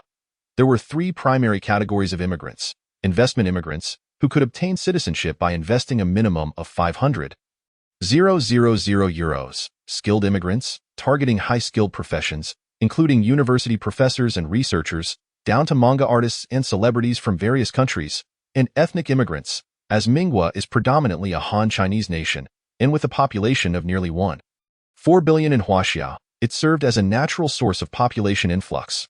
The policy aimed to attract approximately 1 million young and vibrant immigrants from Huaxia within 10 years. On Yingzhou Island, a heavy rain brought by the ocean had just passed, leaving behind exceptionally fine weather, with clear skies and fragrant, cool sea breezes in the air. The construction planning zone of Dongdu on this small island saw numerous buildings rising like mushrooms after the rain, infusing the island nation with vitality and vigor. Wang Fuqiu, a 40-year-old construction worker from Mingqing Apartments, had just made a significant decision in his life. Before officials from the Ministry of Planning and Housing and the State Council's Immigration Office of Minghua, he signed a labor contract with Feng Zhiwei from the Daming Sifeng Construction Company and officially obtained Minghua nationality and identity documents, thereby becoming a citizen of Minghua. The Daming Sifeng Construction Company is a local enterprise in Daming, dedicated to establishing itself as the premier construction firm in the region. Unlike the labor practices observed in Huaxia, where migrant workers are employed, Daming's construction industry relies exclusively on full-time employees who receive a monthly salary. This signifies a departure from the prevalent practice in Huaxia where developers subcontract projects to construction companies, who in turn delegate the work to subcontractors or foremen, leading to multiple layers of outsourcing. Consequently, Daming will not experience scenarios where developers exploit the system without accountability, nor will there be widespread issues of wage arrears for laborers. Moreover, should Wang Fuqiu choose to join Daming, he is immediately offered a monthly salary of 2,000 golden yuan, equivalent to 20,000 renminbi. Upon retirement from the company, he may opt to continue as a construction consultant or receive a substantial pension. The government will also provide him with a subsidized housing unit in the Fudao Garden project in the eastern capital, for which he need only pay 100 golden yuan per month for long-term residency. Additionally, his family is permitted to relocate as citizens of Daming. However, due to Daming's policy of a singular nationality, he must relinquish his Huaxia citizenship to acquire Daming nationality. After much contemplation, he called his family, and after extensive discussion, they ultimately decided to sell their rural house and land to purchase tickets to this beautiful island nation. The staff from the Ministry of Planning and Housing presented him with a welcoming gift from the Daming government, a royal edict, which included warm words of encouragement and a declaration that from this day forth, he would be recognized as a citizen of Daming. Accompanying the edict was a copy of the Daming Constitution and a set of traditional Ming attire. This policy is currently being widely implemented across the island, with the population having reached over 2,000 citizens since the establishment of the nation, and the number of workers on the island totaling around 4,000, including journalists, photographers, and tourists. The total number approaches 10,000. However, at the construction site of Tang Siyan City, located north of the eastern capital, it has become a veritable paradise for the affluent, poised to be the future wealthy district of Daming. The Tang Siyan City in Huaxia was constructed according to the traditional planning and architectural styles of the Han ethnic group, comprising an outer city, a palace city, and an imperial city, spanning an area of 84 square kilometers, making it the largest ancient capital in terms of area. The city once thrived with a bustling economy, its population exceeding 1 million at its peak, featuring the Daming Palace, Xingqing Palace, and Taiji Palace, which exemplified the superb architectural design of ancient Han residences. after the Tang dynasty relocated its capital to Luoyang. The city was ordered to be demolished by Zhu Wei, the founder of the later Liang dynasty, and thus it faded into the annals of history. Nevertheless, the architectural style of the Tang dynasty is characterized by its grandiose scale, harmonious proportions, and aesthetic beauty. The period saw the development of a mature architectural system, marked by its impressive scale and dignified elegance, exuding a sense of order without rigidity and opulence without intricacy, embodying the spirited essence of its era. Regrettably, even today, there are very few examples of authentic Tang architecture left in all of Huaxia. To witness true Tang structures, one must journey to Japan, where cities such as Kyoto and Nara, namely Heiji, KY and Heian KY, are mere imitations of Chang'an City. Thus, Zhu Wei's foremost endeavor was to invest in Tang Chang'an City, a city meticulously designed to replicate the original Tang Chang'an City in a 1:1 scale. However, the streets in this version are not as broad as those in the Tang dynasty. The widest street in the Tang Chang'an City reaches 155 meters, while the narrowest spans over 20 meters. Due to the limited land in Daming, the streets were modified to 4 lanes, sufficient for the needs, except for the central Zhuke Avenue, which retains 8 lanes. As a result, Chang'an City has been successfully condensed to an area of over 50 square kilometers, utilizing 30 billion soft sister coins borrowed from Huaxia. However, it is anticipated that there will be savings, as from the very first day of planning, Tang Chang'an City was designed to cater to future affluent individuals, allowing the richest from around the world to purchase properties here. The news of this opportunity quickly spread, leading many wealthy individuals from Huaxia, Hong Kong, Singapore, Macau, South Korea, Japan, as well as numerous affluent citizens from the United States and Western Europe to contact the Daming State Council to inquire about the auction process and dates.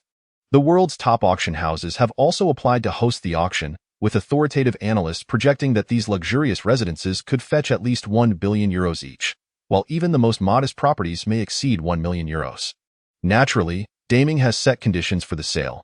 Properties will only be sold to affluent individuals adhering to religions such as Buddhism, Taoism, Confucianism, Christianity, or those with no religious beliefs, thereby excluding wealthy individuals from the Middle East from participating in the auction and immigrating to Daming, regardless of the amount they are willing to invest.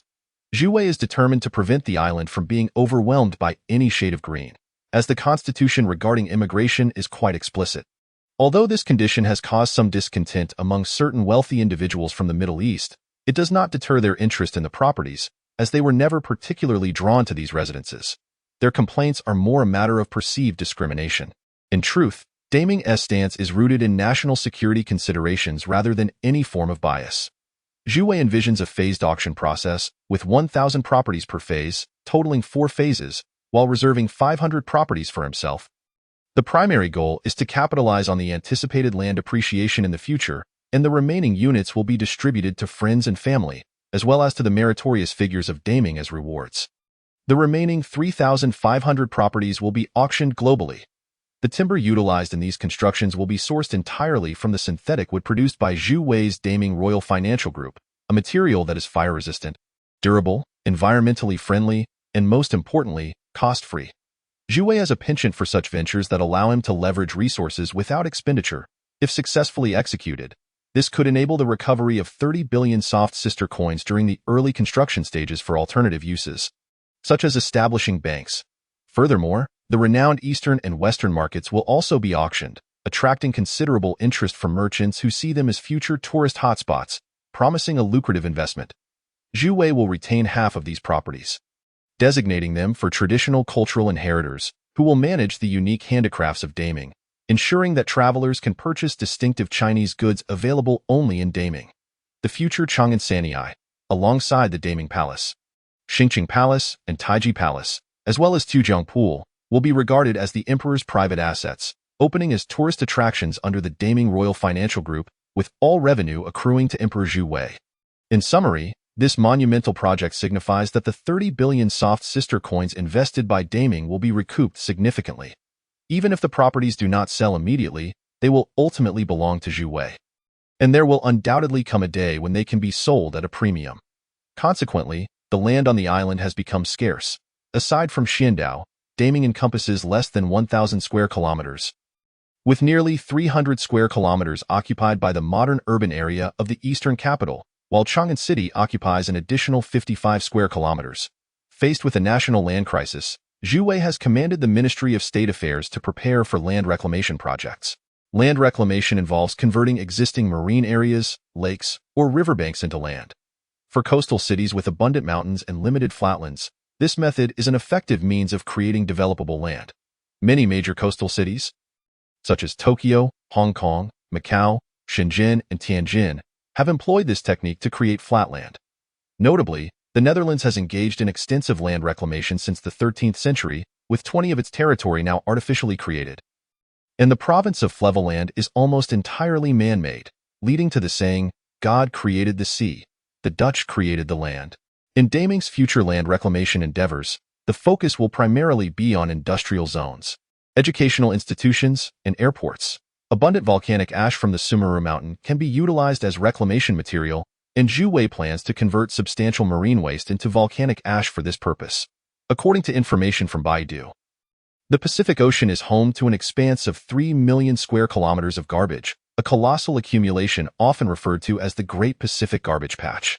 Discarded plastic bags find their way into the ocean through drainage systems, and the relentless movement of ocean currents causes them to coalesce, ultimately forming the garbage island we witness today.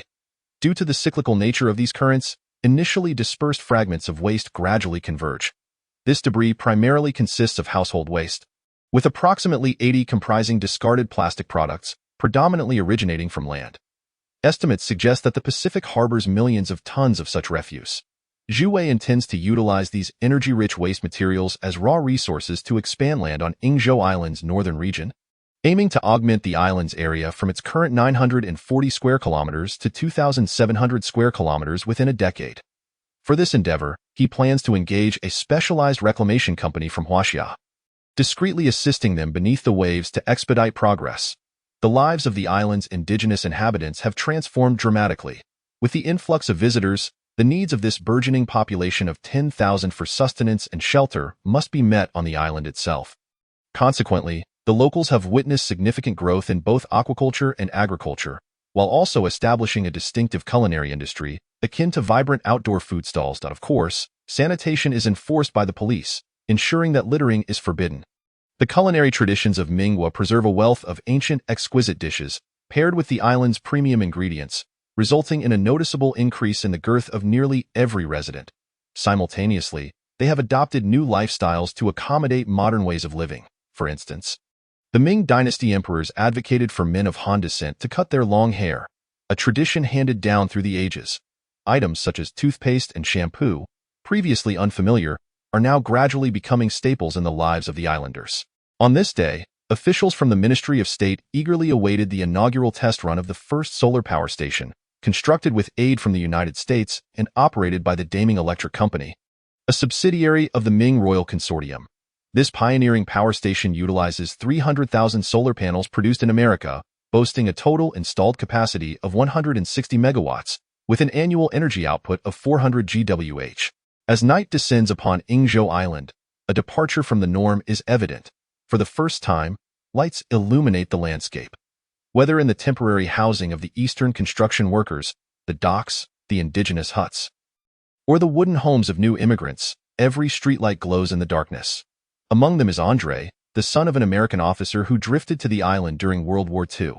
He married the daughter of a native islander and has 3 children, the youngest of whom is now 27, while the elder ones have families of their own. This large household has become a significant family unit on the island. Residing in 3 huts, they endured relentless oppression during the Russian occupation, even forbidden from consuming ordinary fish. Since the ascension of Emperor Janya, their living standards have improved remarkably. The entire family found employment and received land allocations, ensuring they can now enjoy regular meals, including meat and fish. Furthermore, the government has promised to provide Andre's family with 4 houses by the year's end, guaranteeing each household its own home, while the current huts will be dismantled.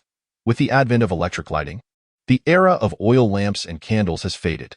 Many were reluctant to purchase lamp oil, often resorting to sleeping as soon as darkness fell. This issue is now a thing of the past.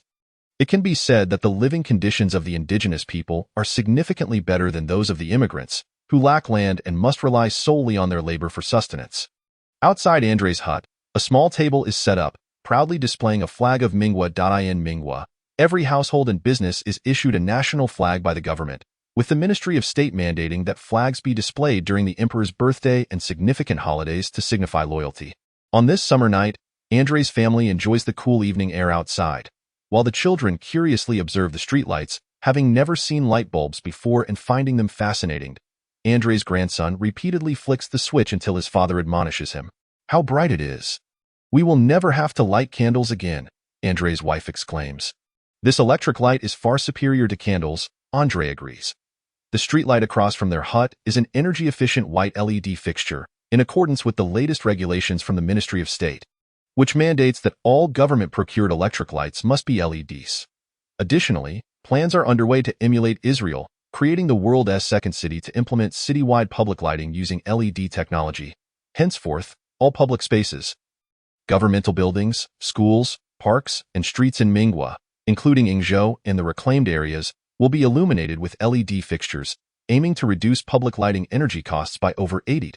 The funds saved through this initiative will be redirected toward energy efficiency, infrastructure, and water resource projects. However, I've heard that we will have to pay for electricity in the future. Let us hope the rates are not exorbitant, Andre's wife remarks. I've also heard that elementary schools will reopen in September, but I am unsure of the tuition fees. My father insists we must enroll the children in school. They cannot simply follow us in farming. But then, who will tend to our land? Andre worries about the inheritance of their land. You worry too much. We can hire someone to farm it or rent it out. We cannot deprive the children of their right to education. Look at the young man named Yin who just moved in next door. He is educated and speaks foreign languages, now working in the state council. Ah, I recall. He is from Huaxia. Andre remembers a face from Huaxia.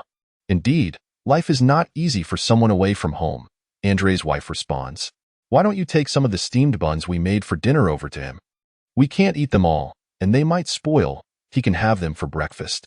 Andre has a favorable impression of the young man and sometimes considers marrying his daughter to him, as his daughter's husband was killed by the previous Russian rulers of the island. Perhaps the two could be a match, which would be splendid. I asked you to buy a refrigerator, but you never went. I heard the ones sold at the docks from Japan and Huaxia are quite affordable. Whatever you put inside freezes and doesn't spoil. You must accompany me to check them out another day. Enough talk. I must go. Before long, Andre's wife arrives at the new neighbor's hut with the buns. Noticing the light spilling through the cracks, she knows someone must be home and knocks on the door. Mr. Yin?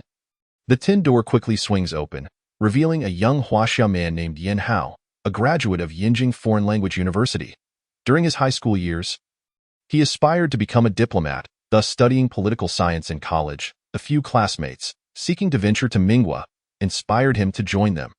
Upon arriving on the island, he secured a position within the state council as a translator, a role of great importance as Mingwa establishes diplomatic relations with various countries, yet struggles to find foreign language talent. Good evening, Auntie. How may I assist you? Yin Hao inquires. Why are you still awake at this hour? Are you busy? I have an important exam coming up, competing with colleagues for a position as the ambassador and consul general in the United States, so I am still reviewing.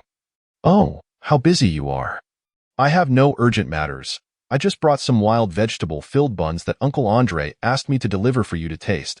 It may be difficult to find such treats in the future, as the Imperial Guard has sealed off the mountains, prohibiting foraging for mushrooms, wild vegetables, hunting, and logging, claiming it harms the environment.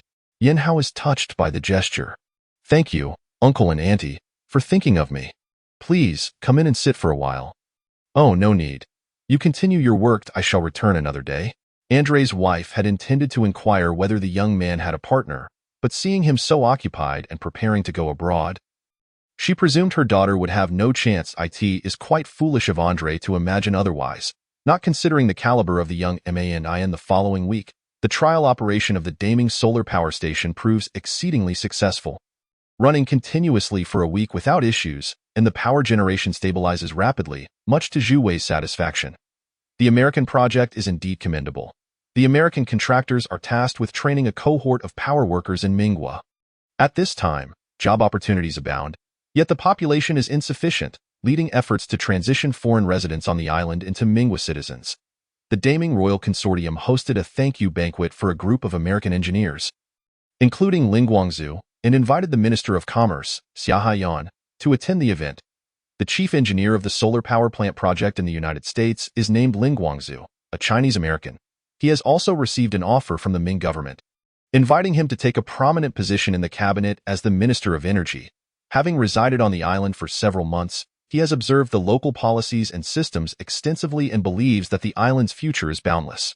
However, he is reluctant to relinquish his status in the United States, leading to prolonged indecision. Today, he has finally resolved to make a choice. While there are countless engineers in America, how many can claim the title of Energy Minister? He possesses considerable assets in the U.S., and if he truly immigrates to Ming, he hopes to acquire a property in the future capital city of Chang'an. If that proves unattainable, a seaside villa would suffice. Naturally, this does not constitute the Ming government's surreptitious poaching, as Ming openly seeks talent worldwide. Such advertisements proliferate across the internet, and anyone arriving in Ming would witness the nation's vigorous recruitment of high-caliber professionals. The 18 government departments and subordinate advisory councils being established by Ming require a substantial influx of specialized talent, necessitating an all-out effort to fill these positions to ensure the smooth operation of the national apparatus. Chapter 45. The treasures of the Southern Song dynasty. At this moment, within the upper echelons of Ming's top departments, each boasts an average of 10 to 30 talents from around the globe. For instance, the Ministry of Justice has esteemed figures such as the Minister of Justice Luo Shan, Deputy Minister Sun Qianka, a renowned lawyer, and Chief of Criminal Law Kezi, a world-famous attorney, alongside other elite professionals like the former head of Hong Kong's Independent Commission Against Corruption, and Yang. The Minister of the Supreme Court includes former U.S. official William Lunkwit. The banquet took place at the temporary headquarters of the Daming Royal Financial Group's electric power company, featuring traditional Ming cuisine prepared by top chefs. Even after months of dining on Ming fare, these foreign guests still found the dishes refreshing and delectable. Xia Haiyan expressed gratitude for the substantial assistance rendered by the American construction team over the past few months, acknowledging the thoughtful designs of the engineers and the diligent labor of the frontline workers, which enabled the island to achieve electricity and illumination in merely 4 months. He appreciated their efforts toward fostering Ming-American relations. Tom Johnson, the Ming project manager from the American Global Power Company, independent power producer, stated that the company felt privileged to collaborate with Ming and thanked the Ming government for its trust. He expressed hope for maintaining a robust relationship with the Ming government and enterprises in the future, pledging unwavering efforts for the nation's energy prospects. By the time the banquet concluded, it was already past 9 p.m. Although it was merely 6 p.m. in Huaxia. Once a struggling student who spent a meager 200 yuan a month on meals while others indulged in 20 yuan dishes, Zhu Wei often settled for buns and pickles to save money for his mother. During his university years, he frequently took on part-time jobs during holidays. This Zhu Wei never envisioned that one day he would lead a life akin to that of a wealthy heir in Huaxia. Yet reality has proven otherwise, as he now resides in a luxurious villa in the top-tier district of Dongpu, enjoying the services of a butler and a maid. His clothes are washed the same day he takes them off, and meals await him upon his return home. This, he feels, is the most immediate experience of being a wealthy scion. He purchased an Xbox gaming console, a long-desired item, and was engrossed in gaming when the doorbell rang. To his surprise, it was Zhu Junzheng. Zhu Wei opened the door, granting him entry into the villa. Neither spoke initially, as Zhu Junzheng surveyed the surroundings. On the living room's television cabinet lay a photograph of Zhu Wei and Li Yun, taken 7 years ago in front of Zhu Wei's school upon their arrival in Shanghai City. They settled into the living room, and Zhu Junjing finally broke the silence. "Are you comfortable here? Adjusting to a new place is a bit challenging, but it's a new house, so it's all right," Zhu Wei replied.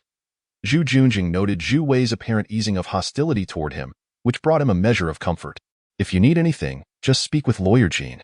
I will arrange for assistance." "Oh," Zhu Wei responded. "The 7th is your grandfather's birthday.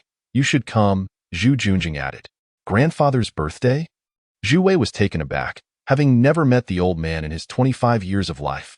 He had heard from his mother that this very man had once impeded Zhu Junjing and Li Yun's marriage, making him the culprit behind his family's discord. "Why should I go?" he replied. "I might have something else on the 7th. Anticipating criticism or anger from Zhu Junzhang. He was surprised when the latter spoke gently. "Xiao Wei, I know you harbor resentment toward him, But you do not understand what sort of person your grandfather is. Our Zhu family was originally descended from the Ming dynasty's crown prince. Your grandfather is determined to revitalize our lineage, which is why he separated me from your mother. I lacked the courage to resist back then, and in losing you and your mother, I achieved my current success. Are you implying I should follow in your footsteps? Zhu Wei questioned. No. Quite the opposite. Because of my timidity, he was unaware of your existence. Upon learning of you, he is eager to meet you. He didn't know I existed? Indeed, I understand that both you and your mother resent him. But he is, after all, your grandfather. He is not the same as he once was. After discovering your existence, he regretted not being informed sooner and wishes to see you. This invitation for you to return home is also his desire. You are still a child, and he is now an elderly man in his 80s. Nearing the end of his days, it would be best not to hold a grudge against him. Zhu Juanjing's words softened Zhu Wei's heart. For he was not devoid of compassion. He considered that if he chose not to go, it would reflect poorly on him as a grandson. Regardless of the old man's past, history has shown that emperors of every dynasty governed with filial piety. Now that he was in a position of power, he could not afford to be petty. Furthermore, he was curious to see what this grandfather was truly like. Thus, he replied, I hold no grudge. It's all in the past. Seeing Zhu Wei's agreement, Zhu Junjing felt a surge of joy. I've procured 2 bottles of Ming's Tianyi tree wine from a friend. Please take them to your grandfather. Zhu Wei was taken aback. Was this true? Zhu Junjing truly had remarkable connections. Tianyi tree wine was scarce, with only a limited batch imported to the mainland. Qi Qingtao had mentioned it was already sold out, yet Zhu Junjing managed to acquire 2 bottles. You can deliver the gift you've prepared yourself. I will bring something else, Zhu Wei replied. Zhu Junjing nodded, pleased to see Zhu Wei growing more considerate each day. After spending a little longer, he departed in high spirits. Zhu Wei lay in bed, contemplating what kind of gift would be suitable for an elderly man's birthday. It would be impolite to visit empty-handed, and he would surely be the subject of ridicule. Others would likely commend Zhu Xingguang, the eldest grandson, and Zhu Shangwen, the younger grandson, for their filial piety. Zhu Wei, of course, could not allow himself to be outdone. He picked up his phone and called Jin Yongshuan. Lawyer Jin? Young master, how may I assist you? The 7th is my grandfather's birthday, and I wish to prepare a gift. Could you tell me what he typically enjoys? Jin Yongshuan chuckled. You've asked the right person. Your grandfather has a fondness for collecting antiques, paintings, and calligraphy. By the way, due to a spinal condition, he has been confined to a wheelchair. And his heart's blood production is not optimal. If you're uncertain about antiquities, you might consider other options. After all, a gift's value lies in the sentiment behind it. Zhu Wei nodded. Thank you, Lawyer Jin. I will ensure the gift is ready. After ending the call, Zhu Wei resolved to explore the underwater world once more. The thought of antiques led him to ponder the sunken ships scattered across the vast ocean. During the Song, Yuan, and Ming dynasties, Huaxia's maritime trade flourished.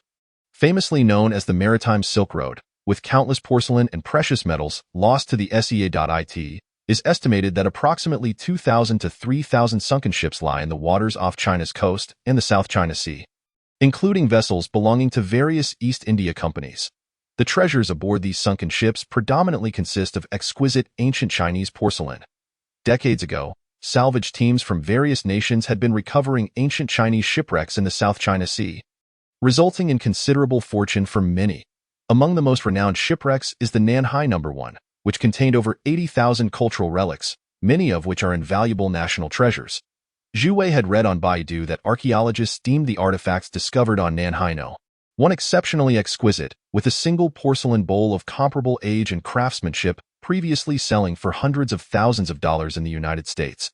Zhu Wei wished to try his luck as well. Searching for underwater treasures was not a daunting task for Zhu Wei. As night fell, he summoned a flying saucer and boarded it, setting course for the vast East China Sea. The saucer moved swiftly. After traveling 200 nautical miles, it descended into the ocean. Zhu Wei input the treasure data into the main computer, allowing it to autonomously search the nearby areas. Despite the advanced technology, this endeavor proved challenging. The ocean floor, though rich with shipwrecks, spanned vast distances, making discovery difficult. Fortunately, the saucer's speed underwater was remarkable. Nevertheless, Hours passed without success as it scoured the seabed 200 nautical miles off the East China coast. Zhu Wei reluctantly adjusted his direction and headed southward. As the vessel arrived in the waters of Fujian province, the search radar of the UFO detected powerful material fluctuations. Following the waves of these fluctuations, the UFO glided along until a sunken ship emerged before Zhu Wei. Lying quietly within a deep trench, due to the passage of time, the wreck was almost completely concealed by thick layers of silt. Were it not for the towering mast, Zhu Wei might not have spotted it with the naked eye. Upon exiting the UFO, Zhu Wei realized he had discovered a Southern Song Dynasty cargo ship. He swam into the darkened hull, where several deep-sea shrimps darted away. The interior gleamed just as brightly as the exterior. And this vessel, over 800 years old, still housed a few skeletons. An unimaginable sight for Zhu Wei. He felt fortunate for his audacity. Otherwise, he might have been frightened to death at this moment.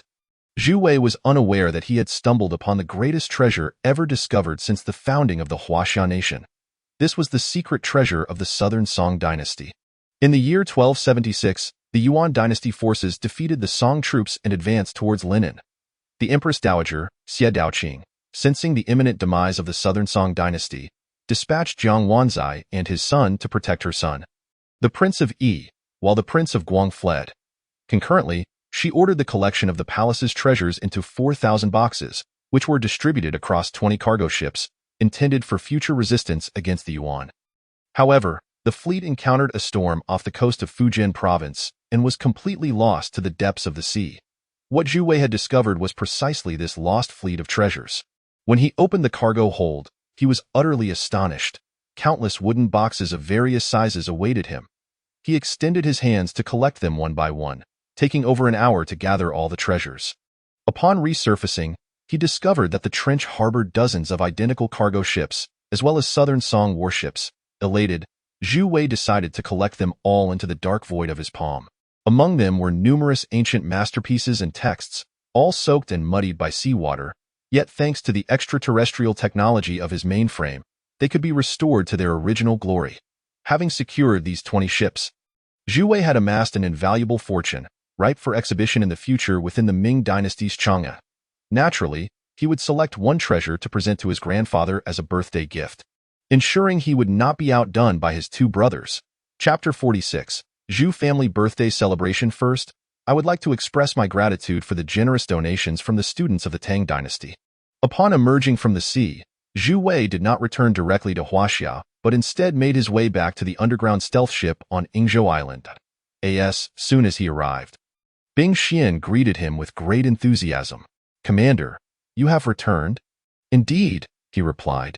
"Commander, congratulations on the successful evolution of your body." "What? My body has evolved?" Zhu Wei inquired, puzzled. "Yes, you have acquired the evolutionary biological mainframe developed by the top biological engineers of the Zonglong Empire. In addition to daily training upgrades, each time you narrowly escape death, your physical attributes are rapidly enhanced tenfold. I have received information from your mainframe, confirming that your current strength has reached and even surpassed that of Zi Ranli." "So, does that mean I can defeat her?" "Well, that is certainly not the case. You have only surpassed her in physical attributes. Your combat skills and spiritual energy have yet to exceed hers. You will require extensive practice. When necessary, you can activate the mainframe's combat training system for virtual practice, which will yield unexpected benefits." Zhu Wei nodded, his heart racing with excitement. "Is there anything significant to report?" "Recently, the research center aboard the ship has made numerous breakthroughs. If you're interested, you may wish to take a look." "Not at the moment. I only wish to know if the black dragonberry discovered at the volcanic cone can now be refined into medicine." Zhu Wei recalled that the black dragonberry had miraculous effects on heart disease. "Yes, that has been successfully tackled. I would like to understand the efficacy of the medicine synthesized from the black dragonberry. Currently, there is a patient suffering from spinal disease and poor cardiac hematopoietic function. Both conditions are precisely what the black dragonberry can address, but the specific effects depend on the dosage of the black dragonberry in the medicine. Generally, it is improbable for a single dose to restore full health, as that would not yield profit in the long run. Maintaining the medicine at a minimal effective level is ideal." "Understood. Please synthesize 10 black dragonberry pills in traditional Chinese medicine form for cardiac treatment. I wish to take them with me. Once this miraculous product from the Ming dynasty is made public, it will undoubtedly astonish the world. He had already resolved to use the medicine to treat his grandfather, which would serve as a subtle advertisement, prompting his grandfather to be grateful for having such a remarkable grandson. Even if he had separated Zhu Wei's parents, Zhu Wei took away 10 pills, naming them Black Dragon 9 Transformation Pills. The packaging was simple, a rough cardboard box containing only 5 pills per box. He instructed Su Qingtai's import-export company to announce to the Huaxia market that this product had limited availability, with only 100 boxes for sale. In reality, this was merely a marketing tactic to enhance the perceived value of the medicine. The actual sale would have to wait until his grandfather's grand birthday celebration was over. Shumi Mountain was of paramount importance, and Zhu Wei decided to deploy another advanced genetic entity to lead 800 elite soldiers to safeguard its security. He ultimately selected a strikingly beautiful female artificial life form. Artificial life form No. 121, gender, female, quality, advanced, processor location, head, biological chip type, crystal biological chip, model, psionic warrior type, equipment, upgraded star cold auxiliary psionic generator, height, 1.65 meters, weight, 52 kilograms, single hand strength, 800 kilograms, spine strength, 2,000 kilograms, reaction speed, 980. Zhu Wei was astonished. This girl, with hair as dark as a jade doll, possessed such formidable abilities, far surpassing that of Zi Ranli. Clad in a similar purple combat suit, Zhu Wei decided to name her Zi Feiyu. Artificial life form No. 121, saluting the commander. Her appearance was indeed striking. Although her fitted leather attire did not boast ample curves, it still accentuated her form. Rise. From now on, you shall be known as Zi Feiyu, and I appoint you as a 4th-tier blade-wielding guardian, overseeing the Imperial Forest Army. Thank you, Commander. Zhu Wei disarmed the girl to prevent any potential vulnerabilities from being revealed, then brought her to the military camp on Yingzhou Island to introduce her to Jie Sr. Jie Sen was nearly dazzled by the presence of such a beautiful Eastern woman. Zhu Wei entrusted Zi Feiyu with 800 elite troops, assigning them to Shumi Mountain to protect the local natural wonders and the secrets within the volcanic cone. Subsequently, he returned to the distillery on Dongyan Island, synthesizing 100,000 bottles of Dongyan jade liquid, along with a large quantity of Yingzhou fruit wine and Yingzhou grape wine. Currently, the wines produced in Dongyan were in high demand on the international market, with numerous foreign wine merchants stationed on the island, all eager to secure a deal. Dongyan's alcoholic products had become the most sought after globally, perfectly aligning with current orders. It was estimated that within half a month, all 100,000 bottles of Dongyan jade liquid, along with 200,000 bottles of Dongyan grape wine and 200,000 bottles of Dongyan fruit wine, would be shipped out, projecting an export revenue of 3 billion soft sister coins. Once Zhu Wei had finalized these arrangements, he boarded the UFO and returned to Huaxia. By the time he arrived, it was already morning.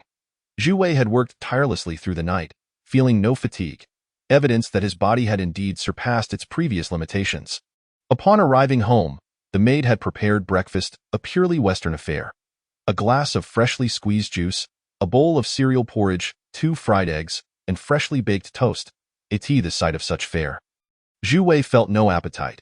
Having grown accustomed to tofu pudding, steamed buns, porridge, fried dough sticks, and soy milk, he was disinclined to indulge. Nevertheless, he sampled a bit and found the maid's culinary skills to be quite commendable. Chennai. This food is delightful. Thank you for the compliment, young master. After a few days, what do you find most enjoyable? I still prefer the pancakes you make, and the breakfast buns are quite good as well. Very well. Since you favor these 2 dishes, I shall prepare them more often. All right, feel free to do as you wish, Zhu Wei replied. Returning to his room, Zhu Wei began to select a gift for his grandfather. He understood that, for his grandfather, an antique with an artistic aura would far surpass one that exuded a gaudy ostentation. He chose a set of Longquan porcelain tea utensils from the collections of the old Summer Palace, dating back to the Northern Song dynasty. This exquisite tea set had been favored by Emperor Zhu Yuanzhang of the Ming dynasty and had remained preserved within the Qing dynasty's imperial palace until it was plundered by American forces in 1900. It had drifted to Yingzhou Island during its journey back to the United States, as an antique. Zhu Wei naturally used the mainframe to create a replica, ensuring it was indistinguishable from the original. He held great admiration for the technology of the Songlong Empire, which could deconstruct the universe into various elements. Through rapid analysis by the mainframe, these could be reprogrammed at the atomic level to create diverse substances, leading to infinite replication.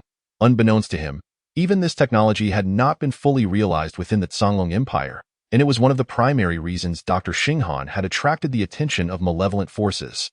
Time passed swiftly, and soon it was the day of Zhu Wei's grandfather's grand birthday celebration. Zhu Wei stepped outside his home, holding a box containing the tea set, and boarded Zhang Qingwang's car. Today is the weekend, so Zhang Qingwang is taking a break. Since there is not much to do, he decides to assist Zhu Wei with his driving duties.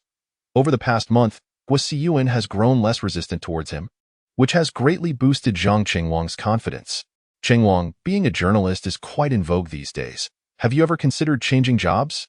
Zhu Wei remarks, gazing at the road ahead. Where would I go? The pay in this industry is generally similar. Unless one becomes a leader.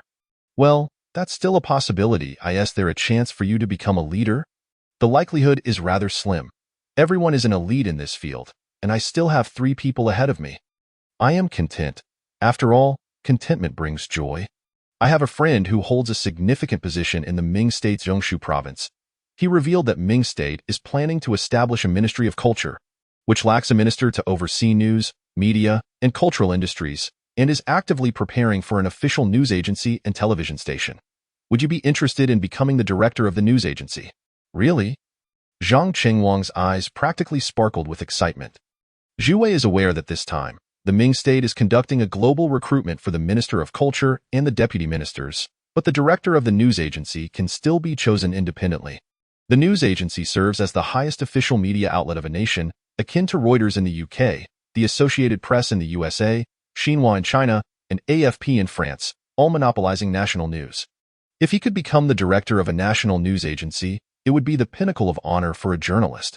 However, it would likely mean leaving Guo behind. Of course, if you're willing, I can recommend you to the officials in the Ming State's Zhongshu province. The sparkle in Zhang Qingwang's eyes faded as he dejectedly replied, I cannot go. Why not? Zhu Wei inquired. Zhang Qingwang pondered for a moment, biting his lip before admitting, I cannot bear to be away from Siyuan. Though be honest, I relocated to Songhai specifically for Guo. Zhu Wei chuckled, I noticed that long ago. Ultimately, this is a matter of your feelings. You should contemplate it thoroughly. The vehicle soon arrived at Zhu's grand residence in the coastal district. This mansion, nestled against the mountains and by the sea, was chosen by a top feng shui master from China and consists of multiple buildings, covering nearly 20,000 square meters, complete with a golf course, tennis courts, swimming pools, and other amenities. Compared to the luxurious mansions depicted in Korean dramas, this place is simply unparalleled. However, the mansion is also heavily secured. Upon arriving at the foot of the mountain, they must exit the vehicle for an inspection and proceed on foot. It was Zhu Wei's first visit to this grand estate, and after disembarking, he transferred to an internal electric vehicle to continue towards the mansion. Suddenly, an electric vehicle rushed up from behind at high speed. The vehicle itself was silent, but with Zhu Wei's keen ears, he quickly detected its approach. However, the driver was unable to evade in time and was struck by the oncoming car, causing it to overturn. Sorry. The rear vehicle came to a halt, and Zhu Shengwen, dressed casually and accompanied by his girlfriend Xiong Xiying, stepped out. Are you okay? I truly didn't mean to do that. Upon noticing Zhu Wei's suitcase lying on the asphalt, he picked it up and pretended to accidentally drop it, exclaiming, Oh dear, sorry. I've not been feeling well lately. Often dizzy, my father knows. So please be understanding. Zhu Wei scoffed inwardly, thinking Zhu Shengwen was truly courting disaster. Zhu Shengwen pretended to reach out to help Zhu Wei, who extended his hand to receive it. When their hands clasped, Zhu Shengwen jumped back like a rocket, exclaiming, Ouch, that hurts. Zhu Wei then released his grip, saying, Sorry, I must have squeezed too hard. Observing Xiong Xiying and Zhu Shengwen inspecting Zhu Shengwen's hand, Zhu Wei seized the opportunity to grab the suitcase Zhu Shengwen had carelessly placed in the bushes.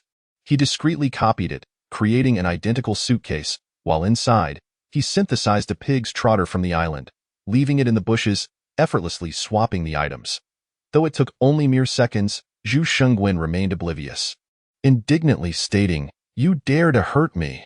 Zhu Wei replied coolly, "Go ahead and report me. I would love for my grandfather to witness your good deeds." With that, Zhu Wei opened his suitcase, revealing a stunning set of blue and white porcelain tea sets from the Southern Song dynasty, consisting of teacups, tea bowls, teapots, teacups, tea plates, and trays, one of which was shattered. Though only one cup was broken, it marred the entire aesthetic of the tea set.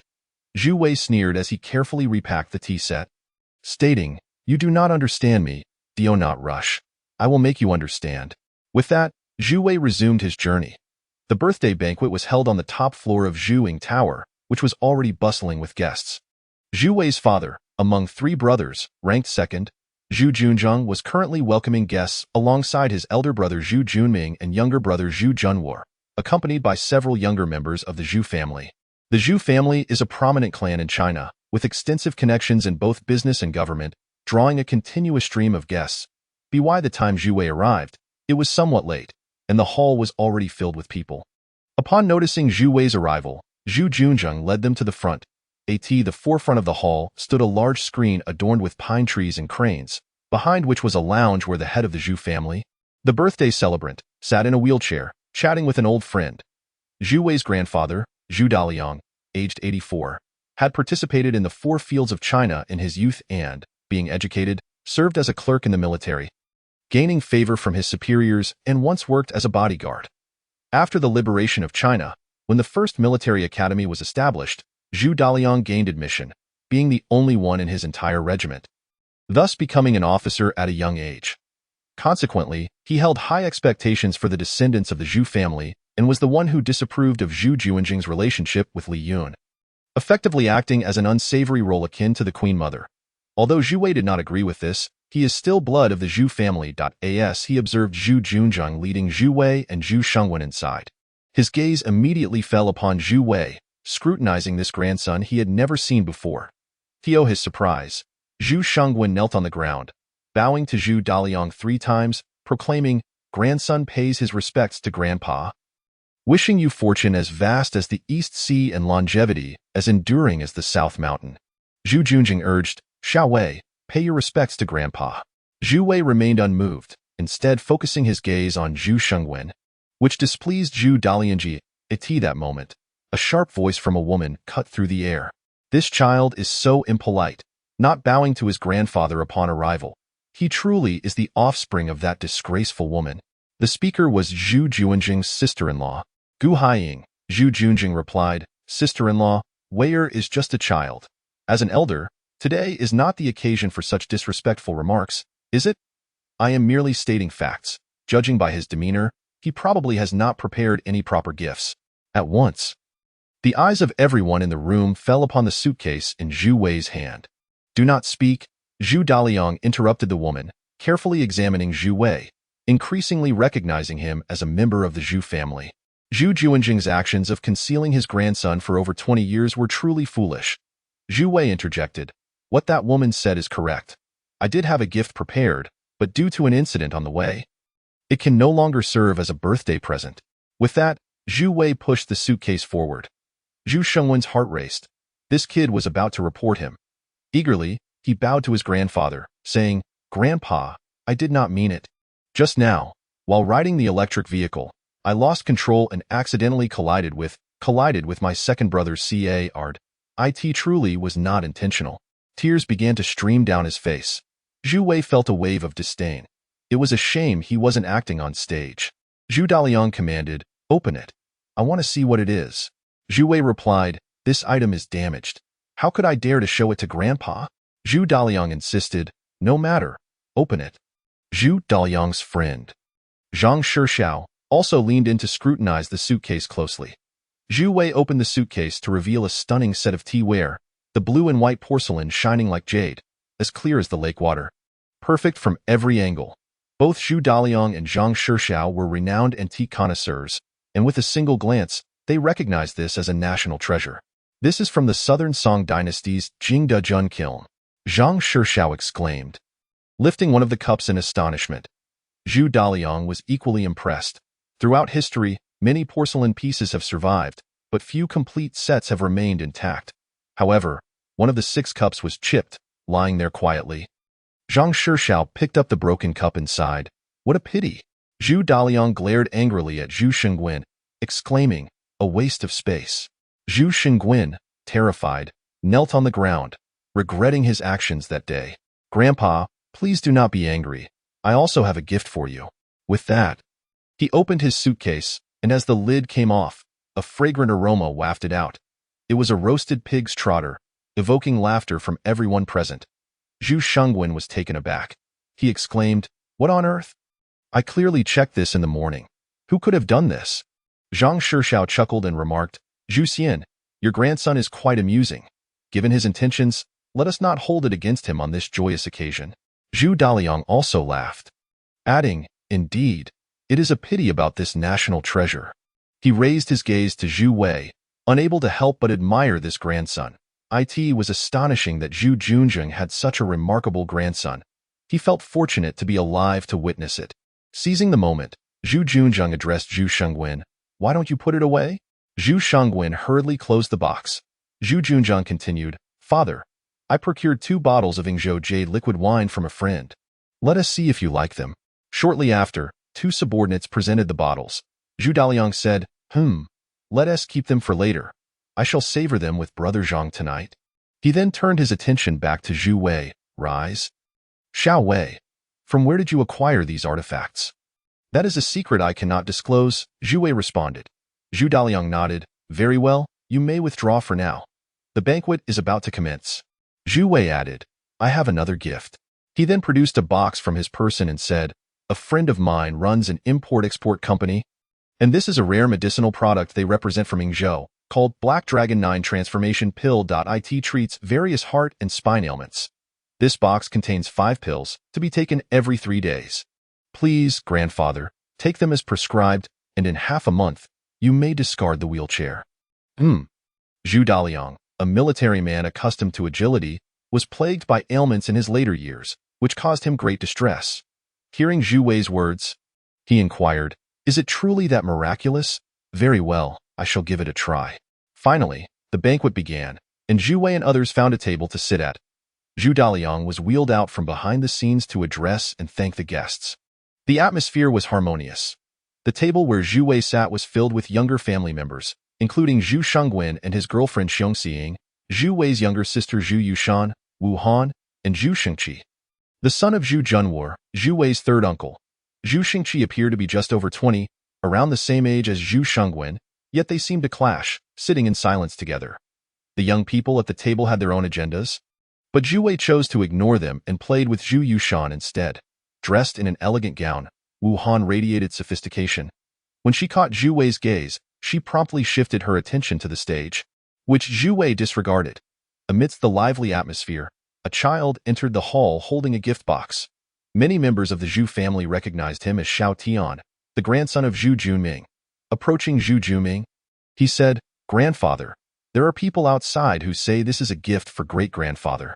Zhu Junming felt suspicious. Who would send a child with a gift? He opened the box and was horrified to discover a timed bomb inside. With only 5 minutes remaining, he urgently instructed the security, quickly, apprehend that person. Zhu Junzheng snatched the box and was equally alarmed. He called for security to take the bomb outside. Zhu Wei, sensing the gravity of the situation, followed suit. Zhang Shishao whispered something to his confidant, who then came to assess the situation. Zhu Wei noticed the security personnel holding needle-nose pliers, scrutinizing several wires. Observing the sweat beading on the brows of everyone present, Zhu Wei said, let me give it a try. Zhu Junzheng was taken aback. Could he truly manage it?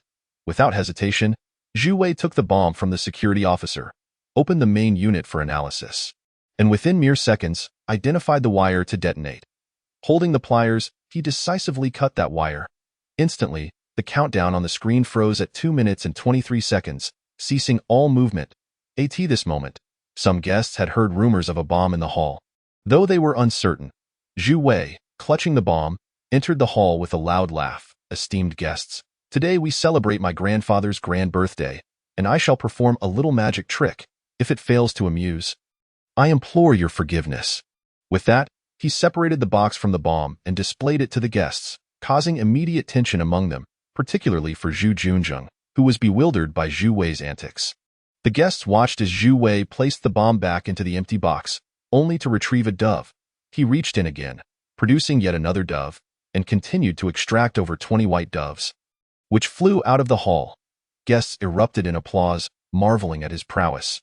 When Zhu Wei showcased the box again, the bomb had vanished, revealing yet another empty box. He reached inside once more, and this time, he pulled out an exquisite jade vase, the very gift Zhu Shengwen intended for Zhu Daliang. Zhu Wei smiled. This is the third gift of today.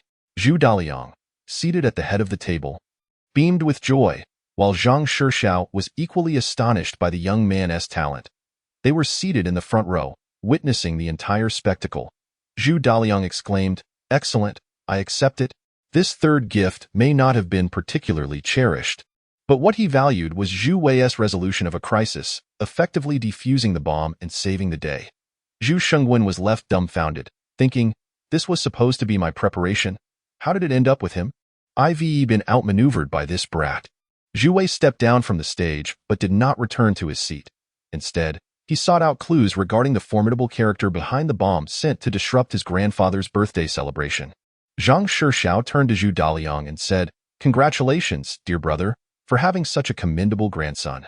Zhu Daliang laughed heartily. "With such a fine grandson, would you care to have him as your granddaughter's husband?" Zhang Shixiao replied, "Not only would I care, but I believe he and my granddaughter are truly a match made in heaven. I am determined to have him as my grandson-in-law." He then added softly, "I trust he can save both our families, the Zhangs and the Zhus." As the birthday banquet concluded and the guests departed, Zhu Wei ascended the elevator to the top floor, where Tang Siyan entered, leaving them alone in the lift, dressed in a stunning blue gown. She exuded allure, her slender waist accentuated by silver high heels. With a flirtatious gaze, she scrutinized Zhu Wei.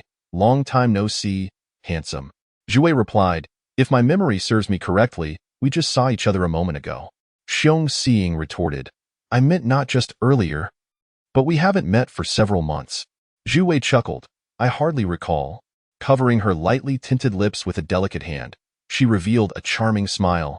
"You're so busy every day. How could you possibly remember how often I've shown you my affection?" Zhu Wei's expression darkened. He scanned her thoroughly and, relieved to find no signs of recording devices, gently caressed her face, warning, "Do not attempt to seduce me, or it may end poorly for you." Tang Siyan giggled, "I forgot. Zhu Shengwen mentioned you are not a real man." This remark struck a nerve. And as the elevator doors opened, Zhu Wei distinctly spotted a man standing at a distance.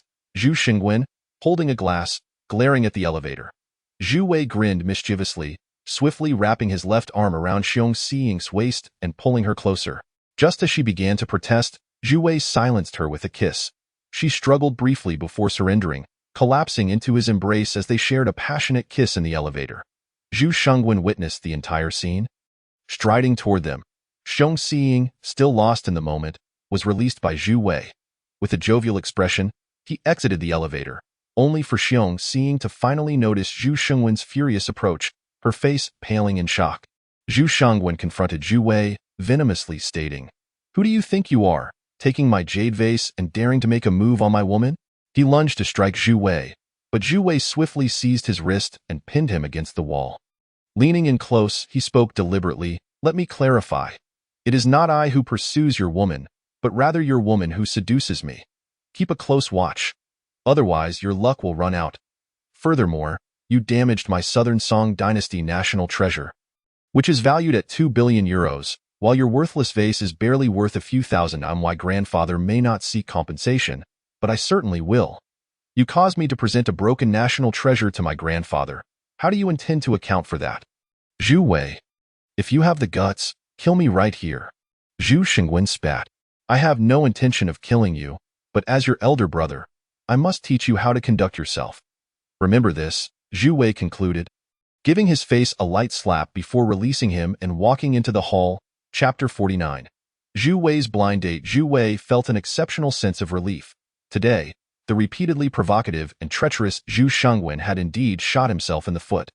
Losing face before his grandfather and sacrificing a jade vase in the process.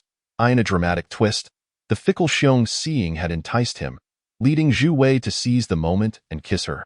It was likely that both of them would face consequences afterward, and Zhu Shengwen had truly lost both his woman and his pride, while Xiong Xiying would probably find herself cast aside by him. Zhu Wei lingered at the Zhu family estate until the afternoon. In truth, he had wished to depart by noon. However, Zhu Daliang insisted vehemently that he stay. Deep down, Zhu Daliang harbored a fondness for this grandson. Over the years, as a grandfather, he had never inquired about the child's affairs, feeling an intrinsic sense of indebtedness towards Zhu Wei. He never expected that Li Yun, that woman, could raise such an admirable grandson. Zhu Daliang had many grandchildren, yet only a select few could genuinely aid the family. His eldest son, Zhu Junming, had 2 sons who were engaged in business abroad and rarely returned. His second son, Zhu Junzheng, had 3 sons and a daughter. Zhu Shengguang was young and promising, a steady individual who currently served as Zhu Juanjing's reliable aide, while Zhu Shengwen had always been a troublemaker. Proficient in all vices, drinking, gambling, and debauchery. The youngest son, Zhu Junwo, had a son and a daughter. His son, Zhu Xingqi, was rebellious and had learned all the wrong ways, except for womanizing, gambling, and drinking. Indeed, a larger family often brought more complications.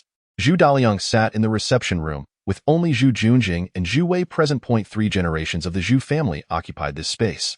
Before arriving, Zhu Wei had harbored a strong disdain for the elderly man. Yet upon meeting him, he found it difficult to sustain that hatred, for he was merely an octogenarian. Each time he beheld the kindly smile directed at him, he found himself incapable of seeking vengeance. Perhaps the root of it all lay in the profound bonds of blood. Zhu Daliang smiled gently and said, "I have heard that your father has arranged for you to reside in Dongpu district. Living alone can be rather lonely. Why not return home where our family is numerous and lively?" Zhu Wei replied, "Thank you for your kind offer, grandfather, but I find solitude quite peaceful and conducive for my endeavors." Zhu Daliang continued, "There is, in fact, something I cannot conceal from you. As you have witnessed today, someone has threatened our Zhu family with a bomb. If you insist on living alone outside, it may pose a danger. After all, the estate is relatively secure." Zhu Wei retorted, "The more you say this, the more I feel compelled to live outside. I do not wish to become a subject of ridicule." Zhu Daliang chuckled, and after a pause remarked, "Then you ought to exercise extra caution in your daily life." He pondered for a moment and added, "Pursue whatever career you desire, whether it be financial support or manpower. Your grandfather will stand behind you." Zhu Wei nodded in acknowledgement. Zhu Daliang continued, "Furthermore, our Zhu clan traces its lineage back to the Ming dynasty, originating from Zhu Yunjun, and shares a common ancestry with the Ming state across the sea." Zhu Wei felt a significant shock within. Realizing that the generational names of Zhu Junhong from Yingzhou Island and his father, Zhu Junzheng, were entirely identical, he had assumed it a mere coincidence. Little did he know that the illustrious Zhu Daliang possessed a family tree. Zhu Daliang stated, "As a prestigious family, it is essential to ensure that marriages align with social standing, especially given our noble heritage. Your brother, Zhu Shengguang, has already formed an alliance with the real estate tycoon. The Wang family from Baining province. It is time for you to also determine your lifelong partner. I trust your father has already broached the subject of arranged marriages with you. I have arranged for you to meet the granddaughter of the Zhang family, who is involved in biopharmaceuticals." Zhu Wei responded, "Thank you, grandfather, but I would prefer to decide matters of the heart for myself." Zhu Daliang remarked, "Are you concerned she may not be attractive? This young lady is the granddaughter of my good friend, Zhang Shishao. Her father is also a comrade of your father's. We can say that our 2 families are exceptionally close, I have inquired. And the girl is young, beautiful, intelligent, and exceedingly gentle. Rest assured, your grandfather would not misjudge her." Zhu Wei replied, "Let us discuss it when the time comes." Zhu Wei remained skeptical, pondering how far beauty could go in a politically motivated marriage.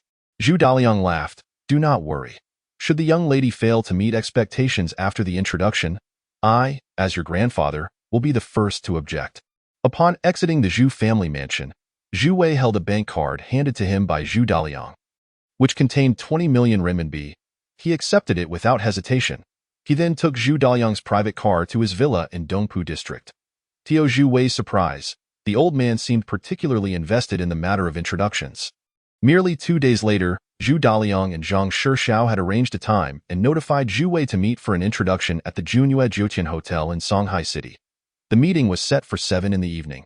Wang Jing, who had somehow procured a BMW, had now become Zhu Wei's devoted assistant and driver. Zhu Wei was quite satisfied with his performance. Soon, the car arrived at Zhoutianjunhua.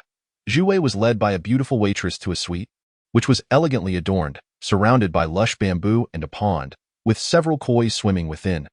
Adjacent to it was a large wooden tea table, a valuable piece. Further in was the dining area, featuring a grand square table already occupied on both sides. On the left sat Wu Yingmei, Zhu Junzheng, and Zhu Daliang, while on the right sat a middle-aged woman, Zhang Shixiao, whom Zhu Wei had met at the birthday banquet. Beside her was a girl who kept her head bowed. "Ah, so it is Weier who has arrived. Come over," Zhu Daliang called out. Zhu Wei approached and Zhu Junjing introduced, "Allow me to present your Zhang grandfather. This is Aunt Shangguan, and here is her daughter, Zhang Yinran." Zhu Wei greeted each in turn. Realizing that Zhang Shixiao was the head of the Zhang family, while Shangguan Yu was his daughter-in-law, and Zhang Yinran was her biological daughter. Zhang Shixiao appeared quite jovial, while Aunt Shangguan, in her 40s, exuded a graceful beauty. Observing Zhu Wei closely with a subtle smile, Zhu Junzheng introduced the two parties.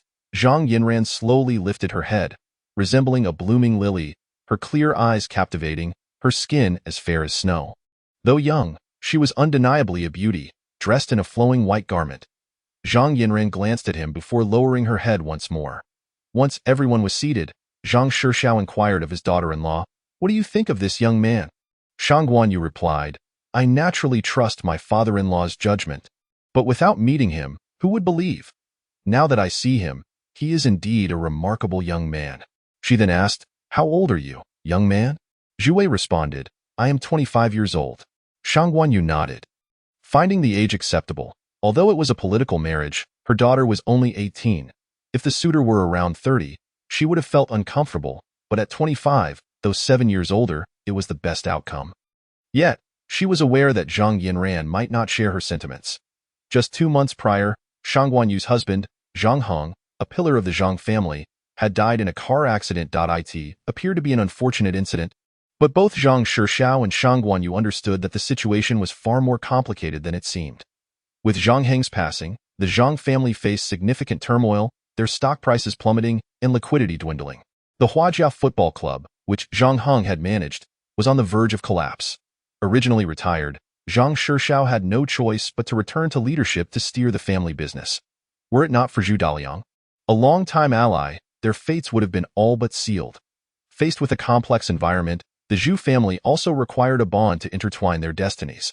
Shangguan Yu turned to Zhu Wei and asked, "What line of work are you in?" "Young Wei." Zhu Wei felt a twinge of embarrassment. If he admitted to being idle, it would hardly reflect well on his grandfather's matchmaking efforts. Just as he was about to speak, Zhu Junzheng interjected, "The medical reform in Songhai City has led to the privatization of 33 state-owned medical institutions, which I have acquired entirely. I intend for Wei to serve as the administrative director at the People's Hospital in Jinsong District." Zhu Wei thought to himself, when did this decision occur? Why was I not informed? This was rather sudden. He chose to remain silent, acknowledging that with the Zhu family's wealth, acquiring one more asset would not matter. However, he suddenly recalled that this was the very hospital where Li Xinyu and Tang Siyan worked. If he were to become the director, it would mean he would be their superior, complicating their relationships. Shangguan Yu nodded. That sounds promising. A worthy successor to his father's legacy. With such an exemplary father, I trust your son will be more than capable. Zhu Junjing laughed heartily and then signaled the servers to bring forth the dishes. Soon, a table laden with exquisite delicacies was set before them, primarily light fare. The guests dined and conversed, and before long, everyone had their fill.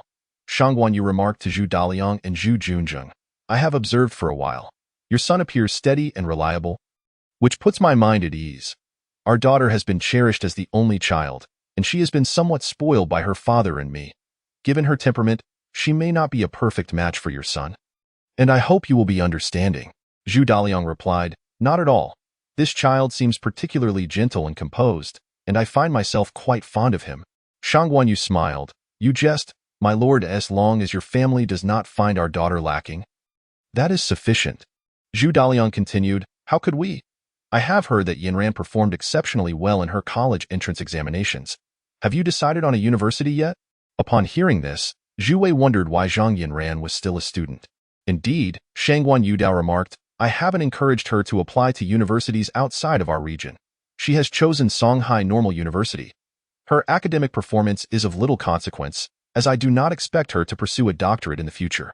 Ultimately, a woman's role is to support her husband and raise children, so my primary concern is her happiness in the present. I hope she doesn't feel overly pressured. At this moment, Zhu Wei realized that this charming girl was only just beginning her freshman year. How could that not be a predicament? Aside from her striking beauty, there was a significant generational gap between the two. Well then, let us allow them to get acquainted on their own, Zhu Daliang suggested. Zhang Shixiao added, Indeed, my dear nephew, take Yinran out for a stroll, engage in conversation, or perhaps catch a film. The rest of us will discuss other matters. Zhu Wei nodded in agreement and stood up, followed by Zhang Yinran, as they exited the hotel in single file. Walking behind her, Zhu Wei could clearly observe her figure. She was slightly shorter than Tang Siyan, yet her physique was undeniably attractive. Once outside, the weather was a touch chilly. Zhu Wei inquired, Where would you like to go? Zhang Yinran replied nonchalantly, her voice imbued with youthful innocence. Anywhere. Zhu Wei found this amusing. Would she agree even if he suggested a hotel? Noticing her shivering as she rubbed her arms, Zhu Wei removed his coat to drape it over her shoulders. However, she evaded his gesture, prompting him to insist more firmly, Put it on. It's cold outside. Zhang Yinran, feeling the chill, reluctantly accepted and donned the coat. In this frigid weather, speak up. Where do you wish to go? Let us just walk around here, she replied. All right, as long as you're willing. With that, they began to stroll through the hotel's garden. Dad, how old are you this year? Zhang Yinran asked, her bright eyes sparkling as she looked at Zhu Wei. 25, he answered. Oh, you're 7 years older than me. 7 years. Zhang Yinran seemed deep in thought, then looked up. Do you think our age difference is appropriate? Zhu Wei mentally cautioned himself not to get ensnared in her question.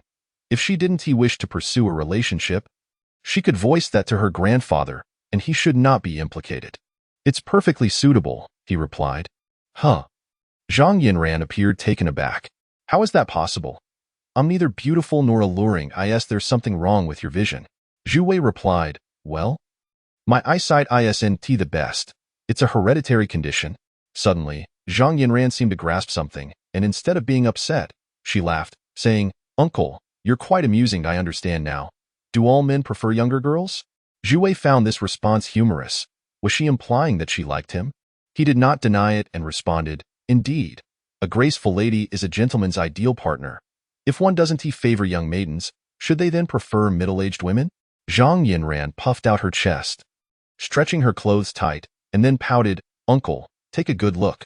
I lack curves and an S-shaped figure. Do you truly find me appealing? Zhu Wei replied, Yes, quite so. Zhang Yinran seemed puzzled. But why do I feel nothing for you? Zhu Wei nodded, Likewise. It appears we share a mutual lack of feelings. A quick glance revealed Zhang Yinran looking at him, visibly annoyed. Ahem, as long as one party has feelings, that suffices. Love is inherently unjust. Zhang Yinran countered. But what if I end up hurting you? I genuinely don't like you. Zhu Wei replied, Why should your lack of affection cause me distress? Zhang Yinran said, I get it now.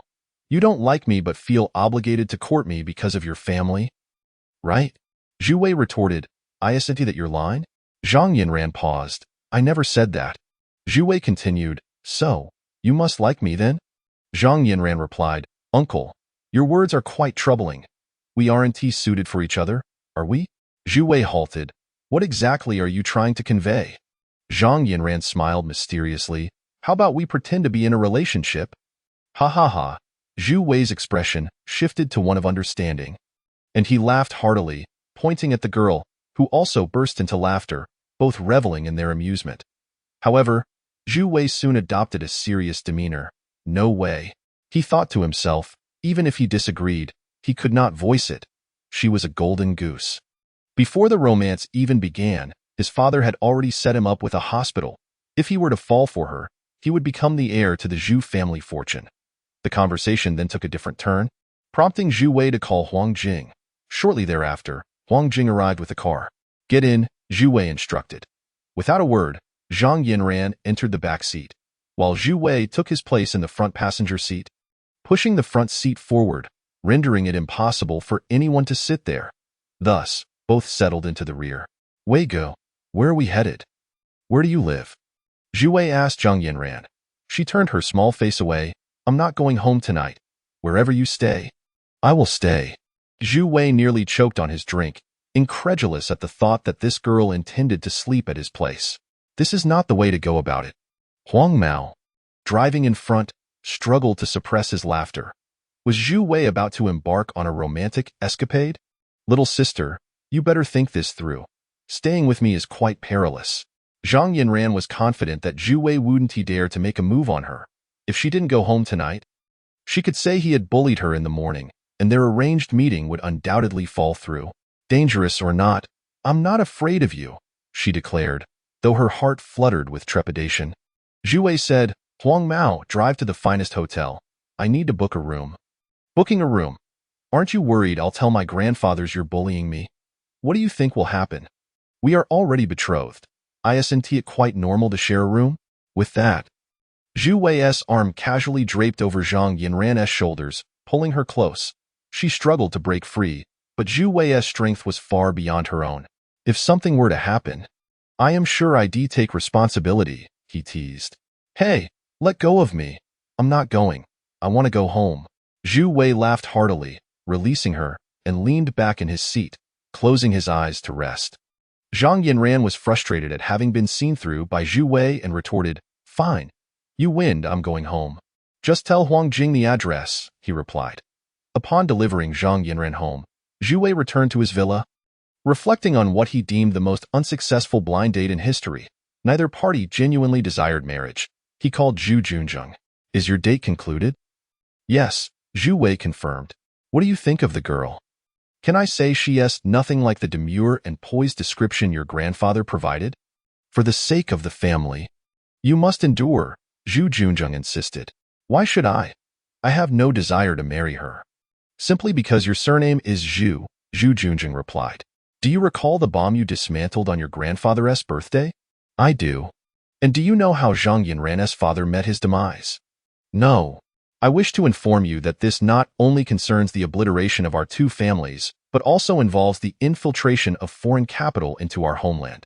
If I could merely survive, I would have long since transferred the business, but our Zhu family cannot afford to lose. Zhu Wei was taken aback by the gravity of the situation, sensing a larger conspiracy at play. You must be exaggerating. No, this is not an exaggeration.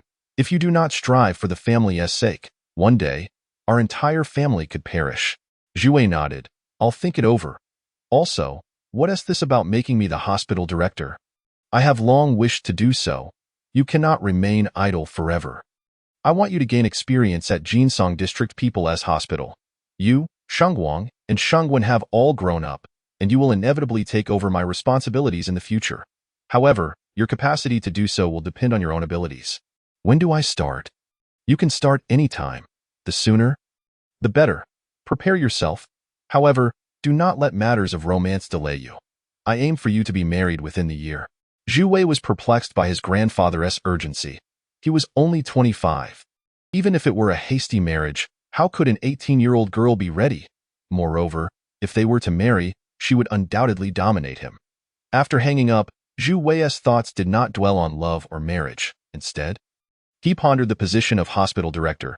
Due to the medical system reforms in Songhai City, including Jinsong District People's Hospital, 33 public hospitals, community hospitals, and clinics were officially acquired by Renming Junjing Medical Group.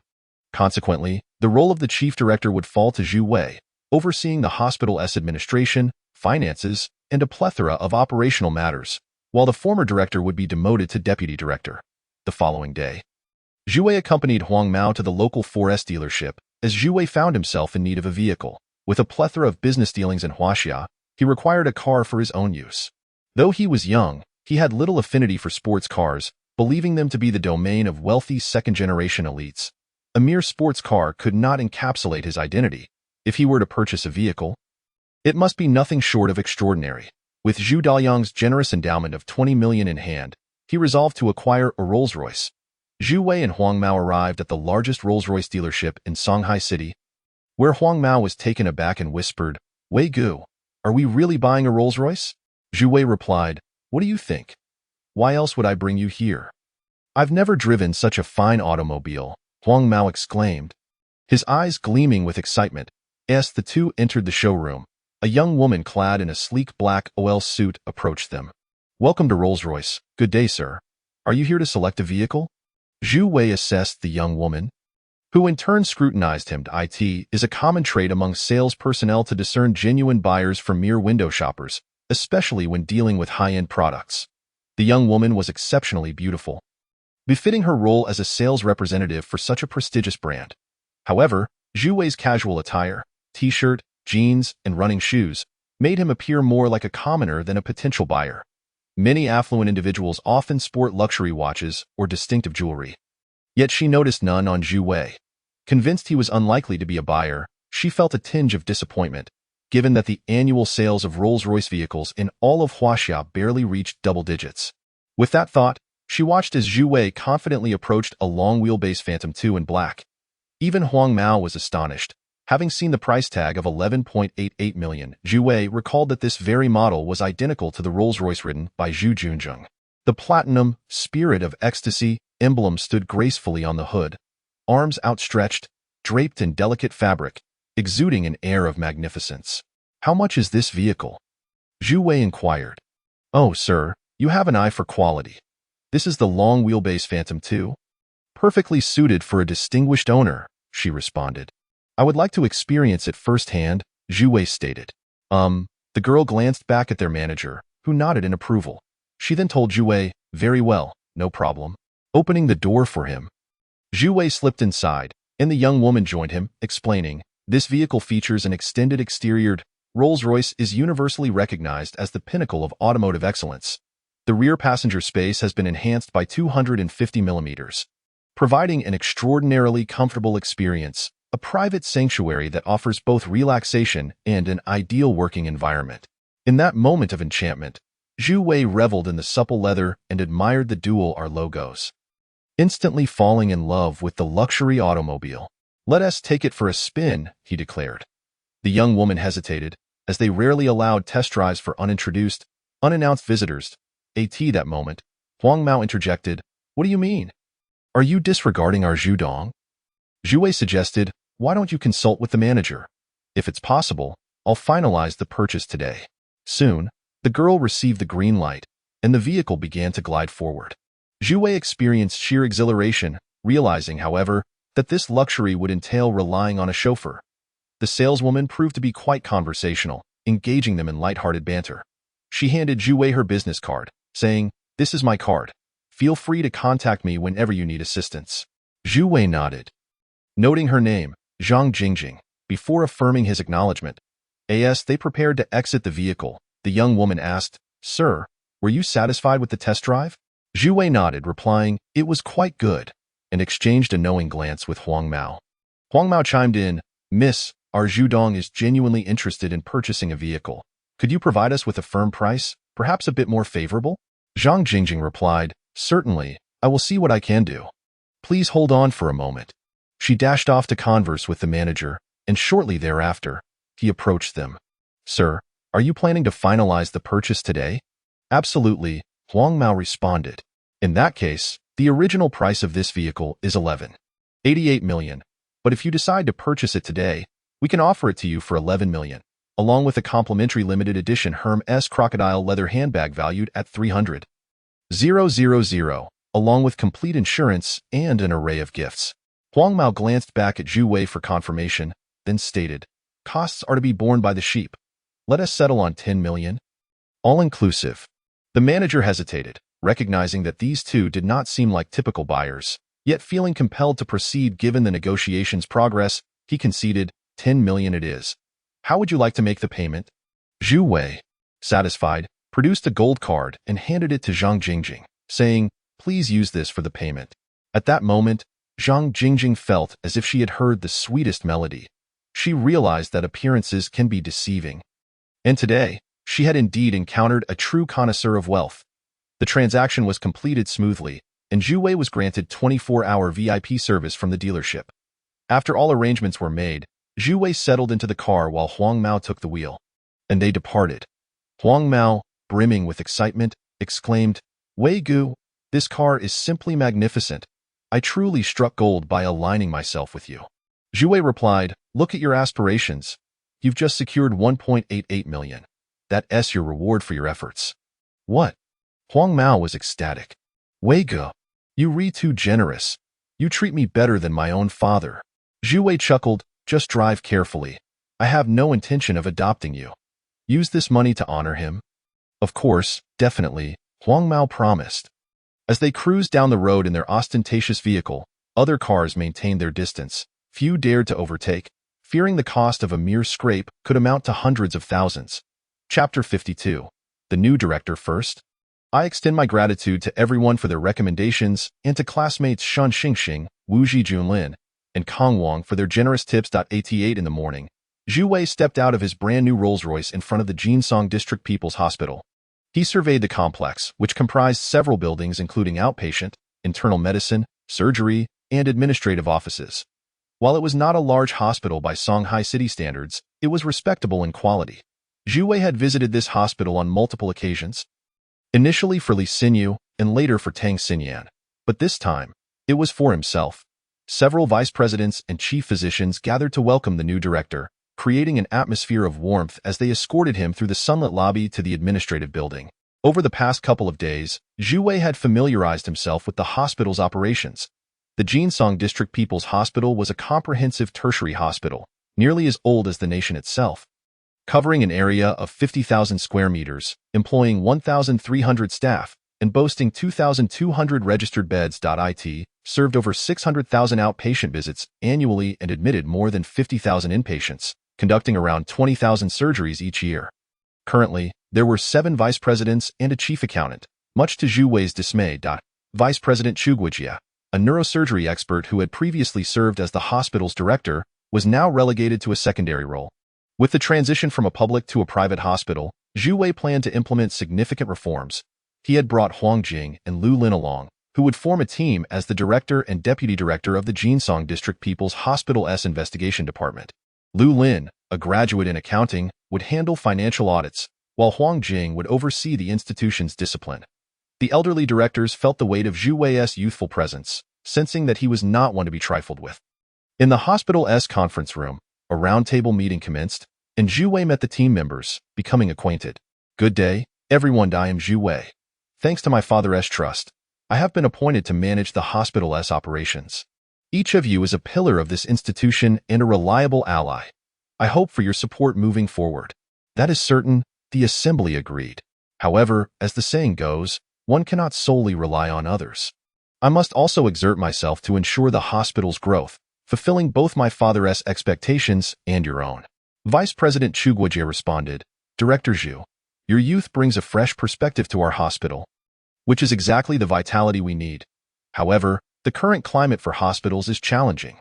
While medical accidents are rare, instances of patient disputes are frequent, and the doctor-patient relationship nationally is quite strained. We, as hospitals, find ourselves in a vulnerable position, making our work increasingly difficult." Zhu Wei smiled, saying, "I am here to resolve these issues. Are there any disputes occurring at our hospital? At some point, please provide me with the information regarding the persistent troublemakers involved in medical disputes. As for these two, Lu Lin and Huang Jing are my trusted confidants, not outsiders. I intend to establish an investigative department within the hospital, dedicated to managing these matters. I trust there are no objections." At that moment, one of the vice presidents spoke up, "Director Zhu, you may not be aware, but our hospital's financial performance has declined compared to previous years." Zhu Wei recognized this was Vice President Chen Yuan, who was in charge of logistics. Zhu Wei exchanged a glance, and soon Huang Mao placed a briefcase on the table, opening it to reveal a staggering sum of cash, 10 million. Zhu Wei replied nonchalantly, "I have plenty of money. I am not lacking in funds. This is merely pocket change. What I truly lack are individuals, those who are genuinely dedicated to healing and saving lives, those willing to fight alongside me for the hospital's development. Let me reiterate, we are all pillars of this institution. When the tree falls, the monkeys scatter. I cannot engage in mutual destruction. Henceforth, regardless of rank, from the president to the nurses. If the hospital thrives, we all benefit, with significantly improved compensation. However, should anyone deviate from my two standards and engage in actions detrimental to our cause, rest assured, once the investigative department uncovers any wrongdoing, do not blame me for my ruthlessness. We shall meet in court, as I believe no one wishes to spend the latter half of their life behind bars. Zhu Wei's audacity left everyone present in stunned silence. Rarely does one speak so boldly, either a madman or a person of true resolve. Zhu Wei continued, "Let it be decided, Director Chu. Please provide me with a complete list of all hospital personnel, including interns and temporary workers, along with their evaluation records and this year's recruitment plan." Chu Guojia replied, "Understood, Director Zhu." Throughout his life, Zhu Wei had never felt such elation. Although he held the esteemed title of Emperor of the Ming, most officials were of similar age, yet commanding these elder gentlemen was a first for him. Meanwhile, at the Pizza Hut in Wanda Plaza, Li Xinyu was dining with her boyfriend, yet she found herself devoid of appetite, having only taken a few bites. "Yang Yinyuan, where's your car?" Li Xinyu suddenly inquired. "Ah, I didn't drive today. Why do you ask?" Yang Yinyuan responded. "Oh, nothing," Li Xinyu replied, lowering her head once more. Yang Yinyuan chuckled. "Hey, don't you usually love Pizza Hut's pizza? Why aren't you eating today? Such a waste." Li Xinyu suddenly grasped the back of Yang Yinyuan's hand and said, "Yinyuan, could you lend me some money?" Yang Yinyuan was taken aback but smiled. "Sure, how much do you need?" He pulled out his wallet, revealing over 1,000 yuan in cash, which he offered. Yet, Li Xinyu did not take it, looking down and saying, "Not enough." This time, Yang Yinyuan was astonished. "How much do you need?" Li Xinyu replied, 100,000. Yang Yinyuan was utterly flabbergasted. Having claimed to be a wealthy second-generation heir, he was merely a driver for a rich family. Asking him for 100,000 was akin to asking for his life. Even if he had it, he could not lend it to Li Xinyu. After several months of dating, they had not even been intimate. Who would engage in such a financially detrimental endeavor? Yet, this was a prime opportunity to win her over. With ulterior motives, Yang Yinyuan said, 100,000, that's not much. But I'd like to know what it's for. Li Xinyu explained, "My mother is hospitalized with late-stage cancer. I urgently need 100,000 for chemotherapy." Tears began streaming down her face as she buried her head on the table, sobbing. Yang Yinyuan understood that Li Xinyu came from a single-parent family. Her mother was her lifeline. If this were the case, winning her over would be a piece of cake. Gently, he patted her back through her clothing, saying, "No problem. It's just 100,000. When do you need it?" Li Xinyu lifted her tear-streaked face to look at Yang Yinyuan, asking, "Will you lend it to me?" "Of course. When have I ever deceived you?" "Then when can I?" Yang Yinyuan feigned helplessness. "My friends are in a tight spot right now. I lent out 200,000 and haven't been repaid. I'll try to ask my father for some, probably within a week. Is that okay?" "That works." Li Xinyu completely believed him. Yang Yinyuan laughed. "But how will you thank me?" Li Xinyu paused, realizing what he implied. Over the past 4 months, Yang Yinyuan had suggested more than once that they act like a normal couple, but due to her upbringing, she had always refused. She understood the importance of a woman's chastity but felt Yang Yinyuan was good enough to entrust her life to. Gritting her teeth, she declared, "Since the day we started dating, I've seen you as my husband. If you don't mind my family and are willing to have me, I'm yours. However, I really can't focus right now. Once my mother starts chemotherapy, I'll give myself to you, okay?" What a joke. Once she is hospitalized, my cover would be blown. Yang Yinyuan could not wait until then to seize this opportunity. He grew angry and stood up abruptly. "Li Xinyu, I've treated you so well, yet you still don't trust me. I isn't that what you mean. If you don't believe me, then forget it." With that, Yang Yinyuan turned and stormed out of Pizza Hut. He knew Li Xinyu lacked wealthy companions. Apart from himself, who else could lend her money? When she regretted crossing him, she would come back to him in tears, wouldn't she? Meanwhile, Li Xinyu sat in Pizza Hut, crying once more. She was uncertain if her actions were right and began to doubt whether Yang Yinyuan truly intended to lend her money. The afternoon shift felt heavier than ever. After changing clothes, she encountered her fellow intern Chui Huiying. "Haha, Li Xinyu, congratulate me. What happened?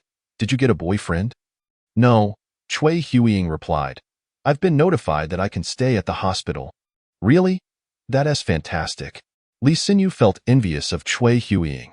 A new, young, handsome director just arrived, and on his very first day, he brought this wonderful news. It's truly amazing. By the way, several of our classmates were also retained. Didn't you receive a notice? No. Oh. Then just wait a bit longer. I have to get back to work. With that, Chui Huiying dashed off. At that moment, the head nurse approached. Li Xinyu, you're needed in room 1012 of the administration building. Li Xinyu asked, right now? I haven't started my shift yet. The head nurse replied, yes, right now. Afterward, you can begin your shift. Li Xinyu suspected it might be about her retention, and a glimmer of hope sparked within her. She quickly arrived at the administrative building, where 3 offices on the 10th floor had already been vacated. In addition to Huang Mao and Lu Lin, Zhu Wei had dispatched 3 military professionals to the investigative department. With Huang Mao overseeing the hospital's security, minor issues would be resolved promptly, while major problems would be referred to the police. Li Xinyu knocked on the door of room 1012. Come in. Upon entering, she saw a man in a white coat whom she did not recognize, with bright yellow hair and looking to be in his early 20s. Was this the new director? Li Xinyu was puzzled. What is your name? Huang Mao stared at the beautiful girl, nearly drooling. Having worked in this role, he had already encountered several attractive women. Indeed, the hospital was a haven for beauty. Li Xinyu.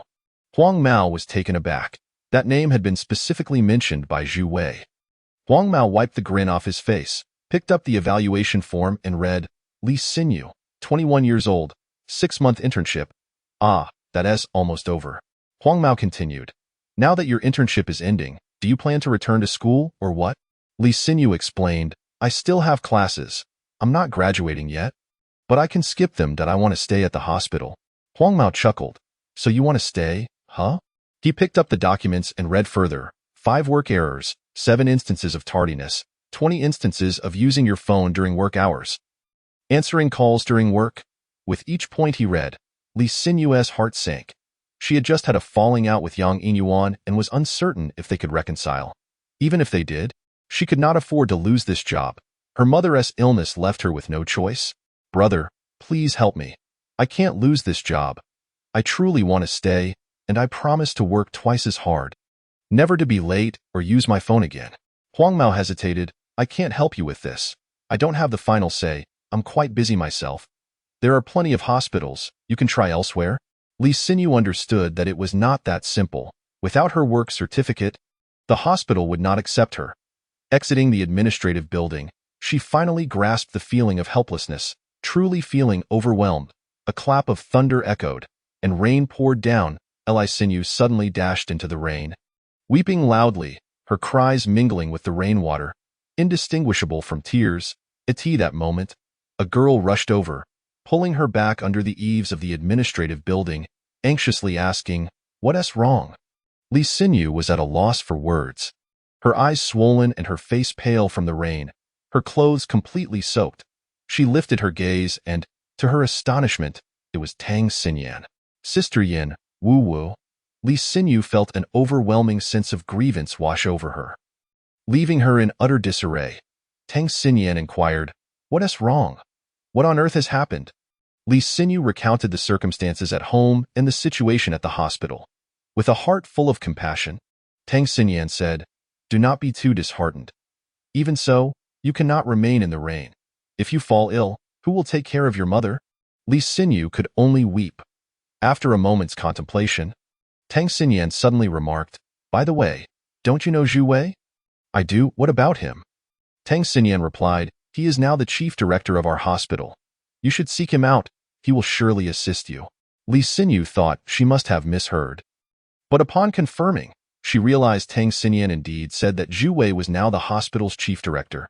How is that possible? Li Xinyu found it hard to believe. Tang Siyan responded, In this world, nothing is impossible. His father has acquired our hospital. Li Xinyu was taken aback. How could this be? She had known Zhu Wei for nearly 2 years and had never heard of him having a father. However, this was not the time for such concerns. Ever since she had rejected Zhu Wei, the two had felt rather awkward, and now, seeking his help made her feel uneasy. Li Xinyu said, Sister Yin, You have a good relationship with Zhu Wei. Please accompany me to ask for his assistance. Tang Siyan, however, felt unable to help her, not out of unwillingness, but because she had no means to meet Zhu Wei. She was even contemplating resigning, yet just received news that she was about to become a formal employee. Deep down, she was reluctant to give up her job. I cannot assist you at this moment. You must go on your own. I believe he will certainly help you. Chapter 54. The new director Li Xinyu nodded, then bravely walked towards the administrative office building. The door to the director's office stood before her. Having been at the hospital for over 6 months, she had never set foot inside. For Li Xinyu, a mere intern nurse, this was an unreachable pinnacle. Knock, knock, knock. The sound of her knocking echoed. Zhu Wei stood by the window, gazing out at the curtain of rain.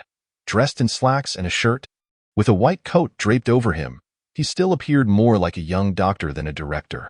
Come in, he called. Turning around, he was greeted by a familiar figure, a girl who trembled as she entered. And only then did he recognize it was Li Xinyu. Xinyu, why are you soaked? Zhu Wei was taken aback by her state, drenched from the rain, her clothes clinging to her body, water streaming down her hair, and her face and delicate neck were pale from the cold, revealing her natural beauty. Zhu Wei hurried to the restroom, retrieved a towel and approached her, gently drying her forehead, eyes, nose, chin, cheeks, neck, and hair. Li Xinyu made no attempt to resist or refuse.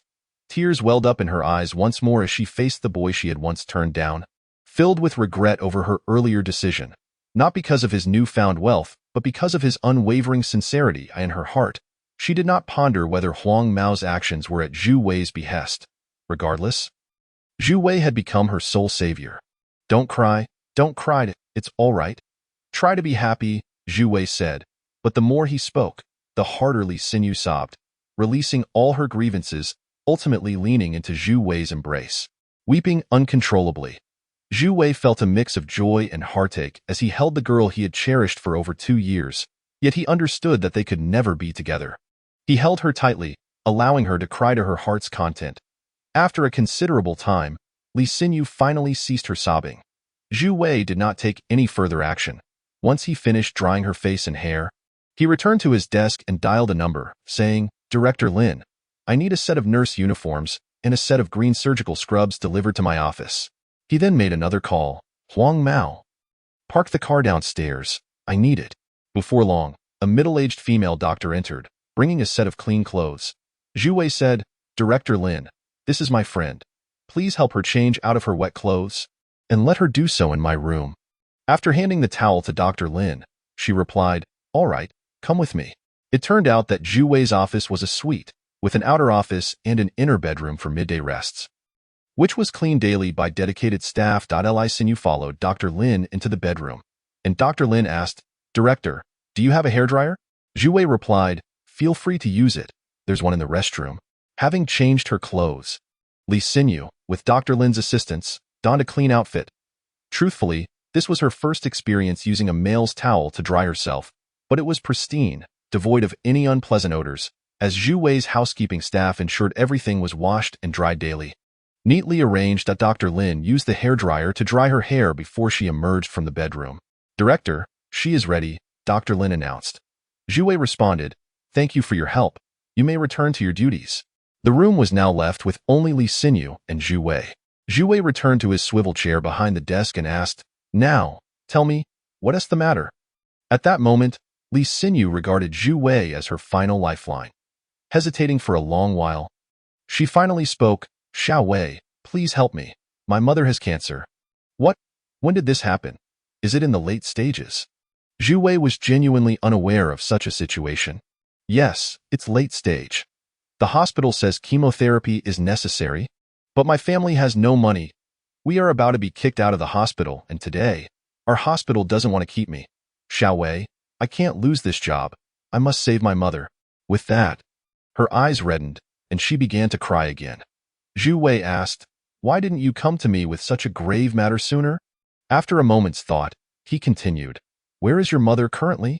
At Shaocang Mountain Tumor Hospital. Don't cry. I will arrange a hospital room right away. You need to go handle the transfer. But I have no money. Can I owe it for now? Zhu Wei gazed at the earnest girl, then entered the bedroom, retrieved a newly purchased backpack, and returned. Curious, Li Xinyu watched as he opened a drawer and took out bundles of red soft currency, placing them into the backpack and then presenting it to her. This contains 200,000. Use it to cover the transfer and treatment costs. If it's not enough, I will make up the difference later. If there's any left over, save it. Li Xinyu looked at this man with newfound admiration. Thank you.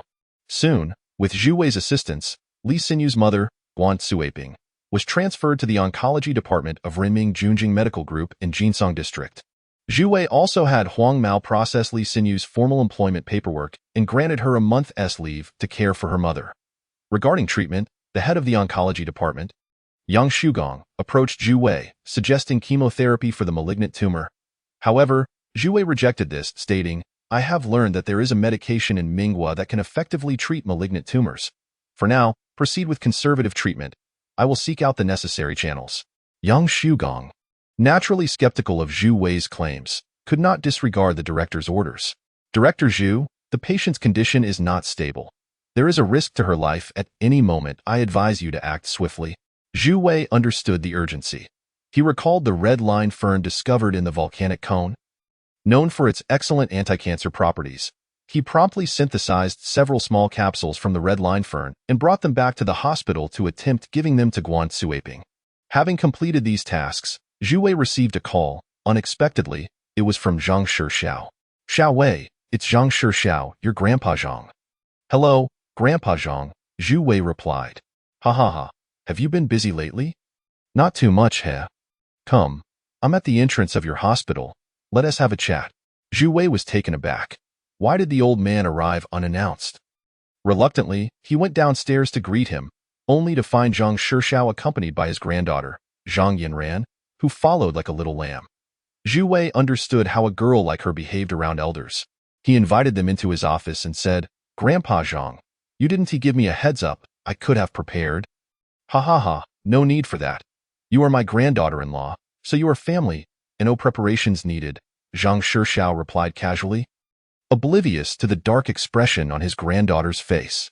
What did you want, Grandpa? I missed you and wanted to see you. Also, I have two things to discuss. The first is that Yanran needs to report to school tomorrow. If you're not busy, could you take her?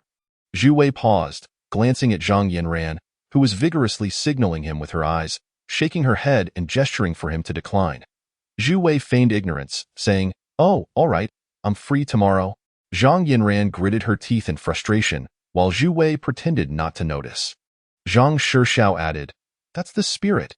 Seeing you two getting along, my late son would have been deeply comforted. Cough, cough. Zhang Yanran felt as though she might faint from disbelief. Who could possibly be so enamored with this old man? Zhu Wei remarked, I will take good care of Yanran. Zhang Shixiao interjected, Very well, but there is one more matter. Do you recall the 5 heart disease medications you brought for your grandfather last time? Astonishingly, he can now walk again. After a visit to the hospital, they found that his hematopoietic stem cells have rejuvenated, restoring his heart function to that of a man in his 50s. Truly miraculous medicine. Although Zhu Wei had anticipated this outcome, he could not suppress his joy. Indeed, the medicine from Minghua is remarkable. Recently, I've been experimenting with another Ming medicine for cancer treatment. I wonder how effective it will be, Zhang Shixiao responded, as a dutiful grandson. You must keep me informed. Ha ha, certainly. Zhang Shixiao continued, Now, regarding the second matter, which pertains to this medicine, I heard you mention that a friend is an agent for Minghua medicinal materials. I would like to inquire if it is possible to obtain some information, whether it be finished medicine or raw materials. Our Zhang Pharmaceutical Factory is also eager to conduct research. Zhu Wei found it amusing that they wished to study it.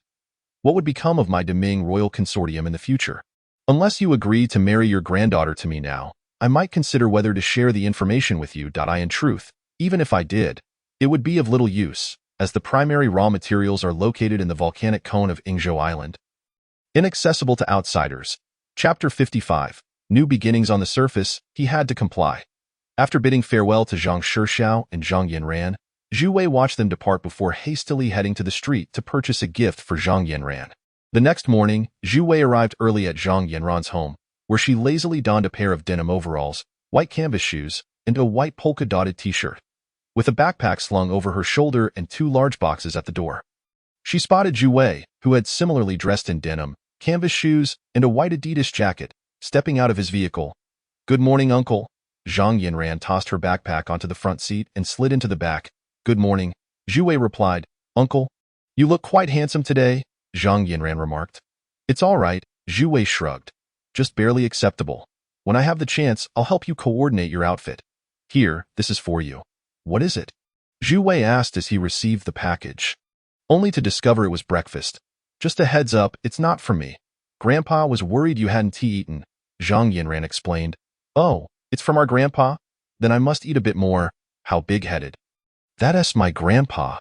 Isn't he technically my grandpa as well?" "I really don't know what kind of nonsense you've been feeding my grandpa." Zhang Yinran shook her head. In reality, she was acutely aware that her romantic pursuits were entirely for the sake of her family's legacy. The Zhang family needed a man to uphold their business. Songhai Normal University, colloquially known as Songshida, is a prestigious institution in Songhai, and students affectionately refer to it as Songlion. As their vehicle approached the university's main building, the multitude of parents dropping off their children was evident, yet hardly any vehicle matched the caliber of theirs, instantly drawing the attention of countless onlookers. Soon enough, news spread online with the headline, "On registration day at Songhai Normal University, $1 million Rolls-Royce appears." Zhang Yinran and Zhu Wei stepped out of the car, with Zhang Yinran donning her backpack and clutching her acceptance letter. Zhu Wei, pulling along 2 wheeled suitcases and carrying a backpack of his own, was quickly assisted by 2 senior students as they made their way to the registration hall.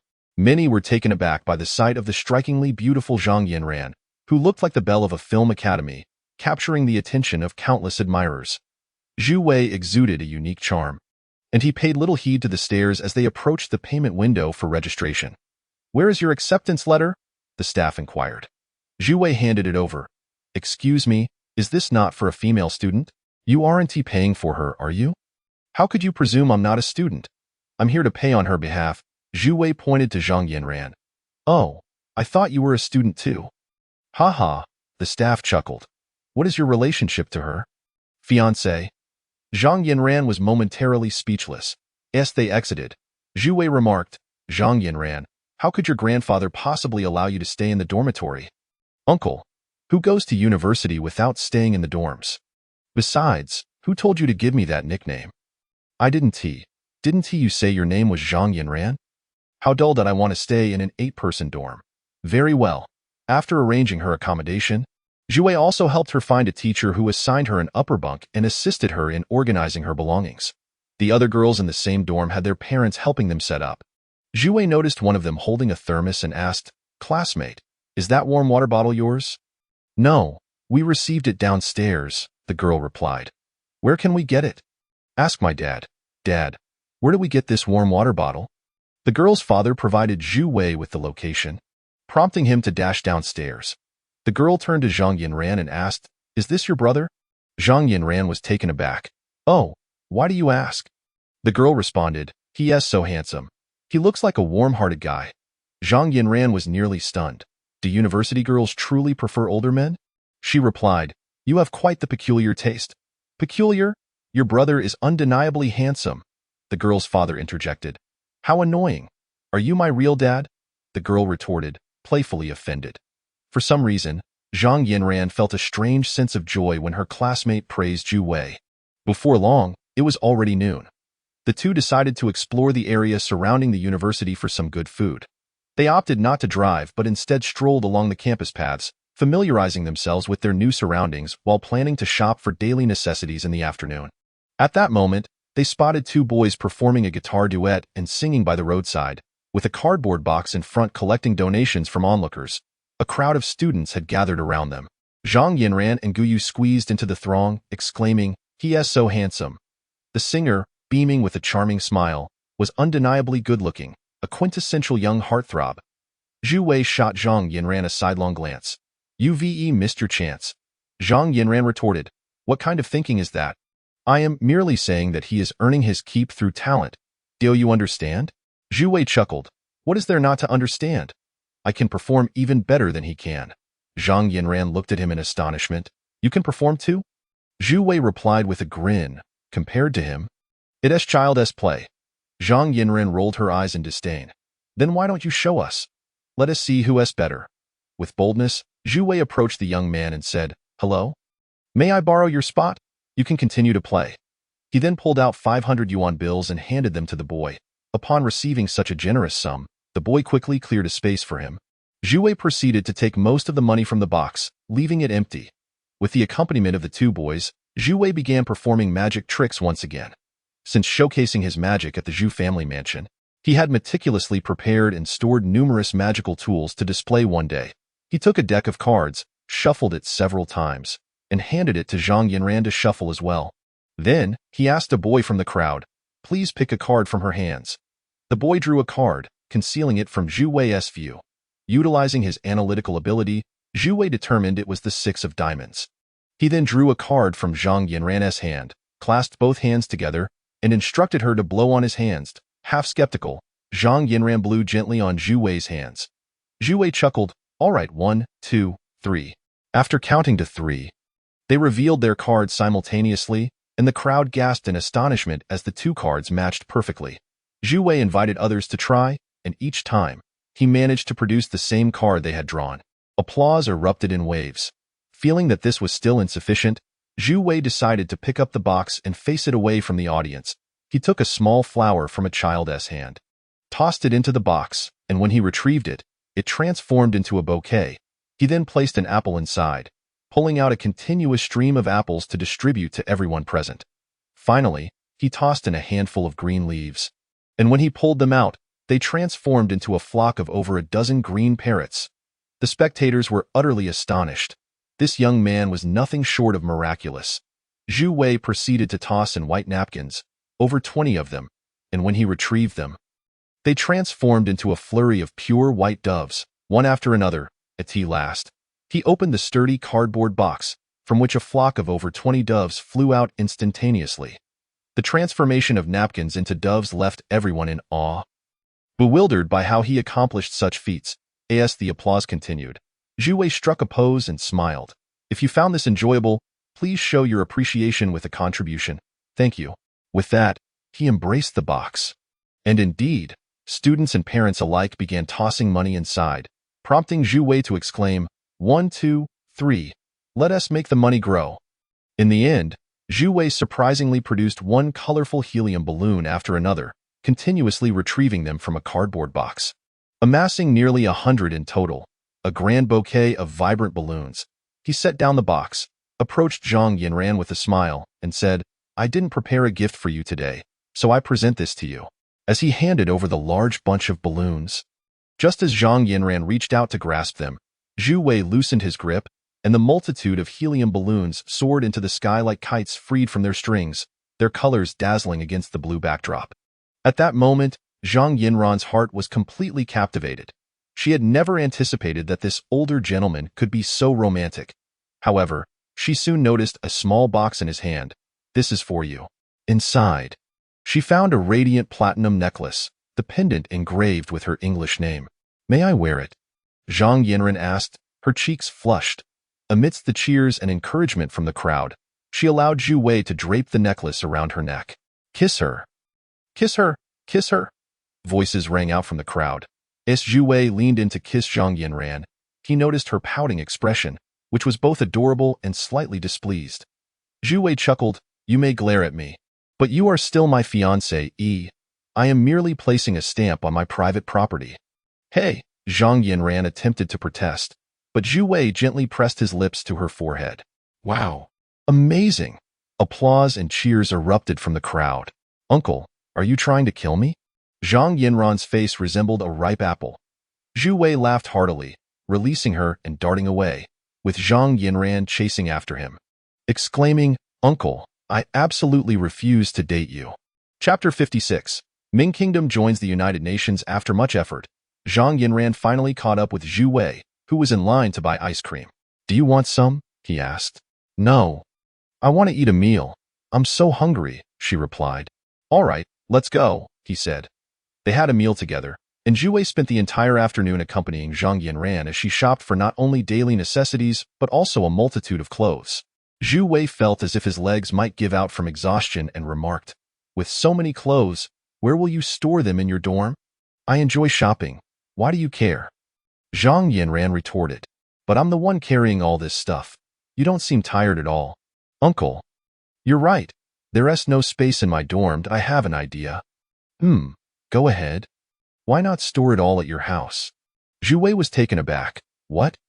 Why are you reacting so strongly? Are you unhappy? Zhang Yanran's expression soured. And she even released Zhu Wei's arm. Was this girl too bold? Was this how all post-90s kids were? Zhu Wei responded, It's fine. Storing things at my house is no issue. You just want to visit my home. Right? Today, I'll indulge you. That's more like it.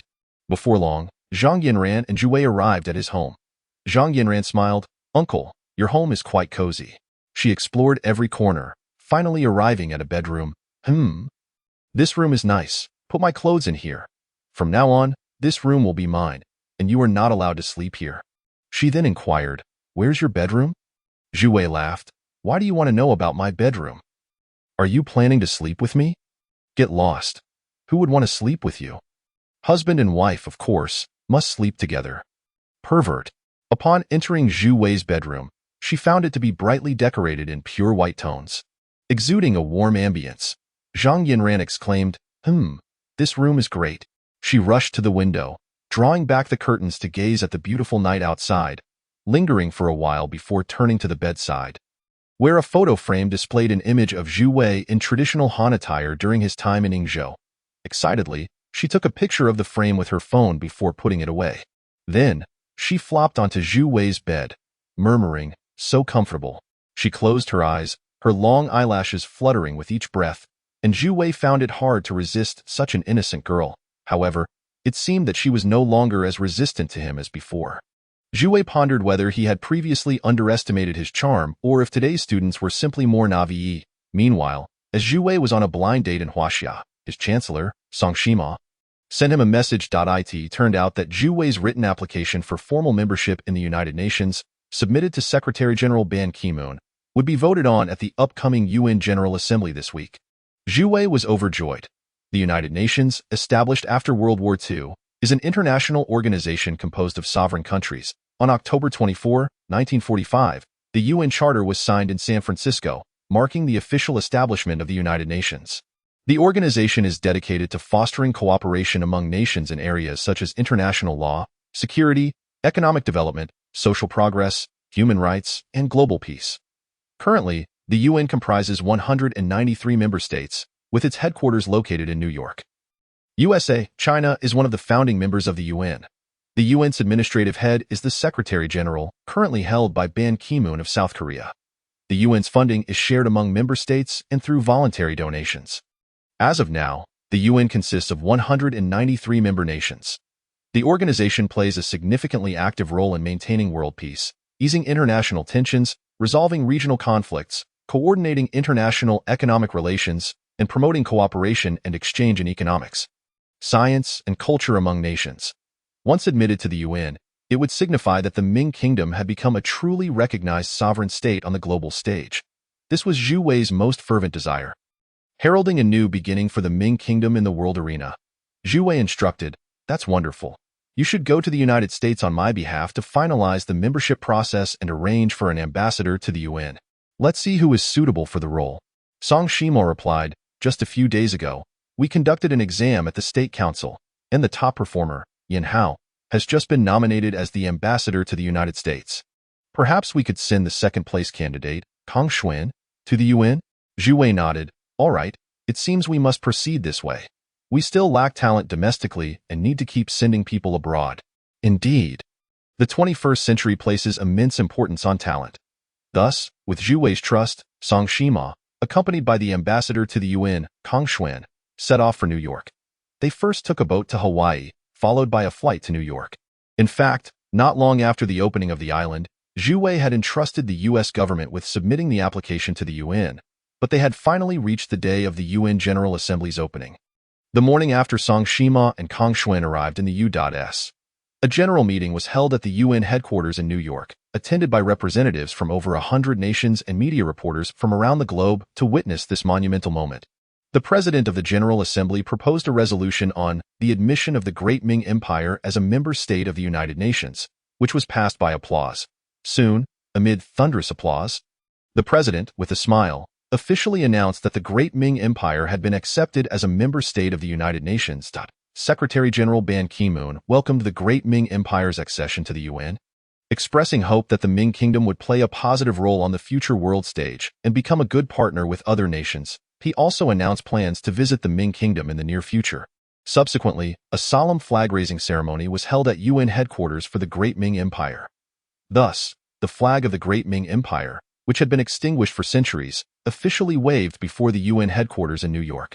Signifying the rebirth of the nation, the country is not merely defined by its independent governance, territory, population, and currency.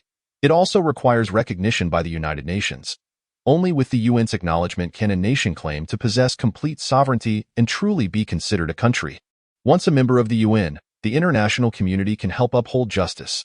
Thus, even a small nation that is a UN member is safe from aggression, while a non-member state, regardless of its vast territory or military strength, may one day face invasion, as the international community will not intervene on its behalf, except for a few countries that might assist for specific interests.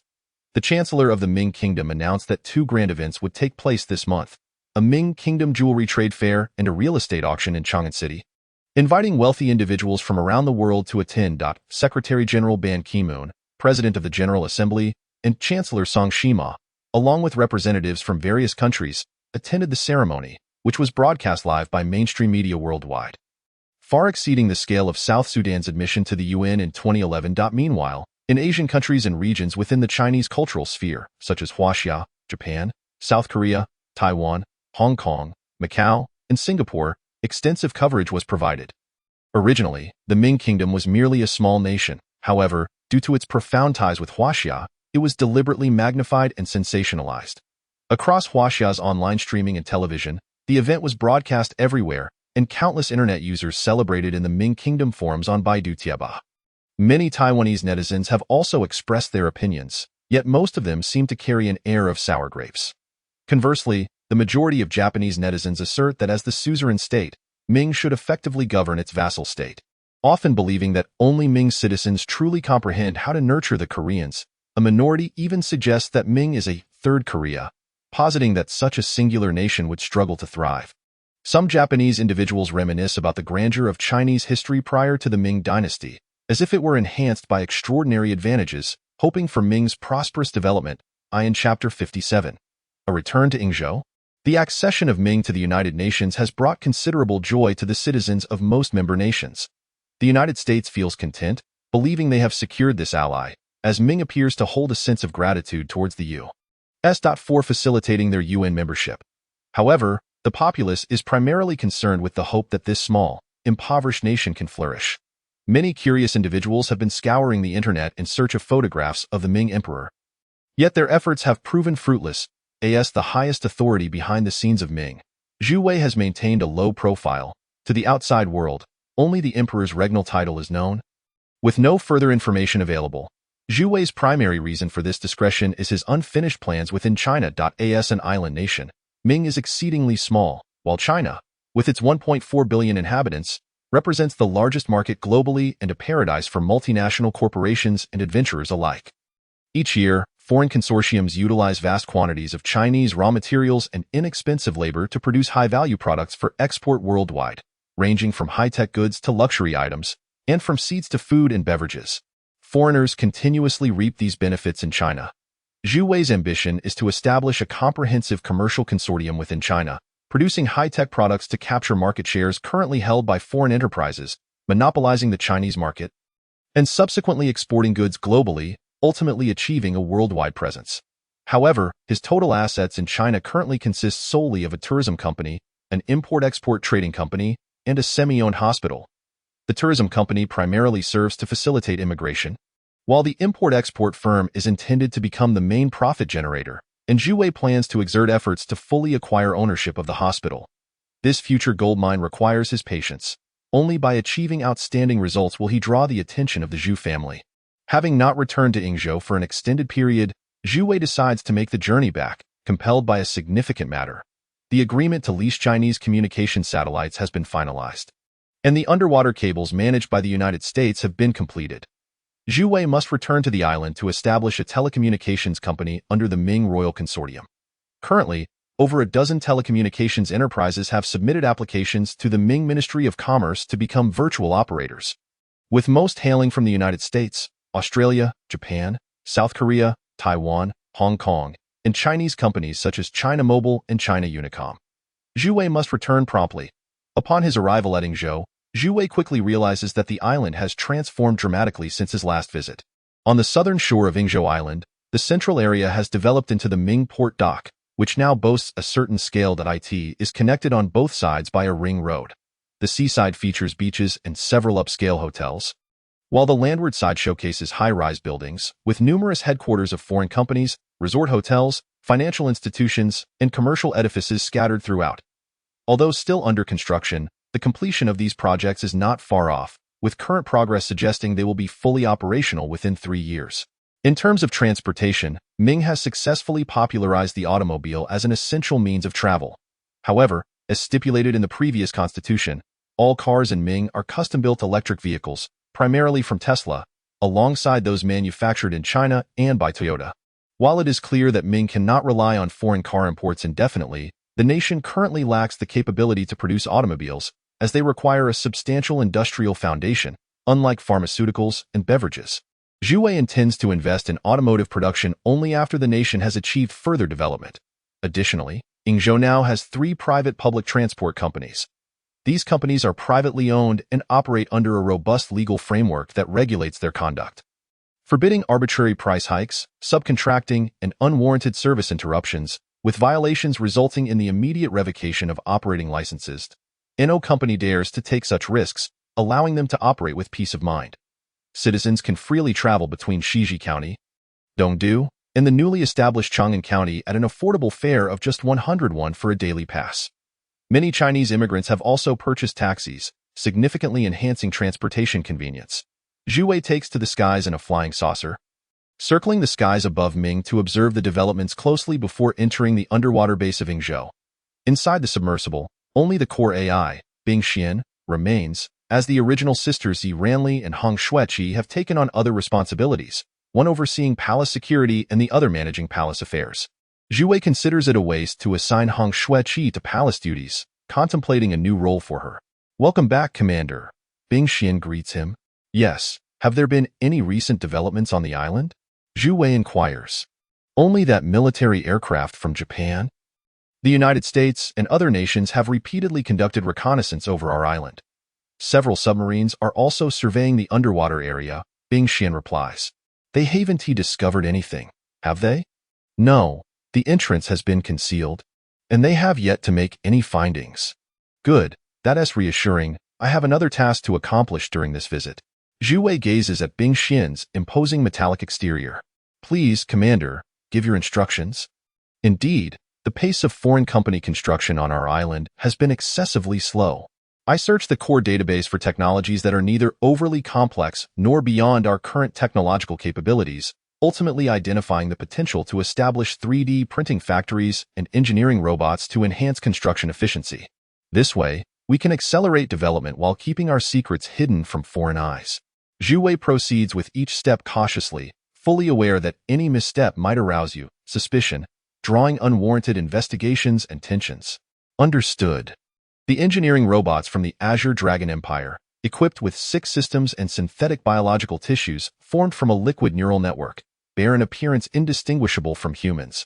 They can perform many tasks beyond human capability, with each robot's productivity equivalent to that of 50 ordinary individuals, requiring 12 hours for construction and 1,000 units of energy. The 3D printing factory, provided with the appropriate programming and energy, can produce any product, functioning in tandem with the core AI, taking 24 hours to build and needing 5,000 units of energy. Impressive, let us proceed with that. Zhu Wei promptly places an order for 500 engineering robots. He then returns to Yingzhou Island to establish a new facility within the high-tech industrial zone, marking the inception of the Ming Royal Consortium's real estate development and construction company. Zhu Wei intends to utilize this entity for land reclamation efforts in the northern region. which will eventually evolve into Ming's largest industrial area. Afterward, Zhu Wei makes his way back to the palace, where the staff remains unchanged.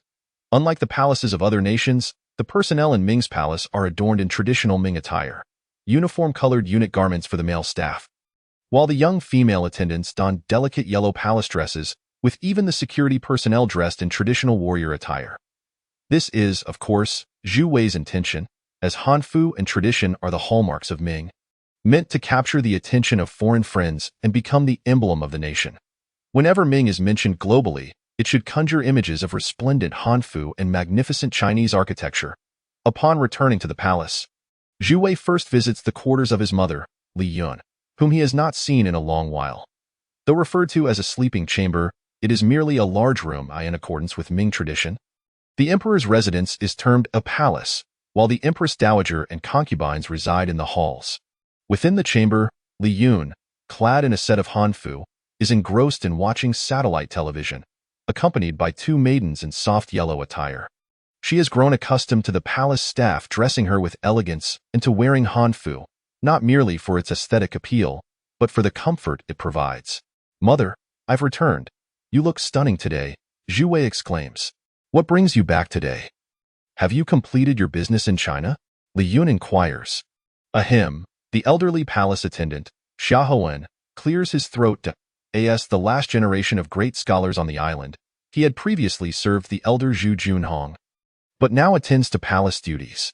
"Your Majesty, you must refer to her as Mother Empress," Xia Hoen reminds him. "There are no outsiders. Let us be at ease," Zhu Wei chuckles. "Without rules, there can be no order. A nation cannot stand without regulations." "Your Majesty, as the Emperor, all right, I understand. Mother Empress, then?"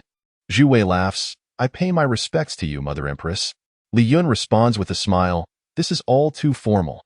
There's no need for such ceremony. It's quite stifling." Zhu Wei insists, "There are no outsiders here. Let us converse normally. You may leave now." "Yes, Your Majesty," Xia Hoen concedes, departing reluctantly. Seeing Zhu Wei return, Li Yun is overjoyed, exclaiming, "How have things been in China? You seem to have lost some weight." Zhu Wei replies, "Things are quite well. Old Zhu has been unexpectedly kind to me. He has appointed me as the director of a hospital and even provided me with a villa. Old Zhu handed me 20 million in cash." Li Yun inquired. "Old Zhu? Who, your grandfather? Who else could it be?" "It's him." Zhu Wei recounted the events that had transpired in Huaxia to Li Yu, and Li Yun remarked, "You are now an emperor. Do not endure suffering in Huaxia any longer. It would be prudent to return to the island soon. I have heard there are numerous tasks awaiting your attention there." "Mother, it is not that I wish to suffer. I have certain matters I desire to attend to in Huaxia, as well as obligations I cannot neglect. The Ming Kingdom is still quite feeble, with limited territory and scant resources. Regarding international affairs, I cannot approach them from the outside, but I can engage in these matters from within Huaxia. The Zhu family still holds value. Hence, I cannot relinquish my position just yet. Rest assured, those governing the island are my trusted confidants. Even in my absence, I can command from afar, and no one can overturn my authority." "Very well. But do not place yourself in jeopardy. Do you understand?" "I understand. Trust me." Chapter 58. The relocation of the islanders. Zhu Wei's dinner was exceedingly lavish. He invited the heads of all departments, including the Prince of Fortune, who had contributed to the abdication, to a banquet in the palace. Afterward, Zhu Wei brought some fresh meat to the garden, where a family of saber-toothed leopards, including Little Black, was being nurtured. Under the palace's attentive care, Little Black had grown formidable, and the three young leopards had matured into robust adults, each comparable in size to a full-grown Labrador.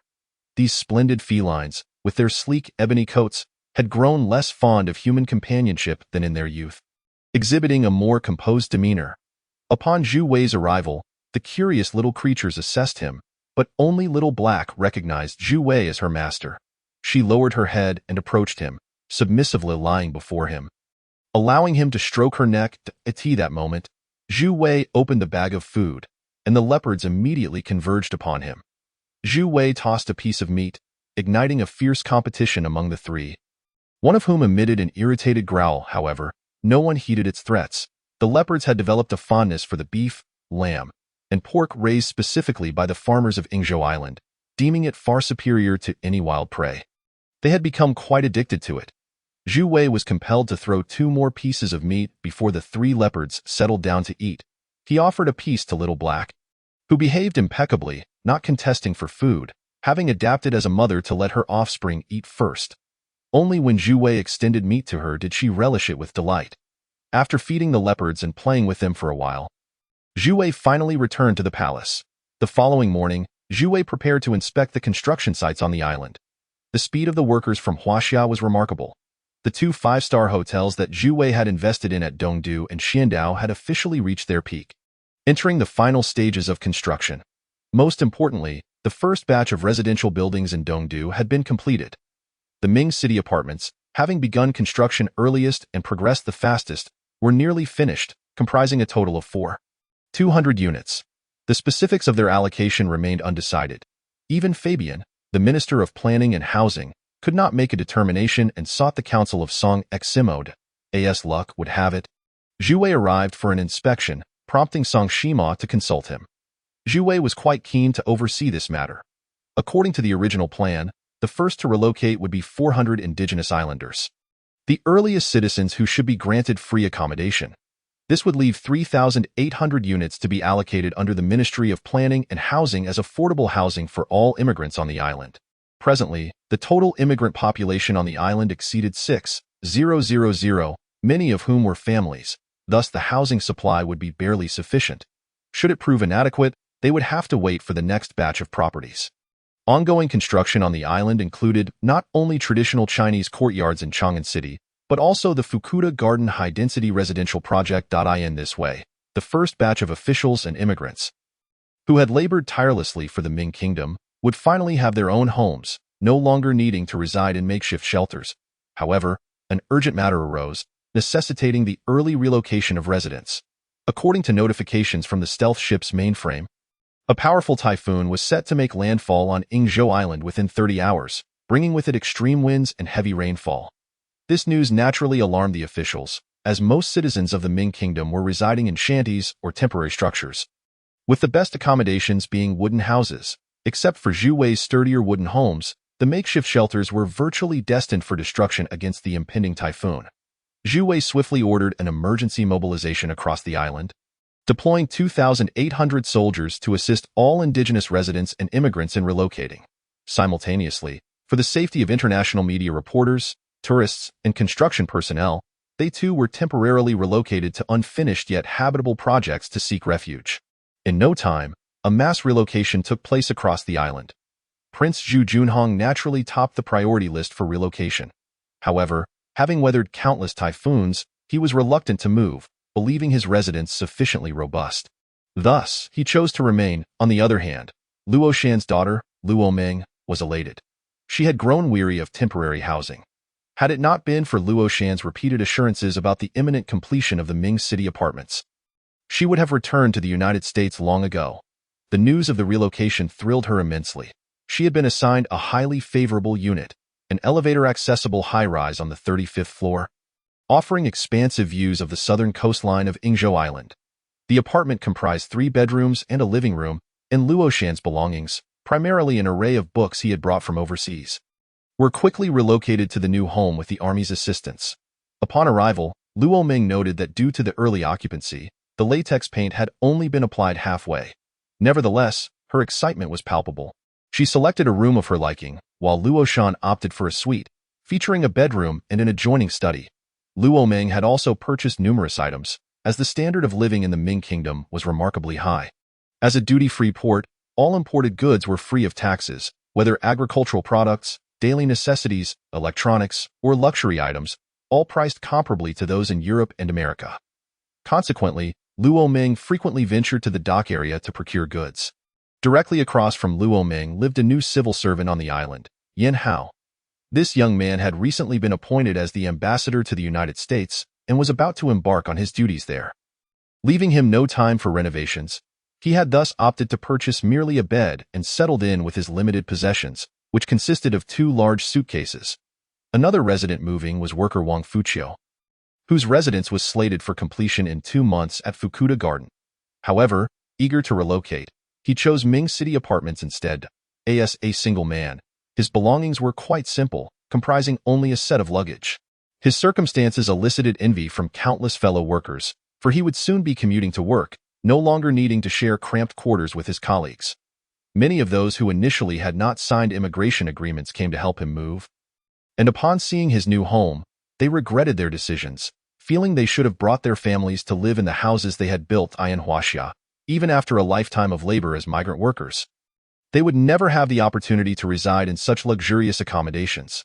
Consequently, numerous workers expressed their intention to promptly initiate immigration procedures.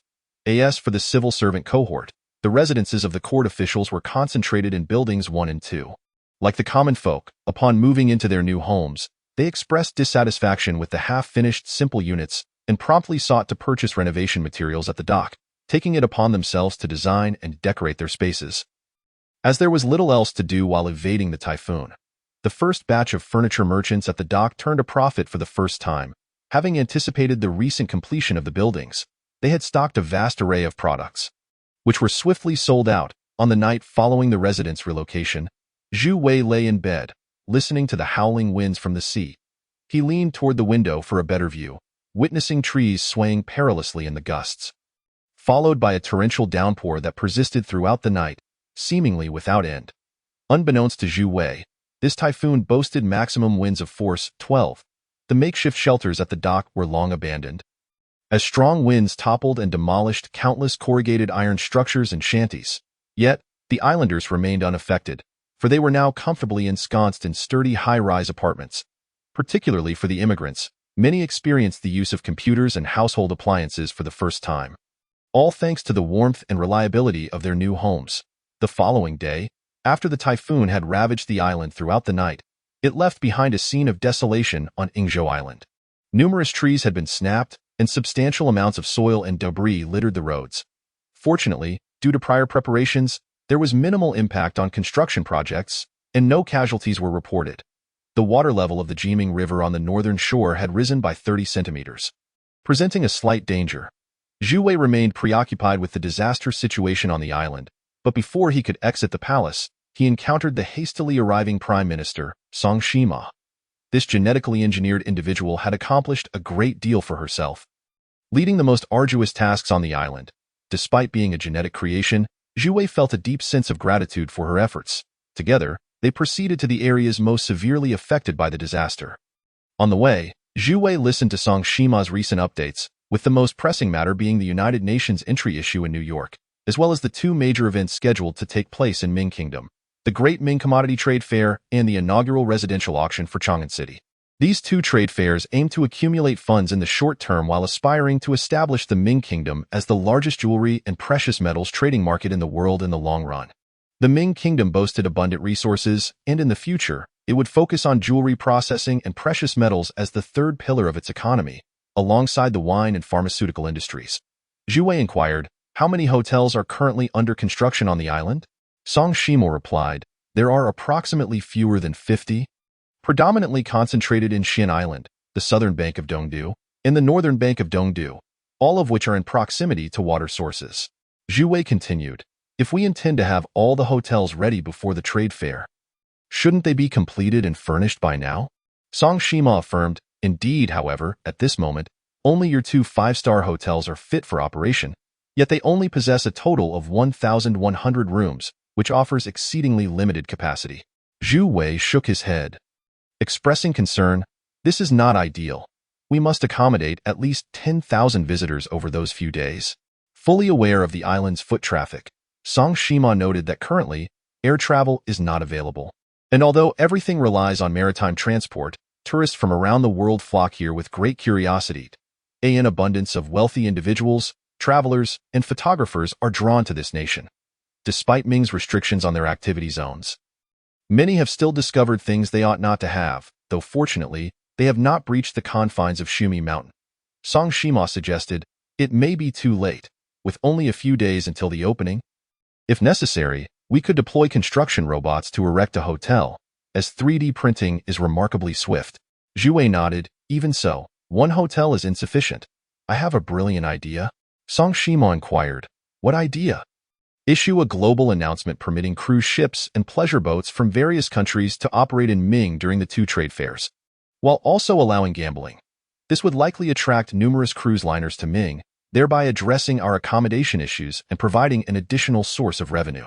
As the two conversed, they inspected the small island, ensuring there were no pressing concerns before concluding their inspection. In Chapter 59 of the trade fair, 500 newly established 6 construction robots were tasked with erecting a Grand Ming Martial Arts Center, designated as the main venue for the two trade fairs.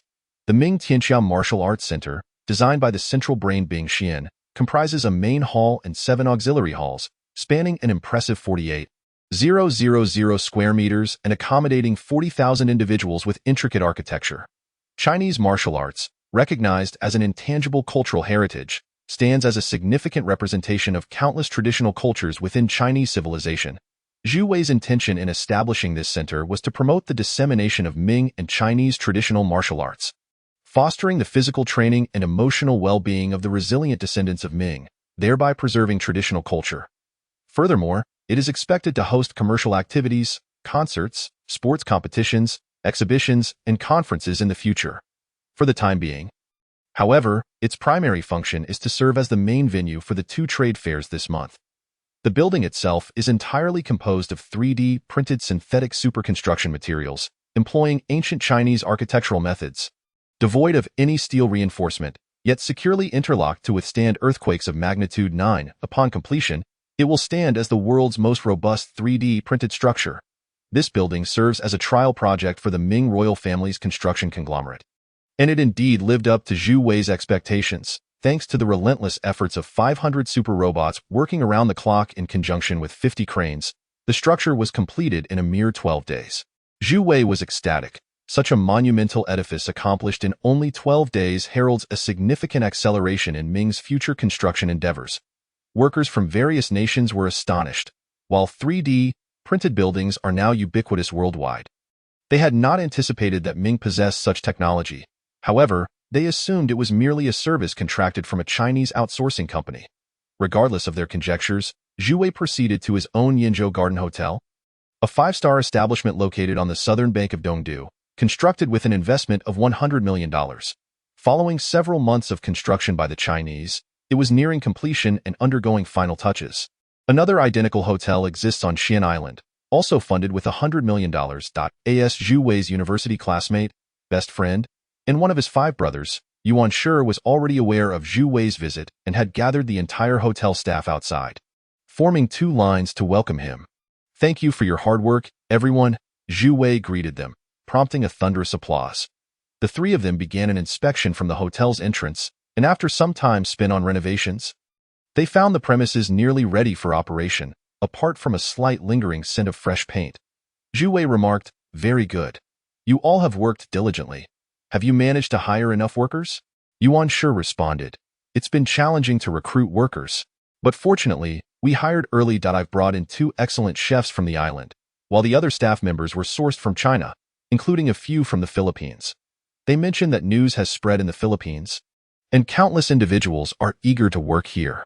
Zhu Wei replied, "Work is acceptable, but immigration is a different matter." Su Jingyao interjected, "Zhu, aren't you going to ask about us, your old classmates? How could you abandon us on this desolate island?" Zhu Wei chuckled, "Haha. Wasn't it you who agreed to come? It's not as if you sought refuge with me, so are you both managing well on the island?" The question was directed at Lu Wan, who replied, "It's all right. I've gotten used to it." Su Jingyao added, "It would be even better if we had a couple of nightclubs." Zhu Wei countered, "Nightclubs are rather unhealthy. Our swimming pool is far superior. We can swim and exercise there, which is much more beneficial for weight loss." After inspecting the hotel, Zhu Wei stayed for lunch to sample the chef's culinary skills before returning to the palace in the evening to prepare for other tasks. Regarding the trade fair's promotion, the Ming Ministry of Commerce specially produced 2 promotional videos for the trade fairs to be broadcasted across major global video platforms and media outlets to facilitate the Ming Pearl and Precious Metals Trade Fair. Zhu Wei arranged for the transportation of 1 million carats of gems and 500 tons of gold, alongside 500 tons of platinum from the volcanic crater, attracting jewelers from around the world to converge in Ming.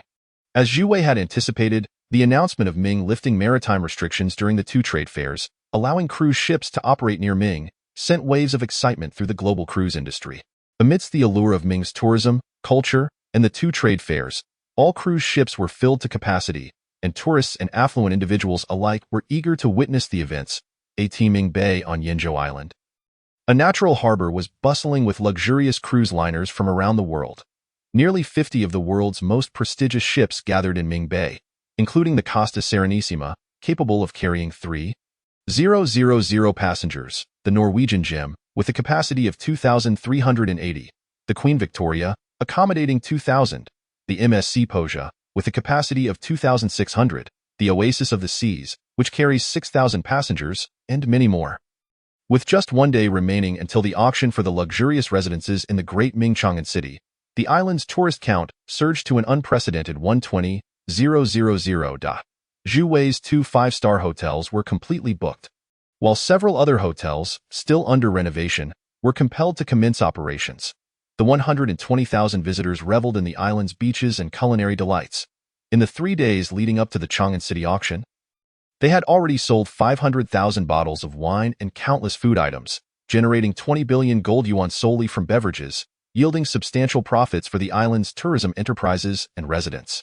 At this very moment, the Chinese cruise liner, the Star of China, docked at Ming Port, bringing in a wave of passengers.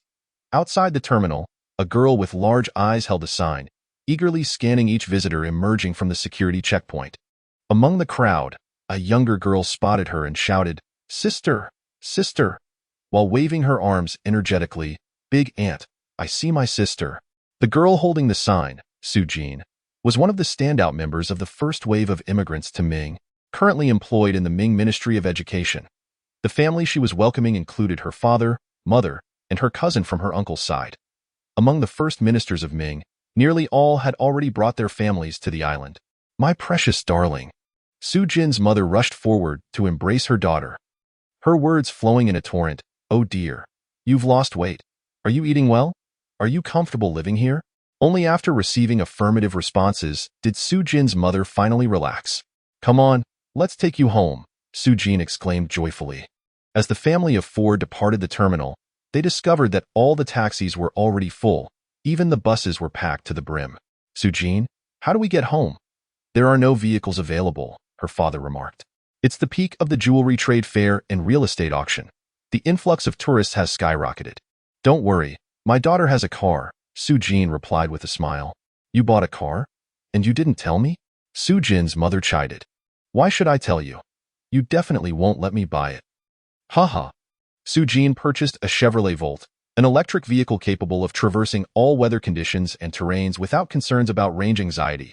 Thanks to its innovative Voltec power drive technology, the Volt can be charged on a standard 220-volt household outlet in Huaxia, as long as there is a grounding wire, within 6.5 hours, achieving a maximum pure electric driving range of 80 kilometers, which suffices for the vast majority of daily travel needs. Additionally, the Volt can utilize gasoline-generated power to extend its driving range, reaching a total distance of 570 kilometers. In terms of power control, the battery pack, composed of 288 lithium-ion cells, provides the Volt with performance comparable to a V6 engine, generating a peak torque of 370 Newton-meters and a maximum power output of 111 kilowatts, allowing it to accelerate from 0 to 100 kilometers in approximately 9 seconds, with a top speed of 160 kilometers per hour. Through the OnStar system, Volt users can monitor their vehicle's current charging mode via their smartphones and schedule their next charge based on departure time and electricity rates. Chapter 60. The trade fair. The car started up without a sound. Su Jin's cousin, Li Yuewei, exclaimed, "Sister, does this car not have any engine noise?" Su Jin replied, "That's the nature of electric vehicles. They are remarkably quiet. In our country, you can often hear a car's roar before you see it, but here in Minghua, you must remain vigilant for approaching vehicles, as they are so silent that you might not realize one is coming." Su Jin's father inquired, "This car is quite impressive. How much does it cost?" Su Jin answered, 25,000. 25,000? In soft sister currency? Haha, certainly not. That's in gold. Approximately 250,000 soft sister currency. After a considerable drive, they finally arrived at the Mingxing apartment, where Su Jin's home was located. Taking the elevator to the 33rd floor, Su Jin's residence spanned 90 square meters, a privilege afforded to officials. It featured 3 bedrooms and a living room, ample space for the 4 family members. Yujin's parents and cousin, Li Yuewei, thoroughly explored the house, marveling at the exquisite decor, which surprisingly matched the standards of home design back in Huaxia. Sister, I love it here, Li Yuewei remarked. Then why not stay? Live here with me, Sujin suggested. I wish I could. But my mother would surely disagree, Li Yuewei replied, looking glum. By the way, are you all hungry? Let me take you out to eat, Sujin said with a smile. Sure. I've heard that Mingwa cuisine is absolutely delicious. Let us go try it, Li Yuewei responded. Not just Mingwa cuisine. Dad, I'll treat you to some delightful Mingwa wine as well, Sujin added. Great. My daughter is so filial, her father chuckled. However, Sujin's mother wore a concerned expression, saying, It's tough for our daughter to earn money here alone. Mingwa wine is quite expensive. And you want her to treat us? Sujin laughed. Mom, while imported wines from Mingwa might be pricey, the wine enjoyed by the locals is quite affordable, and no need to worry. The family excitedly walked to the Banchan Hotel where Sujin frequently dined, only to find it completely packed, with even the outside seating full. The restaurant staff apologetically explained, I'm sorry, but we are fully booked and have no available tables. Sujin was forced to try several other restaurants, discovering that each one was just as crowded, filled with affluent individuals from Huaxia, Europe, Asia, and America, indulging in the island's culinary delights, with many delicacies even being delivered directly to cruise ships. Eugene's mother suggested, How about we just go home and eat? Do we have ingredients at home? I can cook for you. Sujin nodded. All right, I was hoping to treat you all to something special. At that moment, Li Yuewei spotted something intriguing. She exclaimed, Sister, Hanfu. I love that. Sujin turned to see a group of tourists wearing beautiful hanfu they had purchased on the island. Do you want one? I can buy it for you, Sujin offered. Thus, the family made their way to a store selling hanfu in Mingwa, where Sujin purchased a set for her father, mother, and Li Yuewei, spending only 160 gold. Later that evening, they strolled along the banks of the Yingzhou River, where fireflies danced in the air, though no immigrant dared to catch them, as being caught by the police would lead to dire consequences. Li Yuewei suddenly gasped, Sister, look at the sky. Aunt, Uncle, you have to see this. Above them, the deep night sky was adorned with countless stars, the misty Milky Way clearly visible, and the moon appeared magnified. Eugene's father, a seasoned photographer, quickly retrieved his equipment, set up his tripod, and switched to a fisheye lens, capturing the moment while exclaiming, This is the most beautiful urban night view I have ever seen. In modern cities like Yingzhou, Paris, or London, few can rival such a splendid sky. At that moment, Zhu Wei was also walking along the banks of the Yingzhou River. The embankment now featured a long pedestrian walkway paired with wooden railings. Gazing up at the starry expanse, Zhu Wei's thoughts drifted to Tang Siyan. He had once promised to show her the world's most beautiful night view, a promise he could never fulfill. His phone buzzed, and when he checked, it was Li Xinyu. Xiaowei, it's me. Hello, what is up? My mom is completely recovered. She is very grateful to you and wanted me to thank you. Oh, no need for that, Zhu Wei replied with a wry smile. Let me finish. I know you are still upset with me, right? I was foolish before. When do you have time? I would like to invite you to dinner as a gesture of gratitude. I'm not in the country. We can talk later. As long as Aunt is fine, I'm relieved. I'd like to return the remaining money to you. Though it's not much, I will work hard to save up and repay you. No. It's fine. Just keep the money. Focus on taking good care of Aunt in the future. No way. I must repay you. Please don't refuse. Send me your card number later. All right, goodbye. Meanwhile, another significant figure arrived on the island. A Singaporean illustrator named Fan Went, who had designed an orchid-shaped royal emblem for the Mingwa Emperor. As a reward for his design selection, he was granted a property in Mingqing. Thus, he sold everything in Singapore and moved to Mingwa. Initially worried that ATMs in Mingwa might not support Visa and only accepted UnionPay cards, he felt relieved upon discovering that Mingwa had numerous foreign banks that accepted Visa. Moreover, the Mingwa Bank, Daming Zijin Bank, also issued cards compatible with all major global payment methods, including Alipay from Alibaba. Although the bank building was still under construction, the first 2 floors had already been beautifully furnished and were fully operational. Fan Went successfully withdrew some funds and proceeded to the Mingwa Zhongshu province to claim his award. The award retrieval process was straightforward. First, he had to verify his identity, then fill out a form, followed by paying a portion of the property income tax. Afterward, he received a certificate personally awarded by the Ming Emperor along with the keys to his new home. Thus, Fan Wen completed the entire process of claiming his prize, becoming the last designer among 4 winners to arrive on the island to collect his keys. Eugene's father did not wait in vain. The eagerly anticipated auction for the Daming Chang'an City properties commenced the following day at the newly completed 3D printed building, the Daming Martial Arts Center. The auction featured 1,000 properties in Chang'an City, including 400 top-tier luxury homes, 300 mid-range homes, and 300 ordinary residences. The luxury homes boasted exquisite landscaping and prime locations, while the mid-range homes offered substantial space. And the most basic residences included a small yard and garden, typically adorned with ornamental trees like bamboo, ginkgo, and cherry blossoms. The starting price for the 400 luxury homes was set at $50 million, while the mid-range homes began at $10 million, and the most ordinary residences started at $3 million. With limited tickets for the auction spread over 3 days, media attention was drawn to the fact that many wealthy individuals from the Fortune 500 attended, including Microsoft founder Bill Gates, Mexican telecommunications mogul Carlos Slim, investment guru Warren Buffett, Ortega, and the young billionaire Evan Spiegel, founder and CEO of Snapchat, as well as Mark Zuckerberg, founder of Facebook, Hong Kong tycoon Li Ka-shing and his son, Tadashi Yanai, founder of Uniqlo, and Keiichiro Takahara from Unicharm, along with Masayoshi Son, who holds a 32% stake in Alibaba Group, were also present. Observant reporters quickly noted the presence of Huaxia's affluent figures, such as Ma Yun from Alibaba Group and Wang Jinlin from Wanda Commercial Plaza. This underscored the perception that properties in Chang'an City were symbols of prestige, and many had been eagerly anticipating this moment since news of Chang'an City first emerged. Particularly the wealthy from Huaxia, who possessed deep emotional ties to the properties in Chang'an City. At that moment, the host, Qitong, took the stage. 30 years old. He had just resigned from the prestigious auction house Christie's and invested in Qiankuren Auction House in Minghua. He was invited to host this auction.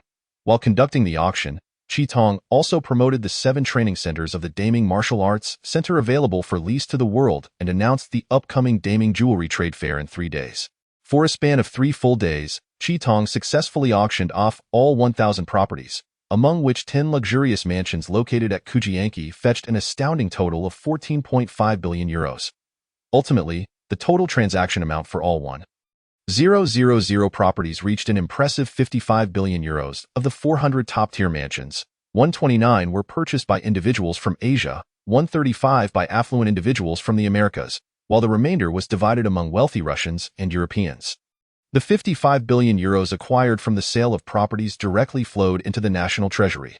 Zhu Wei was elated, as the 100 billion renminbi from Huaxia would enable him to repay his debts. Of course, there was no interest, so there was no urgency to repay the 10 billion euros immediately, especially since there were many pressing financial needs within Minghua. Chapter 61. The trade fair. Ma Yun from Huaxia reaped significant rewards, having just acquired 2 properties in Chang'an City for a total expenditure of $300 million, thereby breaking records for Huaxia's wealthy individuals purchasing overseas real estate. Ma Yun was very pleased as his carefully prepared meeting with the Emperor of Minghua proved fruitful. At the Minghua Palace, Zhu Wei personally received Ma Yun, marking the second occasion Zhu Wei had met with a foreign dignitary. Ma Yun, filled with ambition, surveyed the modest yet charming palace, which, though not grand in scale, offered great comfort. Under the guidance of palace attendants, he soon arrived at the exterior of the Qinxing Hall. Accompanied by 2 attendants, he met Zhu Wei, who donned a winged benevolence crown and a traditional ochre round-collared robe. Following their handshake, Zhu Wei returned to his dragon bed and remarked, "Mr. Ma, your journey from afar must have been arduous. I must clarify that if Minghua were to engage in treasure hunting, it would surely falter due to excessively lengthy delivery times." Ma Yun jested, prompting both to burst into hearty laughter. Zhu Wei replied, "I am aware that Alibaba has made remarkable strides in Huaxia, and as a fellow Chinese, I take great pride in that." Ma Yun responded, "Your Majesty overstates. In truth, you have always been a person of great vision in my eyes, capable of formulating such excellent policies. The future of Minghua is indeed limitless." Zhu Wei chuckled, "Minghua is a small nation. Our policies are merely derived from the experiences of larger nations. Your Majesty, Ma Yun continued, this time. I wish to invest in Minghua, but I have encountered some issues with the Ministry of Commerce. I wonder if I might request your indulgence. Zhu Wei interjected. Yet I have heard from Prime Minister Song that Alibaba Bank has been conducting its business quite smoothly in Minghua. Ma Yun replied, while Alibaba Bank and Zifubo have been collaborating effectively with your nation, progress has stalled with the online treasure hunting sector. Zhu Wei remarked, I have already been informed of this matter. It is not my intention to obstruct your Alibaba group, but rather, the circumstances in Minghua differ from those in Huaxia. We must allow our brick-and-mortar establishments to thrive. Do we not? It appears Your Majesty is concerned about the potential harm to physical stores caused by virtual businesses, Ma Yun deduced. Zhu Wei indeed harbored such concerns. The success of Taobao might jeopardize the survival of traditional retailers. And allowing Ma Yun to establish Taobao in Minghua could lead to a scenario where, in just a few years, the populace would cease to frequent physical shops altogether. Zhu Wei stated, do not attempt to convince me that there is no harm in this. I do not believe it. The matter of Daming's treasure hunting is not to be broached again.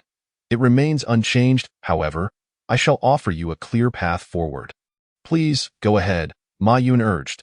Zhu Wei continued, I can permit you to establish a treasure hunting network in Minghua, but it must exclusively engage in overseas transactions, selling Minghua products to the world and bringing global goods into Minghua, but you are strictly forbidden from participating in the local market. With no alternative. Ma Yun acquiesced. Since Your Majesty has made your intentions clear, I shall proceed under the current conditions. Thank you, Your Majesty. Zhu Wei replied, there is no need for thanks. I am grateful for your investment. I have heard that Huaxia's Jingxi Mall is also in discussions with the Ministry of Commerce. In the future, I look forward to seeing the competition between your two enterprises and observing which can excel. Regardless of who prevails, I hope the citizens of Minghua will genuinely benefit. After bidding farewell to Ma Yun, the following 3 days heralded the commencement of the world's largest gem and precious metals trade fair. When jewelers from across the globe beheld the sizable gems from the volcanic cone of Mount Shumi, they could no longer contain their drool in pursuit of the highest prices. Zhu Wei deliberately released only a limited number of large gemstones. While the remaining gems, even the smallest, were flawless and of the highest quality. Minghua unabashedly proclaimed its vast reserves of gemstone and precious metal resources, and during this jewelry trade event, Minghua imposed no restrictions on the Middle East. Although the nation was not keen on welcoming certain religious immigrants, it warmly welcomed their purchasing endeavors, thus allowing Middle Eastern tycoons and oil magnates to showcase their wealth at the trade fair. Minghua's diverse array of top-tier natural gemstones captivated the attention of global merchants. Minghua presented 200,000 carats of gemstones, including rubies, sapphires, amethysts, and various colored stones, as well as diamonds. However, the thePacificHow assistance was the auction of 10 exceptional gemstones, each a treasure beyond compare. The first was a 300-carat heart-shaped ruby, which ultimately fetched 400 million euros from the British royal family. The subsequent 9 gemstones, including premier vivid blue sapphires and exquisite pink diamonds, were purchased by the Japanese royal family and several Middle Eastern magnates, with others claiming the remainder. If the real estate in Daming's Chang'an City was a game for the wealthy, then the trade fair was an accessible arena for ordinary affluent individuals. Within just 3 days, Minghua sold 200,000 carats of gemstones valued at 80 billion euros, while simultaneously signing substantial export agreements for platinum, diamonds, gemstones, and gold with numerous jewelry companies. Following this trade fair, Minghua emerged as a globally recognized gem nation. The Minghua government swiftly became affluent, effortlessly amassing over 130 billion euros. Those jewelers, merchants, and collectors who could not attend the trade fair lamented their missed opportunity. Pounding their chests in regret. As the direct seller of the gemstones, Zhu Wei received over 80 billion euros, which he invested entirely into the Daming Purple Gold Commercial Bank under the royal family's banner. This bank's primary mission was to nurture promising and innovative small and medium enterprises in Minghua by providing substantial loans. Minghua's policy also aimed to support outstanding small and medium enterprises globally, as long as they were willing to adopt Minghua citizenship and relocate their innovative and pollution-free enterprises to Minghua. They would be eligible for commercial loans. The 2 trade fairs proved to be immensely successful, spanning 12 exhilarating days from the initial 3 days leading up to the trade fair, the 6 days of the event itself, and the final 3 days thereafter. In this brief period, Minghua reaped substantial profits. A tourist group of over 120,000 wealthy individuals traversed the nation, indulging in beach excursions, diving, surfing, exploring shipwreck sites, savoring Mingwa cuisine, and purchasing traditional Hanfu and wines to ship back home. The largest shopping mall in Mingwa and several Hanfu shops sold out their inventories, with orders for Hanfu priced at 80 gold yuan reaching 150,000 pieces, totaling 10 million euros. In terms of dining, the consumption of food alone by 120,000 people over 12 days amounted to 144 million euros. Zhu Wei's 2 hotels, boasting 1,100 rooms, were fully booked each day, generating 13.2 million euros in revenue. While the resort's recreational facilities earned 50 million euros. Nearly 60 cruise ships hosted gambling activities, and with a mere one tax, the government collected 100 million euros. Consequently, the Mingwa government declared that future gambling would not be prohibited in its waters, establishing a lucrative long-term revenue stream. Goldman Sachs, a renowned firm on Wall Street, analyzed that Mingwa's total revenue from this event exceeded 130 billion euros. For a nation with a population of just over 7,000, this resulted in a per capita GDP of 15 million euros within a mere 12 days, ranking first globally. The 2 trade fairs unequivocally demonstrated to the world that Mingwa's economy was poised for further ascendance. Furthermore, Goldman Sachs posited that the Mingwa government's commitment of hundreds of billions of euros to support small and medium enterprises was astonishing, surpassing the funds allocated by both the United States and Germany for the same purpose by several magnitudes. This would undoubtedly attract numerous promising small and medium enterprises from around the globe to establish themselves in Mingwa, with projections indicating that within a decade, Mingwa could become one of the most competitive nations in Asia. The value of the Mingwa currency, the gold yuan, was likely to rise. Regarding the substantial agreement signed between Mingwa and various nations' jewelers and precious metal merchants for the sale of gold, Mingwa's extensive selling of gold and platinum could potentially lead to a long-term decline in international gold prices. The precise scale of Mingwa's gold reserves remains uncertain, and commercial contracts are confidential. However, some speculate that Mingwa's gold reserves may exceed 200 tons, with the Financial Times estimating them to be as high as 500 tons. Mount Shumi is widely recognized as one of the largest volcanic craters in the world, suggesting a significant likelihood of abundant gold and gemstone deposits. Nevertheless, gold remains humanity's universally accepted hard currency. As a crucial component of a nation's international reserve assets, the volume of gold reserves significantly impacts a nation's credibility in foreign economic trade. Its role in stabilizing the national economy, curbing inflation, and enhancing international credit is notably significant, regardless of whether in developed or developing nations. This also signifies that the government of Mingwa possesses formidable capabilities to withstand the shocks from international investment funds, aiding in the mitigation of the balance of payments deficit and contributing to the maintenance of economic stability within Mingwa. Chapter 62. Mauritius. According to statistics from the IMF, Luxembourg currently boasts the highest per capita GDP in the world, standing at 110,000 USD, which pales in comparison to Mingwa's astonishing per capita GDP of 15 million euros, nearly 20 million US dollars. Such figures are truly staggering.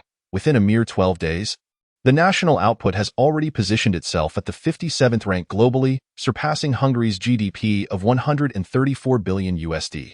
While the world marvels at the economic miracle of Mingwa, yet another astounding piece of news emerges.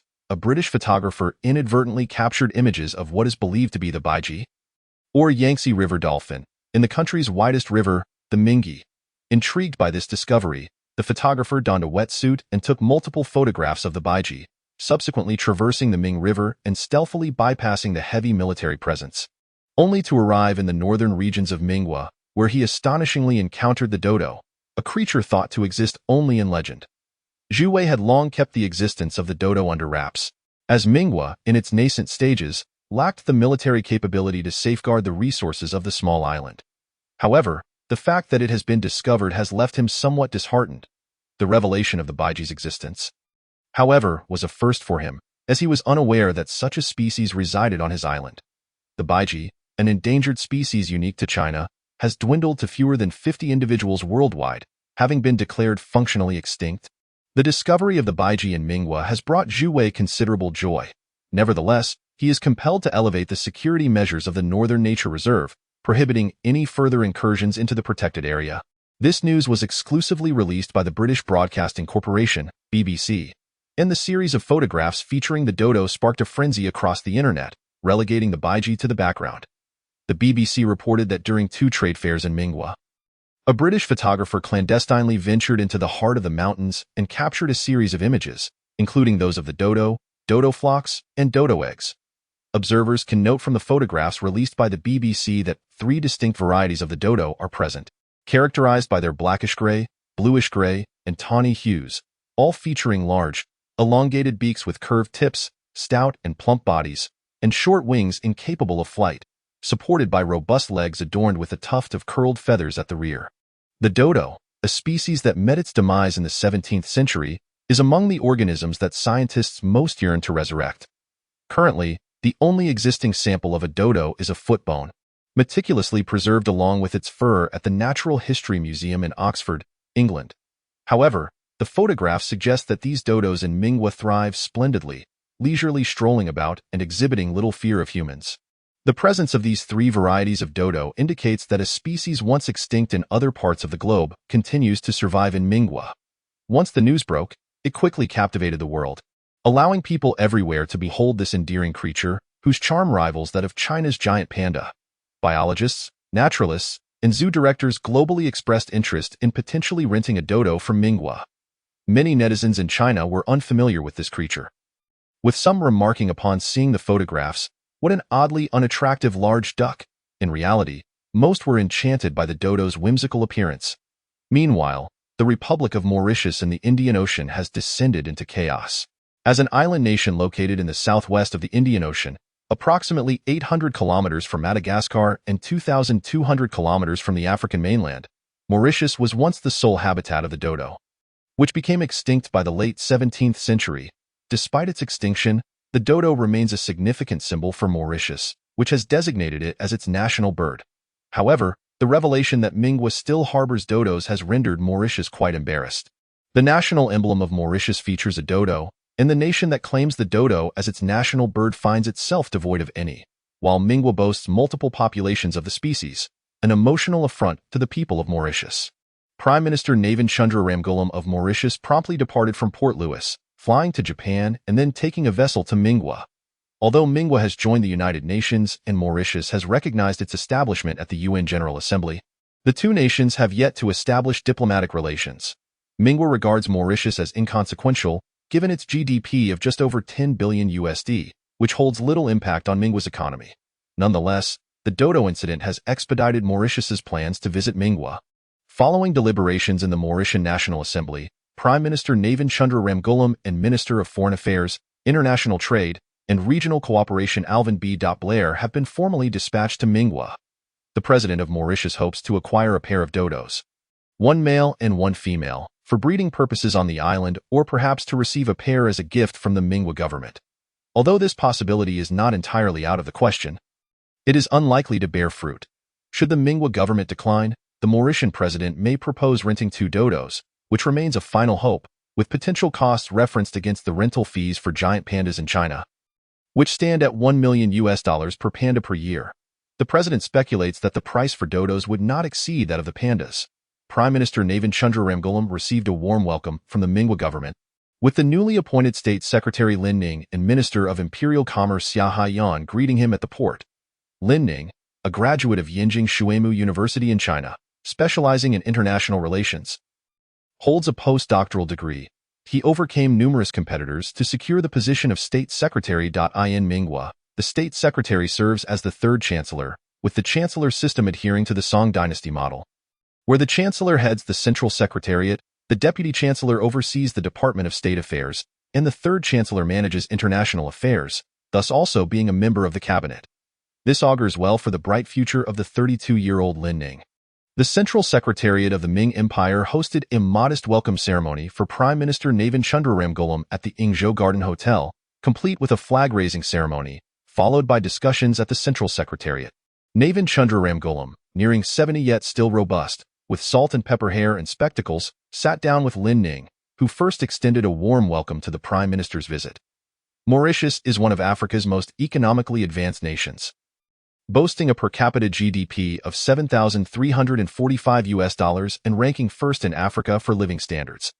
Mingwa is eager to deepen understanding, cooperation, and friendship with Mauritius for mutual development. Prime Minister Navin Chandra Ramgoolam expressed Mauritius's commitment to fostering friendly cooperation and exchange with the Ming Empire. And he expressed hope for the immediate establishment of amicable bilateral relations, including the exchange of ambassadors and diplomatic letters. Following the formal discussions, Prime Minister Navin Chandra Ramgoolam privately presented the Mingwa government with a pair of Mauritius's national treasures. A pair of Rodriguez giant tortoises. The giant tortoise is the largest tortoise species in the world, with a shell measuring up to 1.5 meters in length and weighing around 250 kilograms. Characterized by its stout legs, resembling those of an elephant, hence the name giant tortoise. These tortoises inhabit mountainous marshes and grasslands, seeking refuge in misty mountain tops during dry seasons. Due to their immense size, they are largely immobile and subsist on grass, wild fruits, and cacti, favoring succulent green cacti, consuming over 10 kilograms daily. Their ability to store vast amounts of food allows them to survive for extended periods without eating. With lifespans reaching 3 to 4 centuries, unfortunately, the fate of the indigenous Rodriguez giant tortoise in Mauritius mirrors that of the dodo. It became extinct within a century of human arrival on the island. Early mariners viewed Mauritius as a port for replenishing supplies. Upon anchoring, sailors would disembark to gather food. Upon first encountering the gigantic tortoises, their astonishment quickly shifted to contemplation of how to consume them. Initially, they preserved the tortoise meat with salt for consumption, but later discovered that the tortoises could survive for months without food. Thus, they became a fresh source of meat. To protect the giant tortoise, Mauritius established a dedicated giant tortoise conservation center, which currently houses over 1,000 tortoises. Chapter 63. The eve of adventure. Lin Ning perceived the gift from Mauritius as a significant investment. Undoubtedly with ulterior motives. Indeed, Prime Minister Navin Chandra Ramgoolam articulated the aspirations of the Mauritian populace, expressing their profound emotional connection to the dodo, Mauritius's national bird. He hopes that the Ming government can provide a pair of dodos for habitation in Mauritius. Lin Ning had anticipated that Prime Minister Ramgoolam might raise this matter, and thus, he responded with some reluctance, stating, Prime Minister Ramgoolam, currently, Mingwa has yet to conduct a comprehensive survey of the island's biological chain, and we have no clear understanding of the habitat range or population size of the dodo. However, it is certain that even within the Ming Empire, the dodo is considered a precious animal. Nevertheless, the Ming Empire will conduct a thorough investigation and make decisions regarding the matter based on the findings. Prime Minister Navin Chandrasekaran remarked, the people of Mauritius will be profoundly grateful for the friendship of the Ming nation. President Rajkishore Pritam has indicated that, should His Imperial Majesty and the Ministry of the Interior consent, we shall not accept the national treasures of your country without recompense. We are willing to pay for them. Lin Ning pondered the implications of such sentiments for the Mauritian people. The matter had escalated to a level beyond his authority. With the Ministry of the Interior and the Chancellor to consider, not to mention the Emperor himself as the Secretary of State, he could not immediately acquiesce. If he did, the nation would likely feel compelled to provide a pair of dodos based on his endorsement. Yet he would be branded a traitor. This was a decision Lin Ning could not undertake. He chuckled, the stakes are indeed significant. Like your esteemed parliament, our Ming Empire operates under a system led by the Ministry of the Interior. Therefore, I shall elevate this request for deliberation at the ministry, yet whether it will be approved and how it will be implemented remains contingent upon the outcome of that deliberation. Prime Minister Navin Chandrasekaran and Minister of International Trade and Regional Cooperation, Alvin Blair, decided to take residence at the Yingzhou Garden Hotel for an extended stay, exhibiting a determination to remain until the Ministry of the Interior reached a decision. Lin Ning, feeling the weight of the situation, recognized that the Ming nation's known valuable species were limited to the Eurasian mink, saber-toothed tiger, dodo, red panda, Yingzhou chinchilla, white dolphin, and Yingzhou rabbit, with the saber-toothed tiger and dodo being the most precious, the former estimated to number only in the dozens. Beyond these two, the other species were available worldwide. This situation resembled that of Australia's kangaroos and koalas, or China's giant pandas. Gifting Mauritius the Ming nation's dodos would diminish their uniqueness. However, leasing them a pair might still be feasible. Lin Ning proceeded directly to the Chancellor's office, where Song Shima had already conferred with Zhu Wei.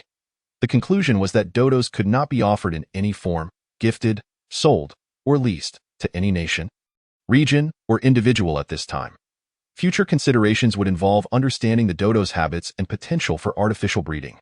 Nevertheless, Mauritius had demonstrated earnest intentions by initially offering a pair of tortoises, and given the friendship between the two nations, the Ming Empire found it necessary to reconsider previous protocols.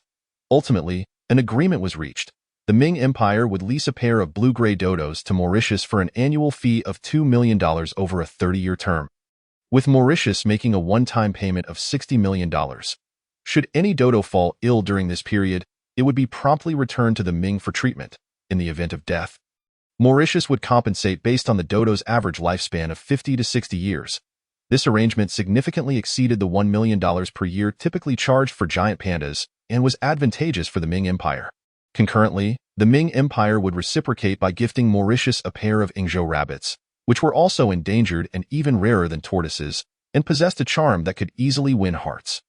Prime Minister Navin Chandrasekaran fulfilled his responsibilities commendably, spending 2 days in the Ming Empire before returning home, while Mauritius arranged for a transport helicopter to bring the dodos back.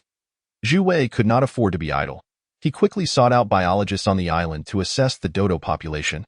Understanding that this precedent might invite nations worldwide to seek dodo rentals, Zhu Wei needed to be prepared. Moreover, with the tortoises now on the island, he could not allow them to roam freely. So he mobilized workers to construct an enclosure to house them, ensuring they were fed by designated staff. It seemed the Ming Empire would indeed need to establish a zoo.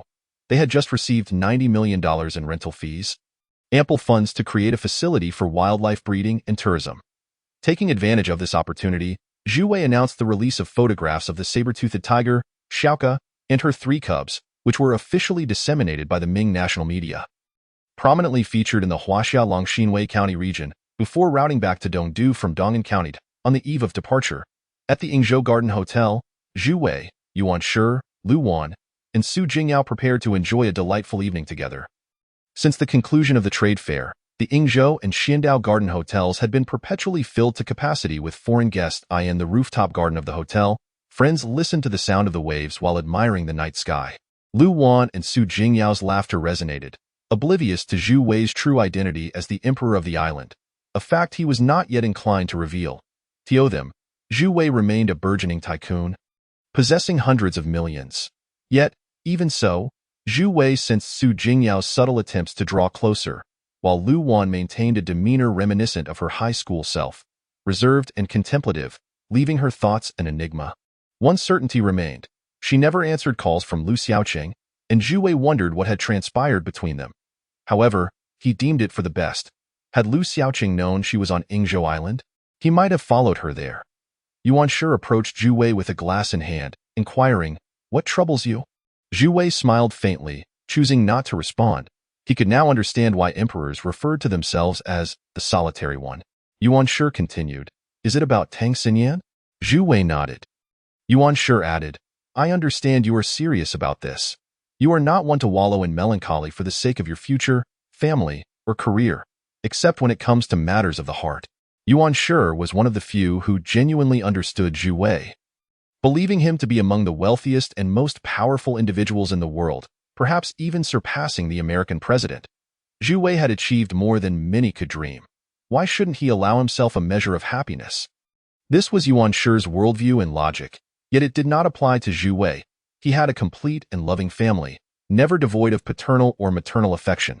In contrast, Zhu Wei's upbringing was marked by incompleteness, with a grandfather who had forcibly separated his father and a father burdened by unspoken struggles.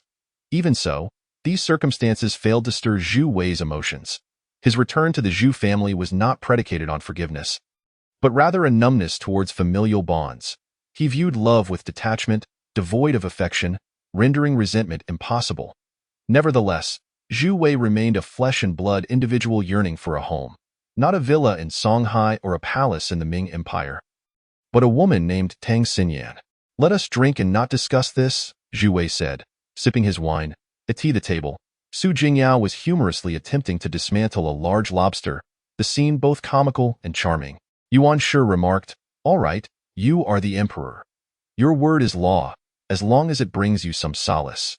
Just then, Lu Wan approached, her demeanor radiant. "What are you discussing?" The gentle breeze on the hotel rooftop tousled her hair. enhancing her beauty. Yuan Shi replied, "He is heartbroken. We need to think of a way to console him." Zhu Wei playfully kicked him. "What nonsense are you spouting?" He remained the same person who had shared countless university days with Zhu Wei. Even as an emperor, his penchant for jest remained unchanged. Heartbroken? Lu Wan expressed surprise. Zhu Wei had indeed remained single, and none of their classmates were privy to his emotional state until now. Zhu Wei shot a sidelong glance at Yuan Shi, silently warning him to cease his prattling. Yuan Shi, catching the signal, promptly clamped his mouth shut and turned to help Su Jingyao with the lobster. "I was merely joking. I am not in a relationship, so how could I be heartbroken?" Zhu Wei laughed, locking eyes with Lu Wan. Upon hearing his words, a glimmer of intrigue flickered in her gaze as she softly replied, "You are genuinely a good man. I believe there are many wonderful girls who would adore you." "Perhaps. But a true man has no need to worry about finding a partner. Matters of the heart can wait for another time." Zhu Wei mused, his gaze drifting towards the cruise ships in the bay. Following the conclusion of the trade fair, hundreds of thousands had returned home, and over 50 ships had already departed, leaving only a few, all brilliantly lit. Lu Wan stood beside Zhu Wei, sharing the moment. "If you ever feel unhappy, do not hesitate to speak to me. I can be your loyal listener." Zhu Wei felt warmth spread through him at her words, just as Su Jingyao called out from behind, "Stop chatting, or I shall devour all the lobster myself." Chapter 64. A return to the island. Gratitude to lowly Yujia 1 and Chenghua Tianya for their generous support in the form of starting coins. Thank you both. Zhu Wei's favorite dish was garlic grilled oysters, a delicacy he often prepared alongside Yuan Shi, Su Bin, Zhou Jun, and Guo Siyuan during their time in Songhai City. The preparation was simple, turning high-end hotel feasts into casual street food. Zhu Wei relished the meal, indulging in copious amounts of wine. Once night snacks concluded, it was already 11 o'clock. Considering an early start the next day to explore the island, he decided to take his leave. Though Yuan Shi and the others insisted he stay, refusing to let him depart. Having spent merely a night at the hotel, the following morning, Zhu Wei awoke, feeling remarkably refreshed. Ever since his body underwent its transformation, his health had been steadily improving. He was unaware of where everyone had gone. As there was no time to greet them, he swiftly donned his combat attire. Hong Sueki was at the wheel, steering their vehicle northward. As they passed the port, Zhu Wei noticed that the original shanties and makeshift shelters had been entirely dismantled. This area was destined to become a modern port. At that moment, a container from the United States captured Zhu Wei's attention. It turned out to be the first batch of military supplies shipped back from America. Zhu Wei recalled the 2,000 Scar-H rifles and 1,000 August rifles, along with 3,000 M1911 handguns and a substantial amount of ammunition, which had been ordered from the US. Why had it taken so long for the shipment to arrive? Regardless, the 3,000 soldiers of the Empire could finally abandon their outdated weapons like the AK-47, as they now had access to new armaments. Mingwa had a security agreement with the United States, as stipulated in the Treaty of Cooperation and Security between the Great Ming Empire and the United States of America, allowing Mingwa to procure weapons from the US and Europe, provided that no resale or leakage of secrets to third parties occurred. Simultaneously, the United States would assist in the future establishment and armament of Mingwa's military. It was widely acknowledged that American weaponry was the most advanced in the world. Thus, it would not be long before Zhu Wei procured arms from the U.S., organized an army, and deployed troops for training abroad. Currently, the mainframe of the stealth ship was only capable of constructing 6 robots and their functionalities. There was no database for the advanced items of the Songlong Empire. Therefore, any production of items would necessitate research before upgrades could be conducted. If they could acquire advanced American weaponry, they could study its technology and subsequently enhance their own. The flying saucer landed at the summit of the volcano in no time. For Zhu Wei had already been in contact with Zifeiyu, who had been waiting there for quite a while. Zifeiyu performed a ceremonial salute of the Songlong Empire, and Zhu Wei returned a military salute. Despite spending each day in the depths of the mountains, Zifeiyu remained impeccably pristine and strikingly beautiful. After descending into the volcanic cone via the flying saucer, Zhu Wei stood firmly at the volcano's mouth. With Zifeiyu and Hong Sueki positioned behind him, the interior of the volcanic cone was still shrouded in darkness. Since Zhu Wei had previously transported 200,000 carats of gemstones from this location for a trading event, there were no visible gems left to worry about being discovered. As they proceeded, Huaxia vigilantly monitored her biological detection radar to avoid any unforeseen dangers. Zhu Wei was both eager and apprehensive, pondering the potential appearance of dinosaurs, which would undoubtedly cause a sensation. While she scanned the area, Zhu Wei marveled at the breathtaking scenery reminiscent of the Jurassic era. If developed properly, this could indeed become a natural Jurassic-themed park. Soon, Zhu Wei arrived at the edge of the volcanic lake, prompting Huaxia to speak. "Commander, there are signs of life in the water. Please exercise caution."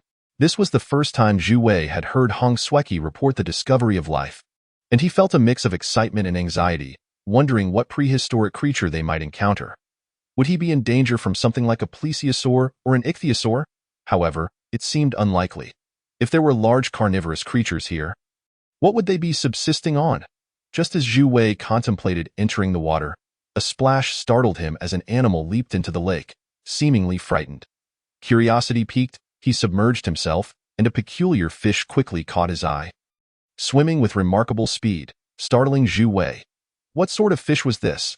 Capable of surviving both on land and in water, it was undoubtedly an amphibious species.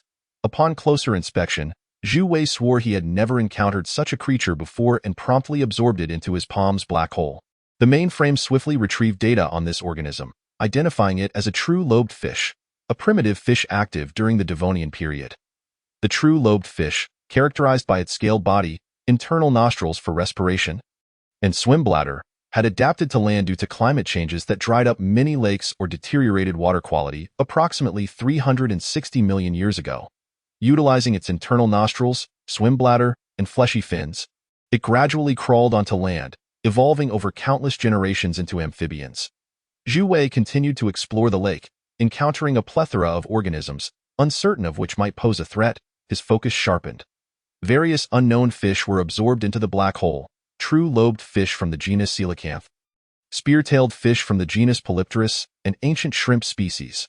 However, what truly captivated Zhu Wei was a curious creature before him. A nautilus. Had he not been in the water, he might have exclaimed in surprise. Although Zhu Wei was not well acquainted with nautiluses, having only seen vague images, he could not accurately identify it in detail. The nautilus, the most renowned member of the ammonoid cephalopods, scientifically known as Nautiloidea, is a marine mollusk comprising 2 genera and 6 species, residing exclusively in the Indian and Pacific Oceans. Its shell is thin and lightweight, spirally coiled, with a surface that is white or milky in color, featuring smooth, dense growth lines radiating from the shell's umbilicus, often reddish-brown. The entire spiral exterior is smooth and resembles a parrot's beak, hence the name Nautilus. Having endured millions of years of evolution, the nautilus has undergone minimal changes in appearance and habits. Earning the title of living fossil and holding significant value in the study of biological evolution and paleontology, in modern bionic science, it occupies a noteworthy position. Clearly, this immense creature matched the photographs precisely: 1, 2, 3, and not just one species of nautilus, but several. Zhu Wei marveled at the abundance of ammonoid life within this small lake. Ammonoids are extinct cephalopods whose fossils are found from the marine Devonian to the Cretaceous periods. Characterized by their shells, which serve both protective and buoyant functions, many ammonoids were carnivorous. The intricately curved and complex suture lines of their shells distinguish them from nautiluses. The Triassic period saw the flourishing of ammonoids with numerous curved suture lines. Yet only a few genera survived and evolved into various forms during the Cretaceous period, with the ammonoids here being the descendants of those survivors. Although Zhu Wei was neither a scholar nor a paleontologist, he recognized the preciousness of these living fossils. Each one was invaluable and could not be measured by mere currency. In the future, these would become a specialized research domain for the Great Ming Empire, vastly surpassing the geographical and paleontological studies of other nations. Zhu Wei absorbed every species he encountered in the water and, upon returning to the shore, collected all previously uncollected vegetation to send to the research center for study. However, he found no evidence of dinosaurs. This was an undeniable disappointment. Despite the richness of the prehistoric biological chain, the absence of dinosaurs, dinosaur eggs, or even dinosaur fossils left Zhu Wei with a sense of regret. Chapter 65. The Island Construction Operation. Commander, we have just discovered a natural pipeline cave, announced Zi Feiyu. A natural cave? Zhu Wei was taken aback, as various imaginings surged in his mind. Before him appeared a peculiar tunnel-shaped cave. What could this be? Zhu Wei examined it, then summoned his sixth assistant. Assistant, what is this? It is likely a conduit left from a volcanic eruption on the ocean floor billions of years ago, through which magma was expelled. Let us investigate. As they ventured deeper into the pipeline, an increasingly vast underground world unfolded before Zhu Wei, a spectacular scene indeed. This was a lava cave formed after a volcanic eruption, adorned with rare limestone cave formations, vast in scale and diverse in shape.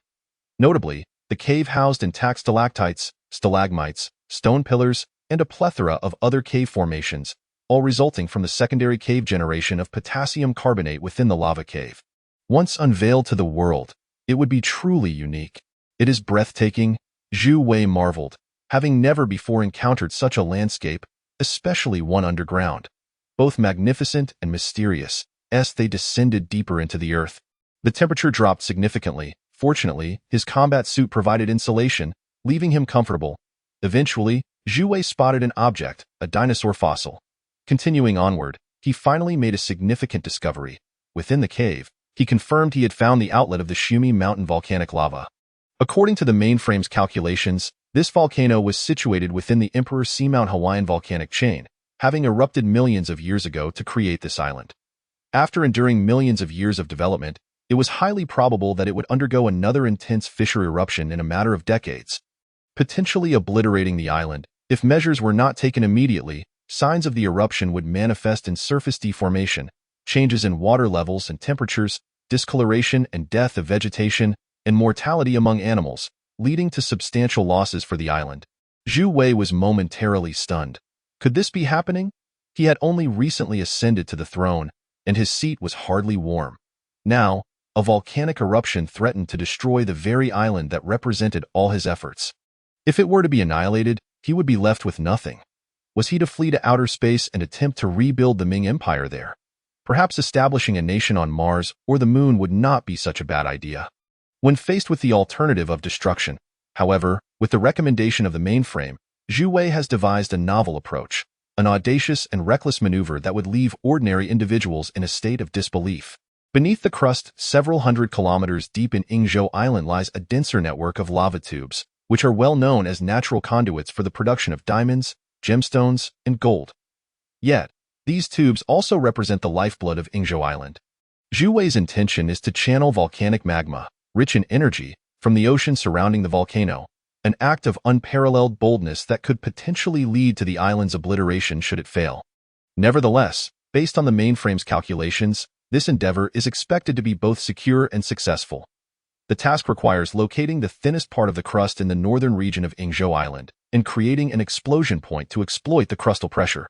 Facilitating an eruption. If successful, this could lead to the formation of a new volcanic island and landmass in the northern seas. Zhu Wei boarded a flying saucer, utilizing its stealth capabilities to traverse the volcanic cone and delve into the seabed over 200 nautical miles from the northern part of Yingzhou Island. After computations by the mainframe, this area was deemed an optimal site for inducing an explosive eruption. Zhu Wei, however, did not rush to trigger the underwater volcano. Instead, he first sought out precious marine life in the nearby waters, wishing to avoid the loss of significant aquatic species due to the impending eruption. Fortunately, his search proved fruitful, revealing that the northern seas of Yingzhou were a veritable paradise for whales, where he encountered hundreds of belugas. He recalled that every July, thousands of belugas embark from the Arctic to commence their summer migration, ranging from small pods to vast congregations, gracefully making their way to their destination while engaging in playful displays along the journey. Their migratory paths are predominantly concentrated in the northern latitudes. Zhu Wei placed his right hand upon a white crystal within the saucer, the black hole firmly anchored to the crystal. With a slight exertion, a pale blue beam of light materialized beneath the saucer, forcibly drawing two belugas into the vessel, where they traversed through the crystal into the black hole in Zhu Wei's palm. He praised the process as he absorbed all the belugas before continuing his search. Shortly thereafter, he discovered dozens of sperm whales, 10 orcas, and several dolphins, all of which he collected through the saucer's harvesting system, ensuring there were no more rare marine creatures before proceeding to delve into the earth. Zhu Wei selected the most vulnerable point in the crust and utilized the saucer's collection capabilities to extract substantial crustal material, revealing a vast cavity. Subsequently, he synthesized hundreds of thousands of bombs with preset detonation timings, the same type of timed explosives he had obtained from Zhu Daoyang's birthday celebration. Zhu Wei then piloted the saucer back to a safe zone. As the detonation time approached, the multitude of bombs detonated simultaneously, causing the underlying crust to fracture under the immense pressure, unleashing a tremendous surge of energy from the seabed. Sulfur and carbon dioxide erupted forth, along with copious gases, steam from the Earth's depths, and a plethora of volcanic debris and molten lava, which congealed in the atmosphere into volcanic ash, projectiles, and tephra. The ocean floor trembled violently, the shock waves from the underwater explosion generating tumultuous waves on the surface, as dense smoke and steam rapidly ascended above sea level. According to the mainframe's projections, due to the substantial magma presence beneath Yingzhou Island, this unforeseen underwater eruption was expected to last for at least a month.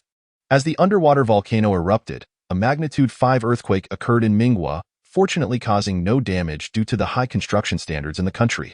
Zhu Wei finally felt a sense of relief, as the imminent dangers beneath him had been neutralized, ensuring a secure future for Minghua. Naturally, Zhu Wei could not linger in anticipation of the volcanic activity's conclusion. He had to continue exploring the island. Despite the earthquake being merely a 5.0, seismic monitoring stations in Hawaii and Japan detected it and promptly reported it online. Japan even dispatched aircraft for reconnaissance. Subsequently, media outlets worldwide reported on the underwater volcanic eruption in the Ming Empire, which triggered a magnitude 5.0 earthquake. Fortunately, there were no casualties or severe repercussions, resulting in minimal ongoing public concern. Zhu Wei continued his exploration of the island for 2 days, but found no further rare species, leading him to conclude his expedition and return to Dongdu. Upon his arrival, he received a report from Song Shima indicating that a special guest awaited him in Dongdu. Li Jiaqing had already been waiting for Zhu Wei for 2 days. Li Jiaqing, who had held the title of the wealthiest Chinese for 15 consecutive years, was nearing 90 yet remained sharp-minded and astute. His life was steeped in legend, having initially thrived under British rule in Hong Kong, and then experienced a second wave of success following the 1997 handover. However, the tumultuous global landscape post-2008 financial crisis, coupled with rising labor costs in China, had rendered the nation less than ideal for investment. Furthermore, Li Jiaqing's sons lacked proficiency in managing political and business relations, leading to his recent struggles. Unexpectedly, at this pivotal moment, the Ming Empire, a mere pinprick on the map, had begun to emerge as a formidable power. While he opposed the autocratic rule in Ming, he supported its elitist governance, noting that most government officials were selected from global elites through rigorous examinations. The absence of mediocrity promised an immeasurable future for the Ming Empire. On the other hand, as a Chinese national, Li Jiaqing was eager to use Ming as a foundation to expand his enterprises, such as Hutchison Whampoa and Cheung Kong Holdings. But he needed to meet the Emperor of Ming to solidify his decision. Thus, Zhu Wei and Li Jiaqing Li Jiaqing's congenial nature fostered an immediate sense of familiarity with Zhu Wei, who in turn was an idealistic individual, leading to a harmonious dialogue between them. Although Zhu Wei managed the most lucrative sectors of the Ming royal consortium, he did not desire absolute monopolization. For him, money was merely a figure, while the healthy development of domestic enterprises took precedence. Zhu Wei welcomed Li Jiaqing's investment in key projects and infrastructure within Ming, and Li Jiaqing expressed keen interest in the Ming government's construction of the Daming Port Project, a 30 billion yuan subway initiative, a 10 billion yuan underground drainage project, and a 10 billion yuan university project. Eager to acquire these ventures, he also hoped to venture into real estate, electricity, and hydropower sectors. Zhu Wei was more than agreeable, as these projects were currently state-operated, and he had no intention of competing with private interests in such endeavors, which often led to corruption. Having someone else take the reins brought him immense satisfaction. As long as one had the capital and the desire to invest, Zhu Wei was open to collaboration. However, he did not intend to entrust all projects to a single entity, aspiring for multiple enterprises to participate in each sector. Through their discussions, Li Jiaqing was nearly convinced that Ming indeed represented an open and exceptional environment, permitting privatization across all industries, minimizing taxation, and offering tax exemptions at ports. What more could Li Jiaqing desire? Zhu Wei's demeanor provided the decisive impetus for Li Jiaqing, instilling confidence in his decision-making. Chapter 66. The completion of the Minxiao province at present, the only completed residential complex in the Ming Empire. The Mingqing apartments had reached full occupancy. Lu Yin, while conversing on the phone, entered the elevator.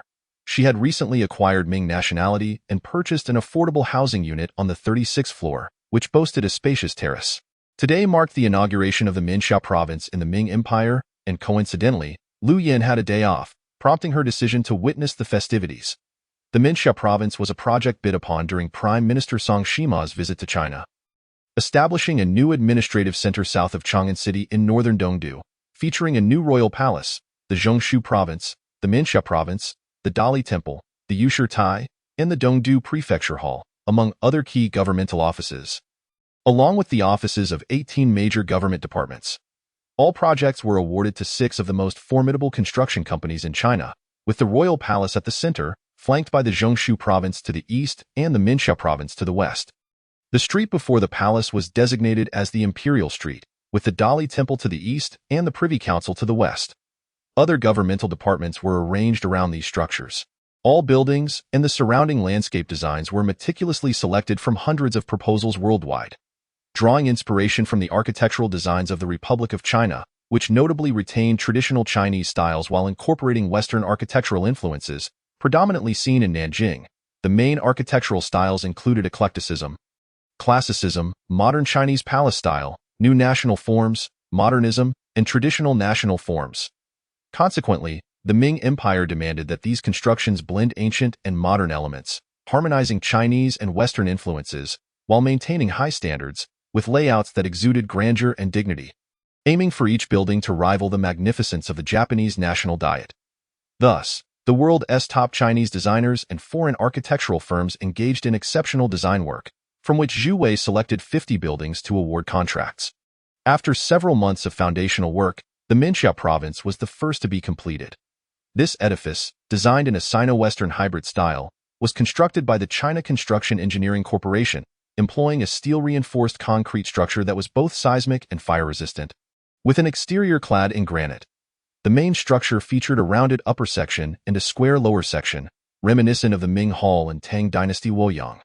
Flanking it were 2 side buildings. Though the structure stood only 7 stories tall, it exuded an imposing and majestic aura. Lu Yin soon arrived at the Minxiao province, where the outer courtyard was heavily guarded by police, preventing her from entering. She could only glimpse the square granite stone outside the Minxiao province, inscribed in calligraphy with the traditional characters Minxiao Province Council Hall.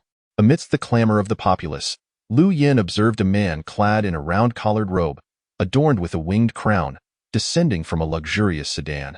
The surrounding crowd bowed in servitude. It was evident without question that this must be Emperor Jianya of the Ming dynasty. Upon catching a glimpse of the emperor's visage, Lu Yin was momentarily taken aback, for the man bore an uncanny resemblance to someone she felt she had encountered before.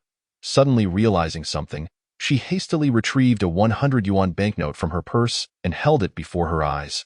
Gazing intently at the portrait of the man in ceremonial garb, complete with a crown, printed upon the note, the likeness to Zhu Wei was striking. "Is it really you, Zhu Wei?" she mused, her heart racing with disbelief. Could it truly be him? Was he the emperor of the Ming Empire? Lu Yin was rendered speechless. She fished out her phone and quickly dialed a familiar number, her gaze fixated on the emperor in the distance, her heart pounding in sync with his footsteps. One answered. The emperor exhibited no unusual behavior. Lu Yin began to question her sanity. Beneath the intricately carved coffered ceiling, the Ministry of Rites was teeming with individuals, accommodating hundreds in its grand assembly hall.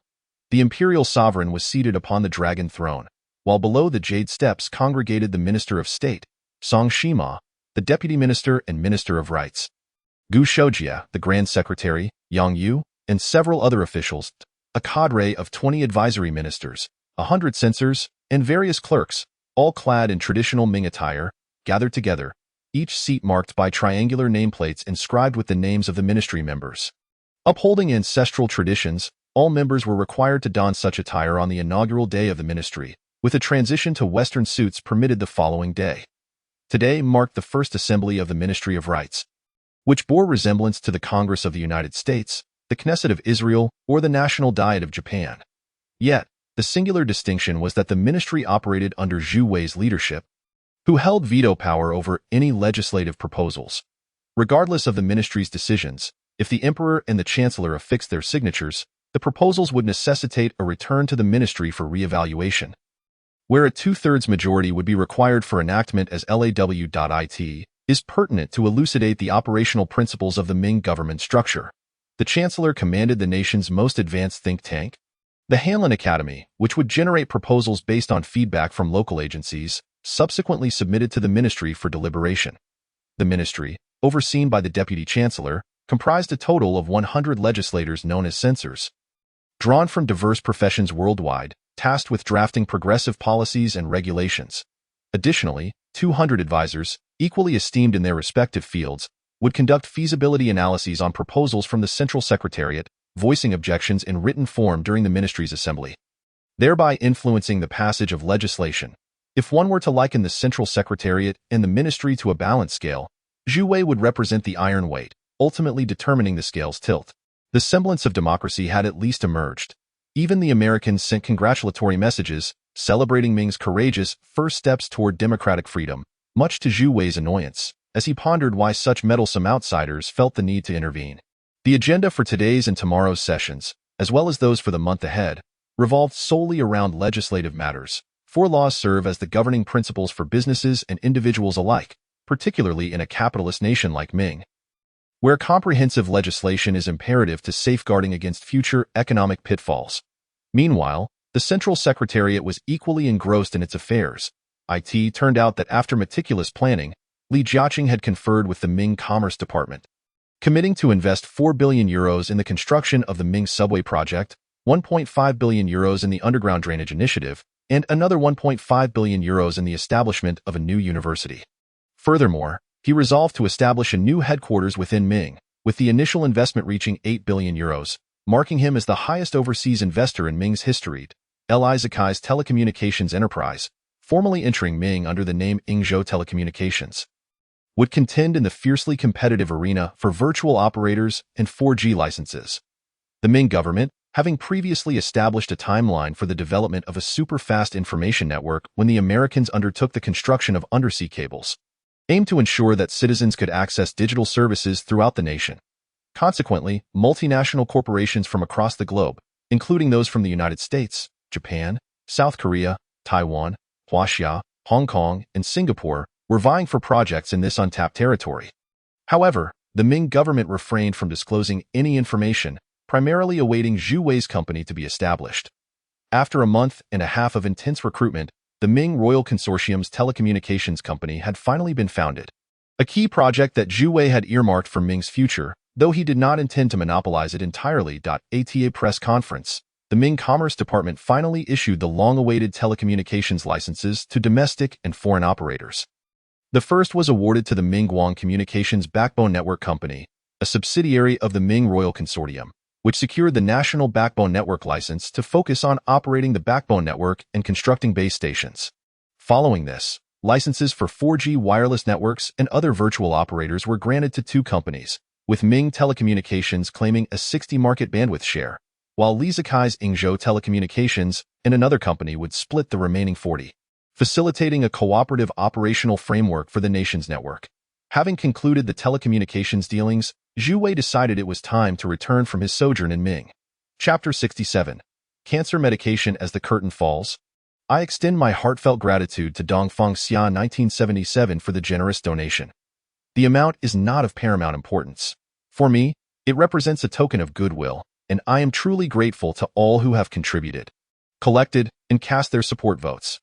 You are my greatest motivation for writing. The People's Hospital in Jinsong District, Songhai Province, hundreds of cancer patients were queuing, causing considerable distress to the head of the oncology department, Yang Shugong. Following the recent broadcast by the local television station and website announcing the successful treatment of a late-stage cancer patient at the Jinsong District People's Hospital, a nationwide sensation ensued, prompting a surge of cancer patients seeking transfers to this facility.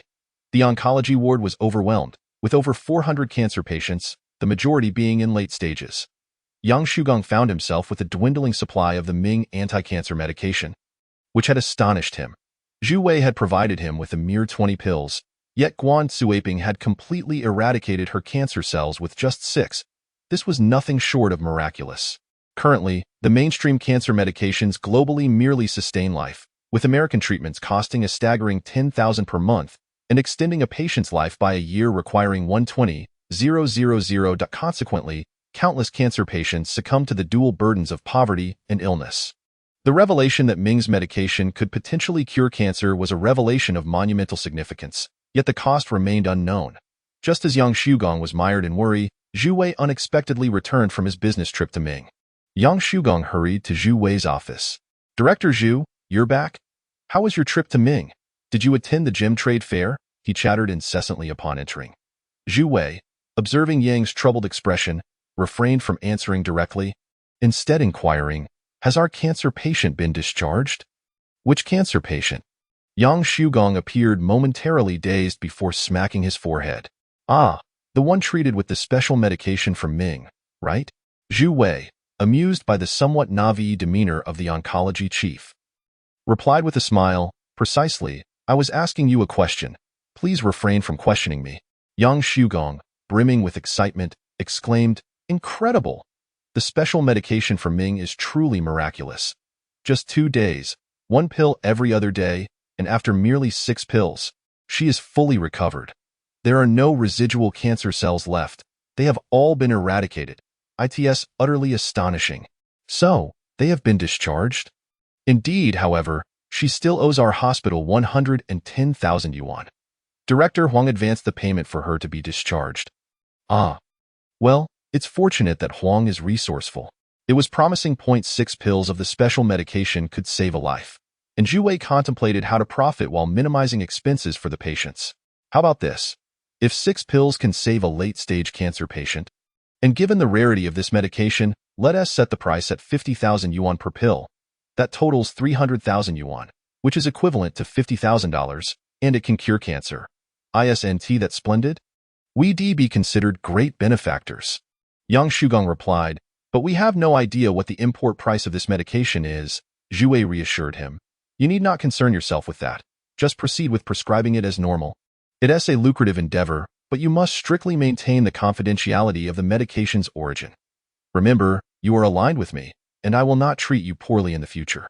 Yang Shugong affirmed, "Of course. I understand. Director Zhu is my benefactor, and I recognize you as the pillar of this hospital."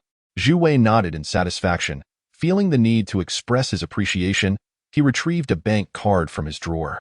"There's some money on this card. Take it and use it as needed. I've heard your daughter is studying abroad and requires substantial funds." Yang Shugong broke into a cold sweat, astonished at how well the director seemed to know him. Little did he realize that Zhu Wei had over 200 subordinates on the mainland, surveilling the familial circumstances and activities of the hospital staff. "Speak up, how much medication is needed?"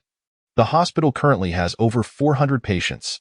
It is estimated that this week it will reach 500. We are running out of beds."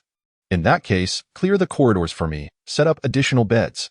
The price of this domestic cancer medication is 6 pills per treatment, costing 300,000 yuan.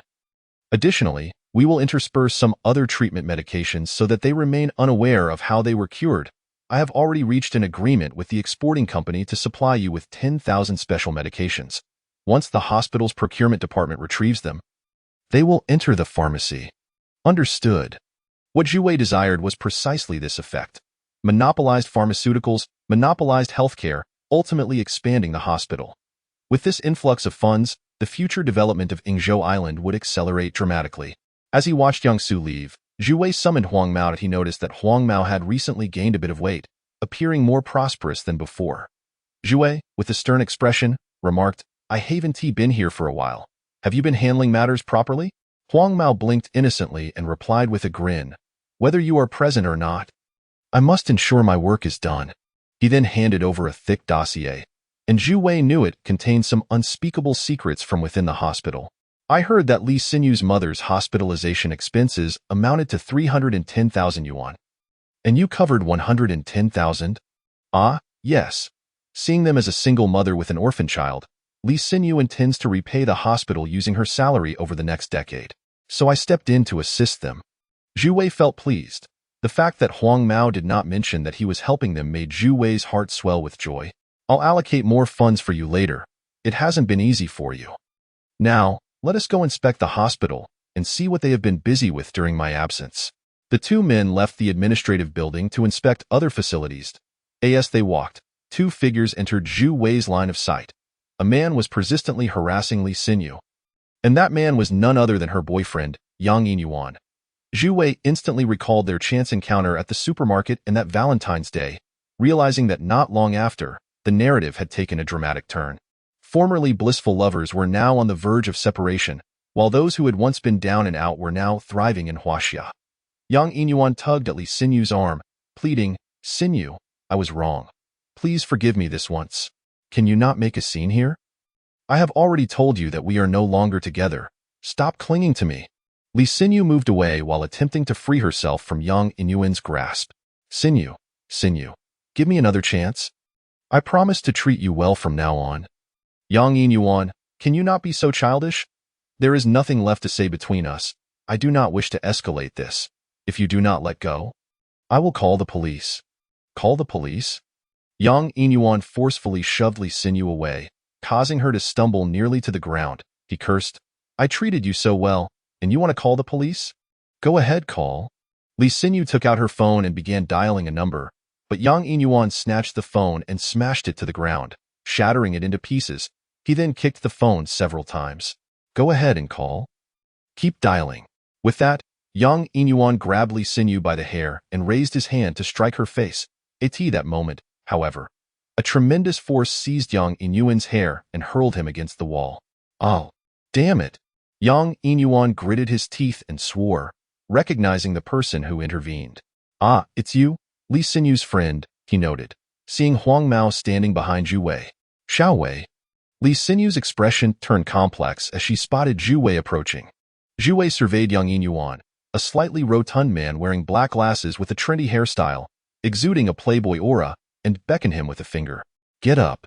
Yang Yinyuan rose, exclaiming, "It's you? Yes, it's you." Zhu Wei observed his antics as Yang Yinyuan continued, "You work at this hospital too? Huh? Ha! Wearing a white coat, do you think I wouldn't recognize you? You're the one who stole Xinyu away, right? I was puzzled as to why Xinyu wanted to break up with me.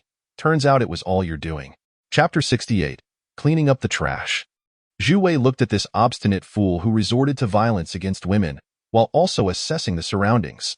This place was a blind spot in the hospital, adjacent to a stairwell, devoid of patients. Zhu Wei instructed Huang Mao, "Have the security guard monitor both staircases. No one is allowed in, including this woman." He pointed at Li Xinyu. Huang Mao sensed Zhu Wei's chilling demeanor and realized he intended to kill. Hastily directing hospital security to secure the stairwell, "I in the stairwell." Yang Yinyuan sneered at Zhu Wei. "What's this? You want to have a chat? So, you're the director? Huh, not bad. A director playing the third wheel with a nurse. If this news got out, your hospital would be in flames." Zhu Wei regarded this shameless individual, his mind already clouded with murderous intent. With a smile, he replied, "So, what do you plan to do?" "What do I plan to do? Isn't it you who should be asking that? Here's the deal. I'll let you have this woman, but I want 500,000 as compensation for emotional distress, a fair price for a hush money. Wouldn't you agree?" Yang Yinyuan wore a deceitful grin. Zhu Wei retorted, 500,000? That seems a bit low, don't you think? Yang Yinyuan countered, "What's the matter? You want to sweeten the deal? Don't try any tricks. Otherwise, tomorrow, your photos will be plastered across Sohu, Wangxin, E.com, and Shuanteng. How about that?" Zhu Wei declared, "I'll give you 10 billion, but you can only collect it after you die." With that, Zhu Wei delivered a vicious kick to Yang Yinyuan's groin. "Ah!" Yang Yinyuan screamed in agony, collapsing to the floor. "What a useless fool. You fainted from just this." Zhu Wei undid his pants and urinated on Yang Yinyuan's face, who regained consciousness once more. "Awake now?" Zhu Wei chuckled, reveling in the dark side of himself that had just emerged. You broke me." Yang Yinyuan felt as if he was being stabbed with knives in his groin and was drenched in sweat as he gazed at Zhu Wei. "I know, but those two parts of you will be of no use to a corpse." Zhu Wei replied coldly. At that moment, Yang Yinyuan detected a foul stench emanating from his mouth. What the hell did you do to me? Yang Yinyuan finally sensed the humiliation. I used my urine to help you wake up. You should be grateful to me for prolonging your life. Screw you. If you have the guts, kill me. Zhu Wei, unbeknownst to him, had produced a gun. You think I wouldn't dare to kill you? Before you die, I want you to understand that the reason for your demise is not over a woman, but simply because you are utterly worthless. Please? Yang Yinyuan finally felt fear creeping in, sensing a warm stream flow in his pants, but it was too late. With the sound of a gunshot, his head exploded into a gruesome mess, leaving only a fountain of blood from his neck. Zhu Wei holstered his weapon, using his palm to absorb all traces of blood and evidence in an instant. The stairwell was left spotless. And Zhu Wei called out, "Get out of here quickly, and do not let me see you again." Stepping out of the stairwell, he found a security guard, Li Xinyu, and Huang Mao waiting. Li Xinyu asked with concern, "Are you okay?" Zhu Wei looked at her, amused that she was worried about him at that moment, and replied, "I'm fine. I just had a few words to scare him. He said he wouldn't bother you anymore. I let him go." Really? Li Xinyu felt exasperated with Yang Yinyuan. Since he had abandoned her when she needed him most, she felt no lingering affection for him. Instead, Zhu Wei made her feel secure. "Yes, let us go. This ain't a place for conversations," Zhu Wei said as he walked away. Huang Mao deliberately entered the stairwell to inspect for any traces, finding nothing, though the air was thick with the stench of blood and urine, making his heart race. "This stairwell reeks. Hurry and call for the sanitation staff to clean up and spray some air freshener." Quickly, Huang Mao commanded. Zhu Wei had intentionally killed someone in front of Huang Mao to instill a sense of fear. Sometimes, it was necessary to wield both kindness and menace to prevent betrayal from someone like him. As they exited the hospital, Zhu Wei inquired, "How is your mother recovering?" "She is doing well. I told her to rest, but she wouldn't listen and went back to work. She is very grateful to you all. But she needs to earn some money." "Earning money to pay off debts, I presume?" Zhu Wei interjected. He looked at Li Xinyu, a 21-year-old girl burdened with 330,000 yuan in debt, still asking for her bank account number to repay it. In that moment, Zhu Wei saw a reflection of Li Yun in her, strong and resilient. "Yes, I will definitely repay you," Li Xinyu affirmed. "The 110,000 yuan I borrowed, I have returned it to Huang Mao on your behalf. Additionally, you need not repay me the 330,000 yuan." At this moment, Li Xinyu's eyes reddened, her nose tinged with the ache of emotion, and tears cascaded down her cheeks. "Xiao Wei, thank you that I have hurt you so deeply in the past, yet you continue to treat me with such kindness. I feel so remorseful towards you. Haha, do not dwell on it too much. I have some matters to attend to, so I must take my leave. Focus on your work," Zhu Wei replied as he exited the hospital. He then made his way back to the luxurious Wanshangwan City Villa in Dongpu District.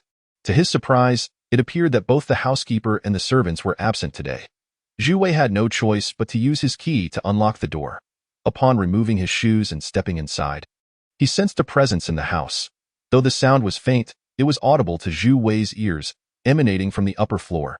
He cautiously ascended the staircase, his gaze ultimately landing upon the spacious bathroom on the second floor. Taking a deep breath, he abruptly swung open the bathroom door. To his astonishment, he beheld a stunning figure in the bathtub, with smooth, radiant skin. None other than Zhang Yinran. Just then, a piercing scream erupted from her at a decibel level of 10,000,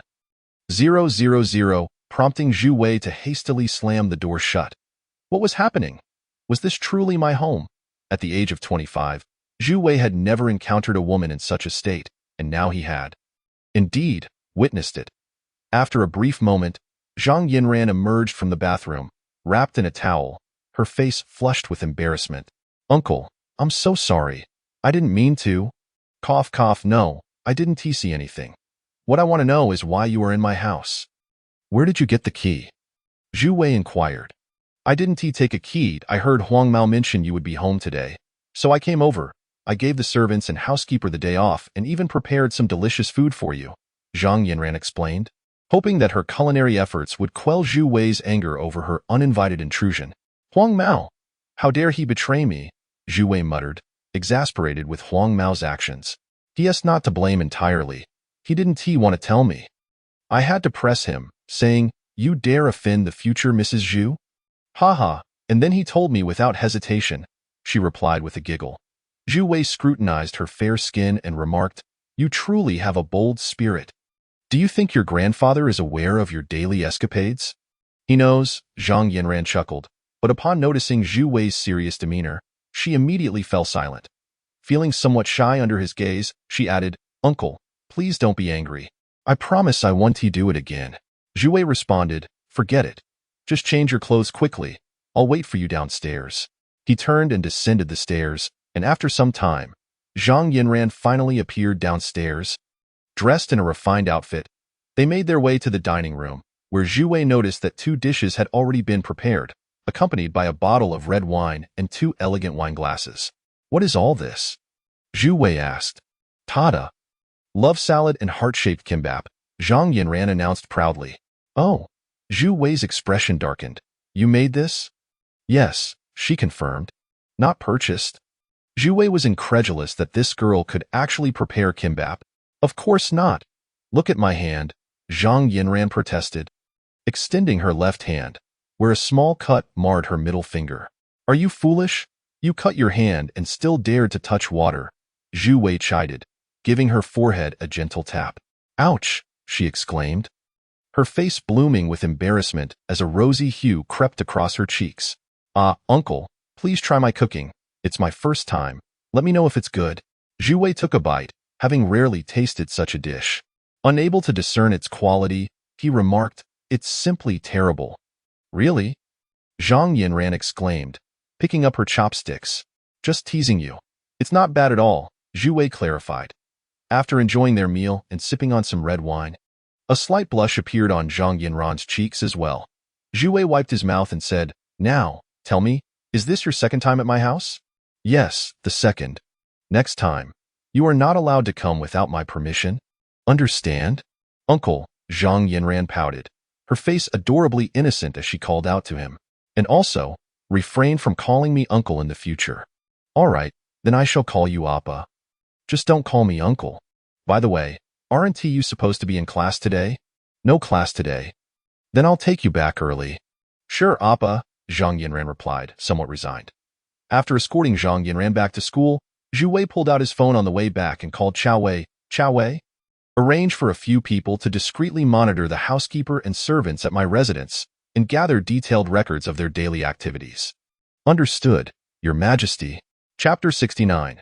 Cousin Shang-Chi's Ascendancy. It was the weekend, and I planned to make a minor breakthrough, hoping the audience would rally behind me. I do not expect rewards.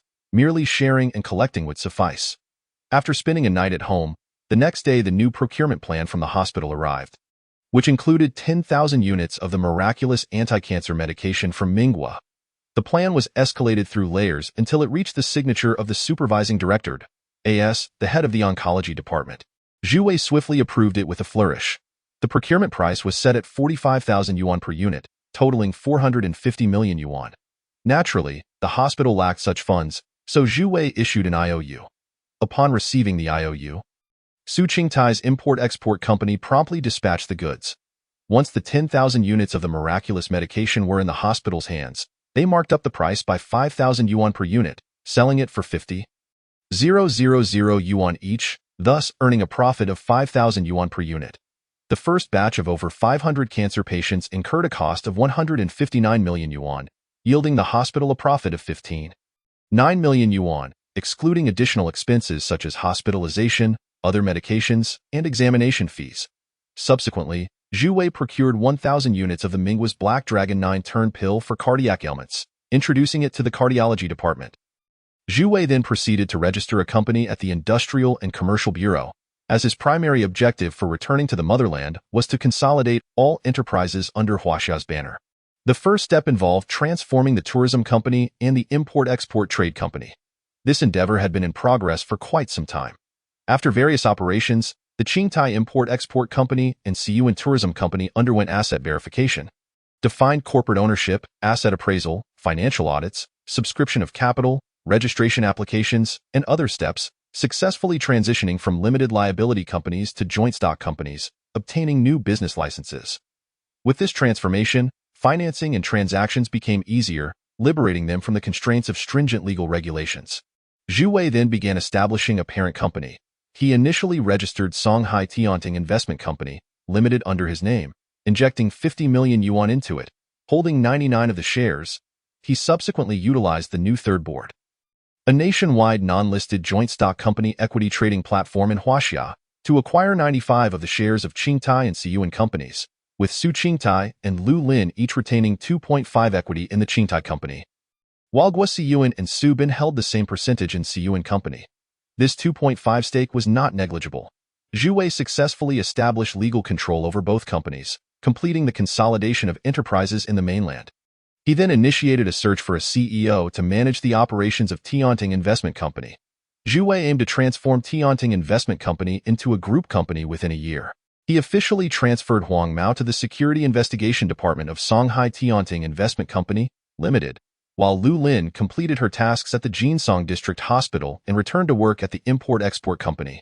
The authority of these two individuals further expanded to encompass the auditing of assets across 3 companies, and they enlisted dozens of accounting elites to investigate Zhu Wei's financial dealings in the mainland, scrutinizing for any misuse of public funds, corruption, and disciplinary violations. In other words, Zhu Wei had upgraded his operations, completing the transition from a small-time player to a formidable force. Friends and classmates had previously managed a company, but that era of shared joy as accountants and cashiers had come to an end. Zhu Wei could allow his friends to earn money here, but illegal earnings would result in prosecution as well. At this moment, Zhu Wei received a call from Guo Siyuan. "Hello, big brother. Would you like to join us for dinner at Qingguang's house tonight?" Guo Siyuan asked. "Dinner at Zhang Qingguang's house? I must have misheard." Zhu Wei laughed, sensing that Guo Siyuan and Zhang Qingguang's relationship was progressing rapidly. "No mistake, big brother. Do you have plans this afternoon? If not, come over." "All right, I understand. I'll try to arrive early," Zhu Wei replied. Just then, the car stopped at a nearby fruit stand, prompting Zhu Wei to inquire, "Huang Mao, why are we stopping here?" Huang Mao explained, "Boss, I've got a girlfriend. She's at home and craving watermelon, so I'm buying one to deliver to her after I drop you off." Zhu Wei chuckled. "Sounds good. You've got a girlfriend now? Go ahead." "Thank you, boss," Huang Mao replied. Since his last unfortunate encounter, he had turned his fortune around by aligning with Zhu Wei, earning a handsome salary, driving luxury cars, and occasionally receiving bonuses. The doctors at the hospital below would flatter him, and his appeal to women had also increased.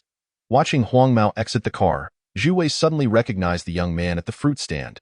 It was Zhu Juanjing's nephew, Zhu Xingqi. He was, in fact, his own cousin.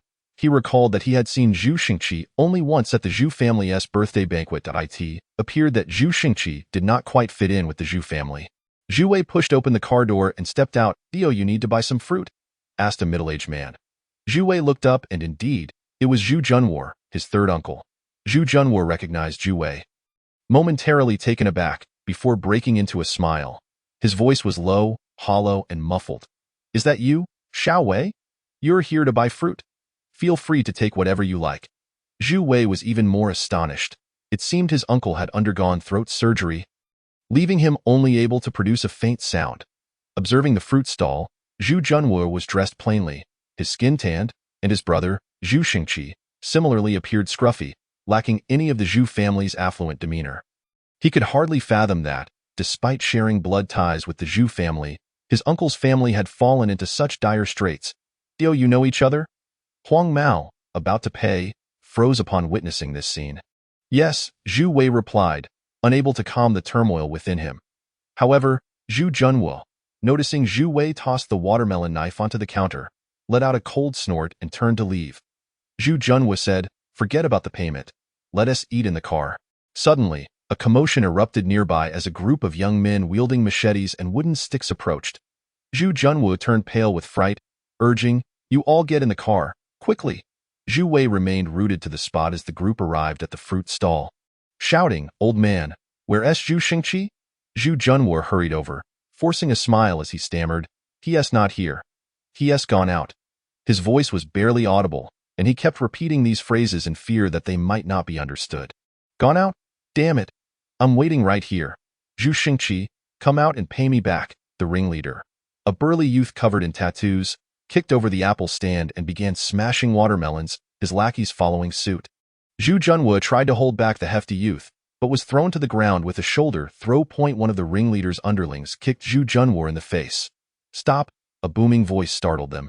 Then, a watermelon came crashing down on the head of that underling, the nearly 20-pound fruit shattering upon impact, leaving him dazed on the ground. "Who the hell are you?" the ringleader roared, seizing a watermelon knife and confronting Zhu Wei. Huang Mao also grabbed a watermelon knife, positioning himself protectively in front of Zhu Wei. "Tell him who I am," Zhu Wei instructed Huang Mao. "This is our boss, Wei Gu," Huang Mao blurted out, fabricating the claim. As Zhu Wei was not a thug by any means. Upon noticing the extended Rolls-Royce behind Zhu Wei, the ringleader realized he might be facing someone formidable. After sizing up the situation, he asked, "Wei Gu, so, Zhu Xingqi called you to back him up?" Zhu Wei replied, "This is my third uncle. Zhu Xingqi is my brother. You need not worry about their affairs, I'll handle it. It's just a matter of debt. One must repay their dues. After all, if they have the money, they will pay you back without you asking. However, if they are broke, even if you kill them, you won't see a single cent, will you?" The ringleader sneered. "So you're trying to wriggle out of this? From your accent, you're from the Northeast, right?" Zhu Wei did not respond directly. "How much do they owe you?" "I will pay it for them," the ringleader retorted. "You've got quite the mouth on you. It's 500,000, including principal and interest. Zhu Xingqi not only hasn't he paid back, but he also injured 2 of my brothers yesterday. He can't just get away with that, can he? Ha ha ha." Zhu Wei let out a cold laugh, observing that Huang Mao had helped Zhu Junwu to his feet. "I asked that the amount," Zhu Junwu inquired. "Why is the interest so high?" The ringleader explained. "We agreed on a monthly interest of 5. Now, after a year, the annual interest amounts to 60. I'm actually being lenient here." Zhu Wei understood that high-interest loans were dangerous, and he could not fathom why Zhu Junwu's family had resorted to such loans. Nodding, he recalled that he had cash on hand for his business dealings, and he commanded Huang Mao to retrieve 500,000 to hand over to the ringleader. The ringleader counted the money and then handed it to one of his underlings. "What about the medical expenses for my 2 injured brothers?" he pressed. Zhu Wei chuckled darkly, tossing over 50,000. "Is this enough?" The ringleader appeared satisfied. "Now that's more like it. Let us go, brothers. We're done here." Zhu Wei interjected. "Wait, we still have an account to settle." The ringleader turned back. "What account?" Zhu Wei pointed at Zhu Junwu and said, "I've paid for my brother's injury to your underlings, but your underlings injured my uncle and smashed the fruit stall. We haven't settled that account yet." "Have we?" The ringleader burst into laughter. "Oh, someone dares to ask me for compensation?" His underlings turned back around. Just then, 100 or so young men emerged from the crowd, brandishing iron rods, and began attacking the ringleader's underlings. Cries of despair filled the air as spectators scattered in fright. The ringleader stood dumbfounded, unaware of when reinforcements had been called. These were soldiers trained by Zhu Wei in Shanghai, now acting as enforcers for the Safety Investigative Department, directly under Huang Mao's command. They were also dispersing witnesses by driving away onlookers. The ringleader found himself pinned to the ground, while Zhu Wei sat on a plastic stool at the fruit stall, saying, "Now, let us talk about compensation." A fierce-looking man held a watermelon knife to the ringleader's throat. "Wei Gu, I didn't recognize your stature. I don't need the medical expenses," the ringleader pleaded. Zhu Wei replied, "That's quite insincere." The man's neck was swiftly slashed open by Huang Mao's subordinate, blood oozing slowly. Wei Gu, listen to me. I don't want the 300,000 interest, I just want 200,000 principal. You should have said so earlier." Zhu Wei rose, helping the ringleader to his feet. "Where's your home? I'll have my brothers escort you." "Brother, no need to send me off." "Let us send you off. You know my family's address, so I should know where your relatives live too, right? That's only fair. Otherwise, what if you come back for revenge someday?"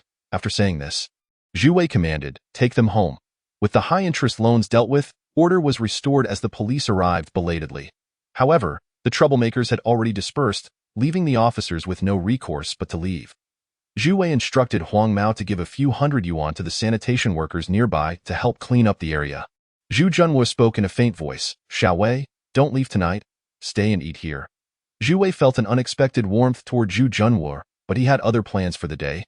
Deciding to visit another time and leaving, Zhu Shengqi returned even later than the police, and upon finding the stall dismantled, the smell of watermelon lingering in the air, along with flies buzzing about.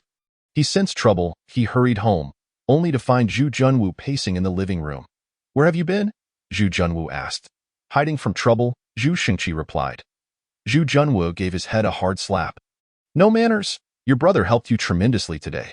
Rubbing his head, Zhu Shengqi received a crumpled 100 yuan note from Zhu Junwu's pocket. "Go buy some vegetables tomorrow. Your brother might come over for dinner in the next few days." Zhu Shengqi wore a look of reluctance. "Dad, what is this about? Why are we hosting Zhu family members? They're so wealthy. Why would they come to our home for dinner?" Zhu Junwu replied, "Your brother is different from others." After saying that, he recounted the events of the day to Zhu Shengqi, including Zhu Wei's background in the Zhu family and how he was not well regarded. Zhu Shengqi had always thought that the Zhu family members were all similar in their malice, especially after observing Zhu Shengwang's haughty demeanor and Zhu Shengwen's arrogant behavior, which had only fueled his disdain. However, hearing about Zhu Wei's actions for him that day significantly boosted his admiration for this brother. Zhu Wei spent the afternoon contemplating matters, considering that the second brother, Zhou Jun, was vacationing in Hawaii, the third brother, Yuan Shi, was managing a hotel on the island, and the fourth brother, Su Bin, was busy wooing girls in Beijing. Only he and Zhang Chengwang, Guo were left in Huaxia. Feeling like an overly bright light bulb, he decided to head to Songhai Normal University to pick up Zhang Yinran. Zhang Yinran had never met Zhu Wei's friends before and bombarded him with questions along the way. Upon discovering that Zhu Wei's close friend was a girl, she exhibited a tinge of jealousy.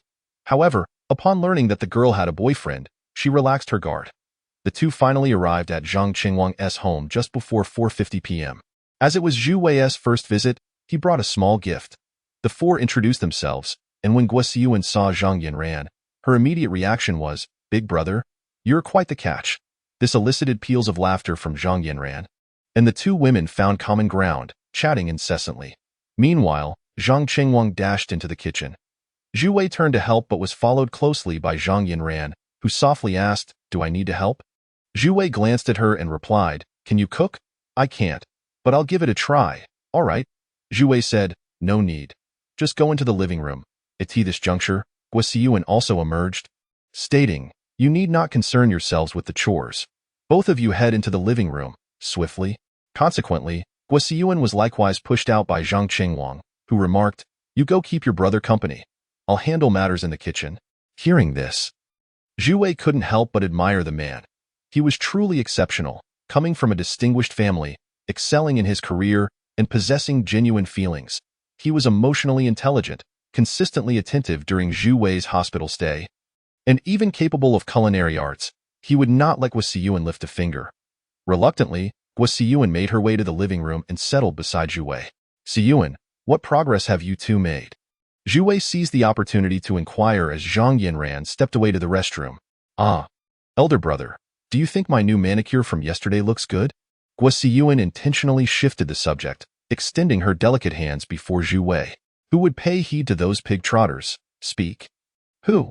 "Your own are the true pig trotters. All right. Mine are akin to chicken feet, if you please." Guo Siyuan pouted slightly. "All right, what you possess are spicy chicken feet. There's no need for further manicures, is there?" "Oh, come on. You always strike me down right upon our first meeting." Guo Siyuan appeared displeased. Zhu Wei addressed her, "Not at all. I'm merely discussing serious matters. What are your true feelings for him? If you're not interested, I could arrange for him to be reassigned to Yingzhou." Zhu Wei's words held a kernel of truth. Guo Siyuan was taken aback. "What do you intend to do with him?" "He is a talent in journalism, the president of the Ming Dynasty News Agency, and the director of Ming Dynasty Television, positions of considerable esteem," Zhu Wei replied. Guo Siyuan felt a wave of unease wash over her. Over the past few months, she had grown accustomed to the company of this man. Although they had not officially become a couple, their bond was nearly that of one. Her world now revolved solely around Zhang Chengwang. Zhu Wei instantly perceived Guo Siyuan's reluctance and chuckled. "This man is quite remarkable. If you don't act swiftly, he may slip away. Should you decide to seize the opportunity now, you could accompany him to the island. Anyone can manage a travel company." Guo Siyuan had long harbored the desire to visit the island and inquired, "If I were to go to the island, what would I be able to do there?" Zhu Wei responded, "You could go to the island first. By the time you arrive, there may be a new residential area opening up, and you could receive 2 sets of housing, enabling you to facilitate your family's immigration. Zhu Wei refrained from directing his friends toward government positions, aware of their capabilities, and instead encouraged them to pursue business endeavors, knowing that high-tech products from the Ming dynasty were quite marketable. Should their entrepreneurial pursuits falter, and once the nation had filled its ranks with talent, Zhu Wei would secure them honorary titles to sustain them. Just then, Zhang Yinren returned from outside and immediately noticed how close Zhu Wei and Guo Siyuan were seated. She nestled beside Zhu Wei, resting her head on his shoulder, remaining silent while observing their conversation with her large, expressive eyes. Though she possessed a somewhat childlike innocence, she understood that sometimes silence was golden. Zhu Wei allowed her to lean against him, intertwining his left hand with Zhang Yinran's delicate one, their fingers naturally interlacing like a couple in love. Zhu Wei felt compelled to say no more. As matters concerning the island required discretion, he advised Guo Siyuan, "Take your time to contemplate." Soon, it was time for dinner. Despite the company consisting solely of Zhang Qingwang, Guo Siyuan, Zhu Wei, and Zhang Yinran, Zhang Qingwang had prepared 10 dishes, filling the dining table to capacity. He had also arranged for 2 crates of beer and some cocktails, prompting a hearty feast among the 4. On the way back, Zhang Yinran nestled into Zhu Wei's arm. Resembling a dependent little bird, and having consumed a fair amount of beer, she began to feel drowsy. "Boss, where to?" "To Shida," Zhu Wei replied. He sensed Zhang Yinran tightening her grip around his waist as she quietly murmured, "Appa, I wish to go to your home. Is that all right?" Inhaling the faint, delicate fragrance emanating from Zhang Yinran and feeling her breath, Zhu Wei suddenly recalled that day when Zhang Yinran had been unclothed. He remarked, "Aren't you afraid of me?" "Not at all." Zhang Yinran's voice was as soft as a whisper. "You're unafraid, yet I am. If I were to keep you at my home, your grandfather would surely take issue with me. It's best to return you to your school." Zhu Wei genuinely could not bring himself to act on such impulses. "Humph. If you don't wish to keep me, then so be it." Zhang Yinran had not entirely decided whether to stay at his home. Her heart yearned for it. Yet she worried about missing her early morning practice for the Dragon Drum team the following day if she were not in the dormitory. The domestic help had already risen to prepare breakfast when Zhu Wei's phone, placed on the bedside table, finally rang. Upon checking, he discovered a message from Guo Siyuan that read, "Elder brother, congratulate me. He confessed to me, and I am in love." Chapter 71. Yingzhou Primary School in the Northern Seas of the Ming Empire. A month had passed since the underwater volcano's eruption, and a new island formed by the volcanic activity emerged in the northern waters of Yingzhou. This new island spanned over 1,500 square kilometers, surpassing Yingzhou Island by over 500 square kilometers. The volcanic lava's expanse had gradually increased within the month, transforming the new island into an integral part of Yingzhou Island's landmass, now connected to the main island. This development brought immense joy to the entire Ming nation, as the originally small island had inexplicably expanded by over 1,500 square kilometers, bringing the total area of Yingzhou Island to 442 square kilometers. When combined with Xian Island's 144 square kilometers, the total land area of the Ming nation reached 2,586 square kilometers. The Ministry of Internal Affairs of the Ming nation announced that the volcanic lava had yet to fully extinguish, rendering the area perilous, and cautioned the populace to steer clear. Instances of island formation in the Pacific were numerous, yet such a large-scale geological event was unprecedented. Japan looked on enviously at the Ming Empire's fortuitous expansion of territory. However, the Ming nation remained in a state of mild tremors, which finally subsided. The political upheaval within the Ming nation had also concluded. Following Zhu Wei's directives, the Minister of Civil Affairs, Ma Hongqiao, was reassigned to the Ministry of Justice, while Xian Island's magistrate, Su Dashan, officially retired. The Minister of Agriculture, Jia Chun, relinquished all positions and took on the role of Imperial Agricultural Advisor.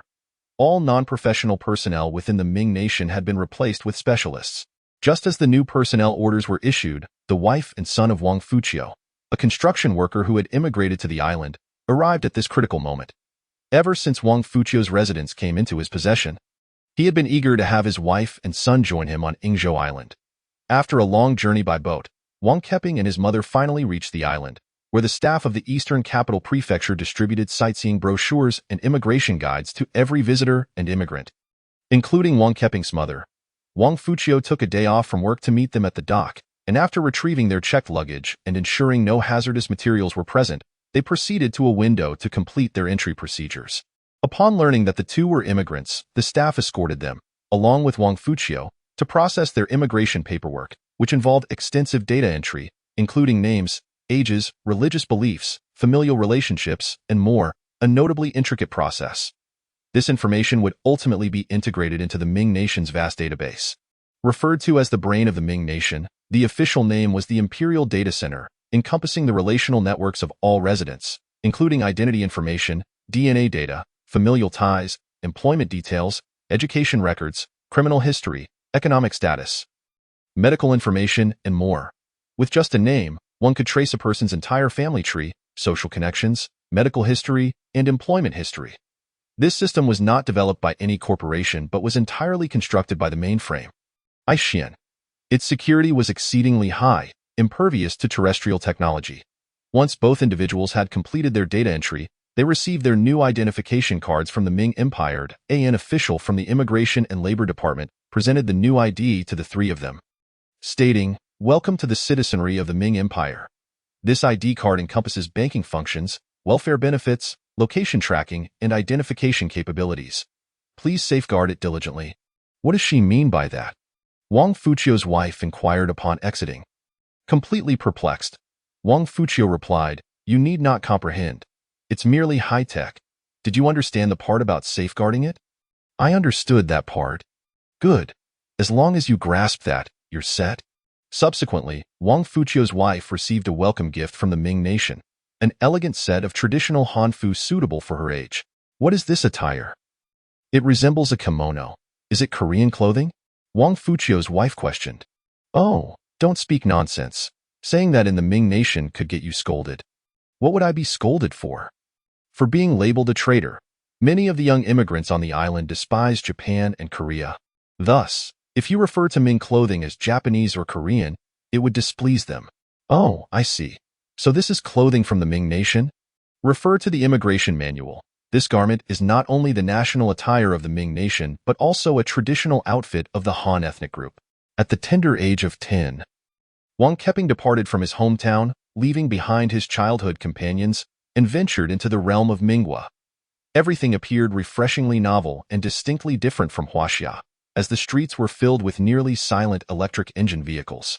In stark contrast to his quaint county town, he was greeted by a landscape adorned with towering edifices under construction. The roads were remarkably sturdy, and the pavement bricks were meticulously aligned, ensuring that even after a downpour, there were no signs of the ground giving way. There were no visible utility poles. All the lines were ingeniously concealed underground, and the subterranean drainage system was of world-class caliber.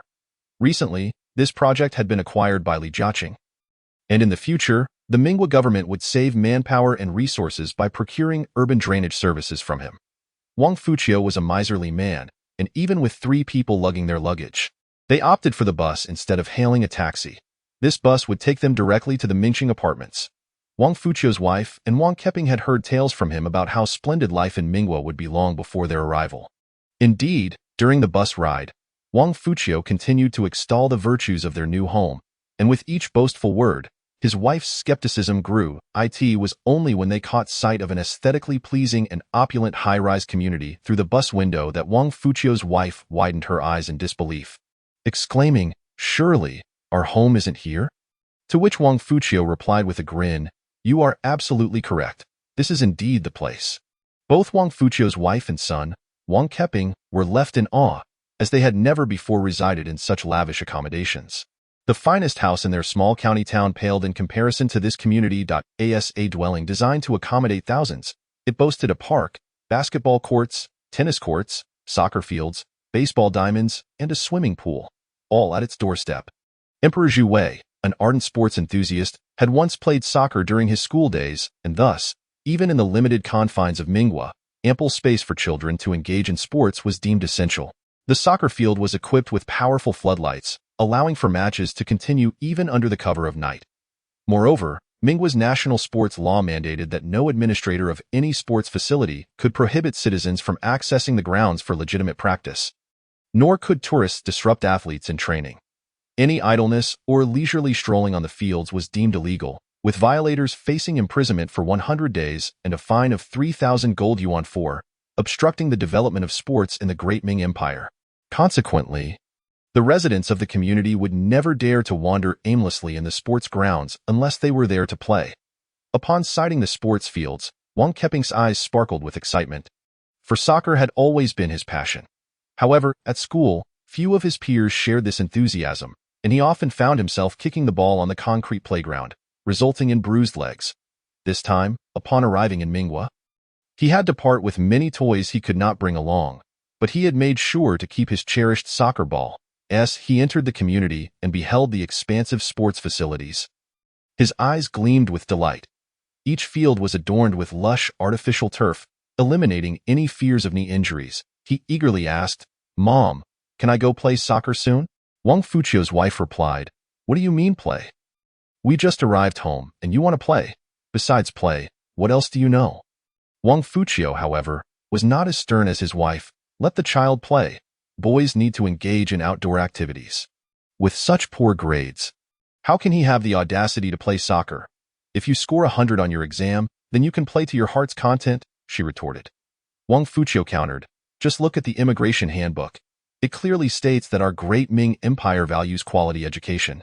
Starting from high school, children select elective courses, building a foundation in elementary and middle school, and from high school onward, they can abandon subjects they dislike. As long as one has a specialization, university is within reach. Our child has a natural talent for sports. Allowing him to play soccer is a sound decision." Wang Fuchio's wife replied, "You always defend him. Wang Keping, let me tell you, if you don't study hard, you won't even have land to till in the future. Our new home doesn't even have land. You'll regret it." The family entered the elevator and soon arrived at Wang Fuchio's residence. Upon stepping inside, his wife exclaimed, "Oh my, this house is truly wonderful, clean and spacious. But why is it so messy? Clothes are strewn everywhere." Wang Keping excitedly explored each room, overwhelmed with joy to alleviate the awkward atmosphere. Wang Fuchio said, "My dear, don't be upset. Here is my salary card. Let us head out to buy groceries while the child stays home." Wang Keping, taken aback, insisted, "I want to go too. I want to go."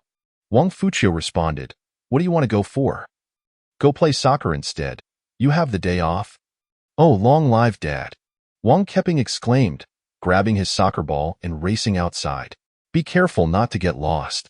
As Wang Keping dashed out, Wang Fuchio embraced his wife and began to kiss her, saying, "Darling, I've missed you so much." "Oh dear, you're going to suffocate me with that stubble," she protested. "I'll shave later, but let us enjoy a moment together first." "What's this, getting affectionate in broad daylight? Only during the day. At night? Keping will be back." With that, he lifted Wang Fuchio's wife and playfully tossed her onto the bed. In closing, "I seek the support of friends. I am immensely grateful for all the assistance you have provided thus far, especially to those who have consistently voted for me. Your support means the world to me. Starting today, my book will be featured for strong recommendations in its category, and I sincerely require your help to boost its visibility through recommendations and collections. I have been tirelessly working day and night to ensure your satisfaction. Honestly, these votes and collections are crucial for me. As a new author, I once again implore you to support me during this critical time, helping me navigate through these challenges. Thank you."